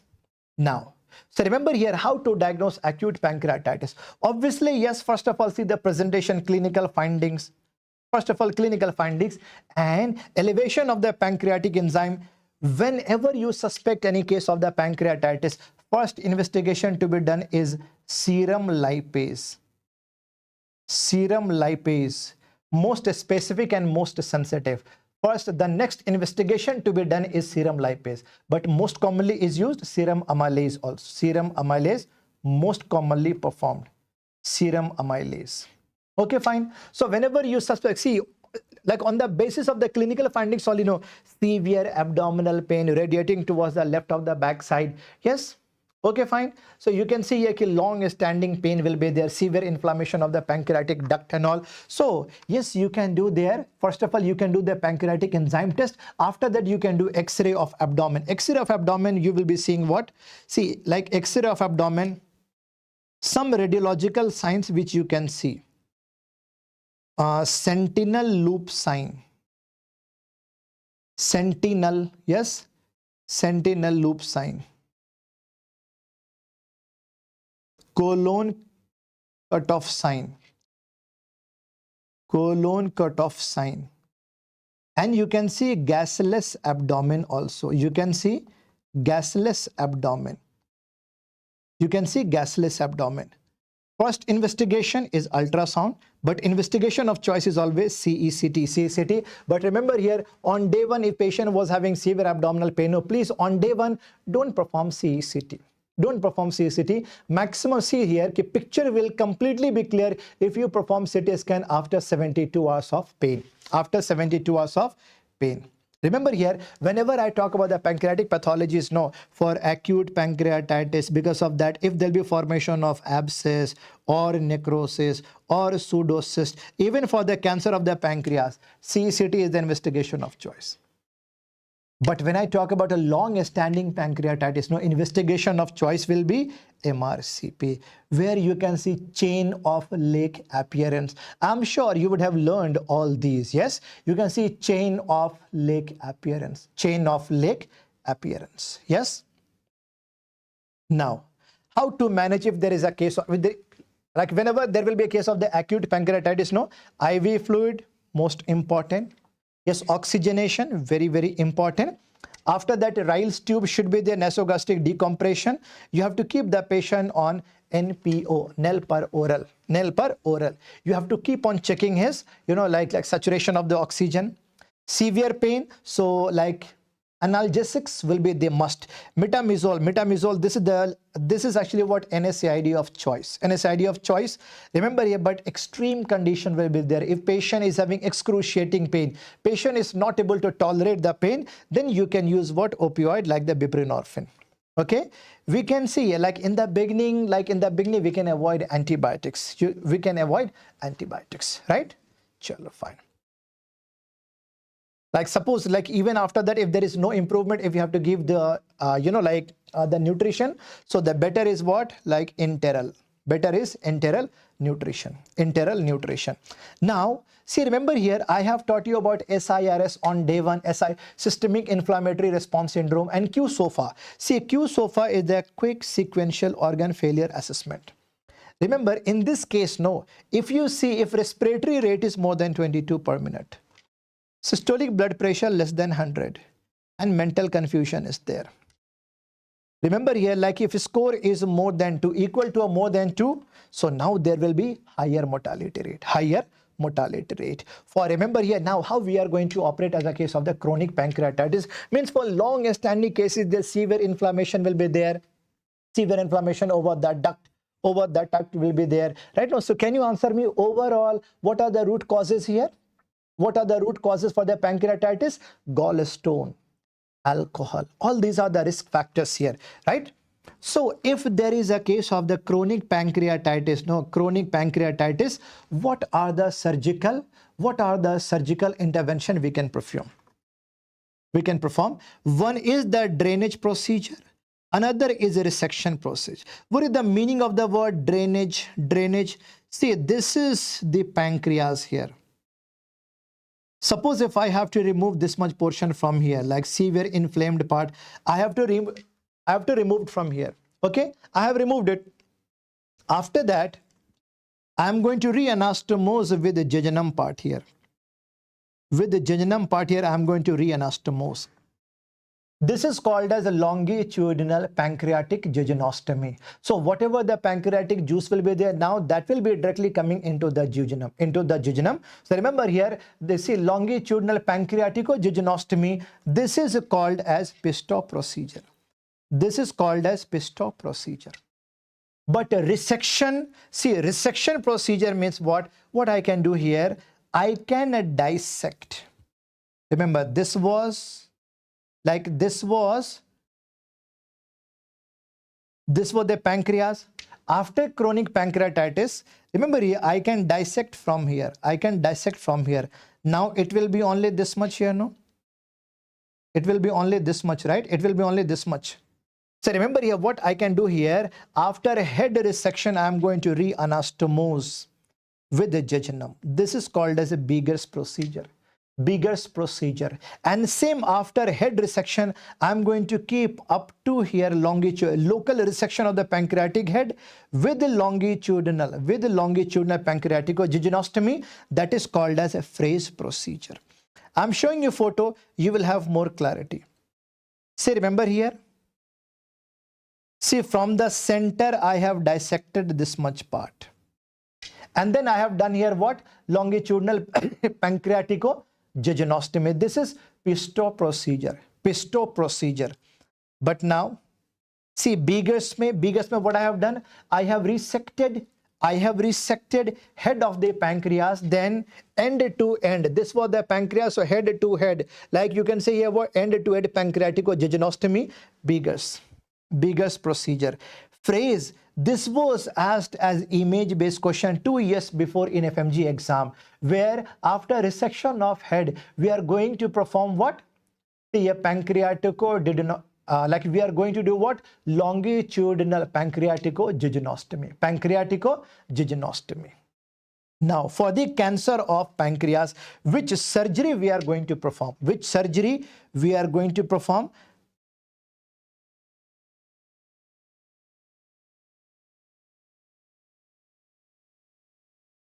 See, remember here, like suppose if there will be cancer in the head of the pancreas, Whipple's procedure. Like suppose if there will be a tumor over here, over the body and tail, I can do distal pancreatectomy. Where is the tumor? I can dissect that. If there is a benign tumor in head, I can remove only the tumor, that is called as enucleation. So Whipple's procedure we are going to learn now. Repeatedly asked question, if there will be cancer in pancreatic head, okay, I have to remove the head of the cancer for I have to remove the head of the pancreas for sure. But after that, how we are going to anastomose, this is important, because see, pancreas will be in, like see here, pancreas will be in the direct contact with, you know, the distal part of the stomach also, bile duct also, gallbladder also, see the part of the duodenum also. Wherever it is actually, no, I have to remove some portions. So in Whipple procedure, I'm going to remove distal stomach, gallbladder, all these I'm going to remove here. So how I'm going to anastomose? First of all, see here, see the picture, you will have more clarity. See the picture here. First of all, I have resected the distal part of a stomach. I have resected here head of the pancreas. And then from here also see the bile duct also, see the common bile duct also. So here how many anastomoses we can see here? One is called, what are the anastomoses we are going to see here? One is called the pancreatico-jejunostomy. This is called a pancreatico-jejunostomy. This is called a choledocho-jejunostomy. And this is called as gastrojejunostomy. So maximum leakage you are going to see from the pancreatico-jejunostomy. Remember here, basically in this process, I have resected the pylorus also. After that, there will be poor prognosis, there will be more morbidity. So now, same Whipple's operation we have modified, where we can preserve the pylorus. Remaining all surgery will be same. We are going to leave only the pylorus. We are not going to dissect pylorus. So pylorus preserving surgery, that is called as what? Longmire-Traverso procedure. Longmire-Traverso procedure, where same surgery, but we are going to preserve only the pylorus part, okay? Chalo, fine. I hope all these points are clear to everyone. Now, see, very, very important topic, that is the appendix. Most common general surgery appendix. Remember here, most common location of different appendix here. So retrocecal most common, followed by the pelvic. The perforation you can see maximum in the pelvic part here. So remember a different actually basically different on the basis of the position. You can give the name here of the appendix here. So retrocecal will be seen at the 11 o'clock or 12 o'clock position, most commonly seen. Okay, remember here. Now after that, now, what will be the symptoms after acute appendicitis? Remember here, Murphy's triad, there will be severe pain in right upper quadrant, nausea, vomiting, and fever. This is called a this is known as the Murphy's triad, right? Most of the time, we can diagnose on the basis of the clinical presentation only. But even if I have to do the investigation for the pediatric age group, ultrasound, for adult, CT scan.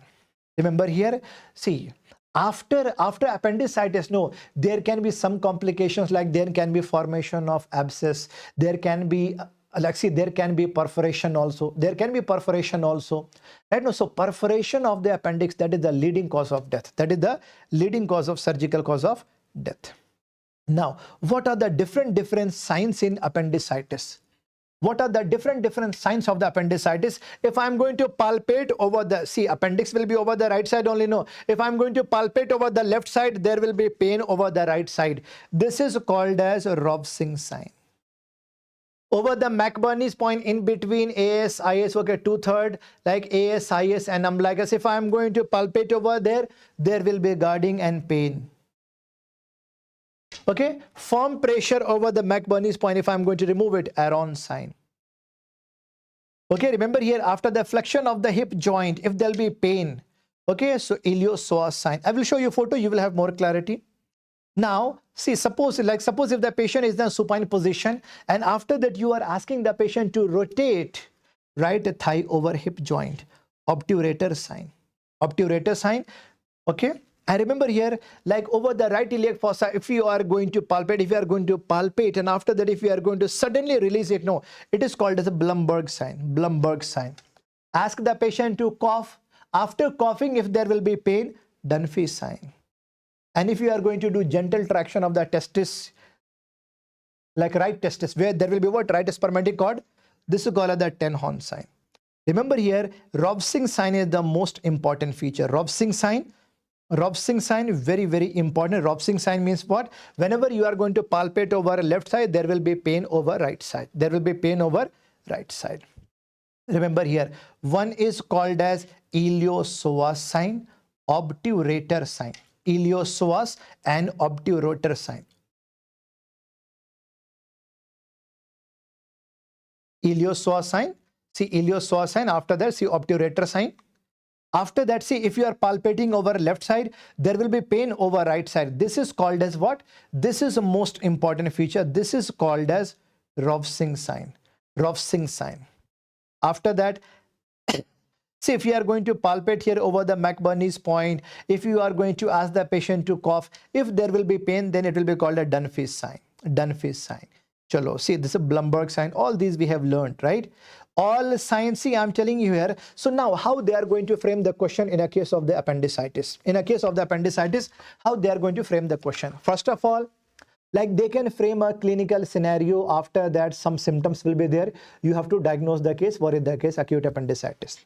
After that, what are the different signs which I have taught you just now? One question. Third, how you are going to operate. And third, what are the complications of appendicitis, and how you are going to take care of the complications. Remember here, adults spend most of the time with the clinical sign, lab investigation, ultrasound. You can diagnose, most of the time you can diagnose here, but gold standard for the adults, it will be CT scan. During pregnancy, remember here, during pregnancy we should not be using CT scan. So during pregnancy we can use MRI. But remember, CT scan, this can be used from second trimester onwards. You can see after second trimester. Now the question is that which scoring system is used for the shown post-op condition?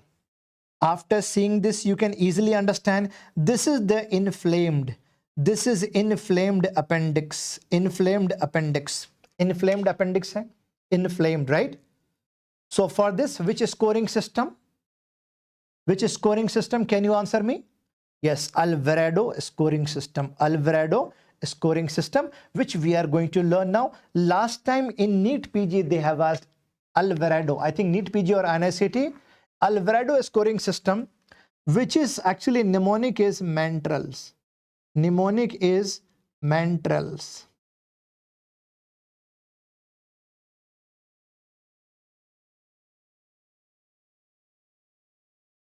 Mantrals. Like suppose if there will be migratory pain. Suppose if there will be migratory pain like this. Migratory pain. After that, patient can have anorexia, then nausea and vomiting. For all these symptoms, you will give 1-1 score. After the T4, there can be the tenderness in right iliac fossa. There will be rebound tenderness. There will be elevated temperature. Leukocytosis means what? Leukocytosis.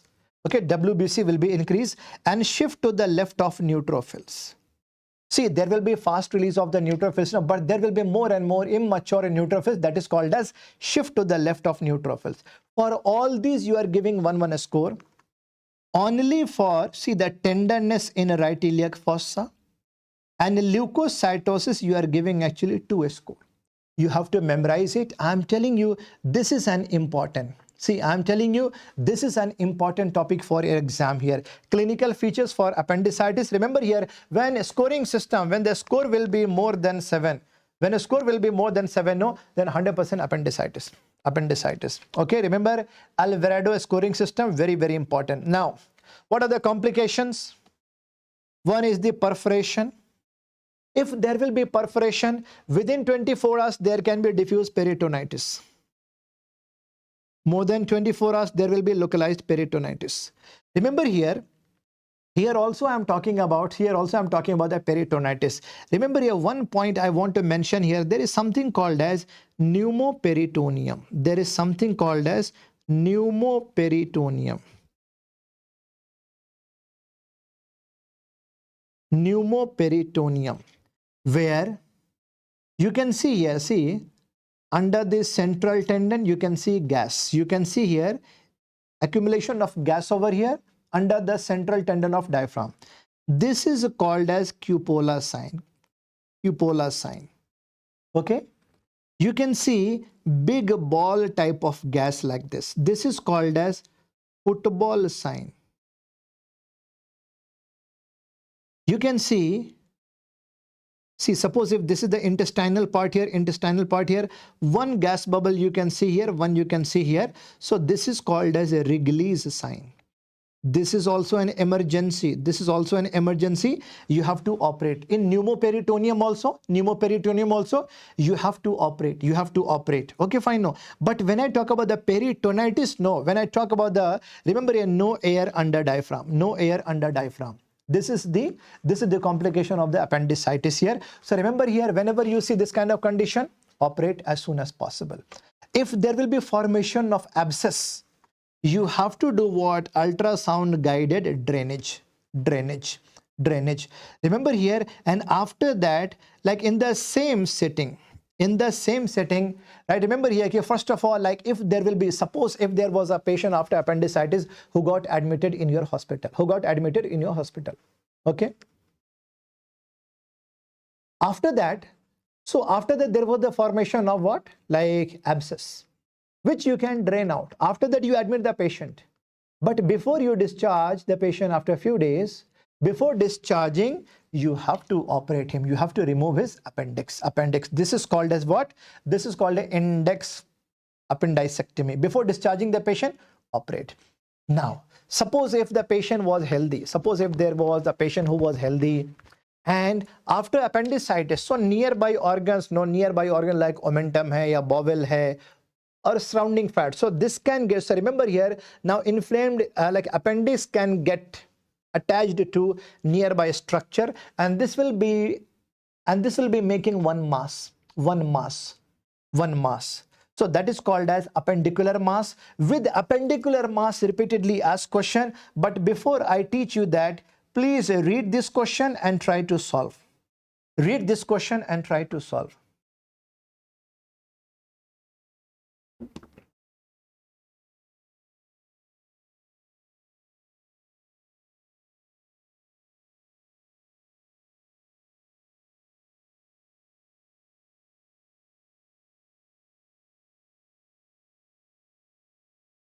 Read this question.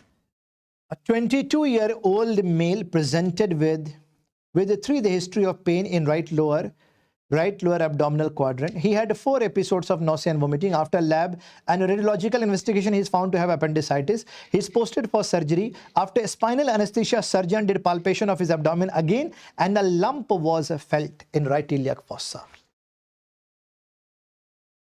What is the best line of management? Remember, whenever you get any patient of appendicular mass, this lump is actually mass only. This lump is actually mass, appendicular mass. Remember here, even after a spinal anesthesia, even before incision, ideally surgeon should palpate it again. and a surgeon should palpate it again. If there will be, right, see, remember here, see like if the surgeon can feel a mass over there, then he should abort this surgery. He should abort this surgery. Like the surgery should be postponed. Surgery should be postponed. Like first of all, he should cancel the surgery. Then CT scan is must. And now see here, now there should be the conservative management with regular follow-up of vitals. This is called as, can you answer me? This is called as what? Bolo. This is the conservative management. Remember here, this is called as Ochsner-Sharon regimen. Please make a circle on Ochsner-Sharon regimen. Make a circle on Ochsner-Sharon regimen. Ochsner-Sharon regimen. This is not a procedure. This is just a conservative management here. Here we are going to start a patient of high dose IV antibiotics, high IV fluid, vital monitoring. See here, bowel rest patient should be on NPO. Every 4 hourly, I have to check pulse rate and temperature. Most of the patient will improve. Most of the patient will improve within 1 to 2 days. Like see here, within 1 to 2 days. Very easy to understand. If you can find any abscess, you have to drain the abscess. So this is called as Ochsner-Sharon regimen. Be careful. Ochsner-Sharon regimen we are using for appendicular mass. Appendicular mass, not for the appendicitis. Appendicular mass. You can abort this surgery. CT scan should be done, and after that IV fluids, IV antibiotics, and you have to do like see every 4 hours you have to keep on checking pulse rate and all. You have to keep on checking here. And remember here, if patient is going to improve, you can perform appendicular. See here, you can perform interval appendicectomy. You can perform interval appendicectomy after 4 to 6 weeks. After 4 to 6 weeks, you can perform interval appendicectomy. You can perform this, right? And now remember here, see in which condition patient interval appendicectomy should be done after 6 weeks.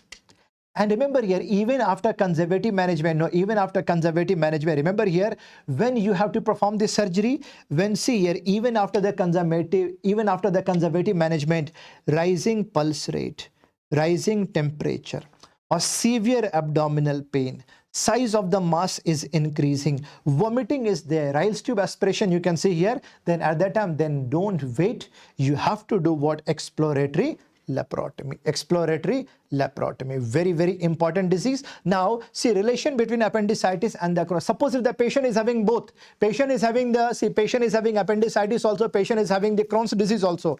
When active Crohn's is seen at base after opening abdomen, please at that time don't resect appendix, because it can cause what? Intracutaneous fistula. If you can see the Crohn's disease at the terminal ileum, no problem at the terminal ileum hai, you can resect appendix.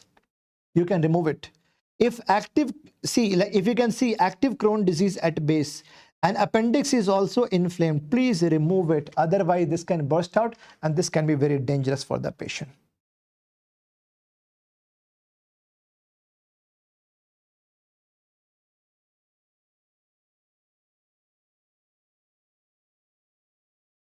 I think one more PDF I'm missing.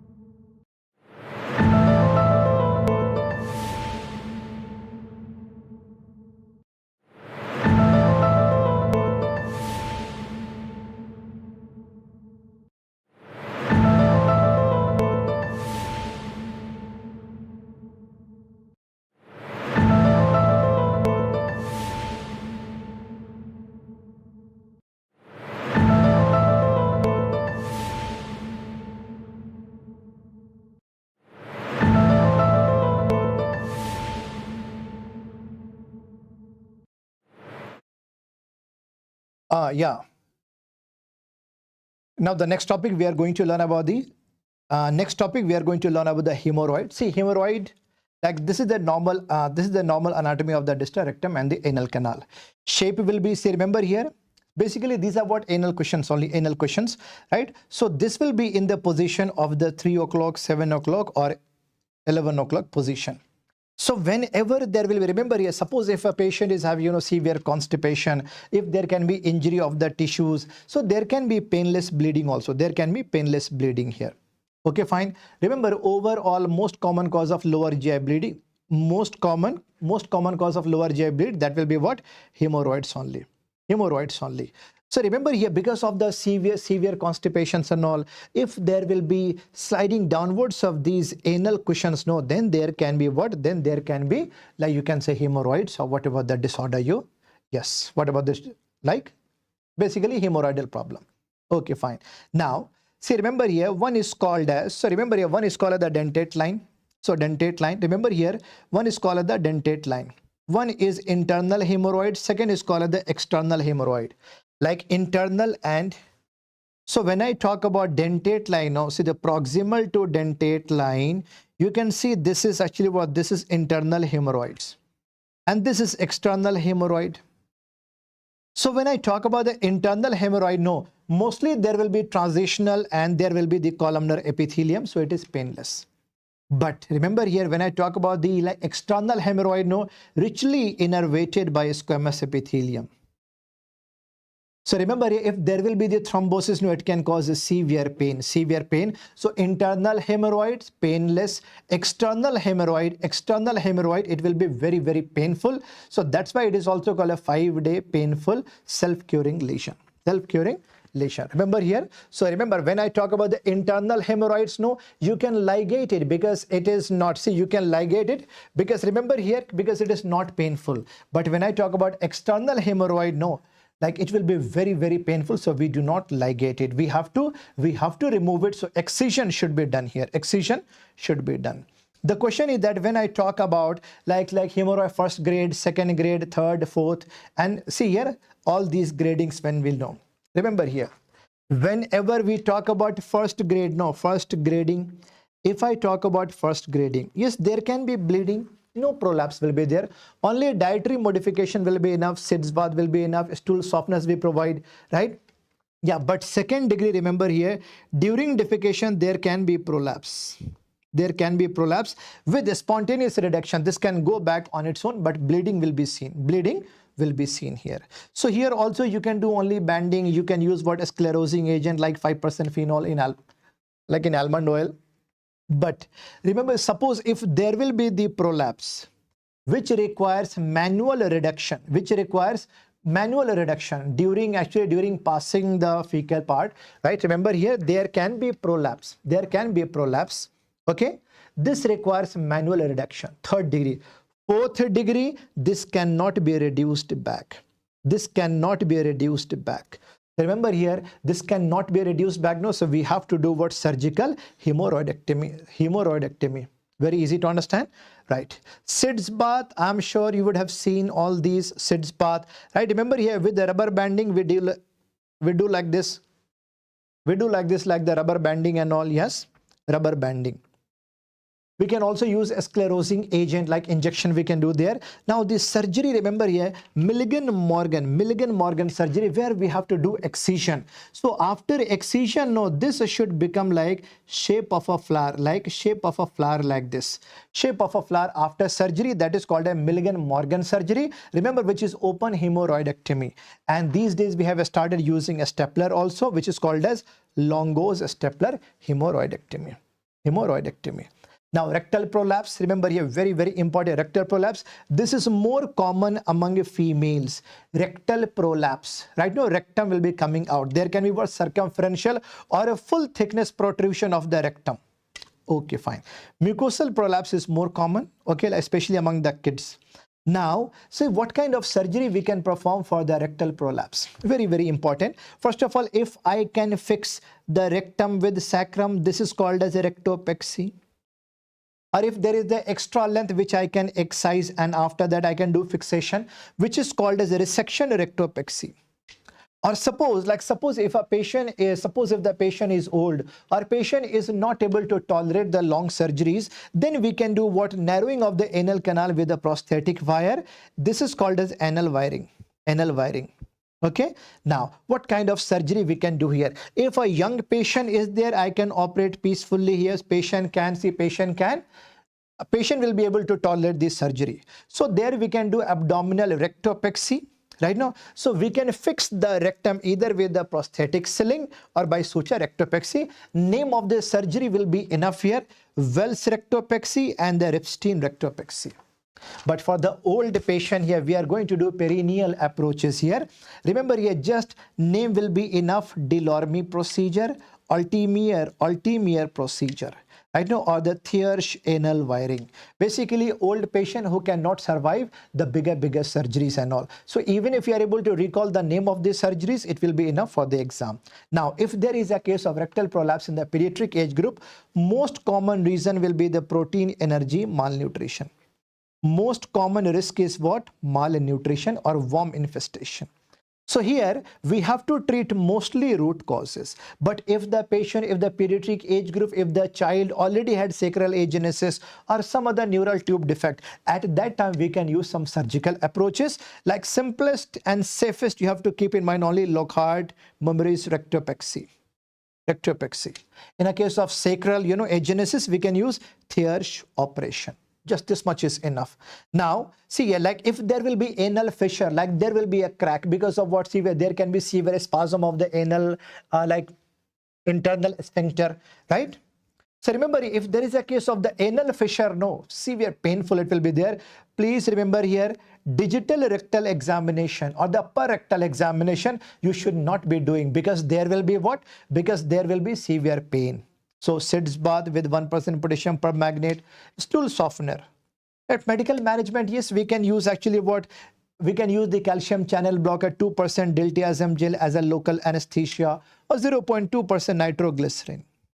Remember here, manual dilatation used to be performed like Lord's procedure, but these days, remember these days, mostly we are doing what? Notaras lateral sphincterotomy, right? Chalo, all right. Now, some of the classification system, like which you should know for the one-liner here. Now, when I talk about the choledochal cyst, the classification system name is called the Todani. Stomach cancer, Bormans and Lawrence, name is enough. See, a Strasbourg classification for bile duct injury. For bile duct cancer, bismuth correlate. Now, intestinal obstruction, how will you understand that? If there will be a small bowel obstruction and large bowel. For a small bowel, no, most common cause is adhesion. But for large bowel, most common cause is cancer. And second most common will be volvulus. But for large bowel instruction in the pediatric age group, and a pediatric age group is Intussusception. How to differentiate short bowel obstruction and long bowel? Remember here, bowel will be massively distended. Seen on opening the abdomen. After seeing which one organ you can differentiate, this is actually short bowel or large bowel. If cecum is distended, no, it is large. If cecum is completely collapsed, small bowel. But we also have to see, this is not always true actually. This is not always true. See, like in so many cases, yes, you can. Remember here, like because we should know one physiology here, that ileocecal valve is fully competent only in 1/3 patients. Means like from ileum, if the digested food is entering into the ascending colon, after that it will not be coming back. So I can say that ileocecal valve is fully competent, but it is fully competent only in 1/3 of the population. Okay, fine. So what will happen if ileocecal valve is fully competent? Now see, the food particles will be going inside here, it will be going inside here. But this will not be able to come back here. So there will be massive dilatation, and this is an emergency. Operate as soon as possible. But remember, in 2/3 patient, ileocecal wall is incompetent. Even the digested food will be entering into the cecum, and this can come back here also. This can come back also here. So in these cases, there can be, remember here, there can be fecal vomiting also. fecal vomiting also. So I can say when the ileocecal wall is fully competent, no, there will be closed loop obstruction, which will be dangerous. But if it will be incompetent, remember here open loop obstruction is there. Open loop obstruction is there when there is cecal distension. You cannot see cecal distension, you cannot see. Here also like surgery is needed, but this is, remember here, it is not an emergency. Closed loop, it is fully emergency. Open loop obstruction, it is not an emergency. Now intussusception means what? When the portion of intestine is going to enter into the another portion here, that is called as intussusception. So either there can be, remember here, ileum can go inside the colon, ileocolic intussusception. When ileum is inserting, ileum is going inside the ileum, it is called a ileal intussusception. When one portion is entering into the one portion of intestine is entering the another intestinal part, that is intussusception here. So remember here, so now you can see one will be outer tube, another will be inner tube. Outer tube is called as intussusception, but inner tube is called as intussusceptum. Like especially among the pediatric age group, lead point will be Pear's patches. Most common age group 6 months to 1 year. Older children, there can be due to Meckel's diverticulum, and mostly in adult this can be due to benign tumor. Remember here, if a baby is presented to hospital, if baby is crying a lot, right now if baby is crying a lot, and if there will be, like suppose if there will be a red currant jelly stool, severe pain, vomiting, after that you can see right iliac fossa will be empty, so you can see that will be like Lee-Dancy sign. And see towards the umbilicus you can see what? Sausage shaped mass. You can see it. See, like investigation of choice will be ultrasound only, right? Like ultrasound only. And you can see here, you can see like the target sign. You can see like a target sign, bull's eye sign, pseudo kidney sign. Remember here, if you do barium enema, you can see the claw sign. You can see the claw sign. You can see the claw sign, and you can see the claw sign, and you can see the coiled spring sign like this. All these you can see in intussusception. So how to treat? If the age of a child is less than 1 year, you can do hydrostatic air enema. You are going to keep Foley's in the anus, and after that you are going to push 50 ml of air. Most of the time it will improve. Suppose if there is no improvement, no, after 1 year surgery is must. Short bowel obstruction in adults. Remember here, like if I show you this photo, here, you can see here, right? If I can show you this X-ray, you can see this. Remember here what I am trying to say here, overall normal air fluid level is only 3 to 5. More than 5 means like this will be pathological. And air fluid level with vertical diameter more than 2.5 centimeter is the pathological. So short bowel obstruction, remember here, either there can be dynamic obstruction due to adhesion, or there can be, see here, non-dynamic obstruction, that is called the paralytic ileus. That can be mostly after the surgery due to imbalance of the electrolyte, post-op electrolyte loss. So hypokalemia is most important cause here. Remember, if there will be dynamic obstruction, severe pain, vomiting, diarrhea, distension of abdomen, constipation, but in the paralytic ileus due to electrolyte imbalance, no pain. Bowel sounds in dynamic obstruction a lot, but non-dynamic may absent. Okay, remember here, when you do X-ray in the dynamic obstruction, no, remember root cause of both will be different. Dynamic obstruction, adhesion is the root obstruction. See, the paralytic because of electrolyte imbalance after this surgery. So if you do X-ray in dynamic obstruction, no gas in rectum. Okay, but in the paralytic ileus, gas is present in colon and rectum. Whenever there will be dynamic obstruction, or remember here, we have to do like, we have to see here, first of all, we have to keep the patient NPO, right? We have to keep the patient on IV fluid for 24 to 48 hours. Even after that, if there is no improvement after 48 hours, I have to do what? Lap adhesiolysis. Right? Basically, surgery is must. Surgery we have to perform here. But when I talk about the paralytic ileus, no, wait for 48 to 72 hours. and we have to do electrolyte correction. Most of the patient will pass the motion. Most of the patient will pass the motion.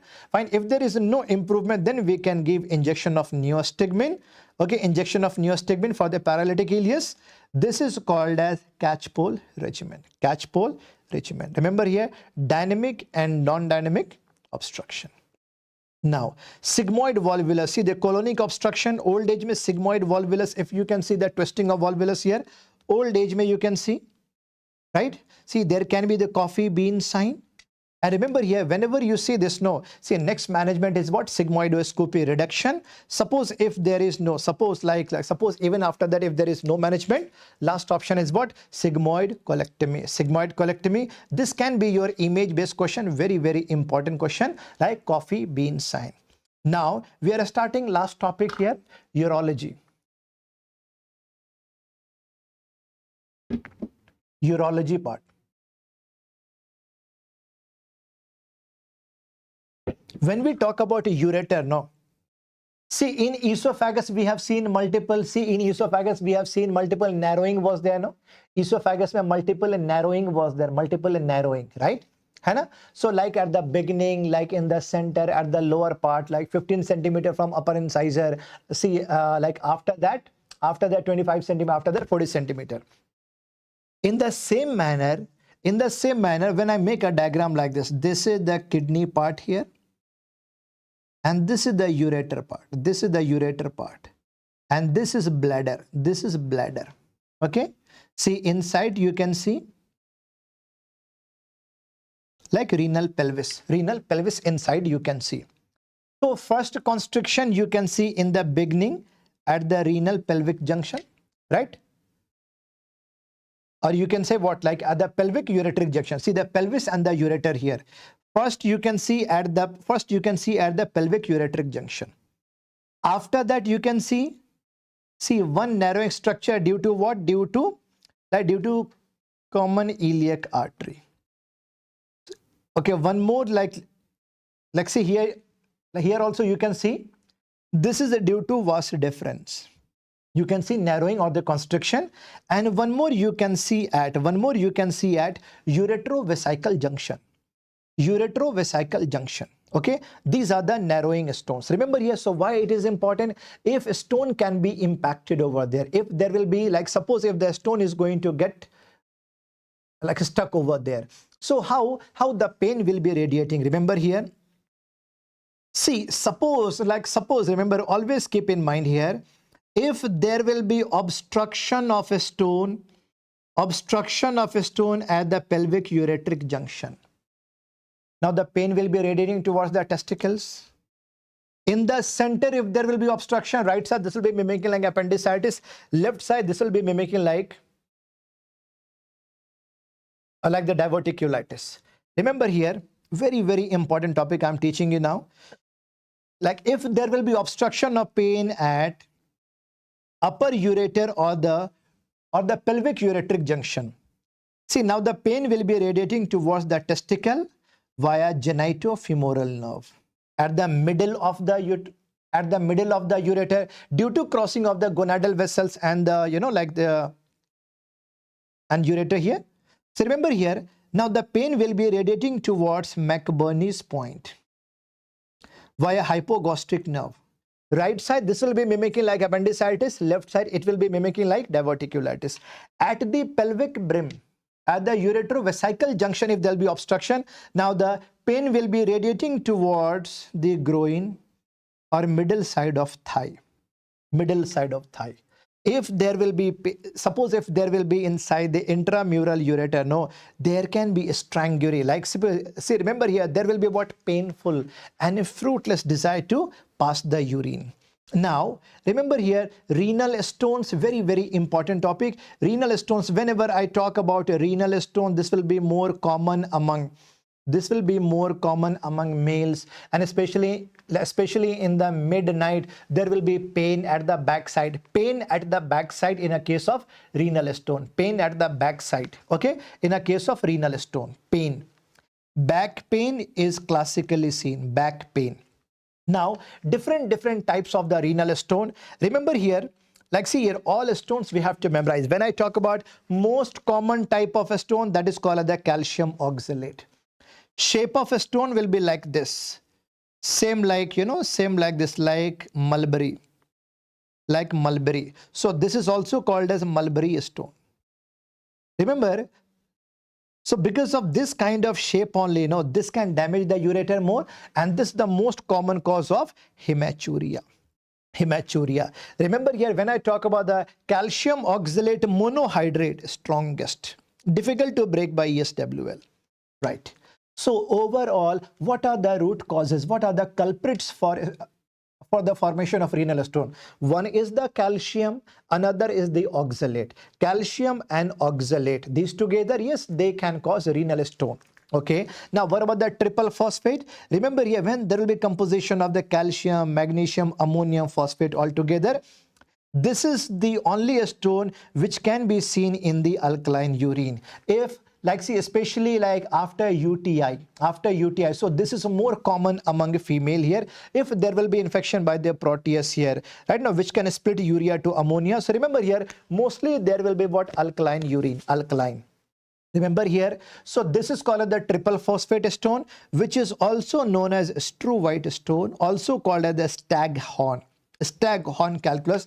This will appear to be smooth, dirty type, white and solitary, single but big. Okay, but what about cystine? So remember, shape of the wound will be like the benzene, hexagonal structure. This is extremely hard. This is like, especially in a case of cystinuria, you can see cystine stone. Remember here, so this is extremely hard, and it will be very, very difficult to break by the ESWL because of what? Double sulfur bond. This looks radio opaque also. Now, uric acid in any condition, if there will be hyperuricemia, like gout, Lesch-Nyhan syndrome. In all these cases, uric acid stone, most common radiolucent stone. Okay, now see, remember here, xanthine stones, especially seen in a case of the xanthinuria.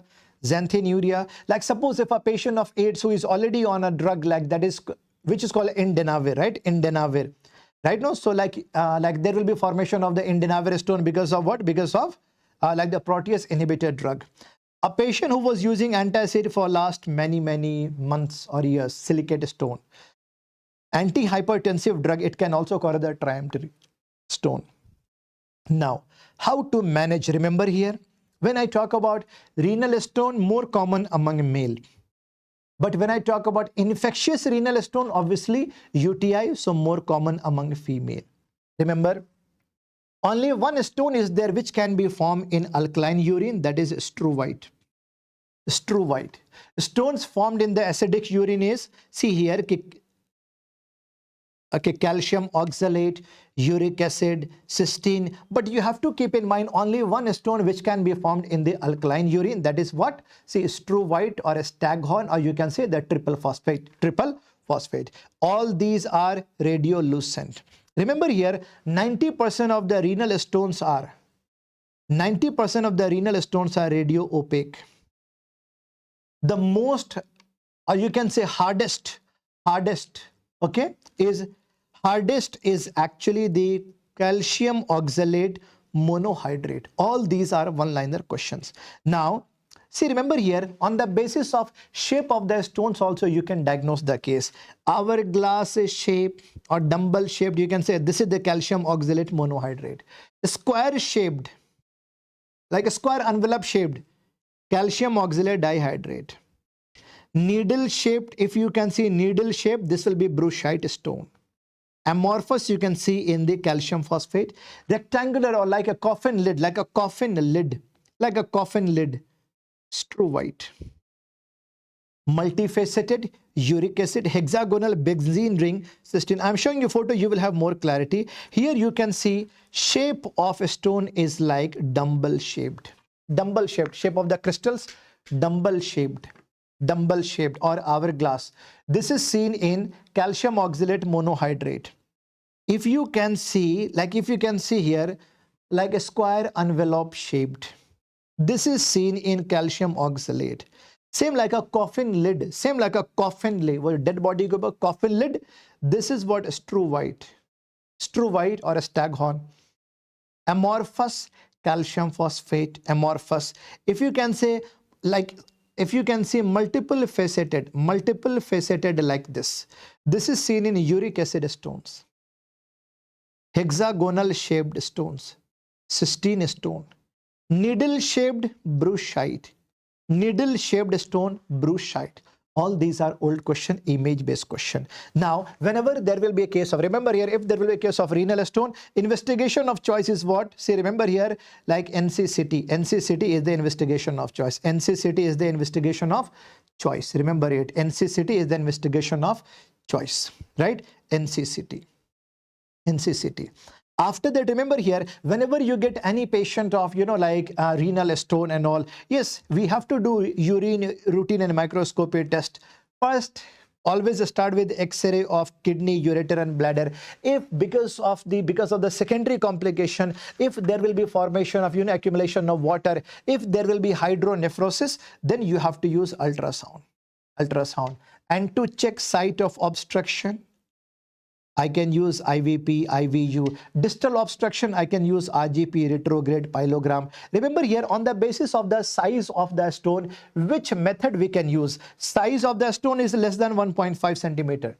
We can use ESWL. What is ESWL? Extracorporeal shock wave lithotripsy. Shock wave lithotripsy. This is non-invasive procedure. This is non-invasive with the help of what? See, with the help of what? Extracorporeal shock wave ke through, right? But remember here, suppose if this is this is the kidney part here. This is the kidney. This is the kidney part here. And after, see here, shockwave lithotripsy, whenever there will be breaking of the stones, now a stone can get deposited over here. Stone can get deposited over here. So this will be like a street of a stone. This is a complication. This is called as like a Steenstrasse stone street.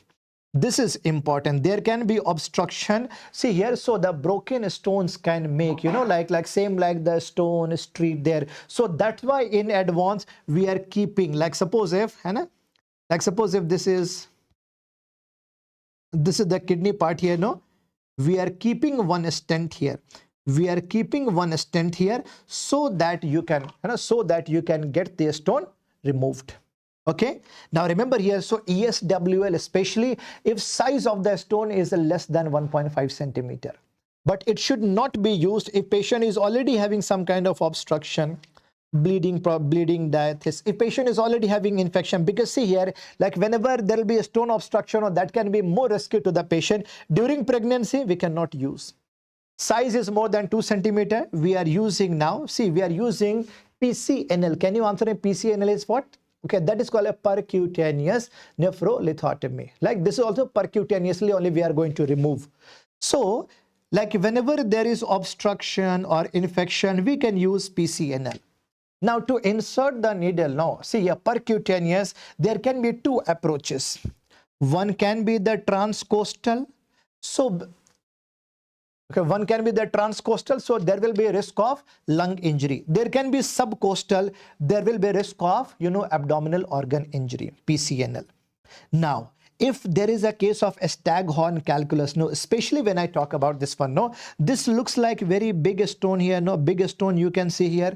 So like even if we are going to use ESWL, you cannot break it completely. With PCNL, you cannot remove it completely. So we are using here ESWL also and PCNL both. First of all, we are going to break the stones, and after that we are going to use what? PCNL. With the help of the percutaneous, we are going to remove it out. So see here, so basically we are using both techniques, ESWL with PCNL, right?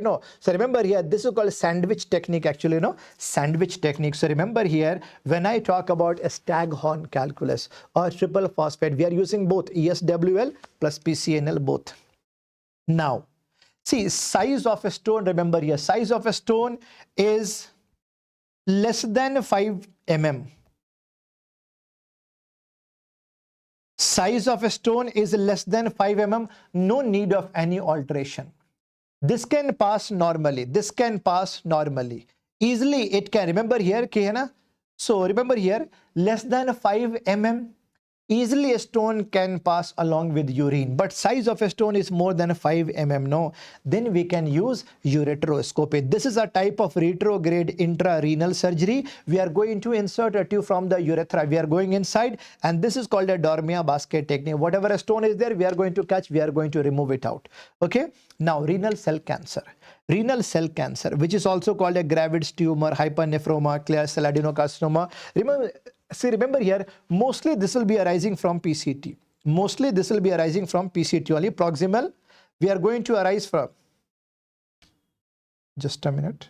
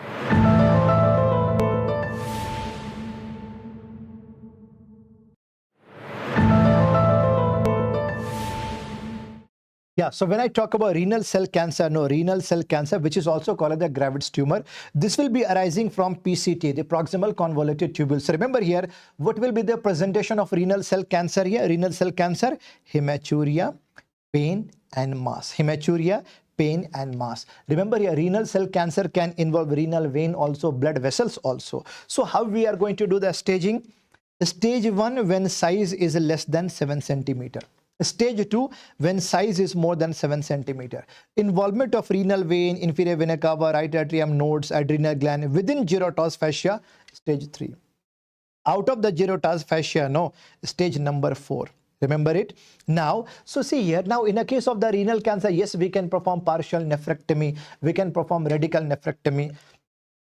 So partial nephrectomy, this is a type of what? Remember, this is a type of nephron sparing procedure. If size of the cancer is less than 7 cm, see, remember here, size of the mass is less than 7 centimeter, we can perform partial nephrectomy. Or if there is a case of bilateral renal carcinoma, we have to preserve some nephron, right? Now, if there is a case of von Hippel-Lindau disease and CKD, like CKD, chronic kidney disease, single kidney patient is there, then we should perform partial nephrectomy. But in a radical nephrectomy, we have to remove whole kidney. We have to remove adrenal gland, perinephric fat, gyrotous fascia, ureter. Even we have to see here artery and vein also. Remember, all these structure we are going to remove in radical nephrectomy. Now, when I talk about bladder stone, remember here, suppose if the stone was formed in kidney, a stone was formed in the kidney, and after that from the ureter, this fell in bladder. So basically, this is called a dropped stone. Dropped stone, this is called the primary bladder stone. Like see, primarily it was formed in kidney and now it is going to drop in the bladder. Okay, fine. So size of these stones will be very, very small. Stone formation in absence of obstruction, local disease, right now. So remember here, most common type will be the calcium oxalate. But like suppose secondary to urinary stasis, secondary to infection, secondary to any foreign bodies, if there will be formation of a stone in bladder, it will be called as a secondary. So this is formed inside bladder itself. Remember here, most common is calcium urate. Remember here, so most common type of bladder stone will be, more common type of bladder stone will be secondary only, because when I talk about the primary bladder stone, no, these are this much small that from the kidney, like via ureter, this can fall in the, like in the bladder, this can, size will be very, very small, they can pass easily also.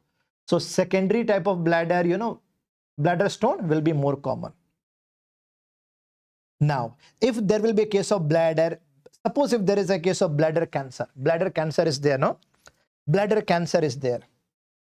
Remember here, bladder cancer is related to if a person related to the occupation also. If a person is working in a dye industry, right? Okay, fine. So whenever there will be bladder cancer, no, like investigation of choice is cystoscopic biopsy, and staging can be done by CCT abdomen and pelvis. Now, on the basis of, remember here, when I talk about like stage number 1, T1, stage 2, stage 3, stage 4. Stage 1 means what? Only subepithelial connective tissue will be involved.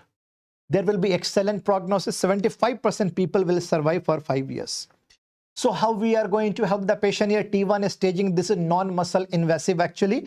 Remember here, how we are going to help the patient? Like from the urethra, we are going inside the bladder and then we are going to resect the mass. This is called the transurethral resection of bladder tumor. After that, we are going to inject intravesical BCG, mitomycin C or thiotepa.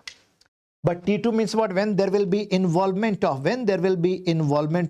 muscularis propria. T3, when there will be involvement of the perivesical tissue. T4, if there will be like involvement of the prostate, seminal vesicles, vagina, abdominal wall. Remember, when I talk about like a stage number T2 to T4, remember muscle invasive. All these are muscle invasive. So what we can do here? Radical mastectomy with adjuvant chemotherapy. But worst prognosis. Remember, a survival of 25% patient, maximum for 5 years. And see, see extreme condition, when I talk about this means cancer in situ, like there will be involvement of the cancer at the multiple places here, high risk of muscle invasion, worst prognosis. We have to do only cystectomy. Now, if you are going to perform radical cystectomy, basically, see, this was the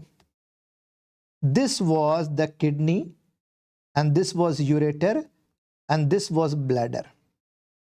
Right? And this is urethra. I am going to remove the bladder. I have to remove the bladder now. So where urine storage will be done now? So we can do one thing here. No, like this is, okay, this is the renal part, kidney, this is ureter part. I have removed complete bladder here. So I can use one conduit. of ileum. Ileum conduit I can use. Ileum conduit I can use. This is called as a radical cystectomy with ileal conduit. When, like in a case of the bladder cancer, if I have to remove 100% bladder, then instead of the bladder, I'm going to use ileum there. Ileum as the conduit. Fine. One more option was there. Once upon a time, we used to insert ureter directly into the sigmoid. That was called as ureterosigmoidostomy. But higher risk of the malignancy was there. So that is not in the practice now. We are using only radical cystectomy with ileal conduit. Ileal conduit, right? Earlier we were using ureterosigmoidostomy, but now least preferred. Okay. So when I'm using ileal conduit, can you answer me here? Now, so what can be the risk of the complication? There can be the risk of ureter stenosis and the stricture. There can be reflux of urine. Yes. So there can be some kind of dyselectrolytemia also. There can be metabolic acidosis with hyperchloremia. Remember here, all these points are clear to everyone. Now, urological injuries means what? Whenever there will be subcapsular hematoma, like inside, see, inside the capsule only blood collection is there, stage 1, grade 1. Laceration less than 1 centimeter, grade 2. more than 1 centimeter expanding hematoma, but no extravasation of urine, stage number 3. Urine extravasation also, now renal artery, renal vein are also injured, stage 4. Shattered kidney is there, stage 5. For all these, for urological injuries, investigation of choice, CECT. If patient is stable, I can use what? IVP to look for perfusion. Now, see here, during C-section, there can be damage of ureter. There can be damage of ureter. So first of all, how you are going to identify? So after that, suppose if the gynae surgeon has damaged ureter, no? Ureter. After that, see, the urosurgeon will be invited there, urosurgeon. So how will you understand that this is ureter only? Ureter will be having the peristaltic movement. Ureter will, ureter will have peristaltic movement. For that, I can do one thing. When there was the damage of this much ureter, what I can do here, from the bladder, I can harvest a portion of the tissue. After that, I can make ureter part. That is called as a Boyre flap. Please remember here, Boyre flap we are using for the damage in ureter, for the damage in ureter. Okay. Right. Now, after the trauma, bladder injuries. Remember here, whenever there will be the bladder trauma, so first of all, yes, there will be suprapubic pain and tenderness. There will be difficulty in passing urine, right? No, difficulty in passing urine. After that, hematuria. So there can be extraperitoneal bladder, intraperitoneal bladder. Actually, when I talk about extraperitoneal bladder, what does it mean here? Ki bladder is actually full. Bladder is actually full, and that is, see here, bladder is actually full, and this is coming inside the intraperitoneal part. So if at that time, like suppose if there will be external blow over the lower abdomen, external blow, or if there will be a kick, yes, there can be rupture of, rupture of bladder, and that will be intraperitoneal. Now there will be extravasation of urine inside the peritoneal cavity. This will be very, very dangerous, no? Very, very dangerous. This can cause uremic peritonitis. Remember here, as soon as possible, operate the case. Okay, but like, what is the meaning of the word extraperitoneal? When bladder was fully empty, bladder was fully collapsed. Even after that, if there will be, in a case of the pelvic fracture, if there will be rupture of the bladder, no, now even if there will be extravasation of a small amount of urine also, no, so that will be going just behind, just outside the outside of the peritoneal cavity. Not so emergency. You can fix only a catheter in bladder. You can fix only a catheter in the bladder. Slowly it will heal. So remember here, when I talk about intraperitoneal bladder rupture, dangerous, very dangerous, right? Extraperitoneal, manageable, right? So remember here, when I talk about the extraperitoneal, no, like when I talk about extraperitoneal and all this here, for extraperitoneal, for intraperitoneal, same thing is there. For both of these, there will be difficulty in passing the urine, right? No, so there will be suprapubic pain, there will be hematuria. Intraperitoneal, very dangerous, very dangerous. Extraperitoneal, with the catheterization, it is mandatory. Next important is urethral injury. Urethral injury, you can see here, first of all, you can see, like this is the prostatic urethra. After that, this is membranous urethra, and this is bulbar urethra, and this is the penile urethra. Urethral injuries, repeatedly asked question here. When I talk about the bulbar injury, no, bulbar injury will be, like see, okay, bulbar injury is just after membranous. So whenever like a straddle injury, after a straddle injury, but membranous mein kya hoga na? Membranous will be at the lower part, actually, membranous, no. So after pelvic fracture, there can be membranous urethral injury, right? Now, membranous urethral injury. Remember here, so because of this, there can be formation of hematoma. There can be formation, and you can see like this will be appearing like floating prostate, verumentinum sign, right? Now, but image based question, repeatedly asked question, if there will be a straddle injury like this, like a straddle injury, or like see this one, these two photos are repeatedly asked question. So like in this situation here, no, a straddle injury, and remember here, see here, manhole, right? So here, if there will be injury, no, there will be the crushing of bulbar urethra. There will be crushing of bulbar urethra, right? Now, bulbar urethra. But if there will be pelvic fracture, there can be the membranous fracture of urethra. In both of these cases, yes, you can see there can be blood at the urinary, there can be blood at the meatus.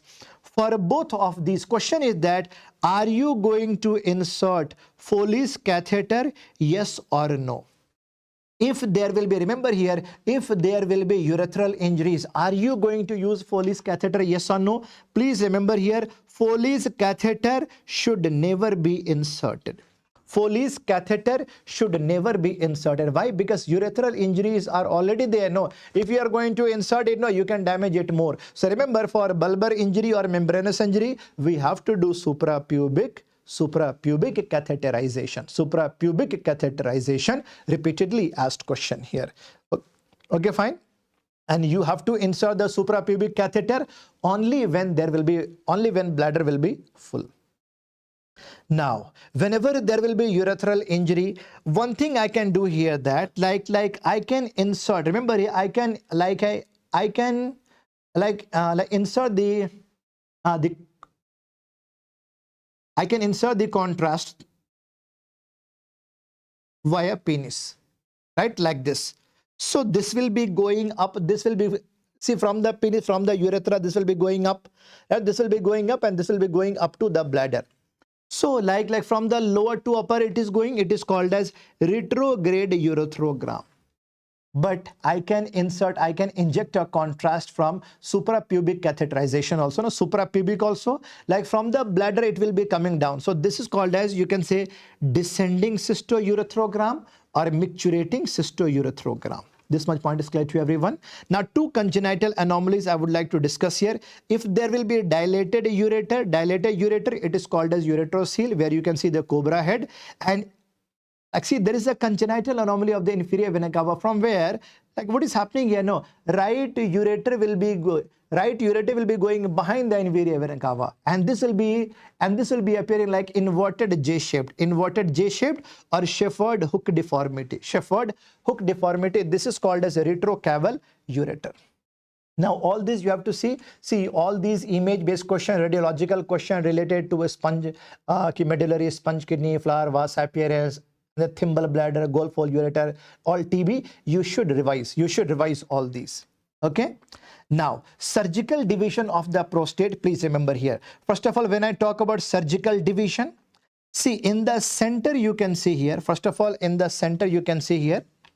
Like, see, first of all, this is called as anterior lobe. This is called a posterior lobe, and in the center this is called as median lobe. Lateral side, these two are called as lateral lobe. Okay. Now, what about zone? What about a zone here? Remember here, one is called as anterior zone. This is called the peripheral central zone, and this is called the transitional zone. Why it is important to learn the basic anatomy here? Why it is important to learn the basic anatomy of the prostate? Because whenever we are going to do per rectal examination or digital rectal examination, no, you can palpate only the posterior lobe. Normally, you can palpate posterior lobe, but median lobe will be palpated only when the prostate is enlarged. Okay. Now, remember here, what is the most common site of origin of the BPH? Remember, median lobe and the transition zone. Mnemonic, I have mentioned a BMT, bone marrow transplantation here. For a BPH, median lobe and the transition zone. But what is the most common site of the prostate cancer?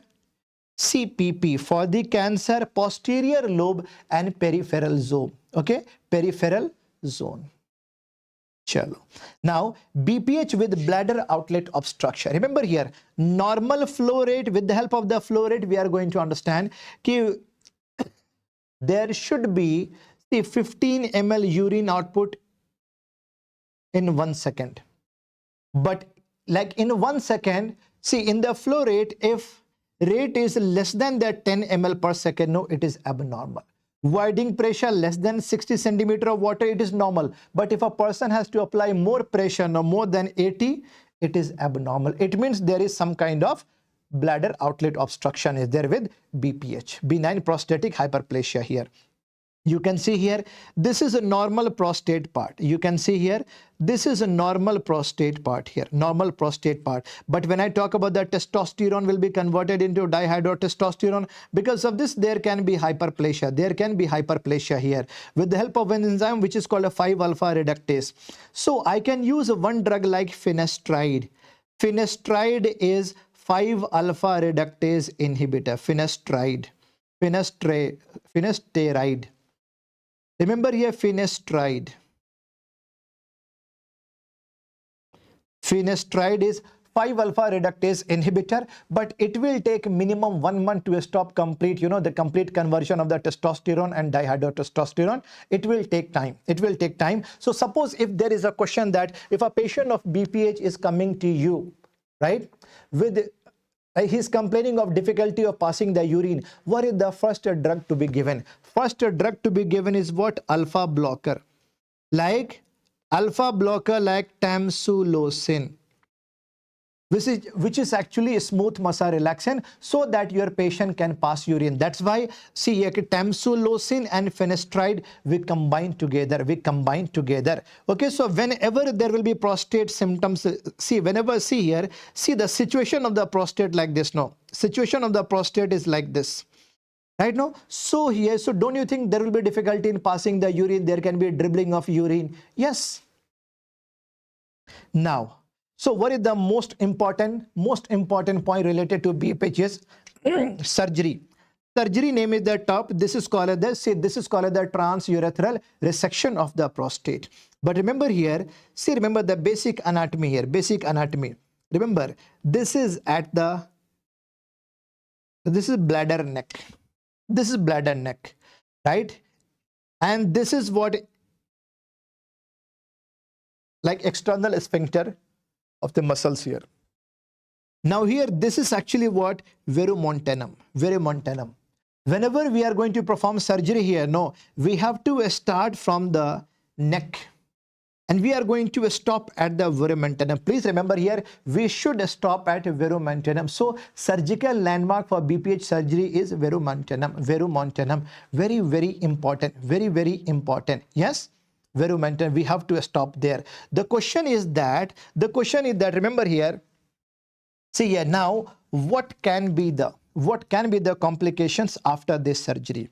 Basically, we are going to use a resectoscope, like suppose if we are going to use monopolar cautery, or if we are going to use the diathermy electric current.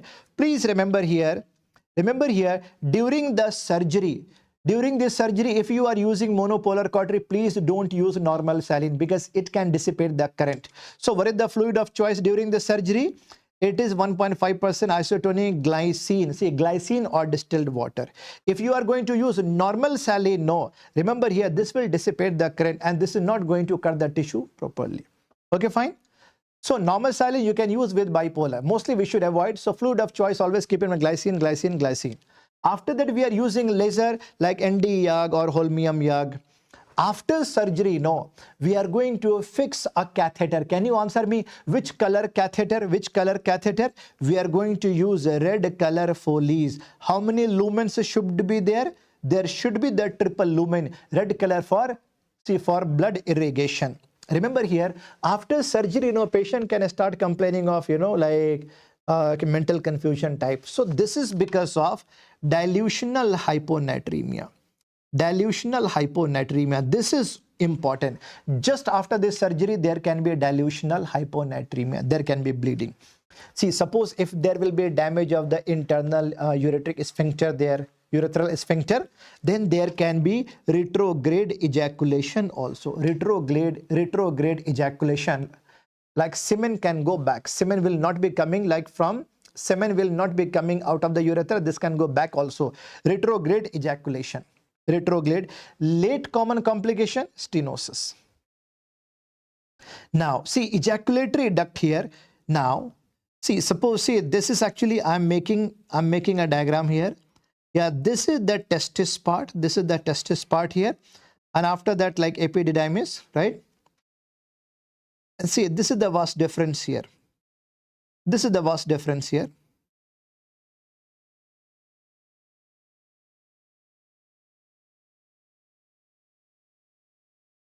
See, and this is urethra. This is urethra. Right now, this is urethra.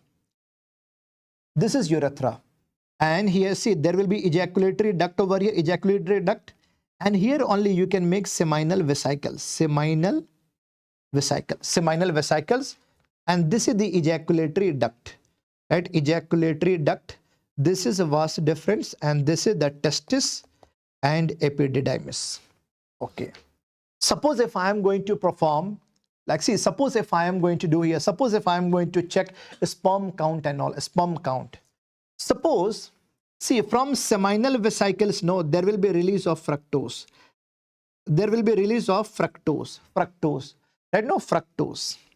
All these points are clear? Fructose, right? And there will be actually what? Liquid also, right? So from this much portion, from here you are going to see what? Like semen and sperm.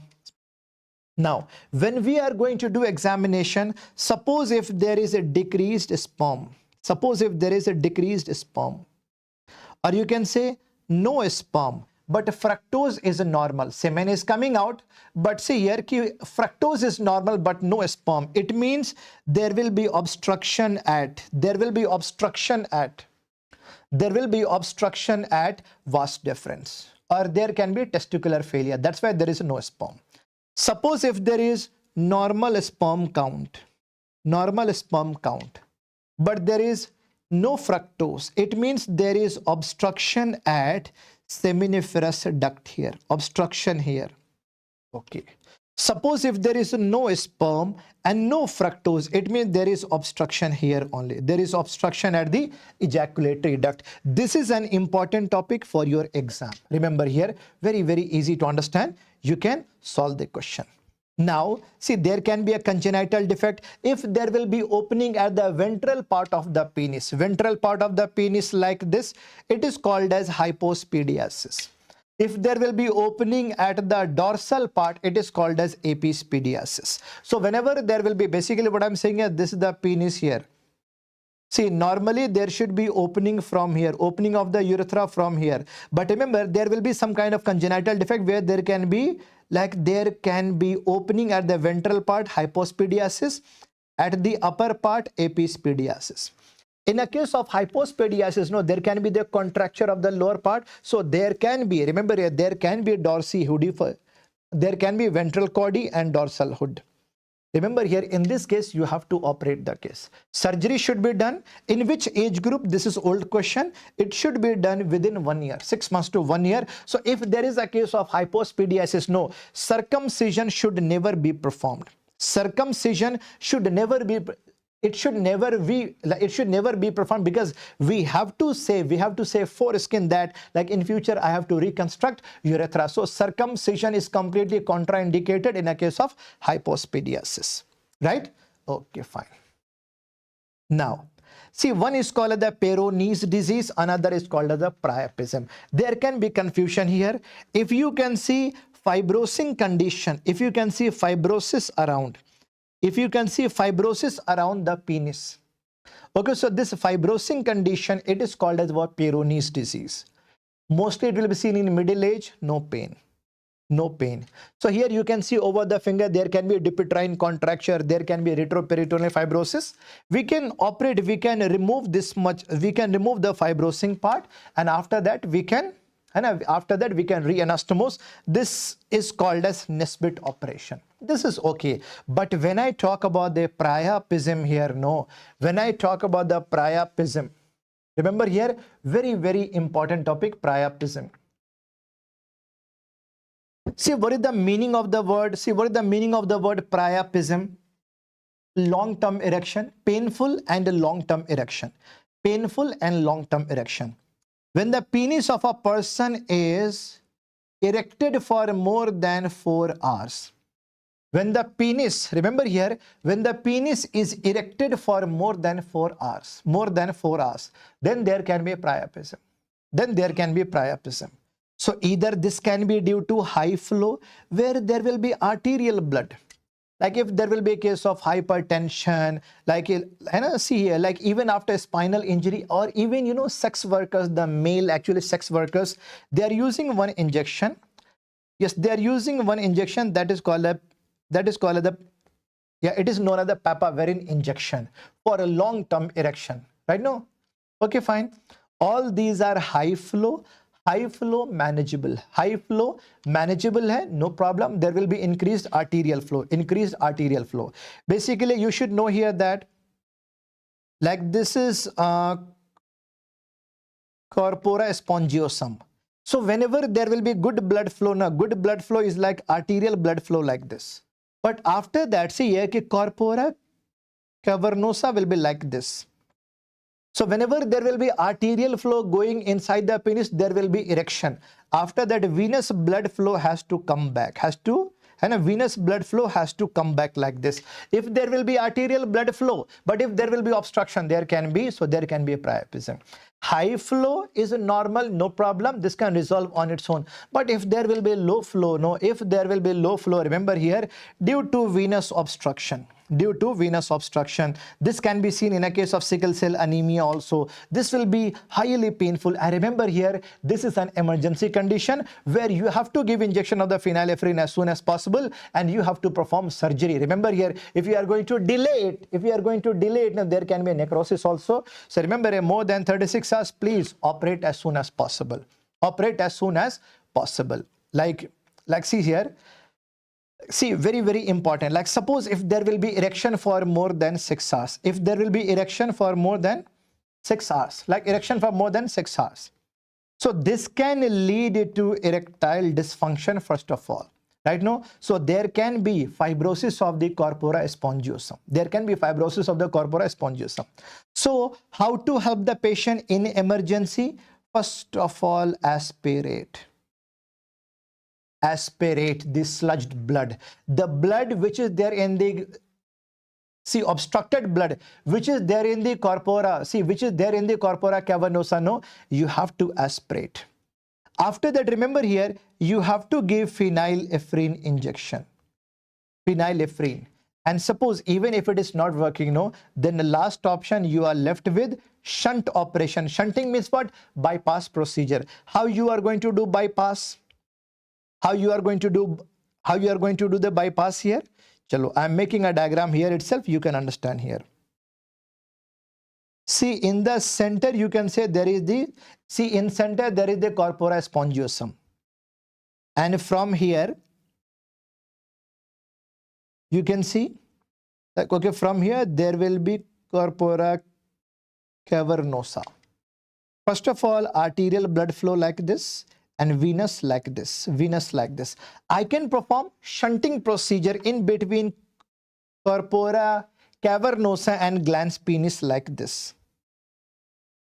This shunting procedure is called as winter shunt.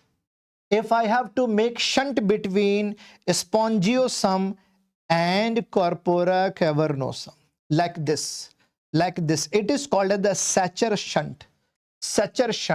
If I am going to make a shunt in between the corpora cavernosa and a saphenous vein, this is called as Gray-Hack shunt.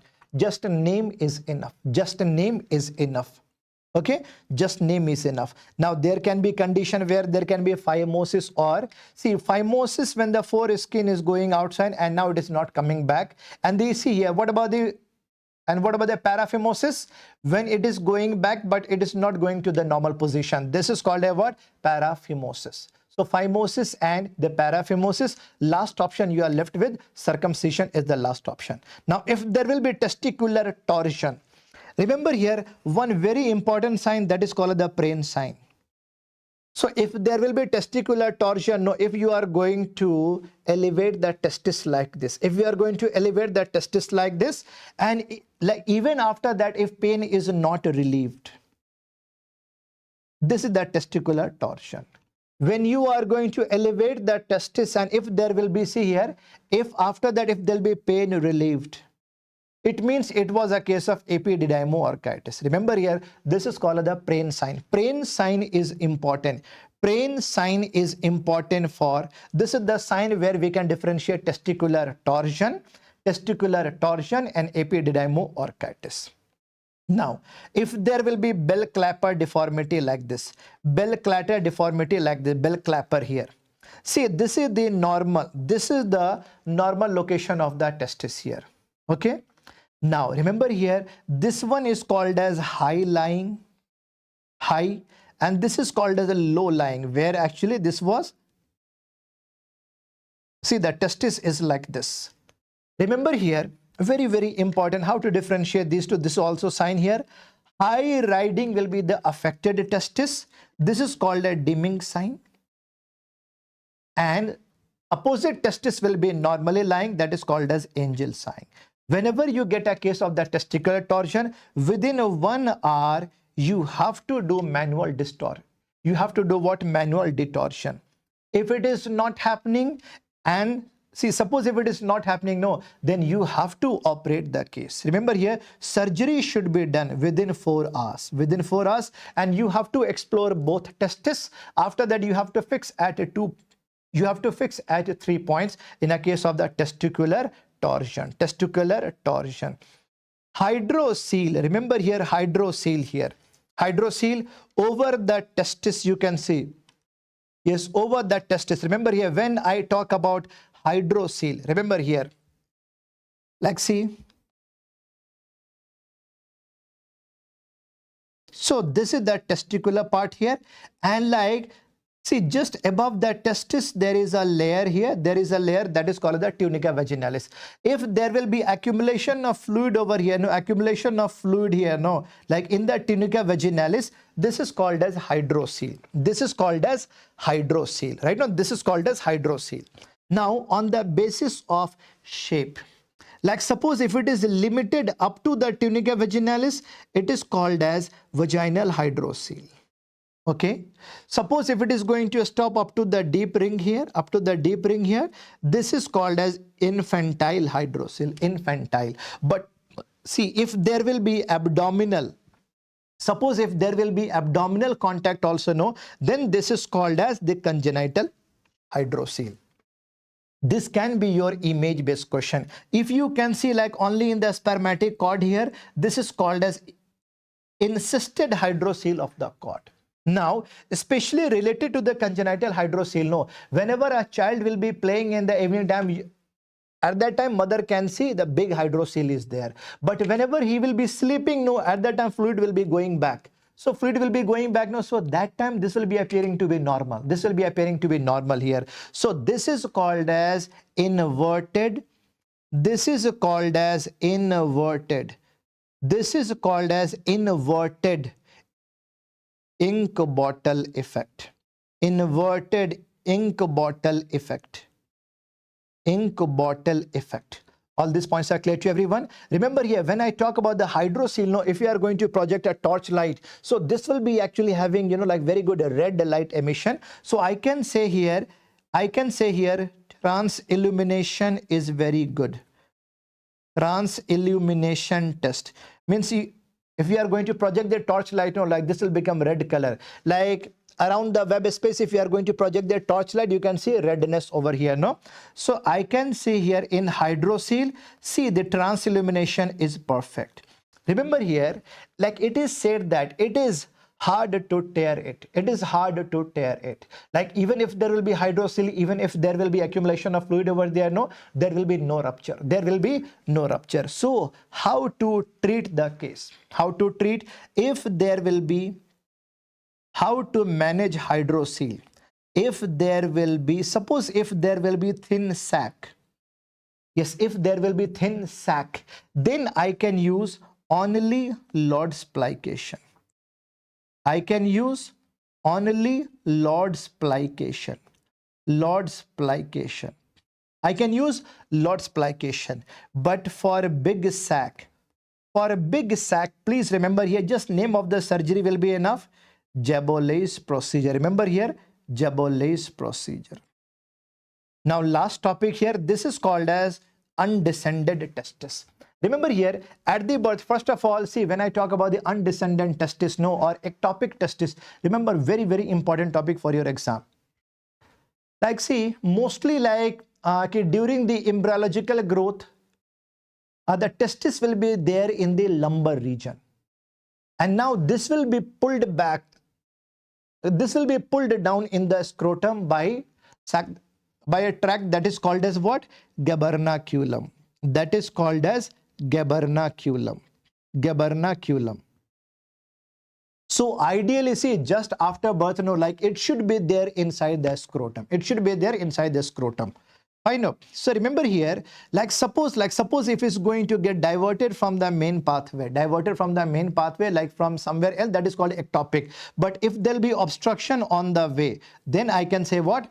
Undescended testis. Undescended testis here, right? Very easy to understand. Undescended testis. Now, what kind of question they have framed? This is important here. Which can be dangerous, which can be, right now. So what can be the dangerous point here? Please write down. When I talk about undescended testis, and second will be ectopic. Ectopic. So like ectopic testis means what? Deviation from the normal path. Deviation from the normal path. So there will be, actually remember here, there will be normal development. Everything will be normal development only, and scrotum will be normal. Scrotum will be normal, no problem at all. But when I talk about undescended, please remember, arrest in the normal pathway. Arrest in normal pathway. Arrest in the normal. So here you can say underdeveloped testis will be there. It will be underdeveloped. It will be underdeveloped. Okay. And even you can see scrotum is also not fully developed. Even you can say scrotum is also not fully developed here. So what are the side effects? What are the complications we are going to see here? Remember here, see, mnemonic is actually the testis. So T for, I can say, like on the way, yes, there can be the torsion. There can be the torsion. E for, there can be epididymoorchitis. Epididymoorchitis. Okay. S for, it can lead to seminoma. Testis. And T for, this can also lead to the trauma. Right now? Right? Okay, trauma. Yes, this can also lead to what? Indirect hernia. Indirect hernia. And S for, it can lead to sterility. It can lead to sterility. What about the ectopic testis? What about the ectopic testis? Remember, ectopic testis, they are at the risk of the trauma here. Very easy to understand. So when I talk about, the investigation for the inguinal undescended testis here, no, for undescended testis, remember here, for undescended testis, first is ultrasound. First is what? Ultrasound. But gold standard. Gold standard will be what? Diagnostic laparoscopic. Right now, diagnostic laparoscopy. Remember here, in all these cases, whenever we are going to get the case of what? Undescended testis, we have to operate. We have to perform what? What is the treatment here? We have to perform orchidopexy. We have to perform orchidopexy. I remember this can be done in 6 to 18 months. This can be done in 6 to 18 months. There will be no use of, even if you are going to use hormonal replacement therapy, no use of hormonal replacement therapy here. Remember here, we have to do orchidopexy, right, within 6 to 18 months. So basically what you are going to do here, you are going to keep the testis. You are going to keep the testis in subdartus pouch. You are going to keep the testis in subdartus pouch.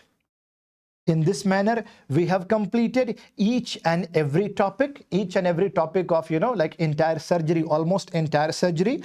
Most common nerve to be injured, I have mentioned, I have given in a table here. Please go through. All these are one-liner question only. Fine. So yes, we have completed. Like, although this was very, very, very, very, big, but yes, this will be very much supportive to you. I'm telling you, suppose even if you are going to do it for one time, almost more than 20 questions in surgery you can solve. More than 20 questions in surgery you can solve. So thank you so much. I wish you all the best. Do your best in examination. All the best. Bye-bye. Good night.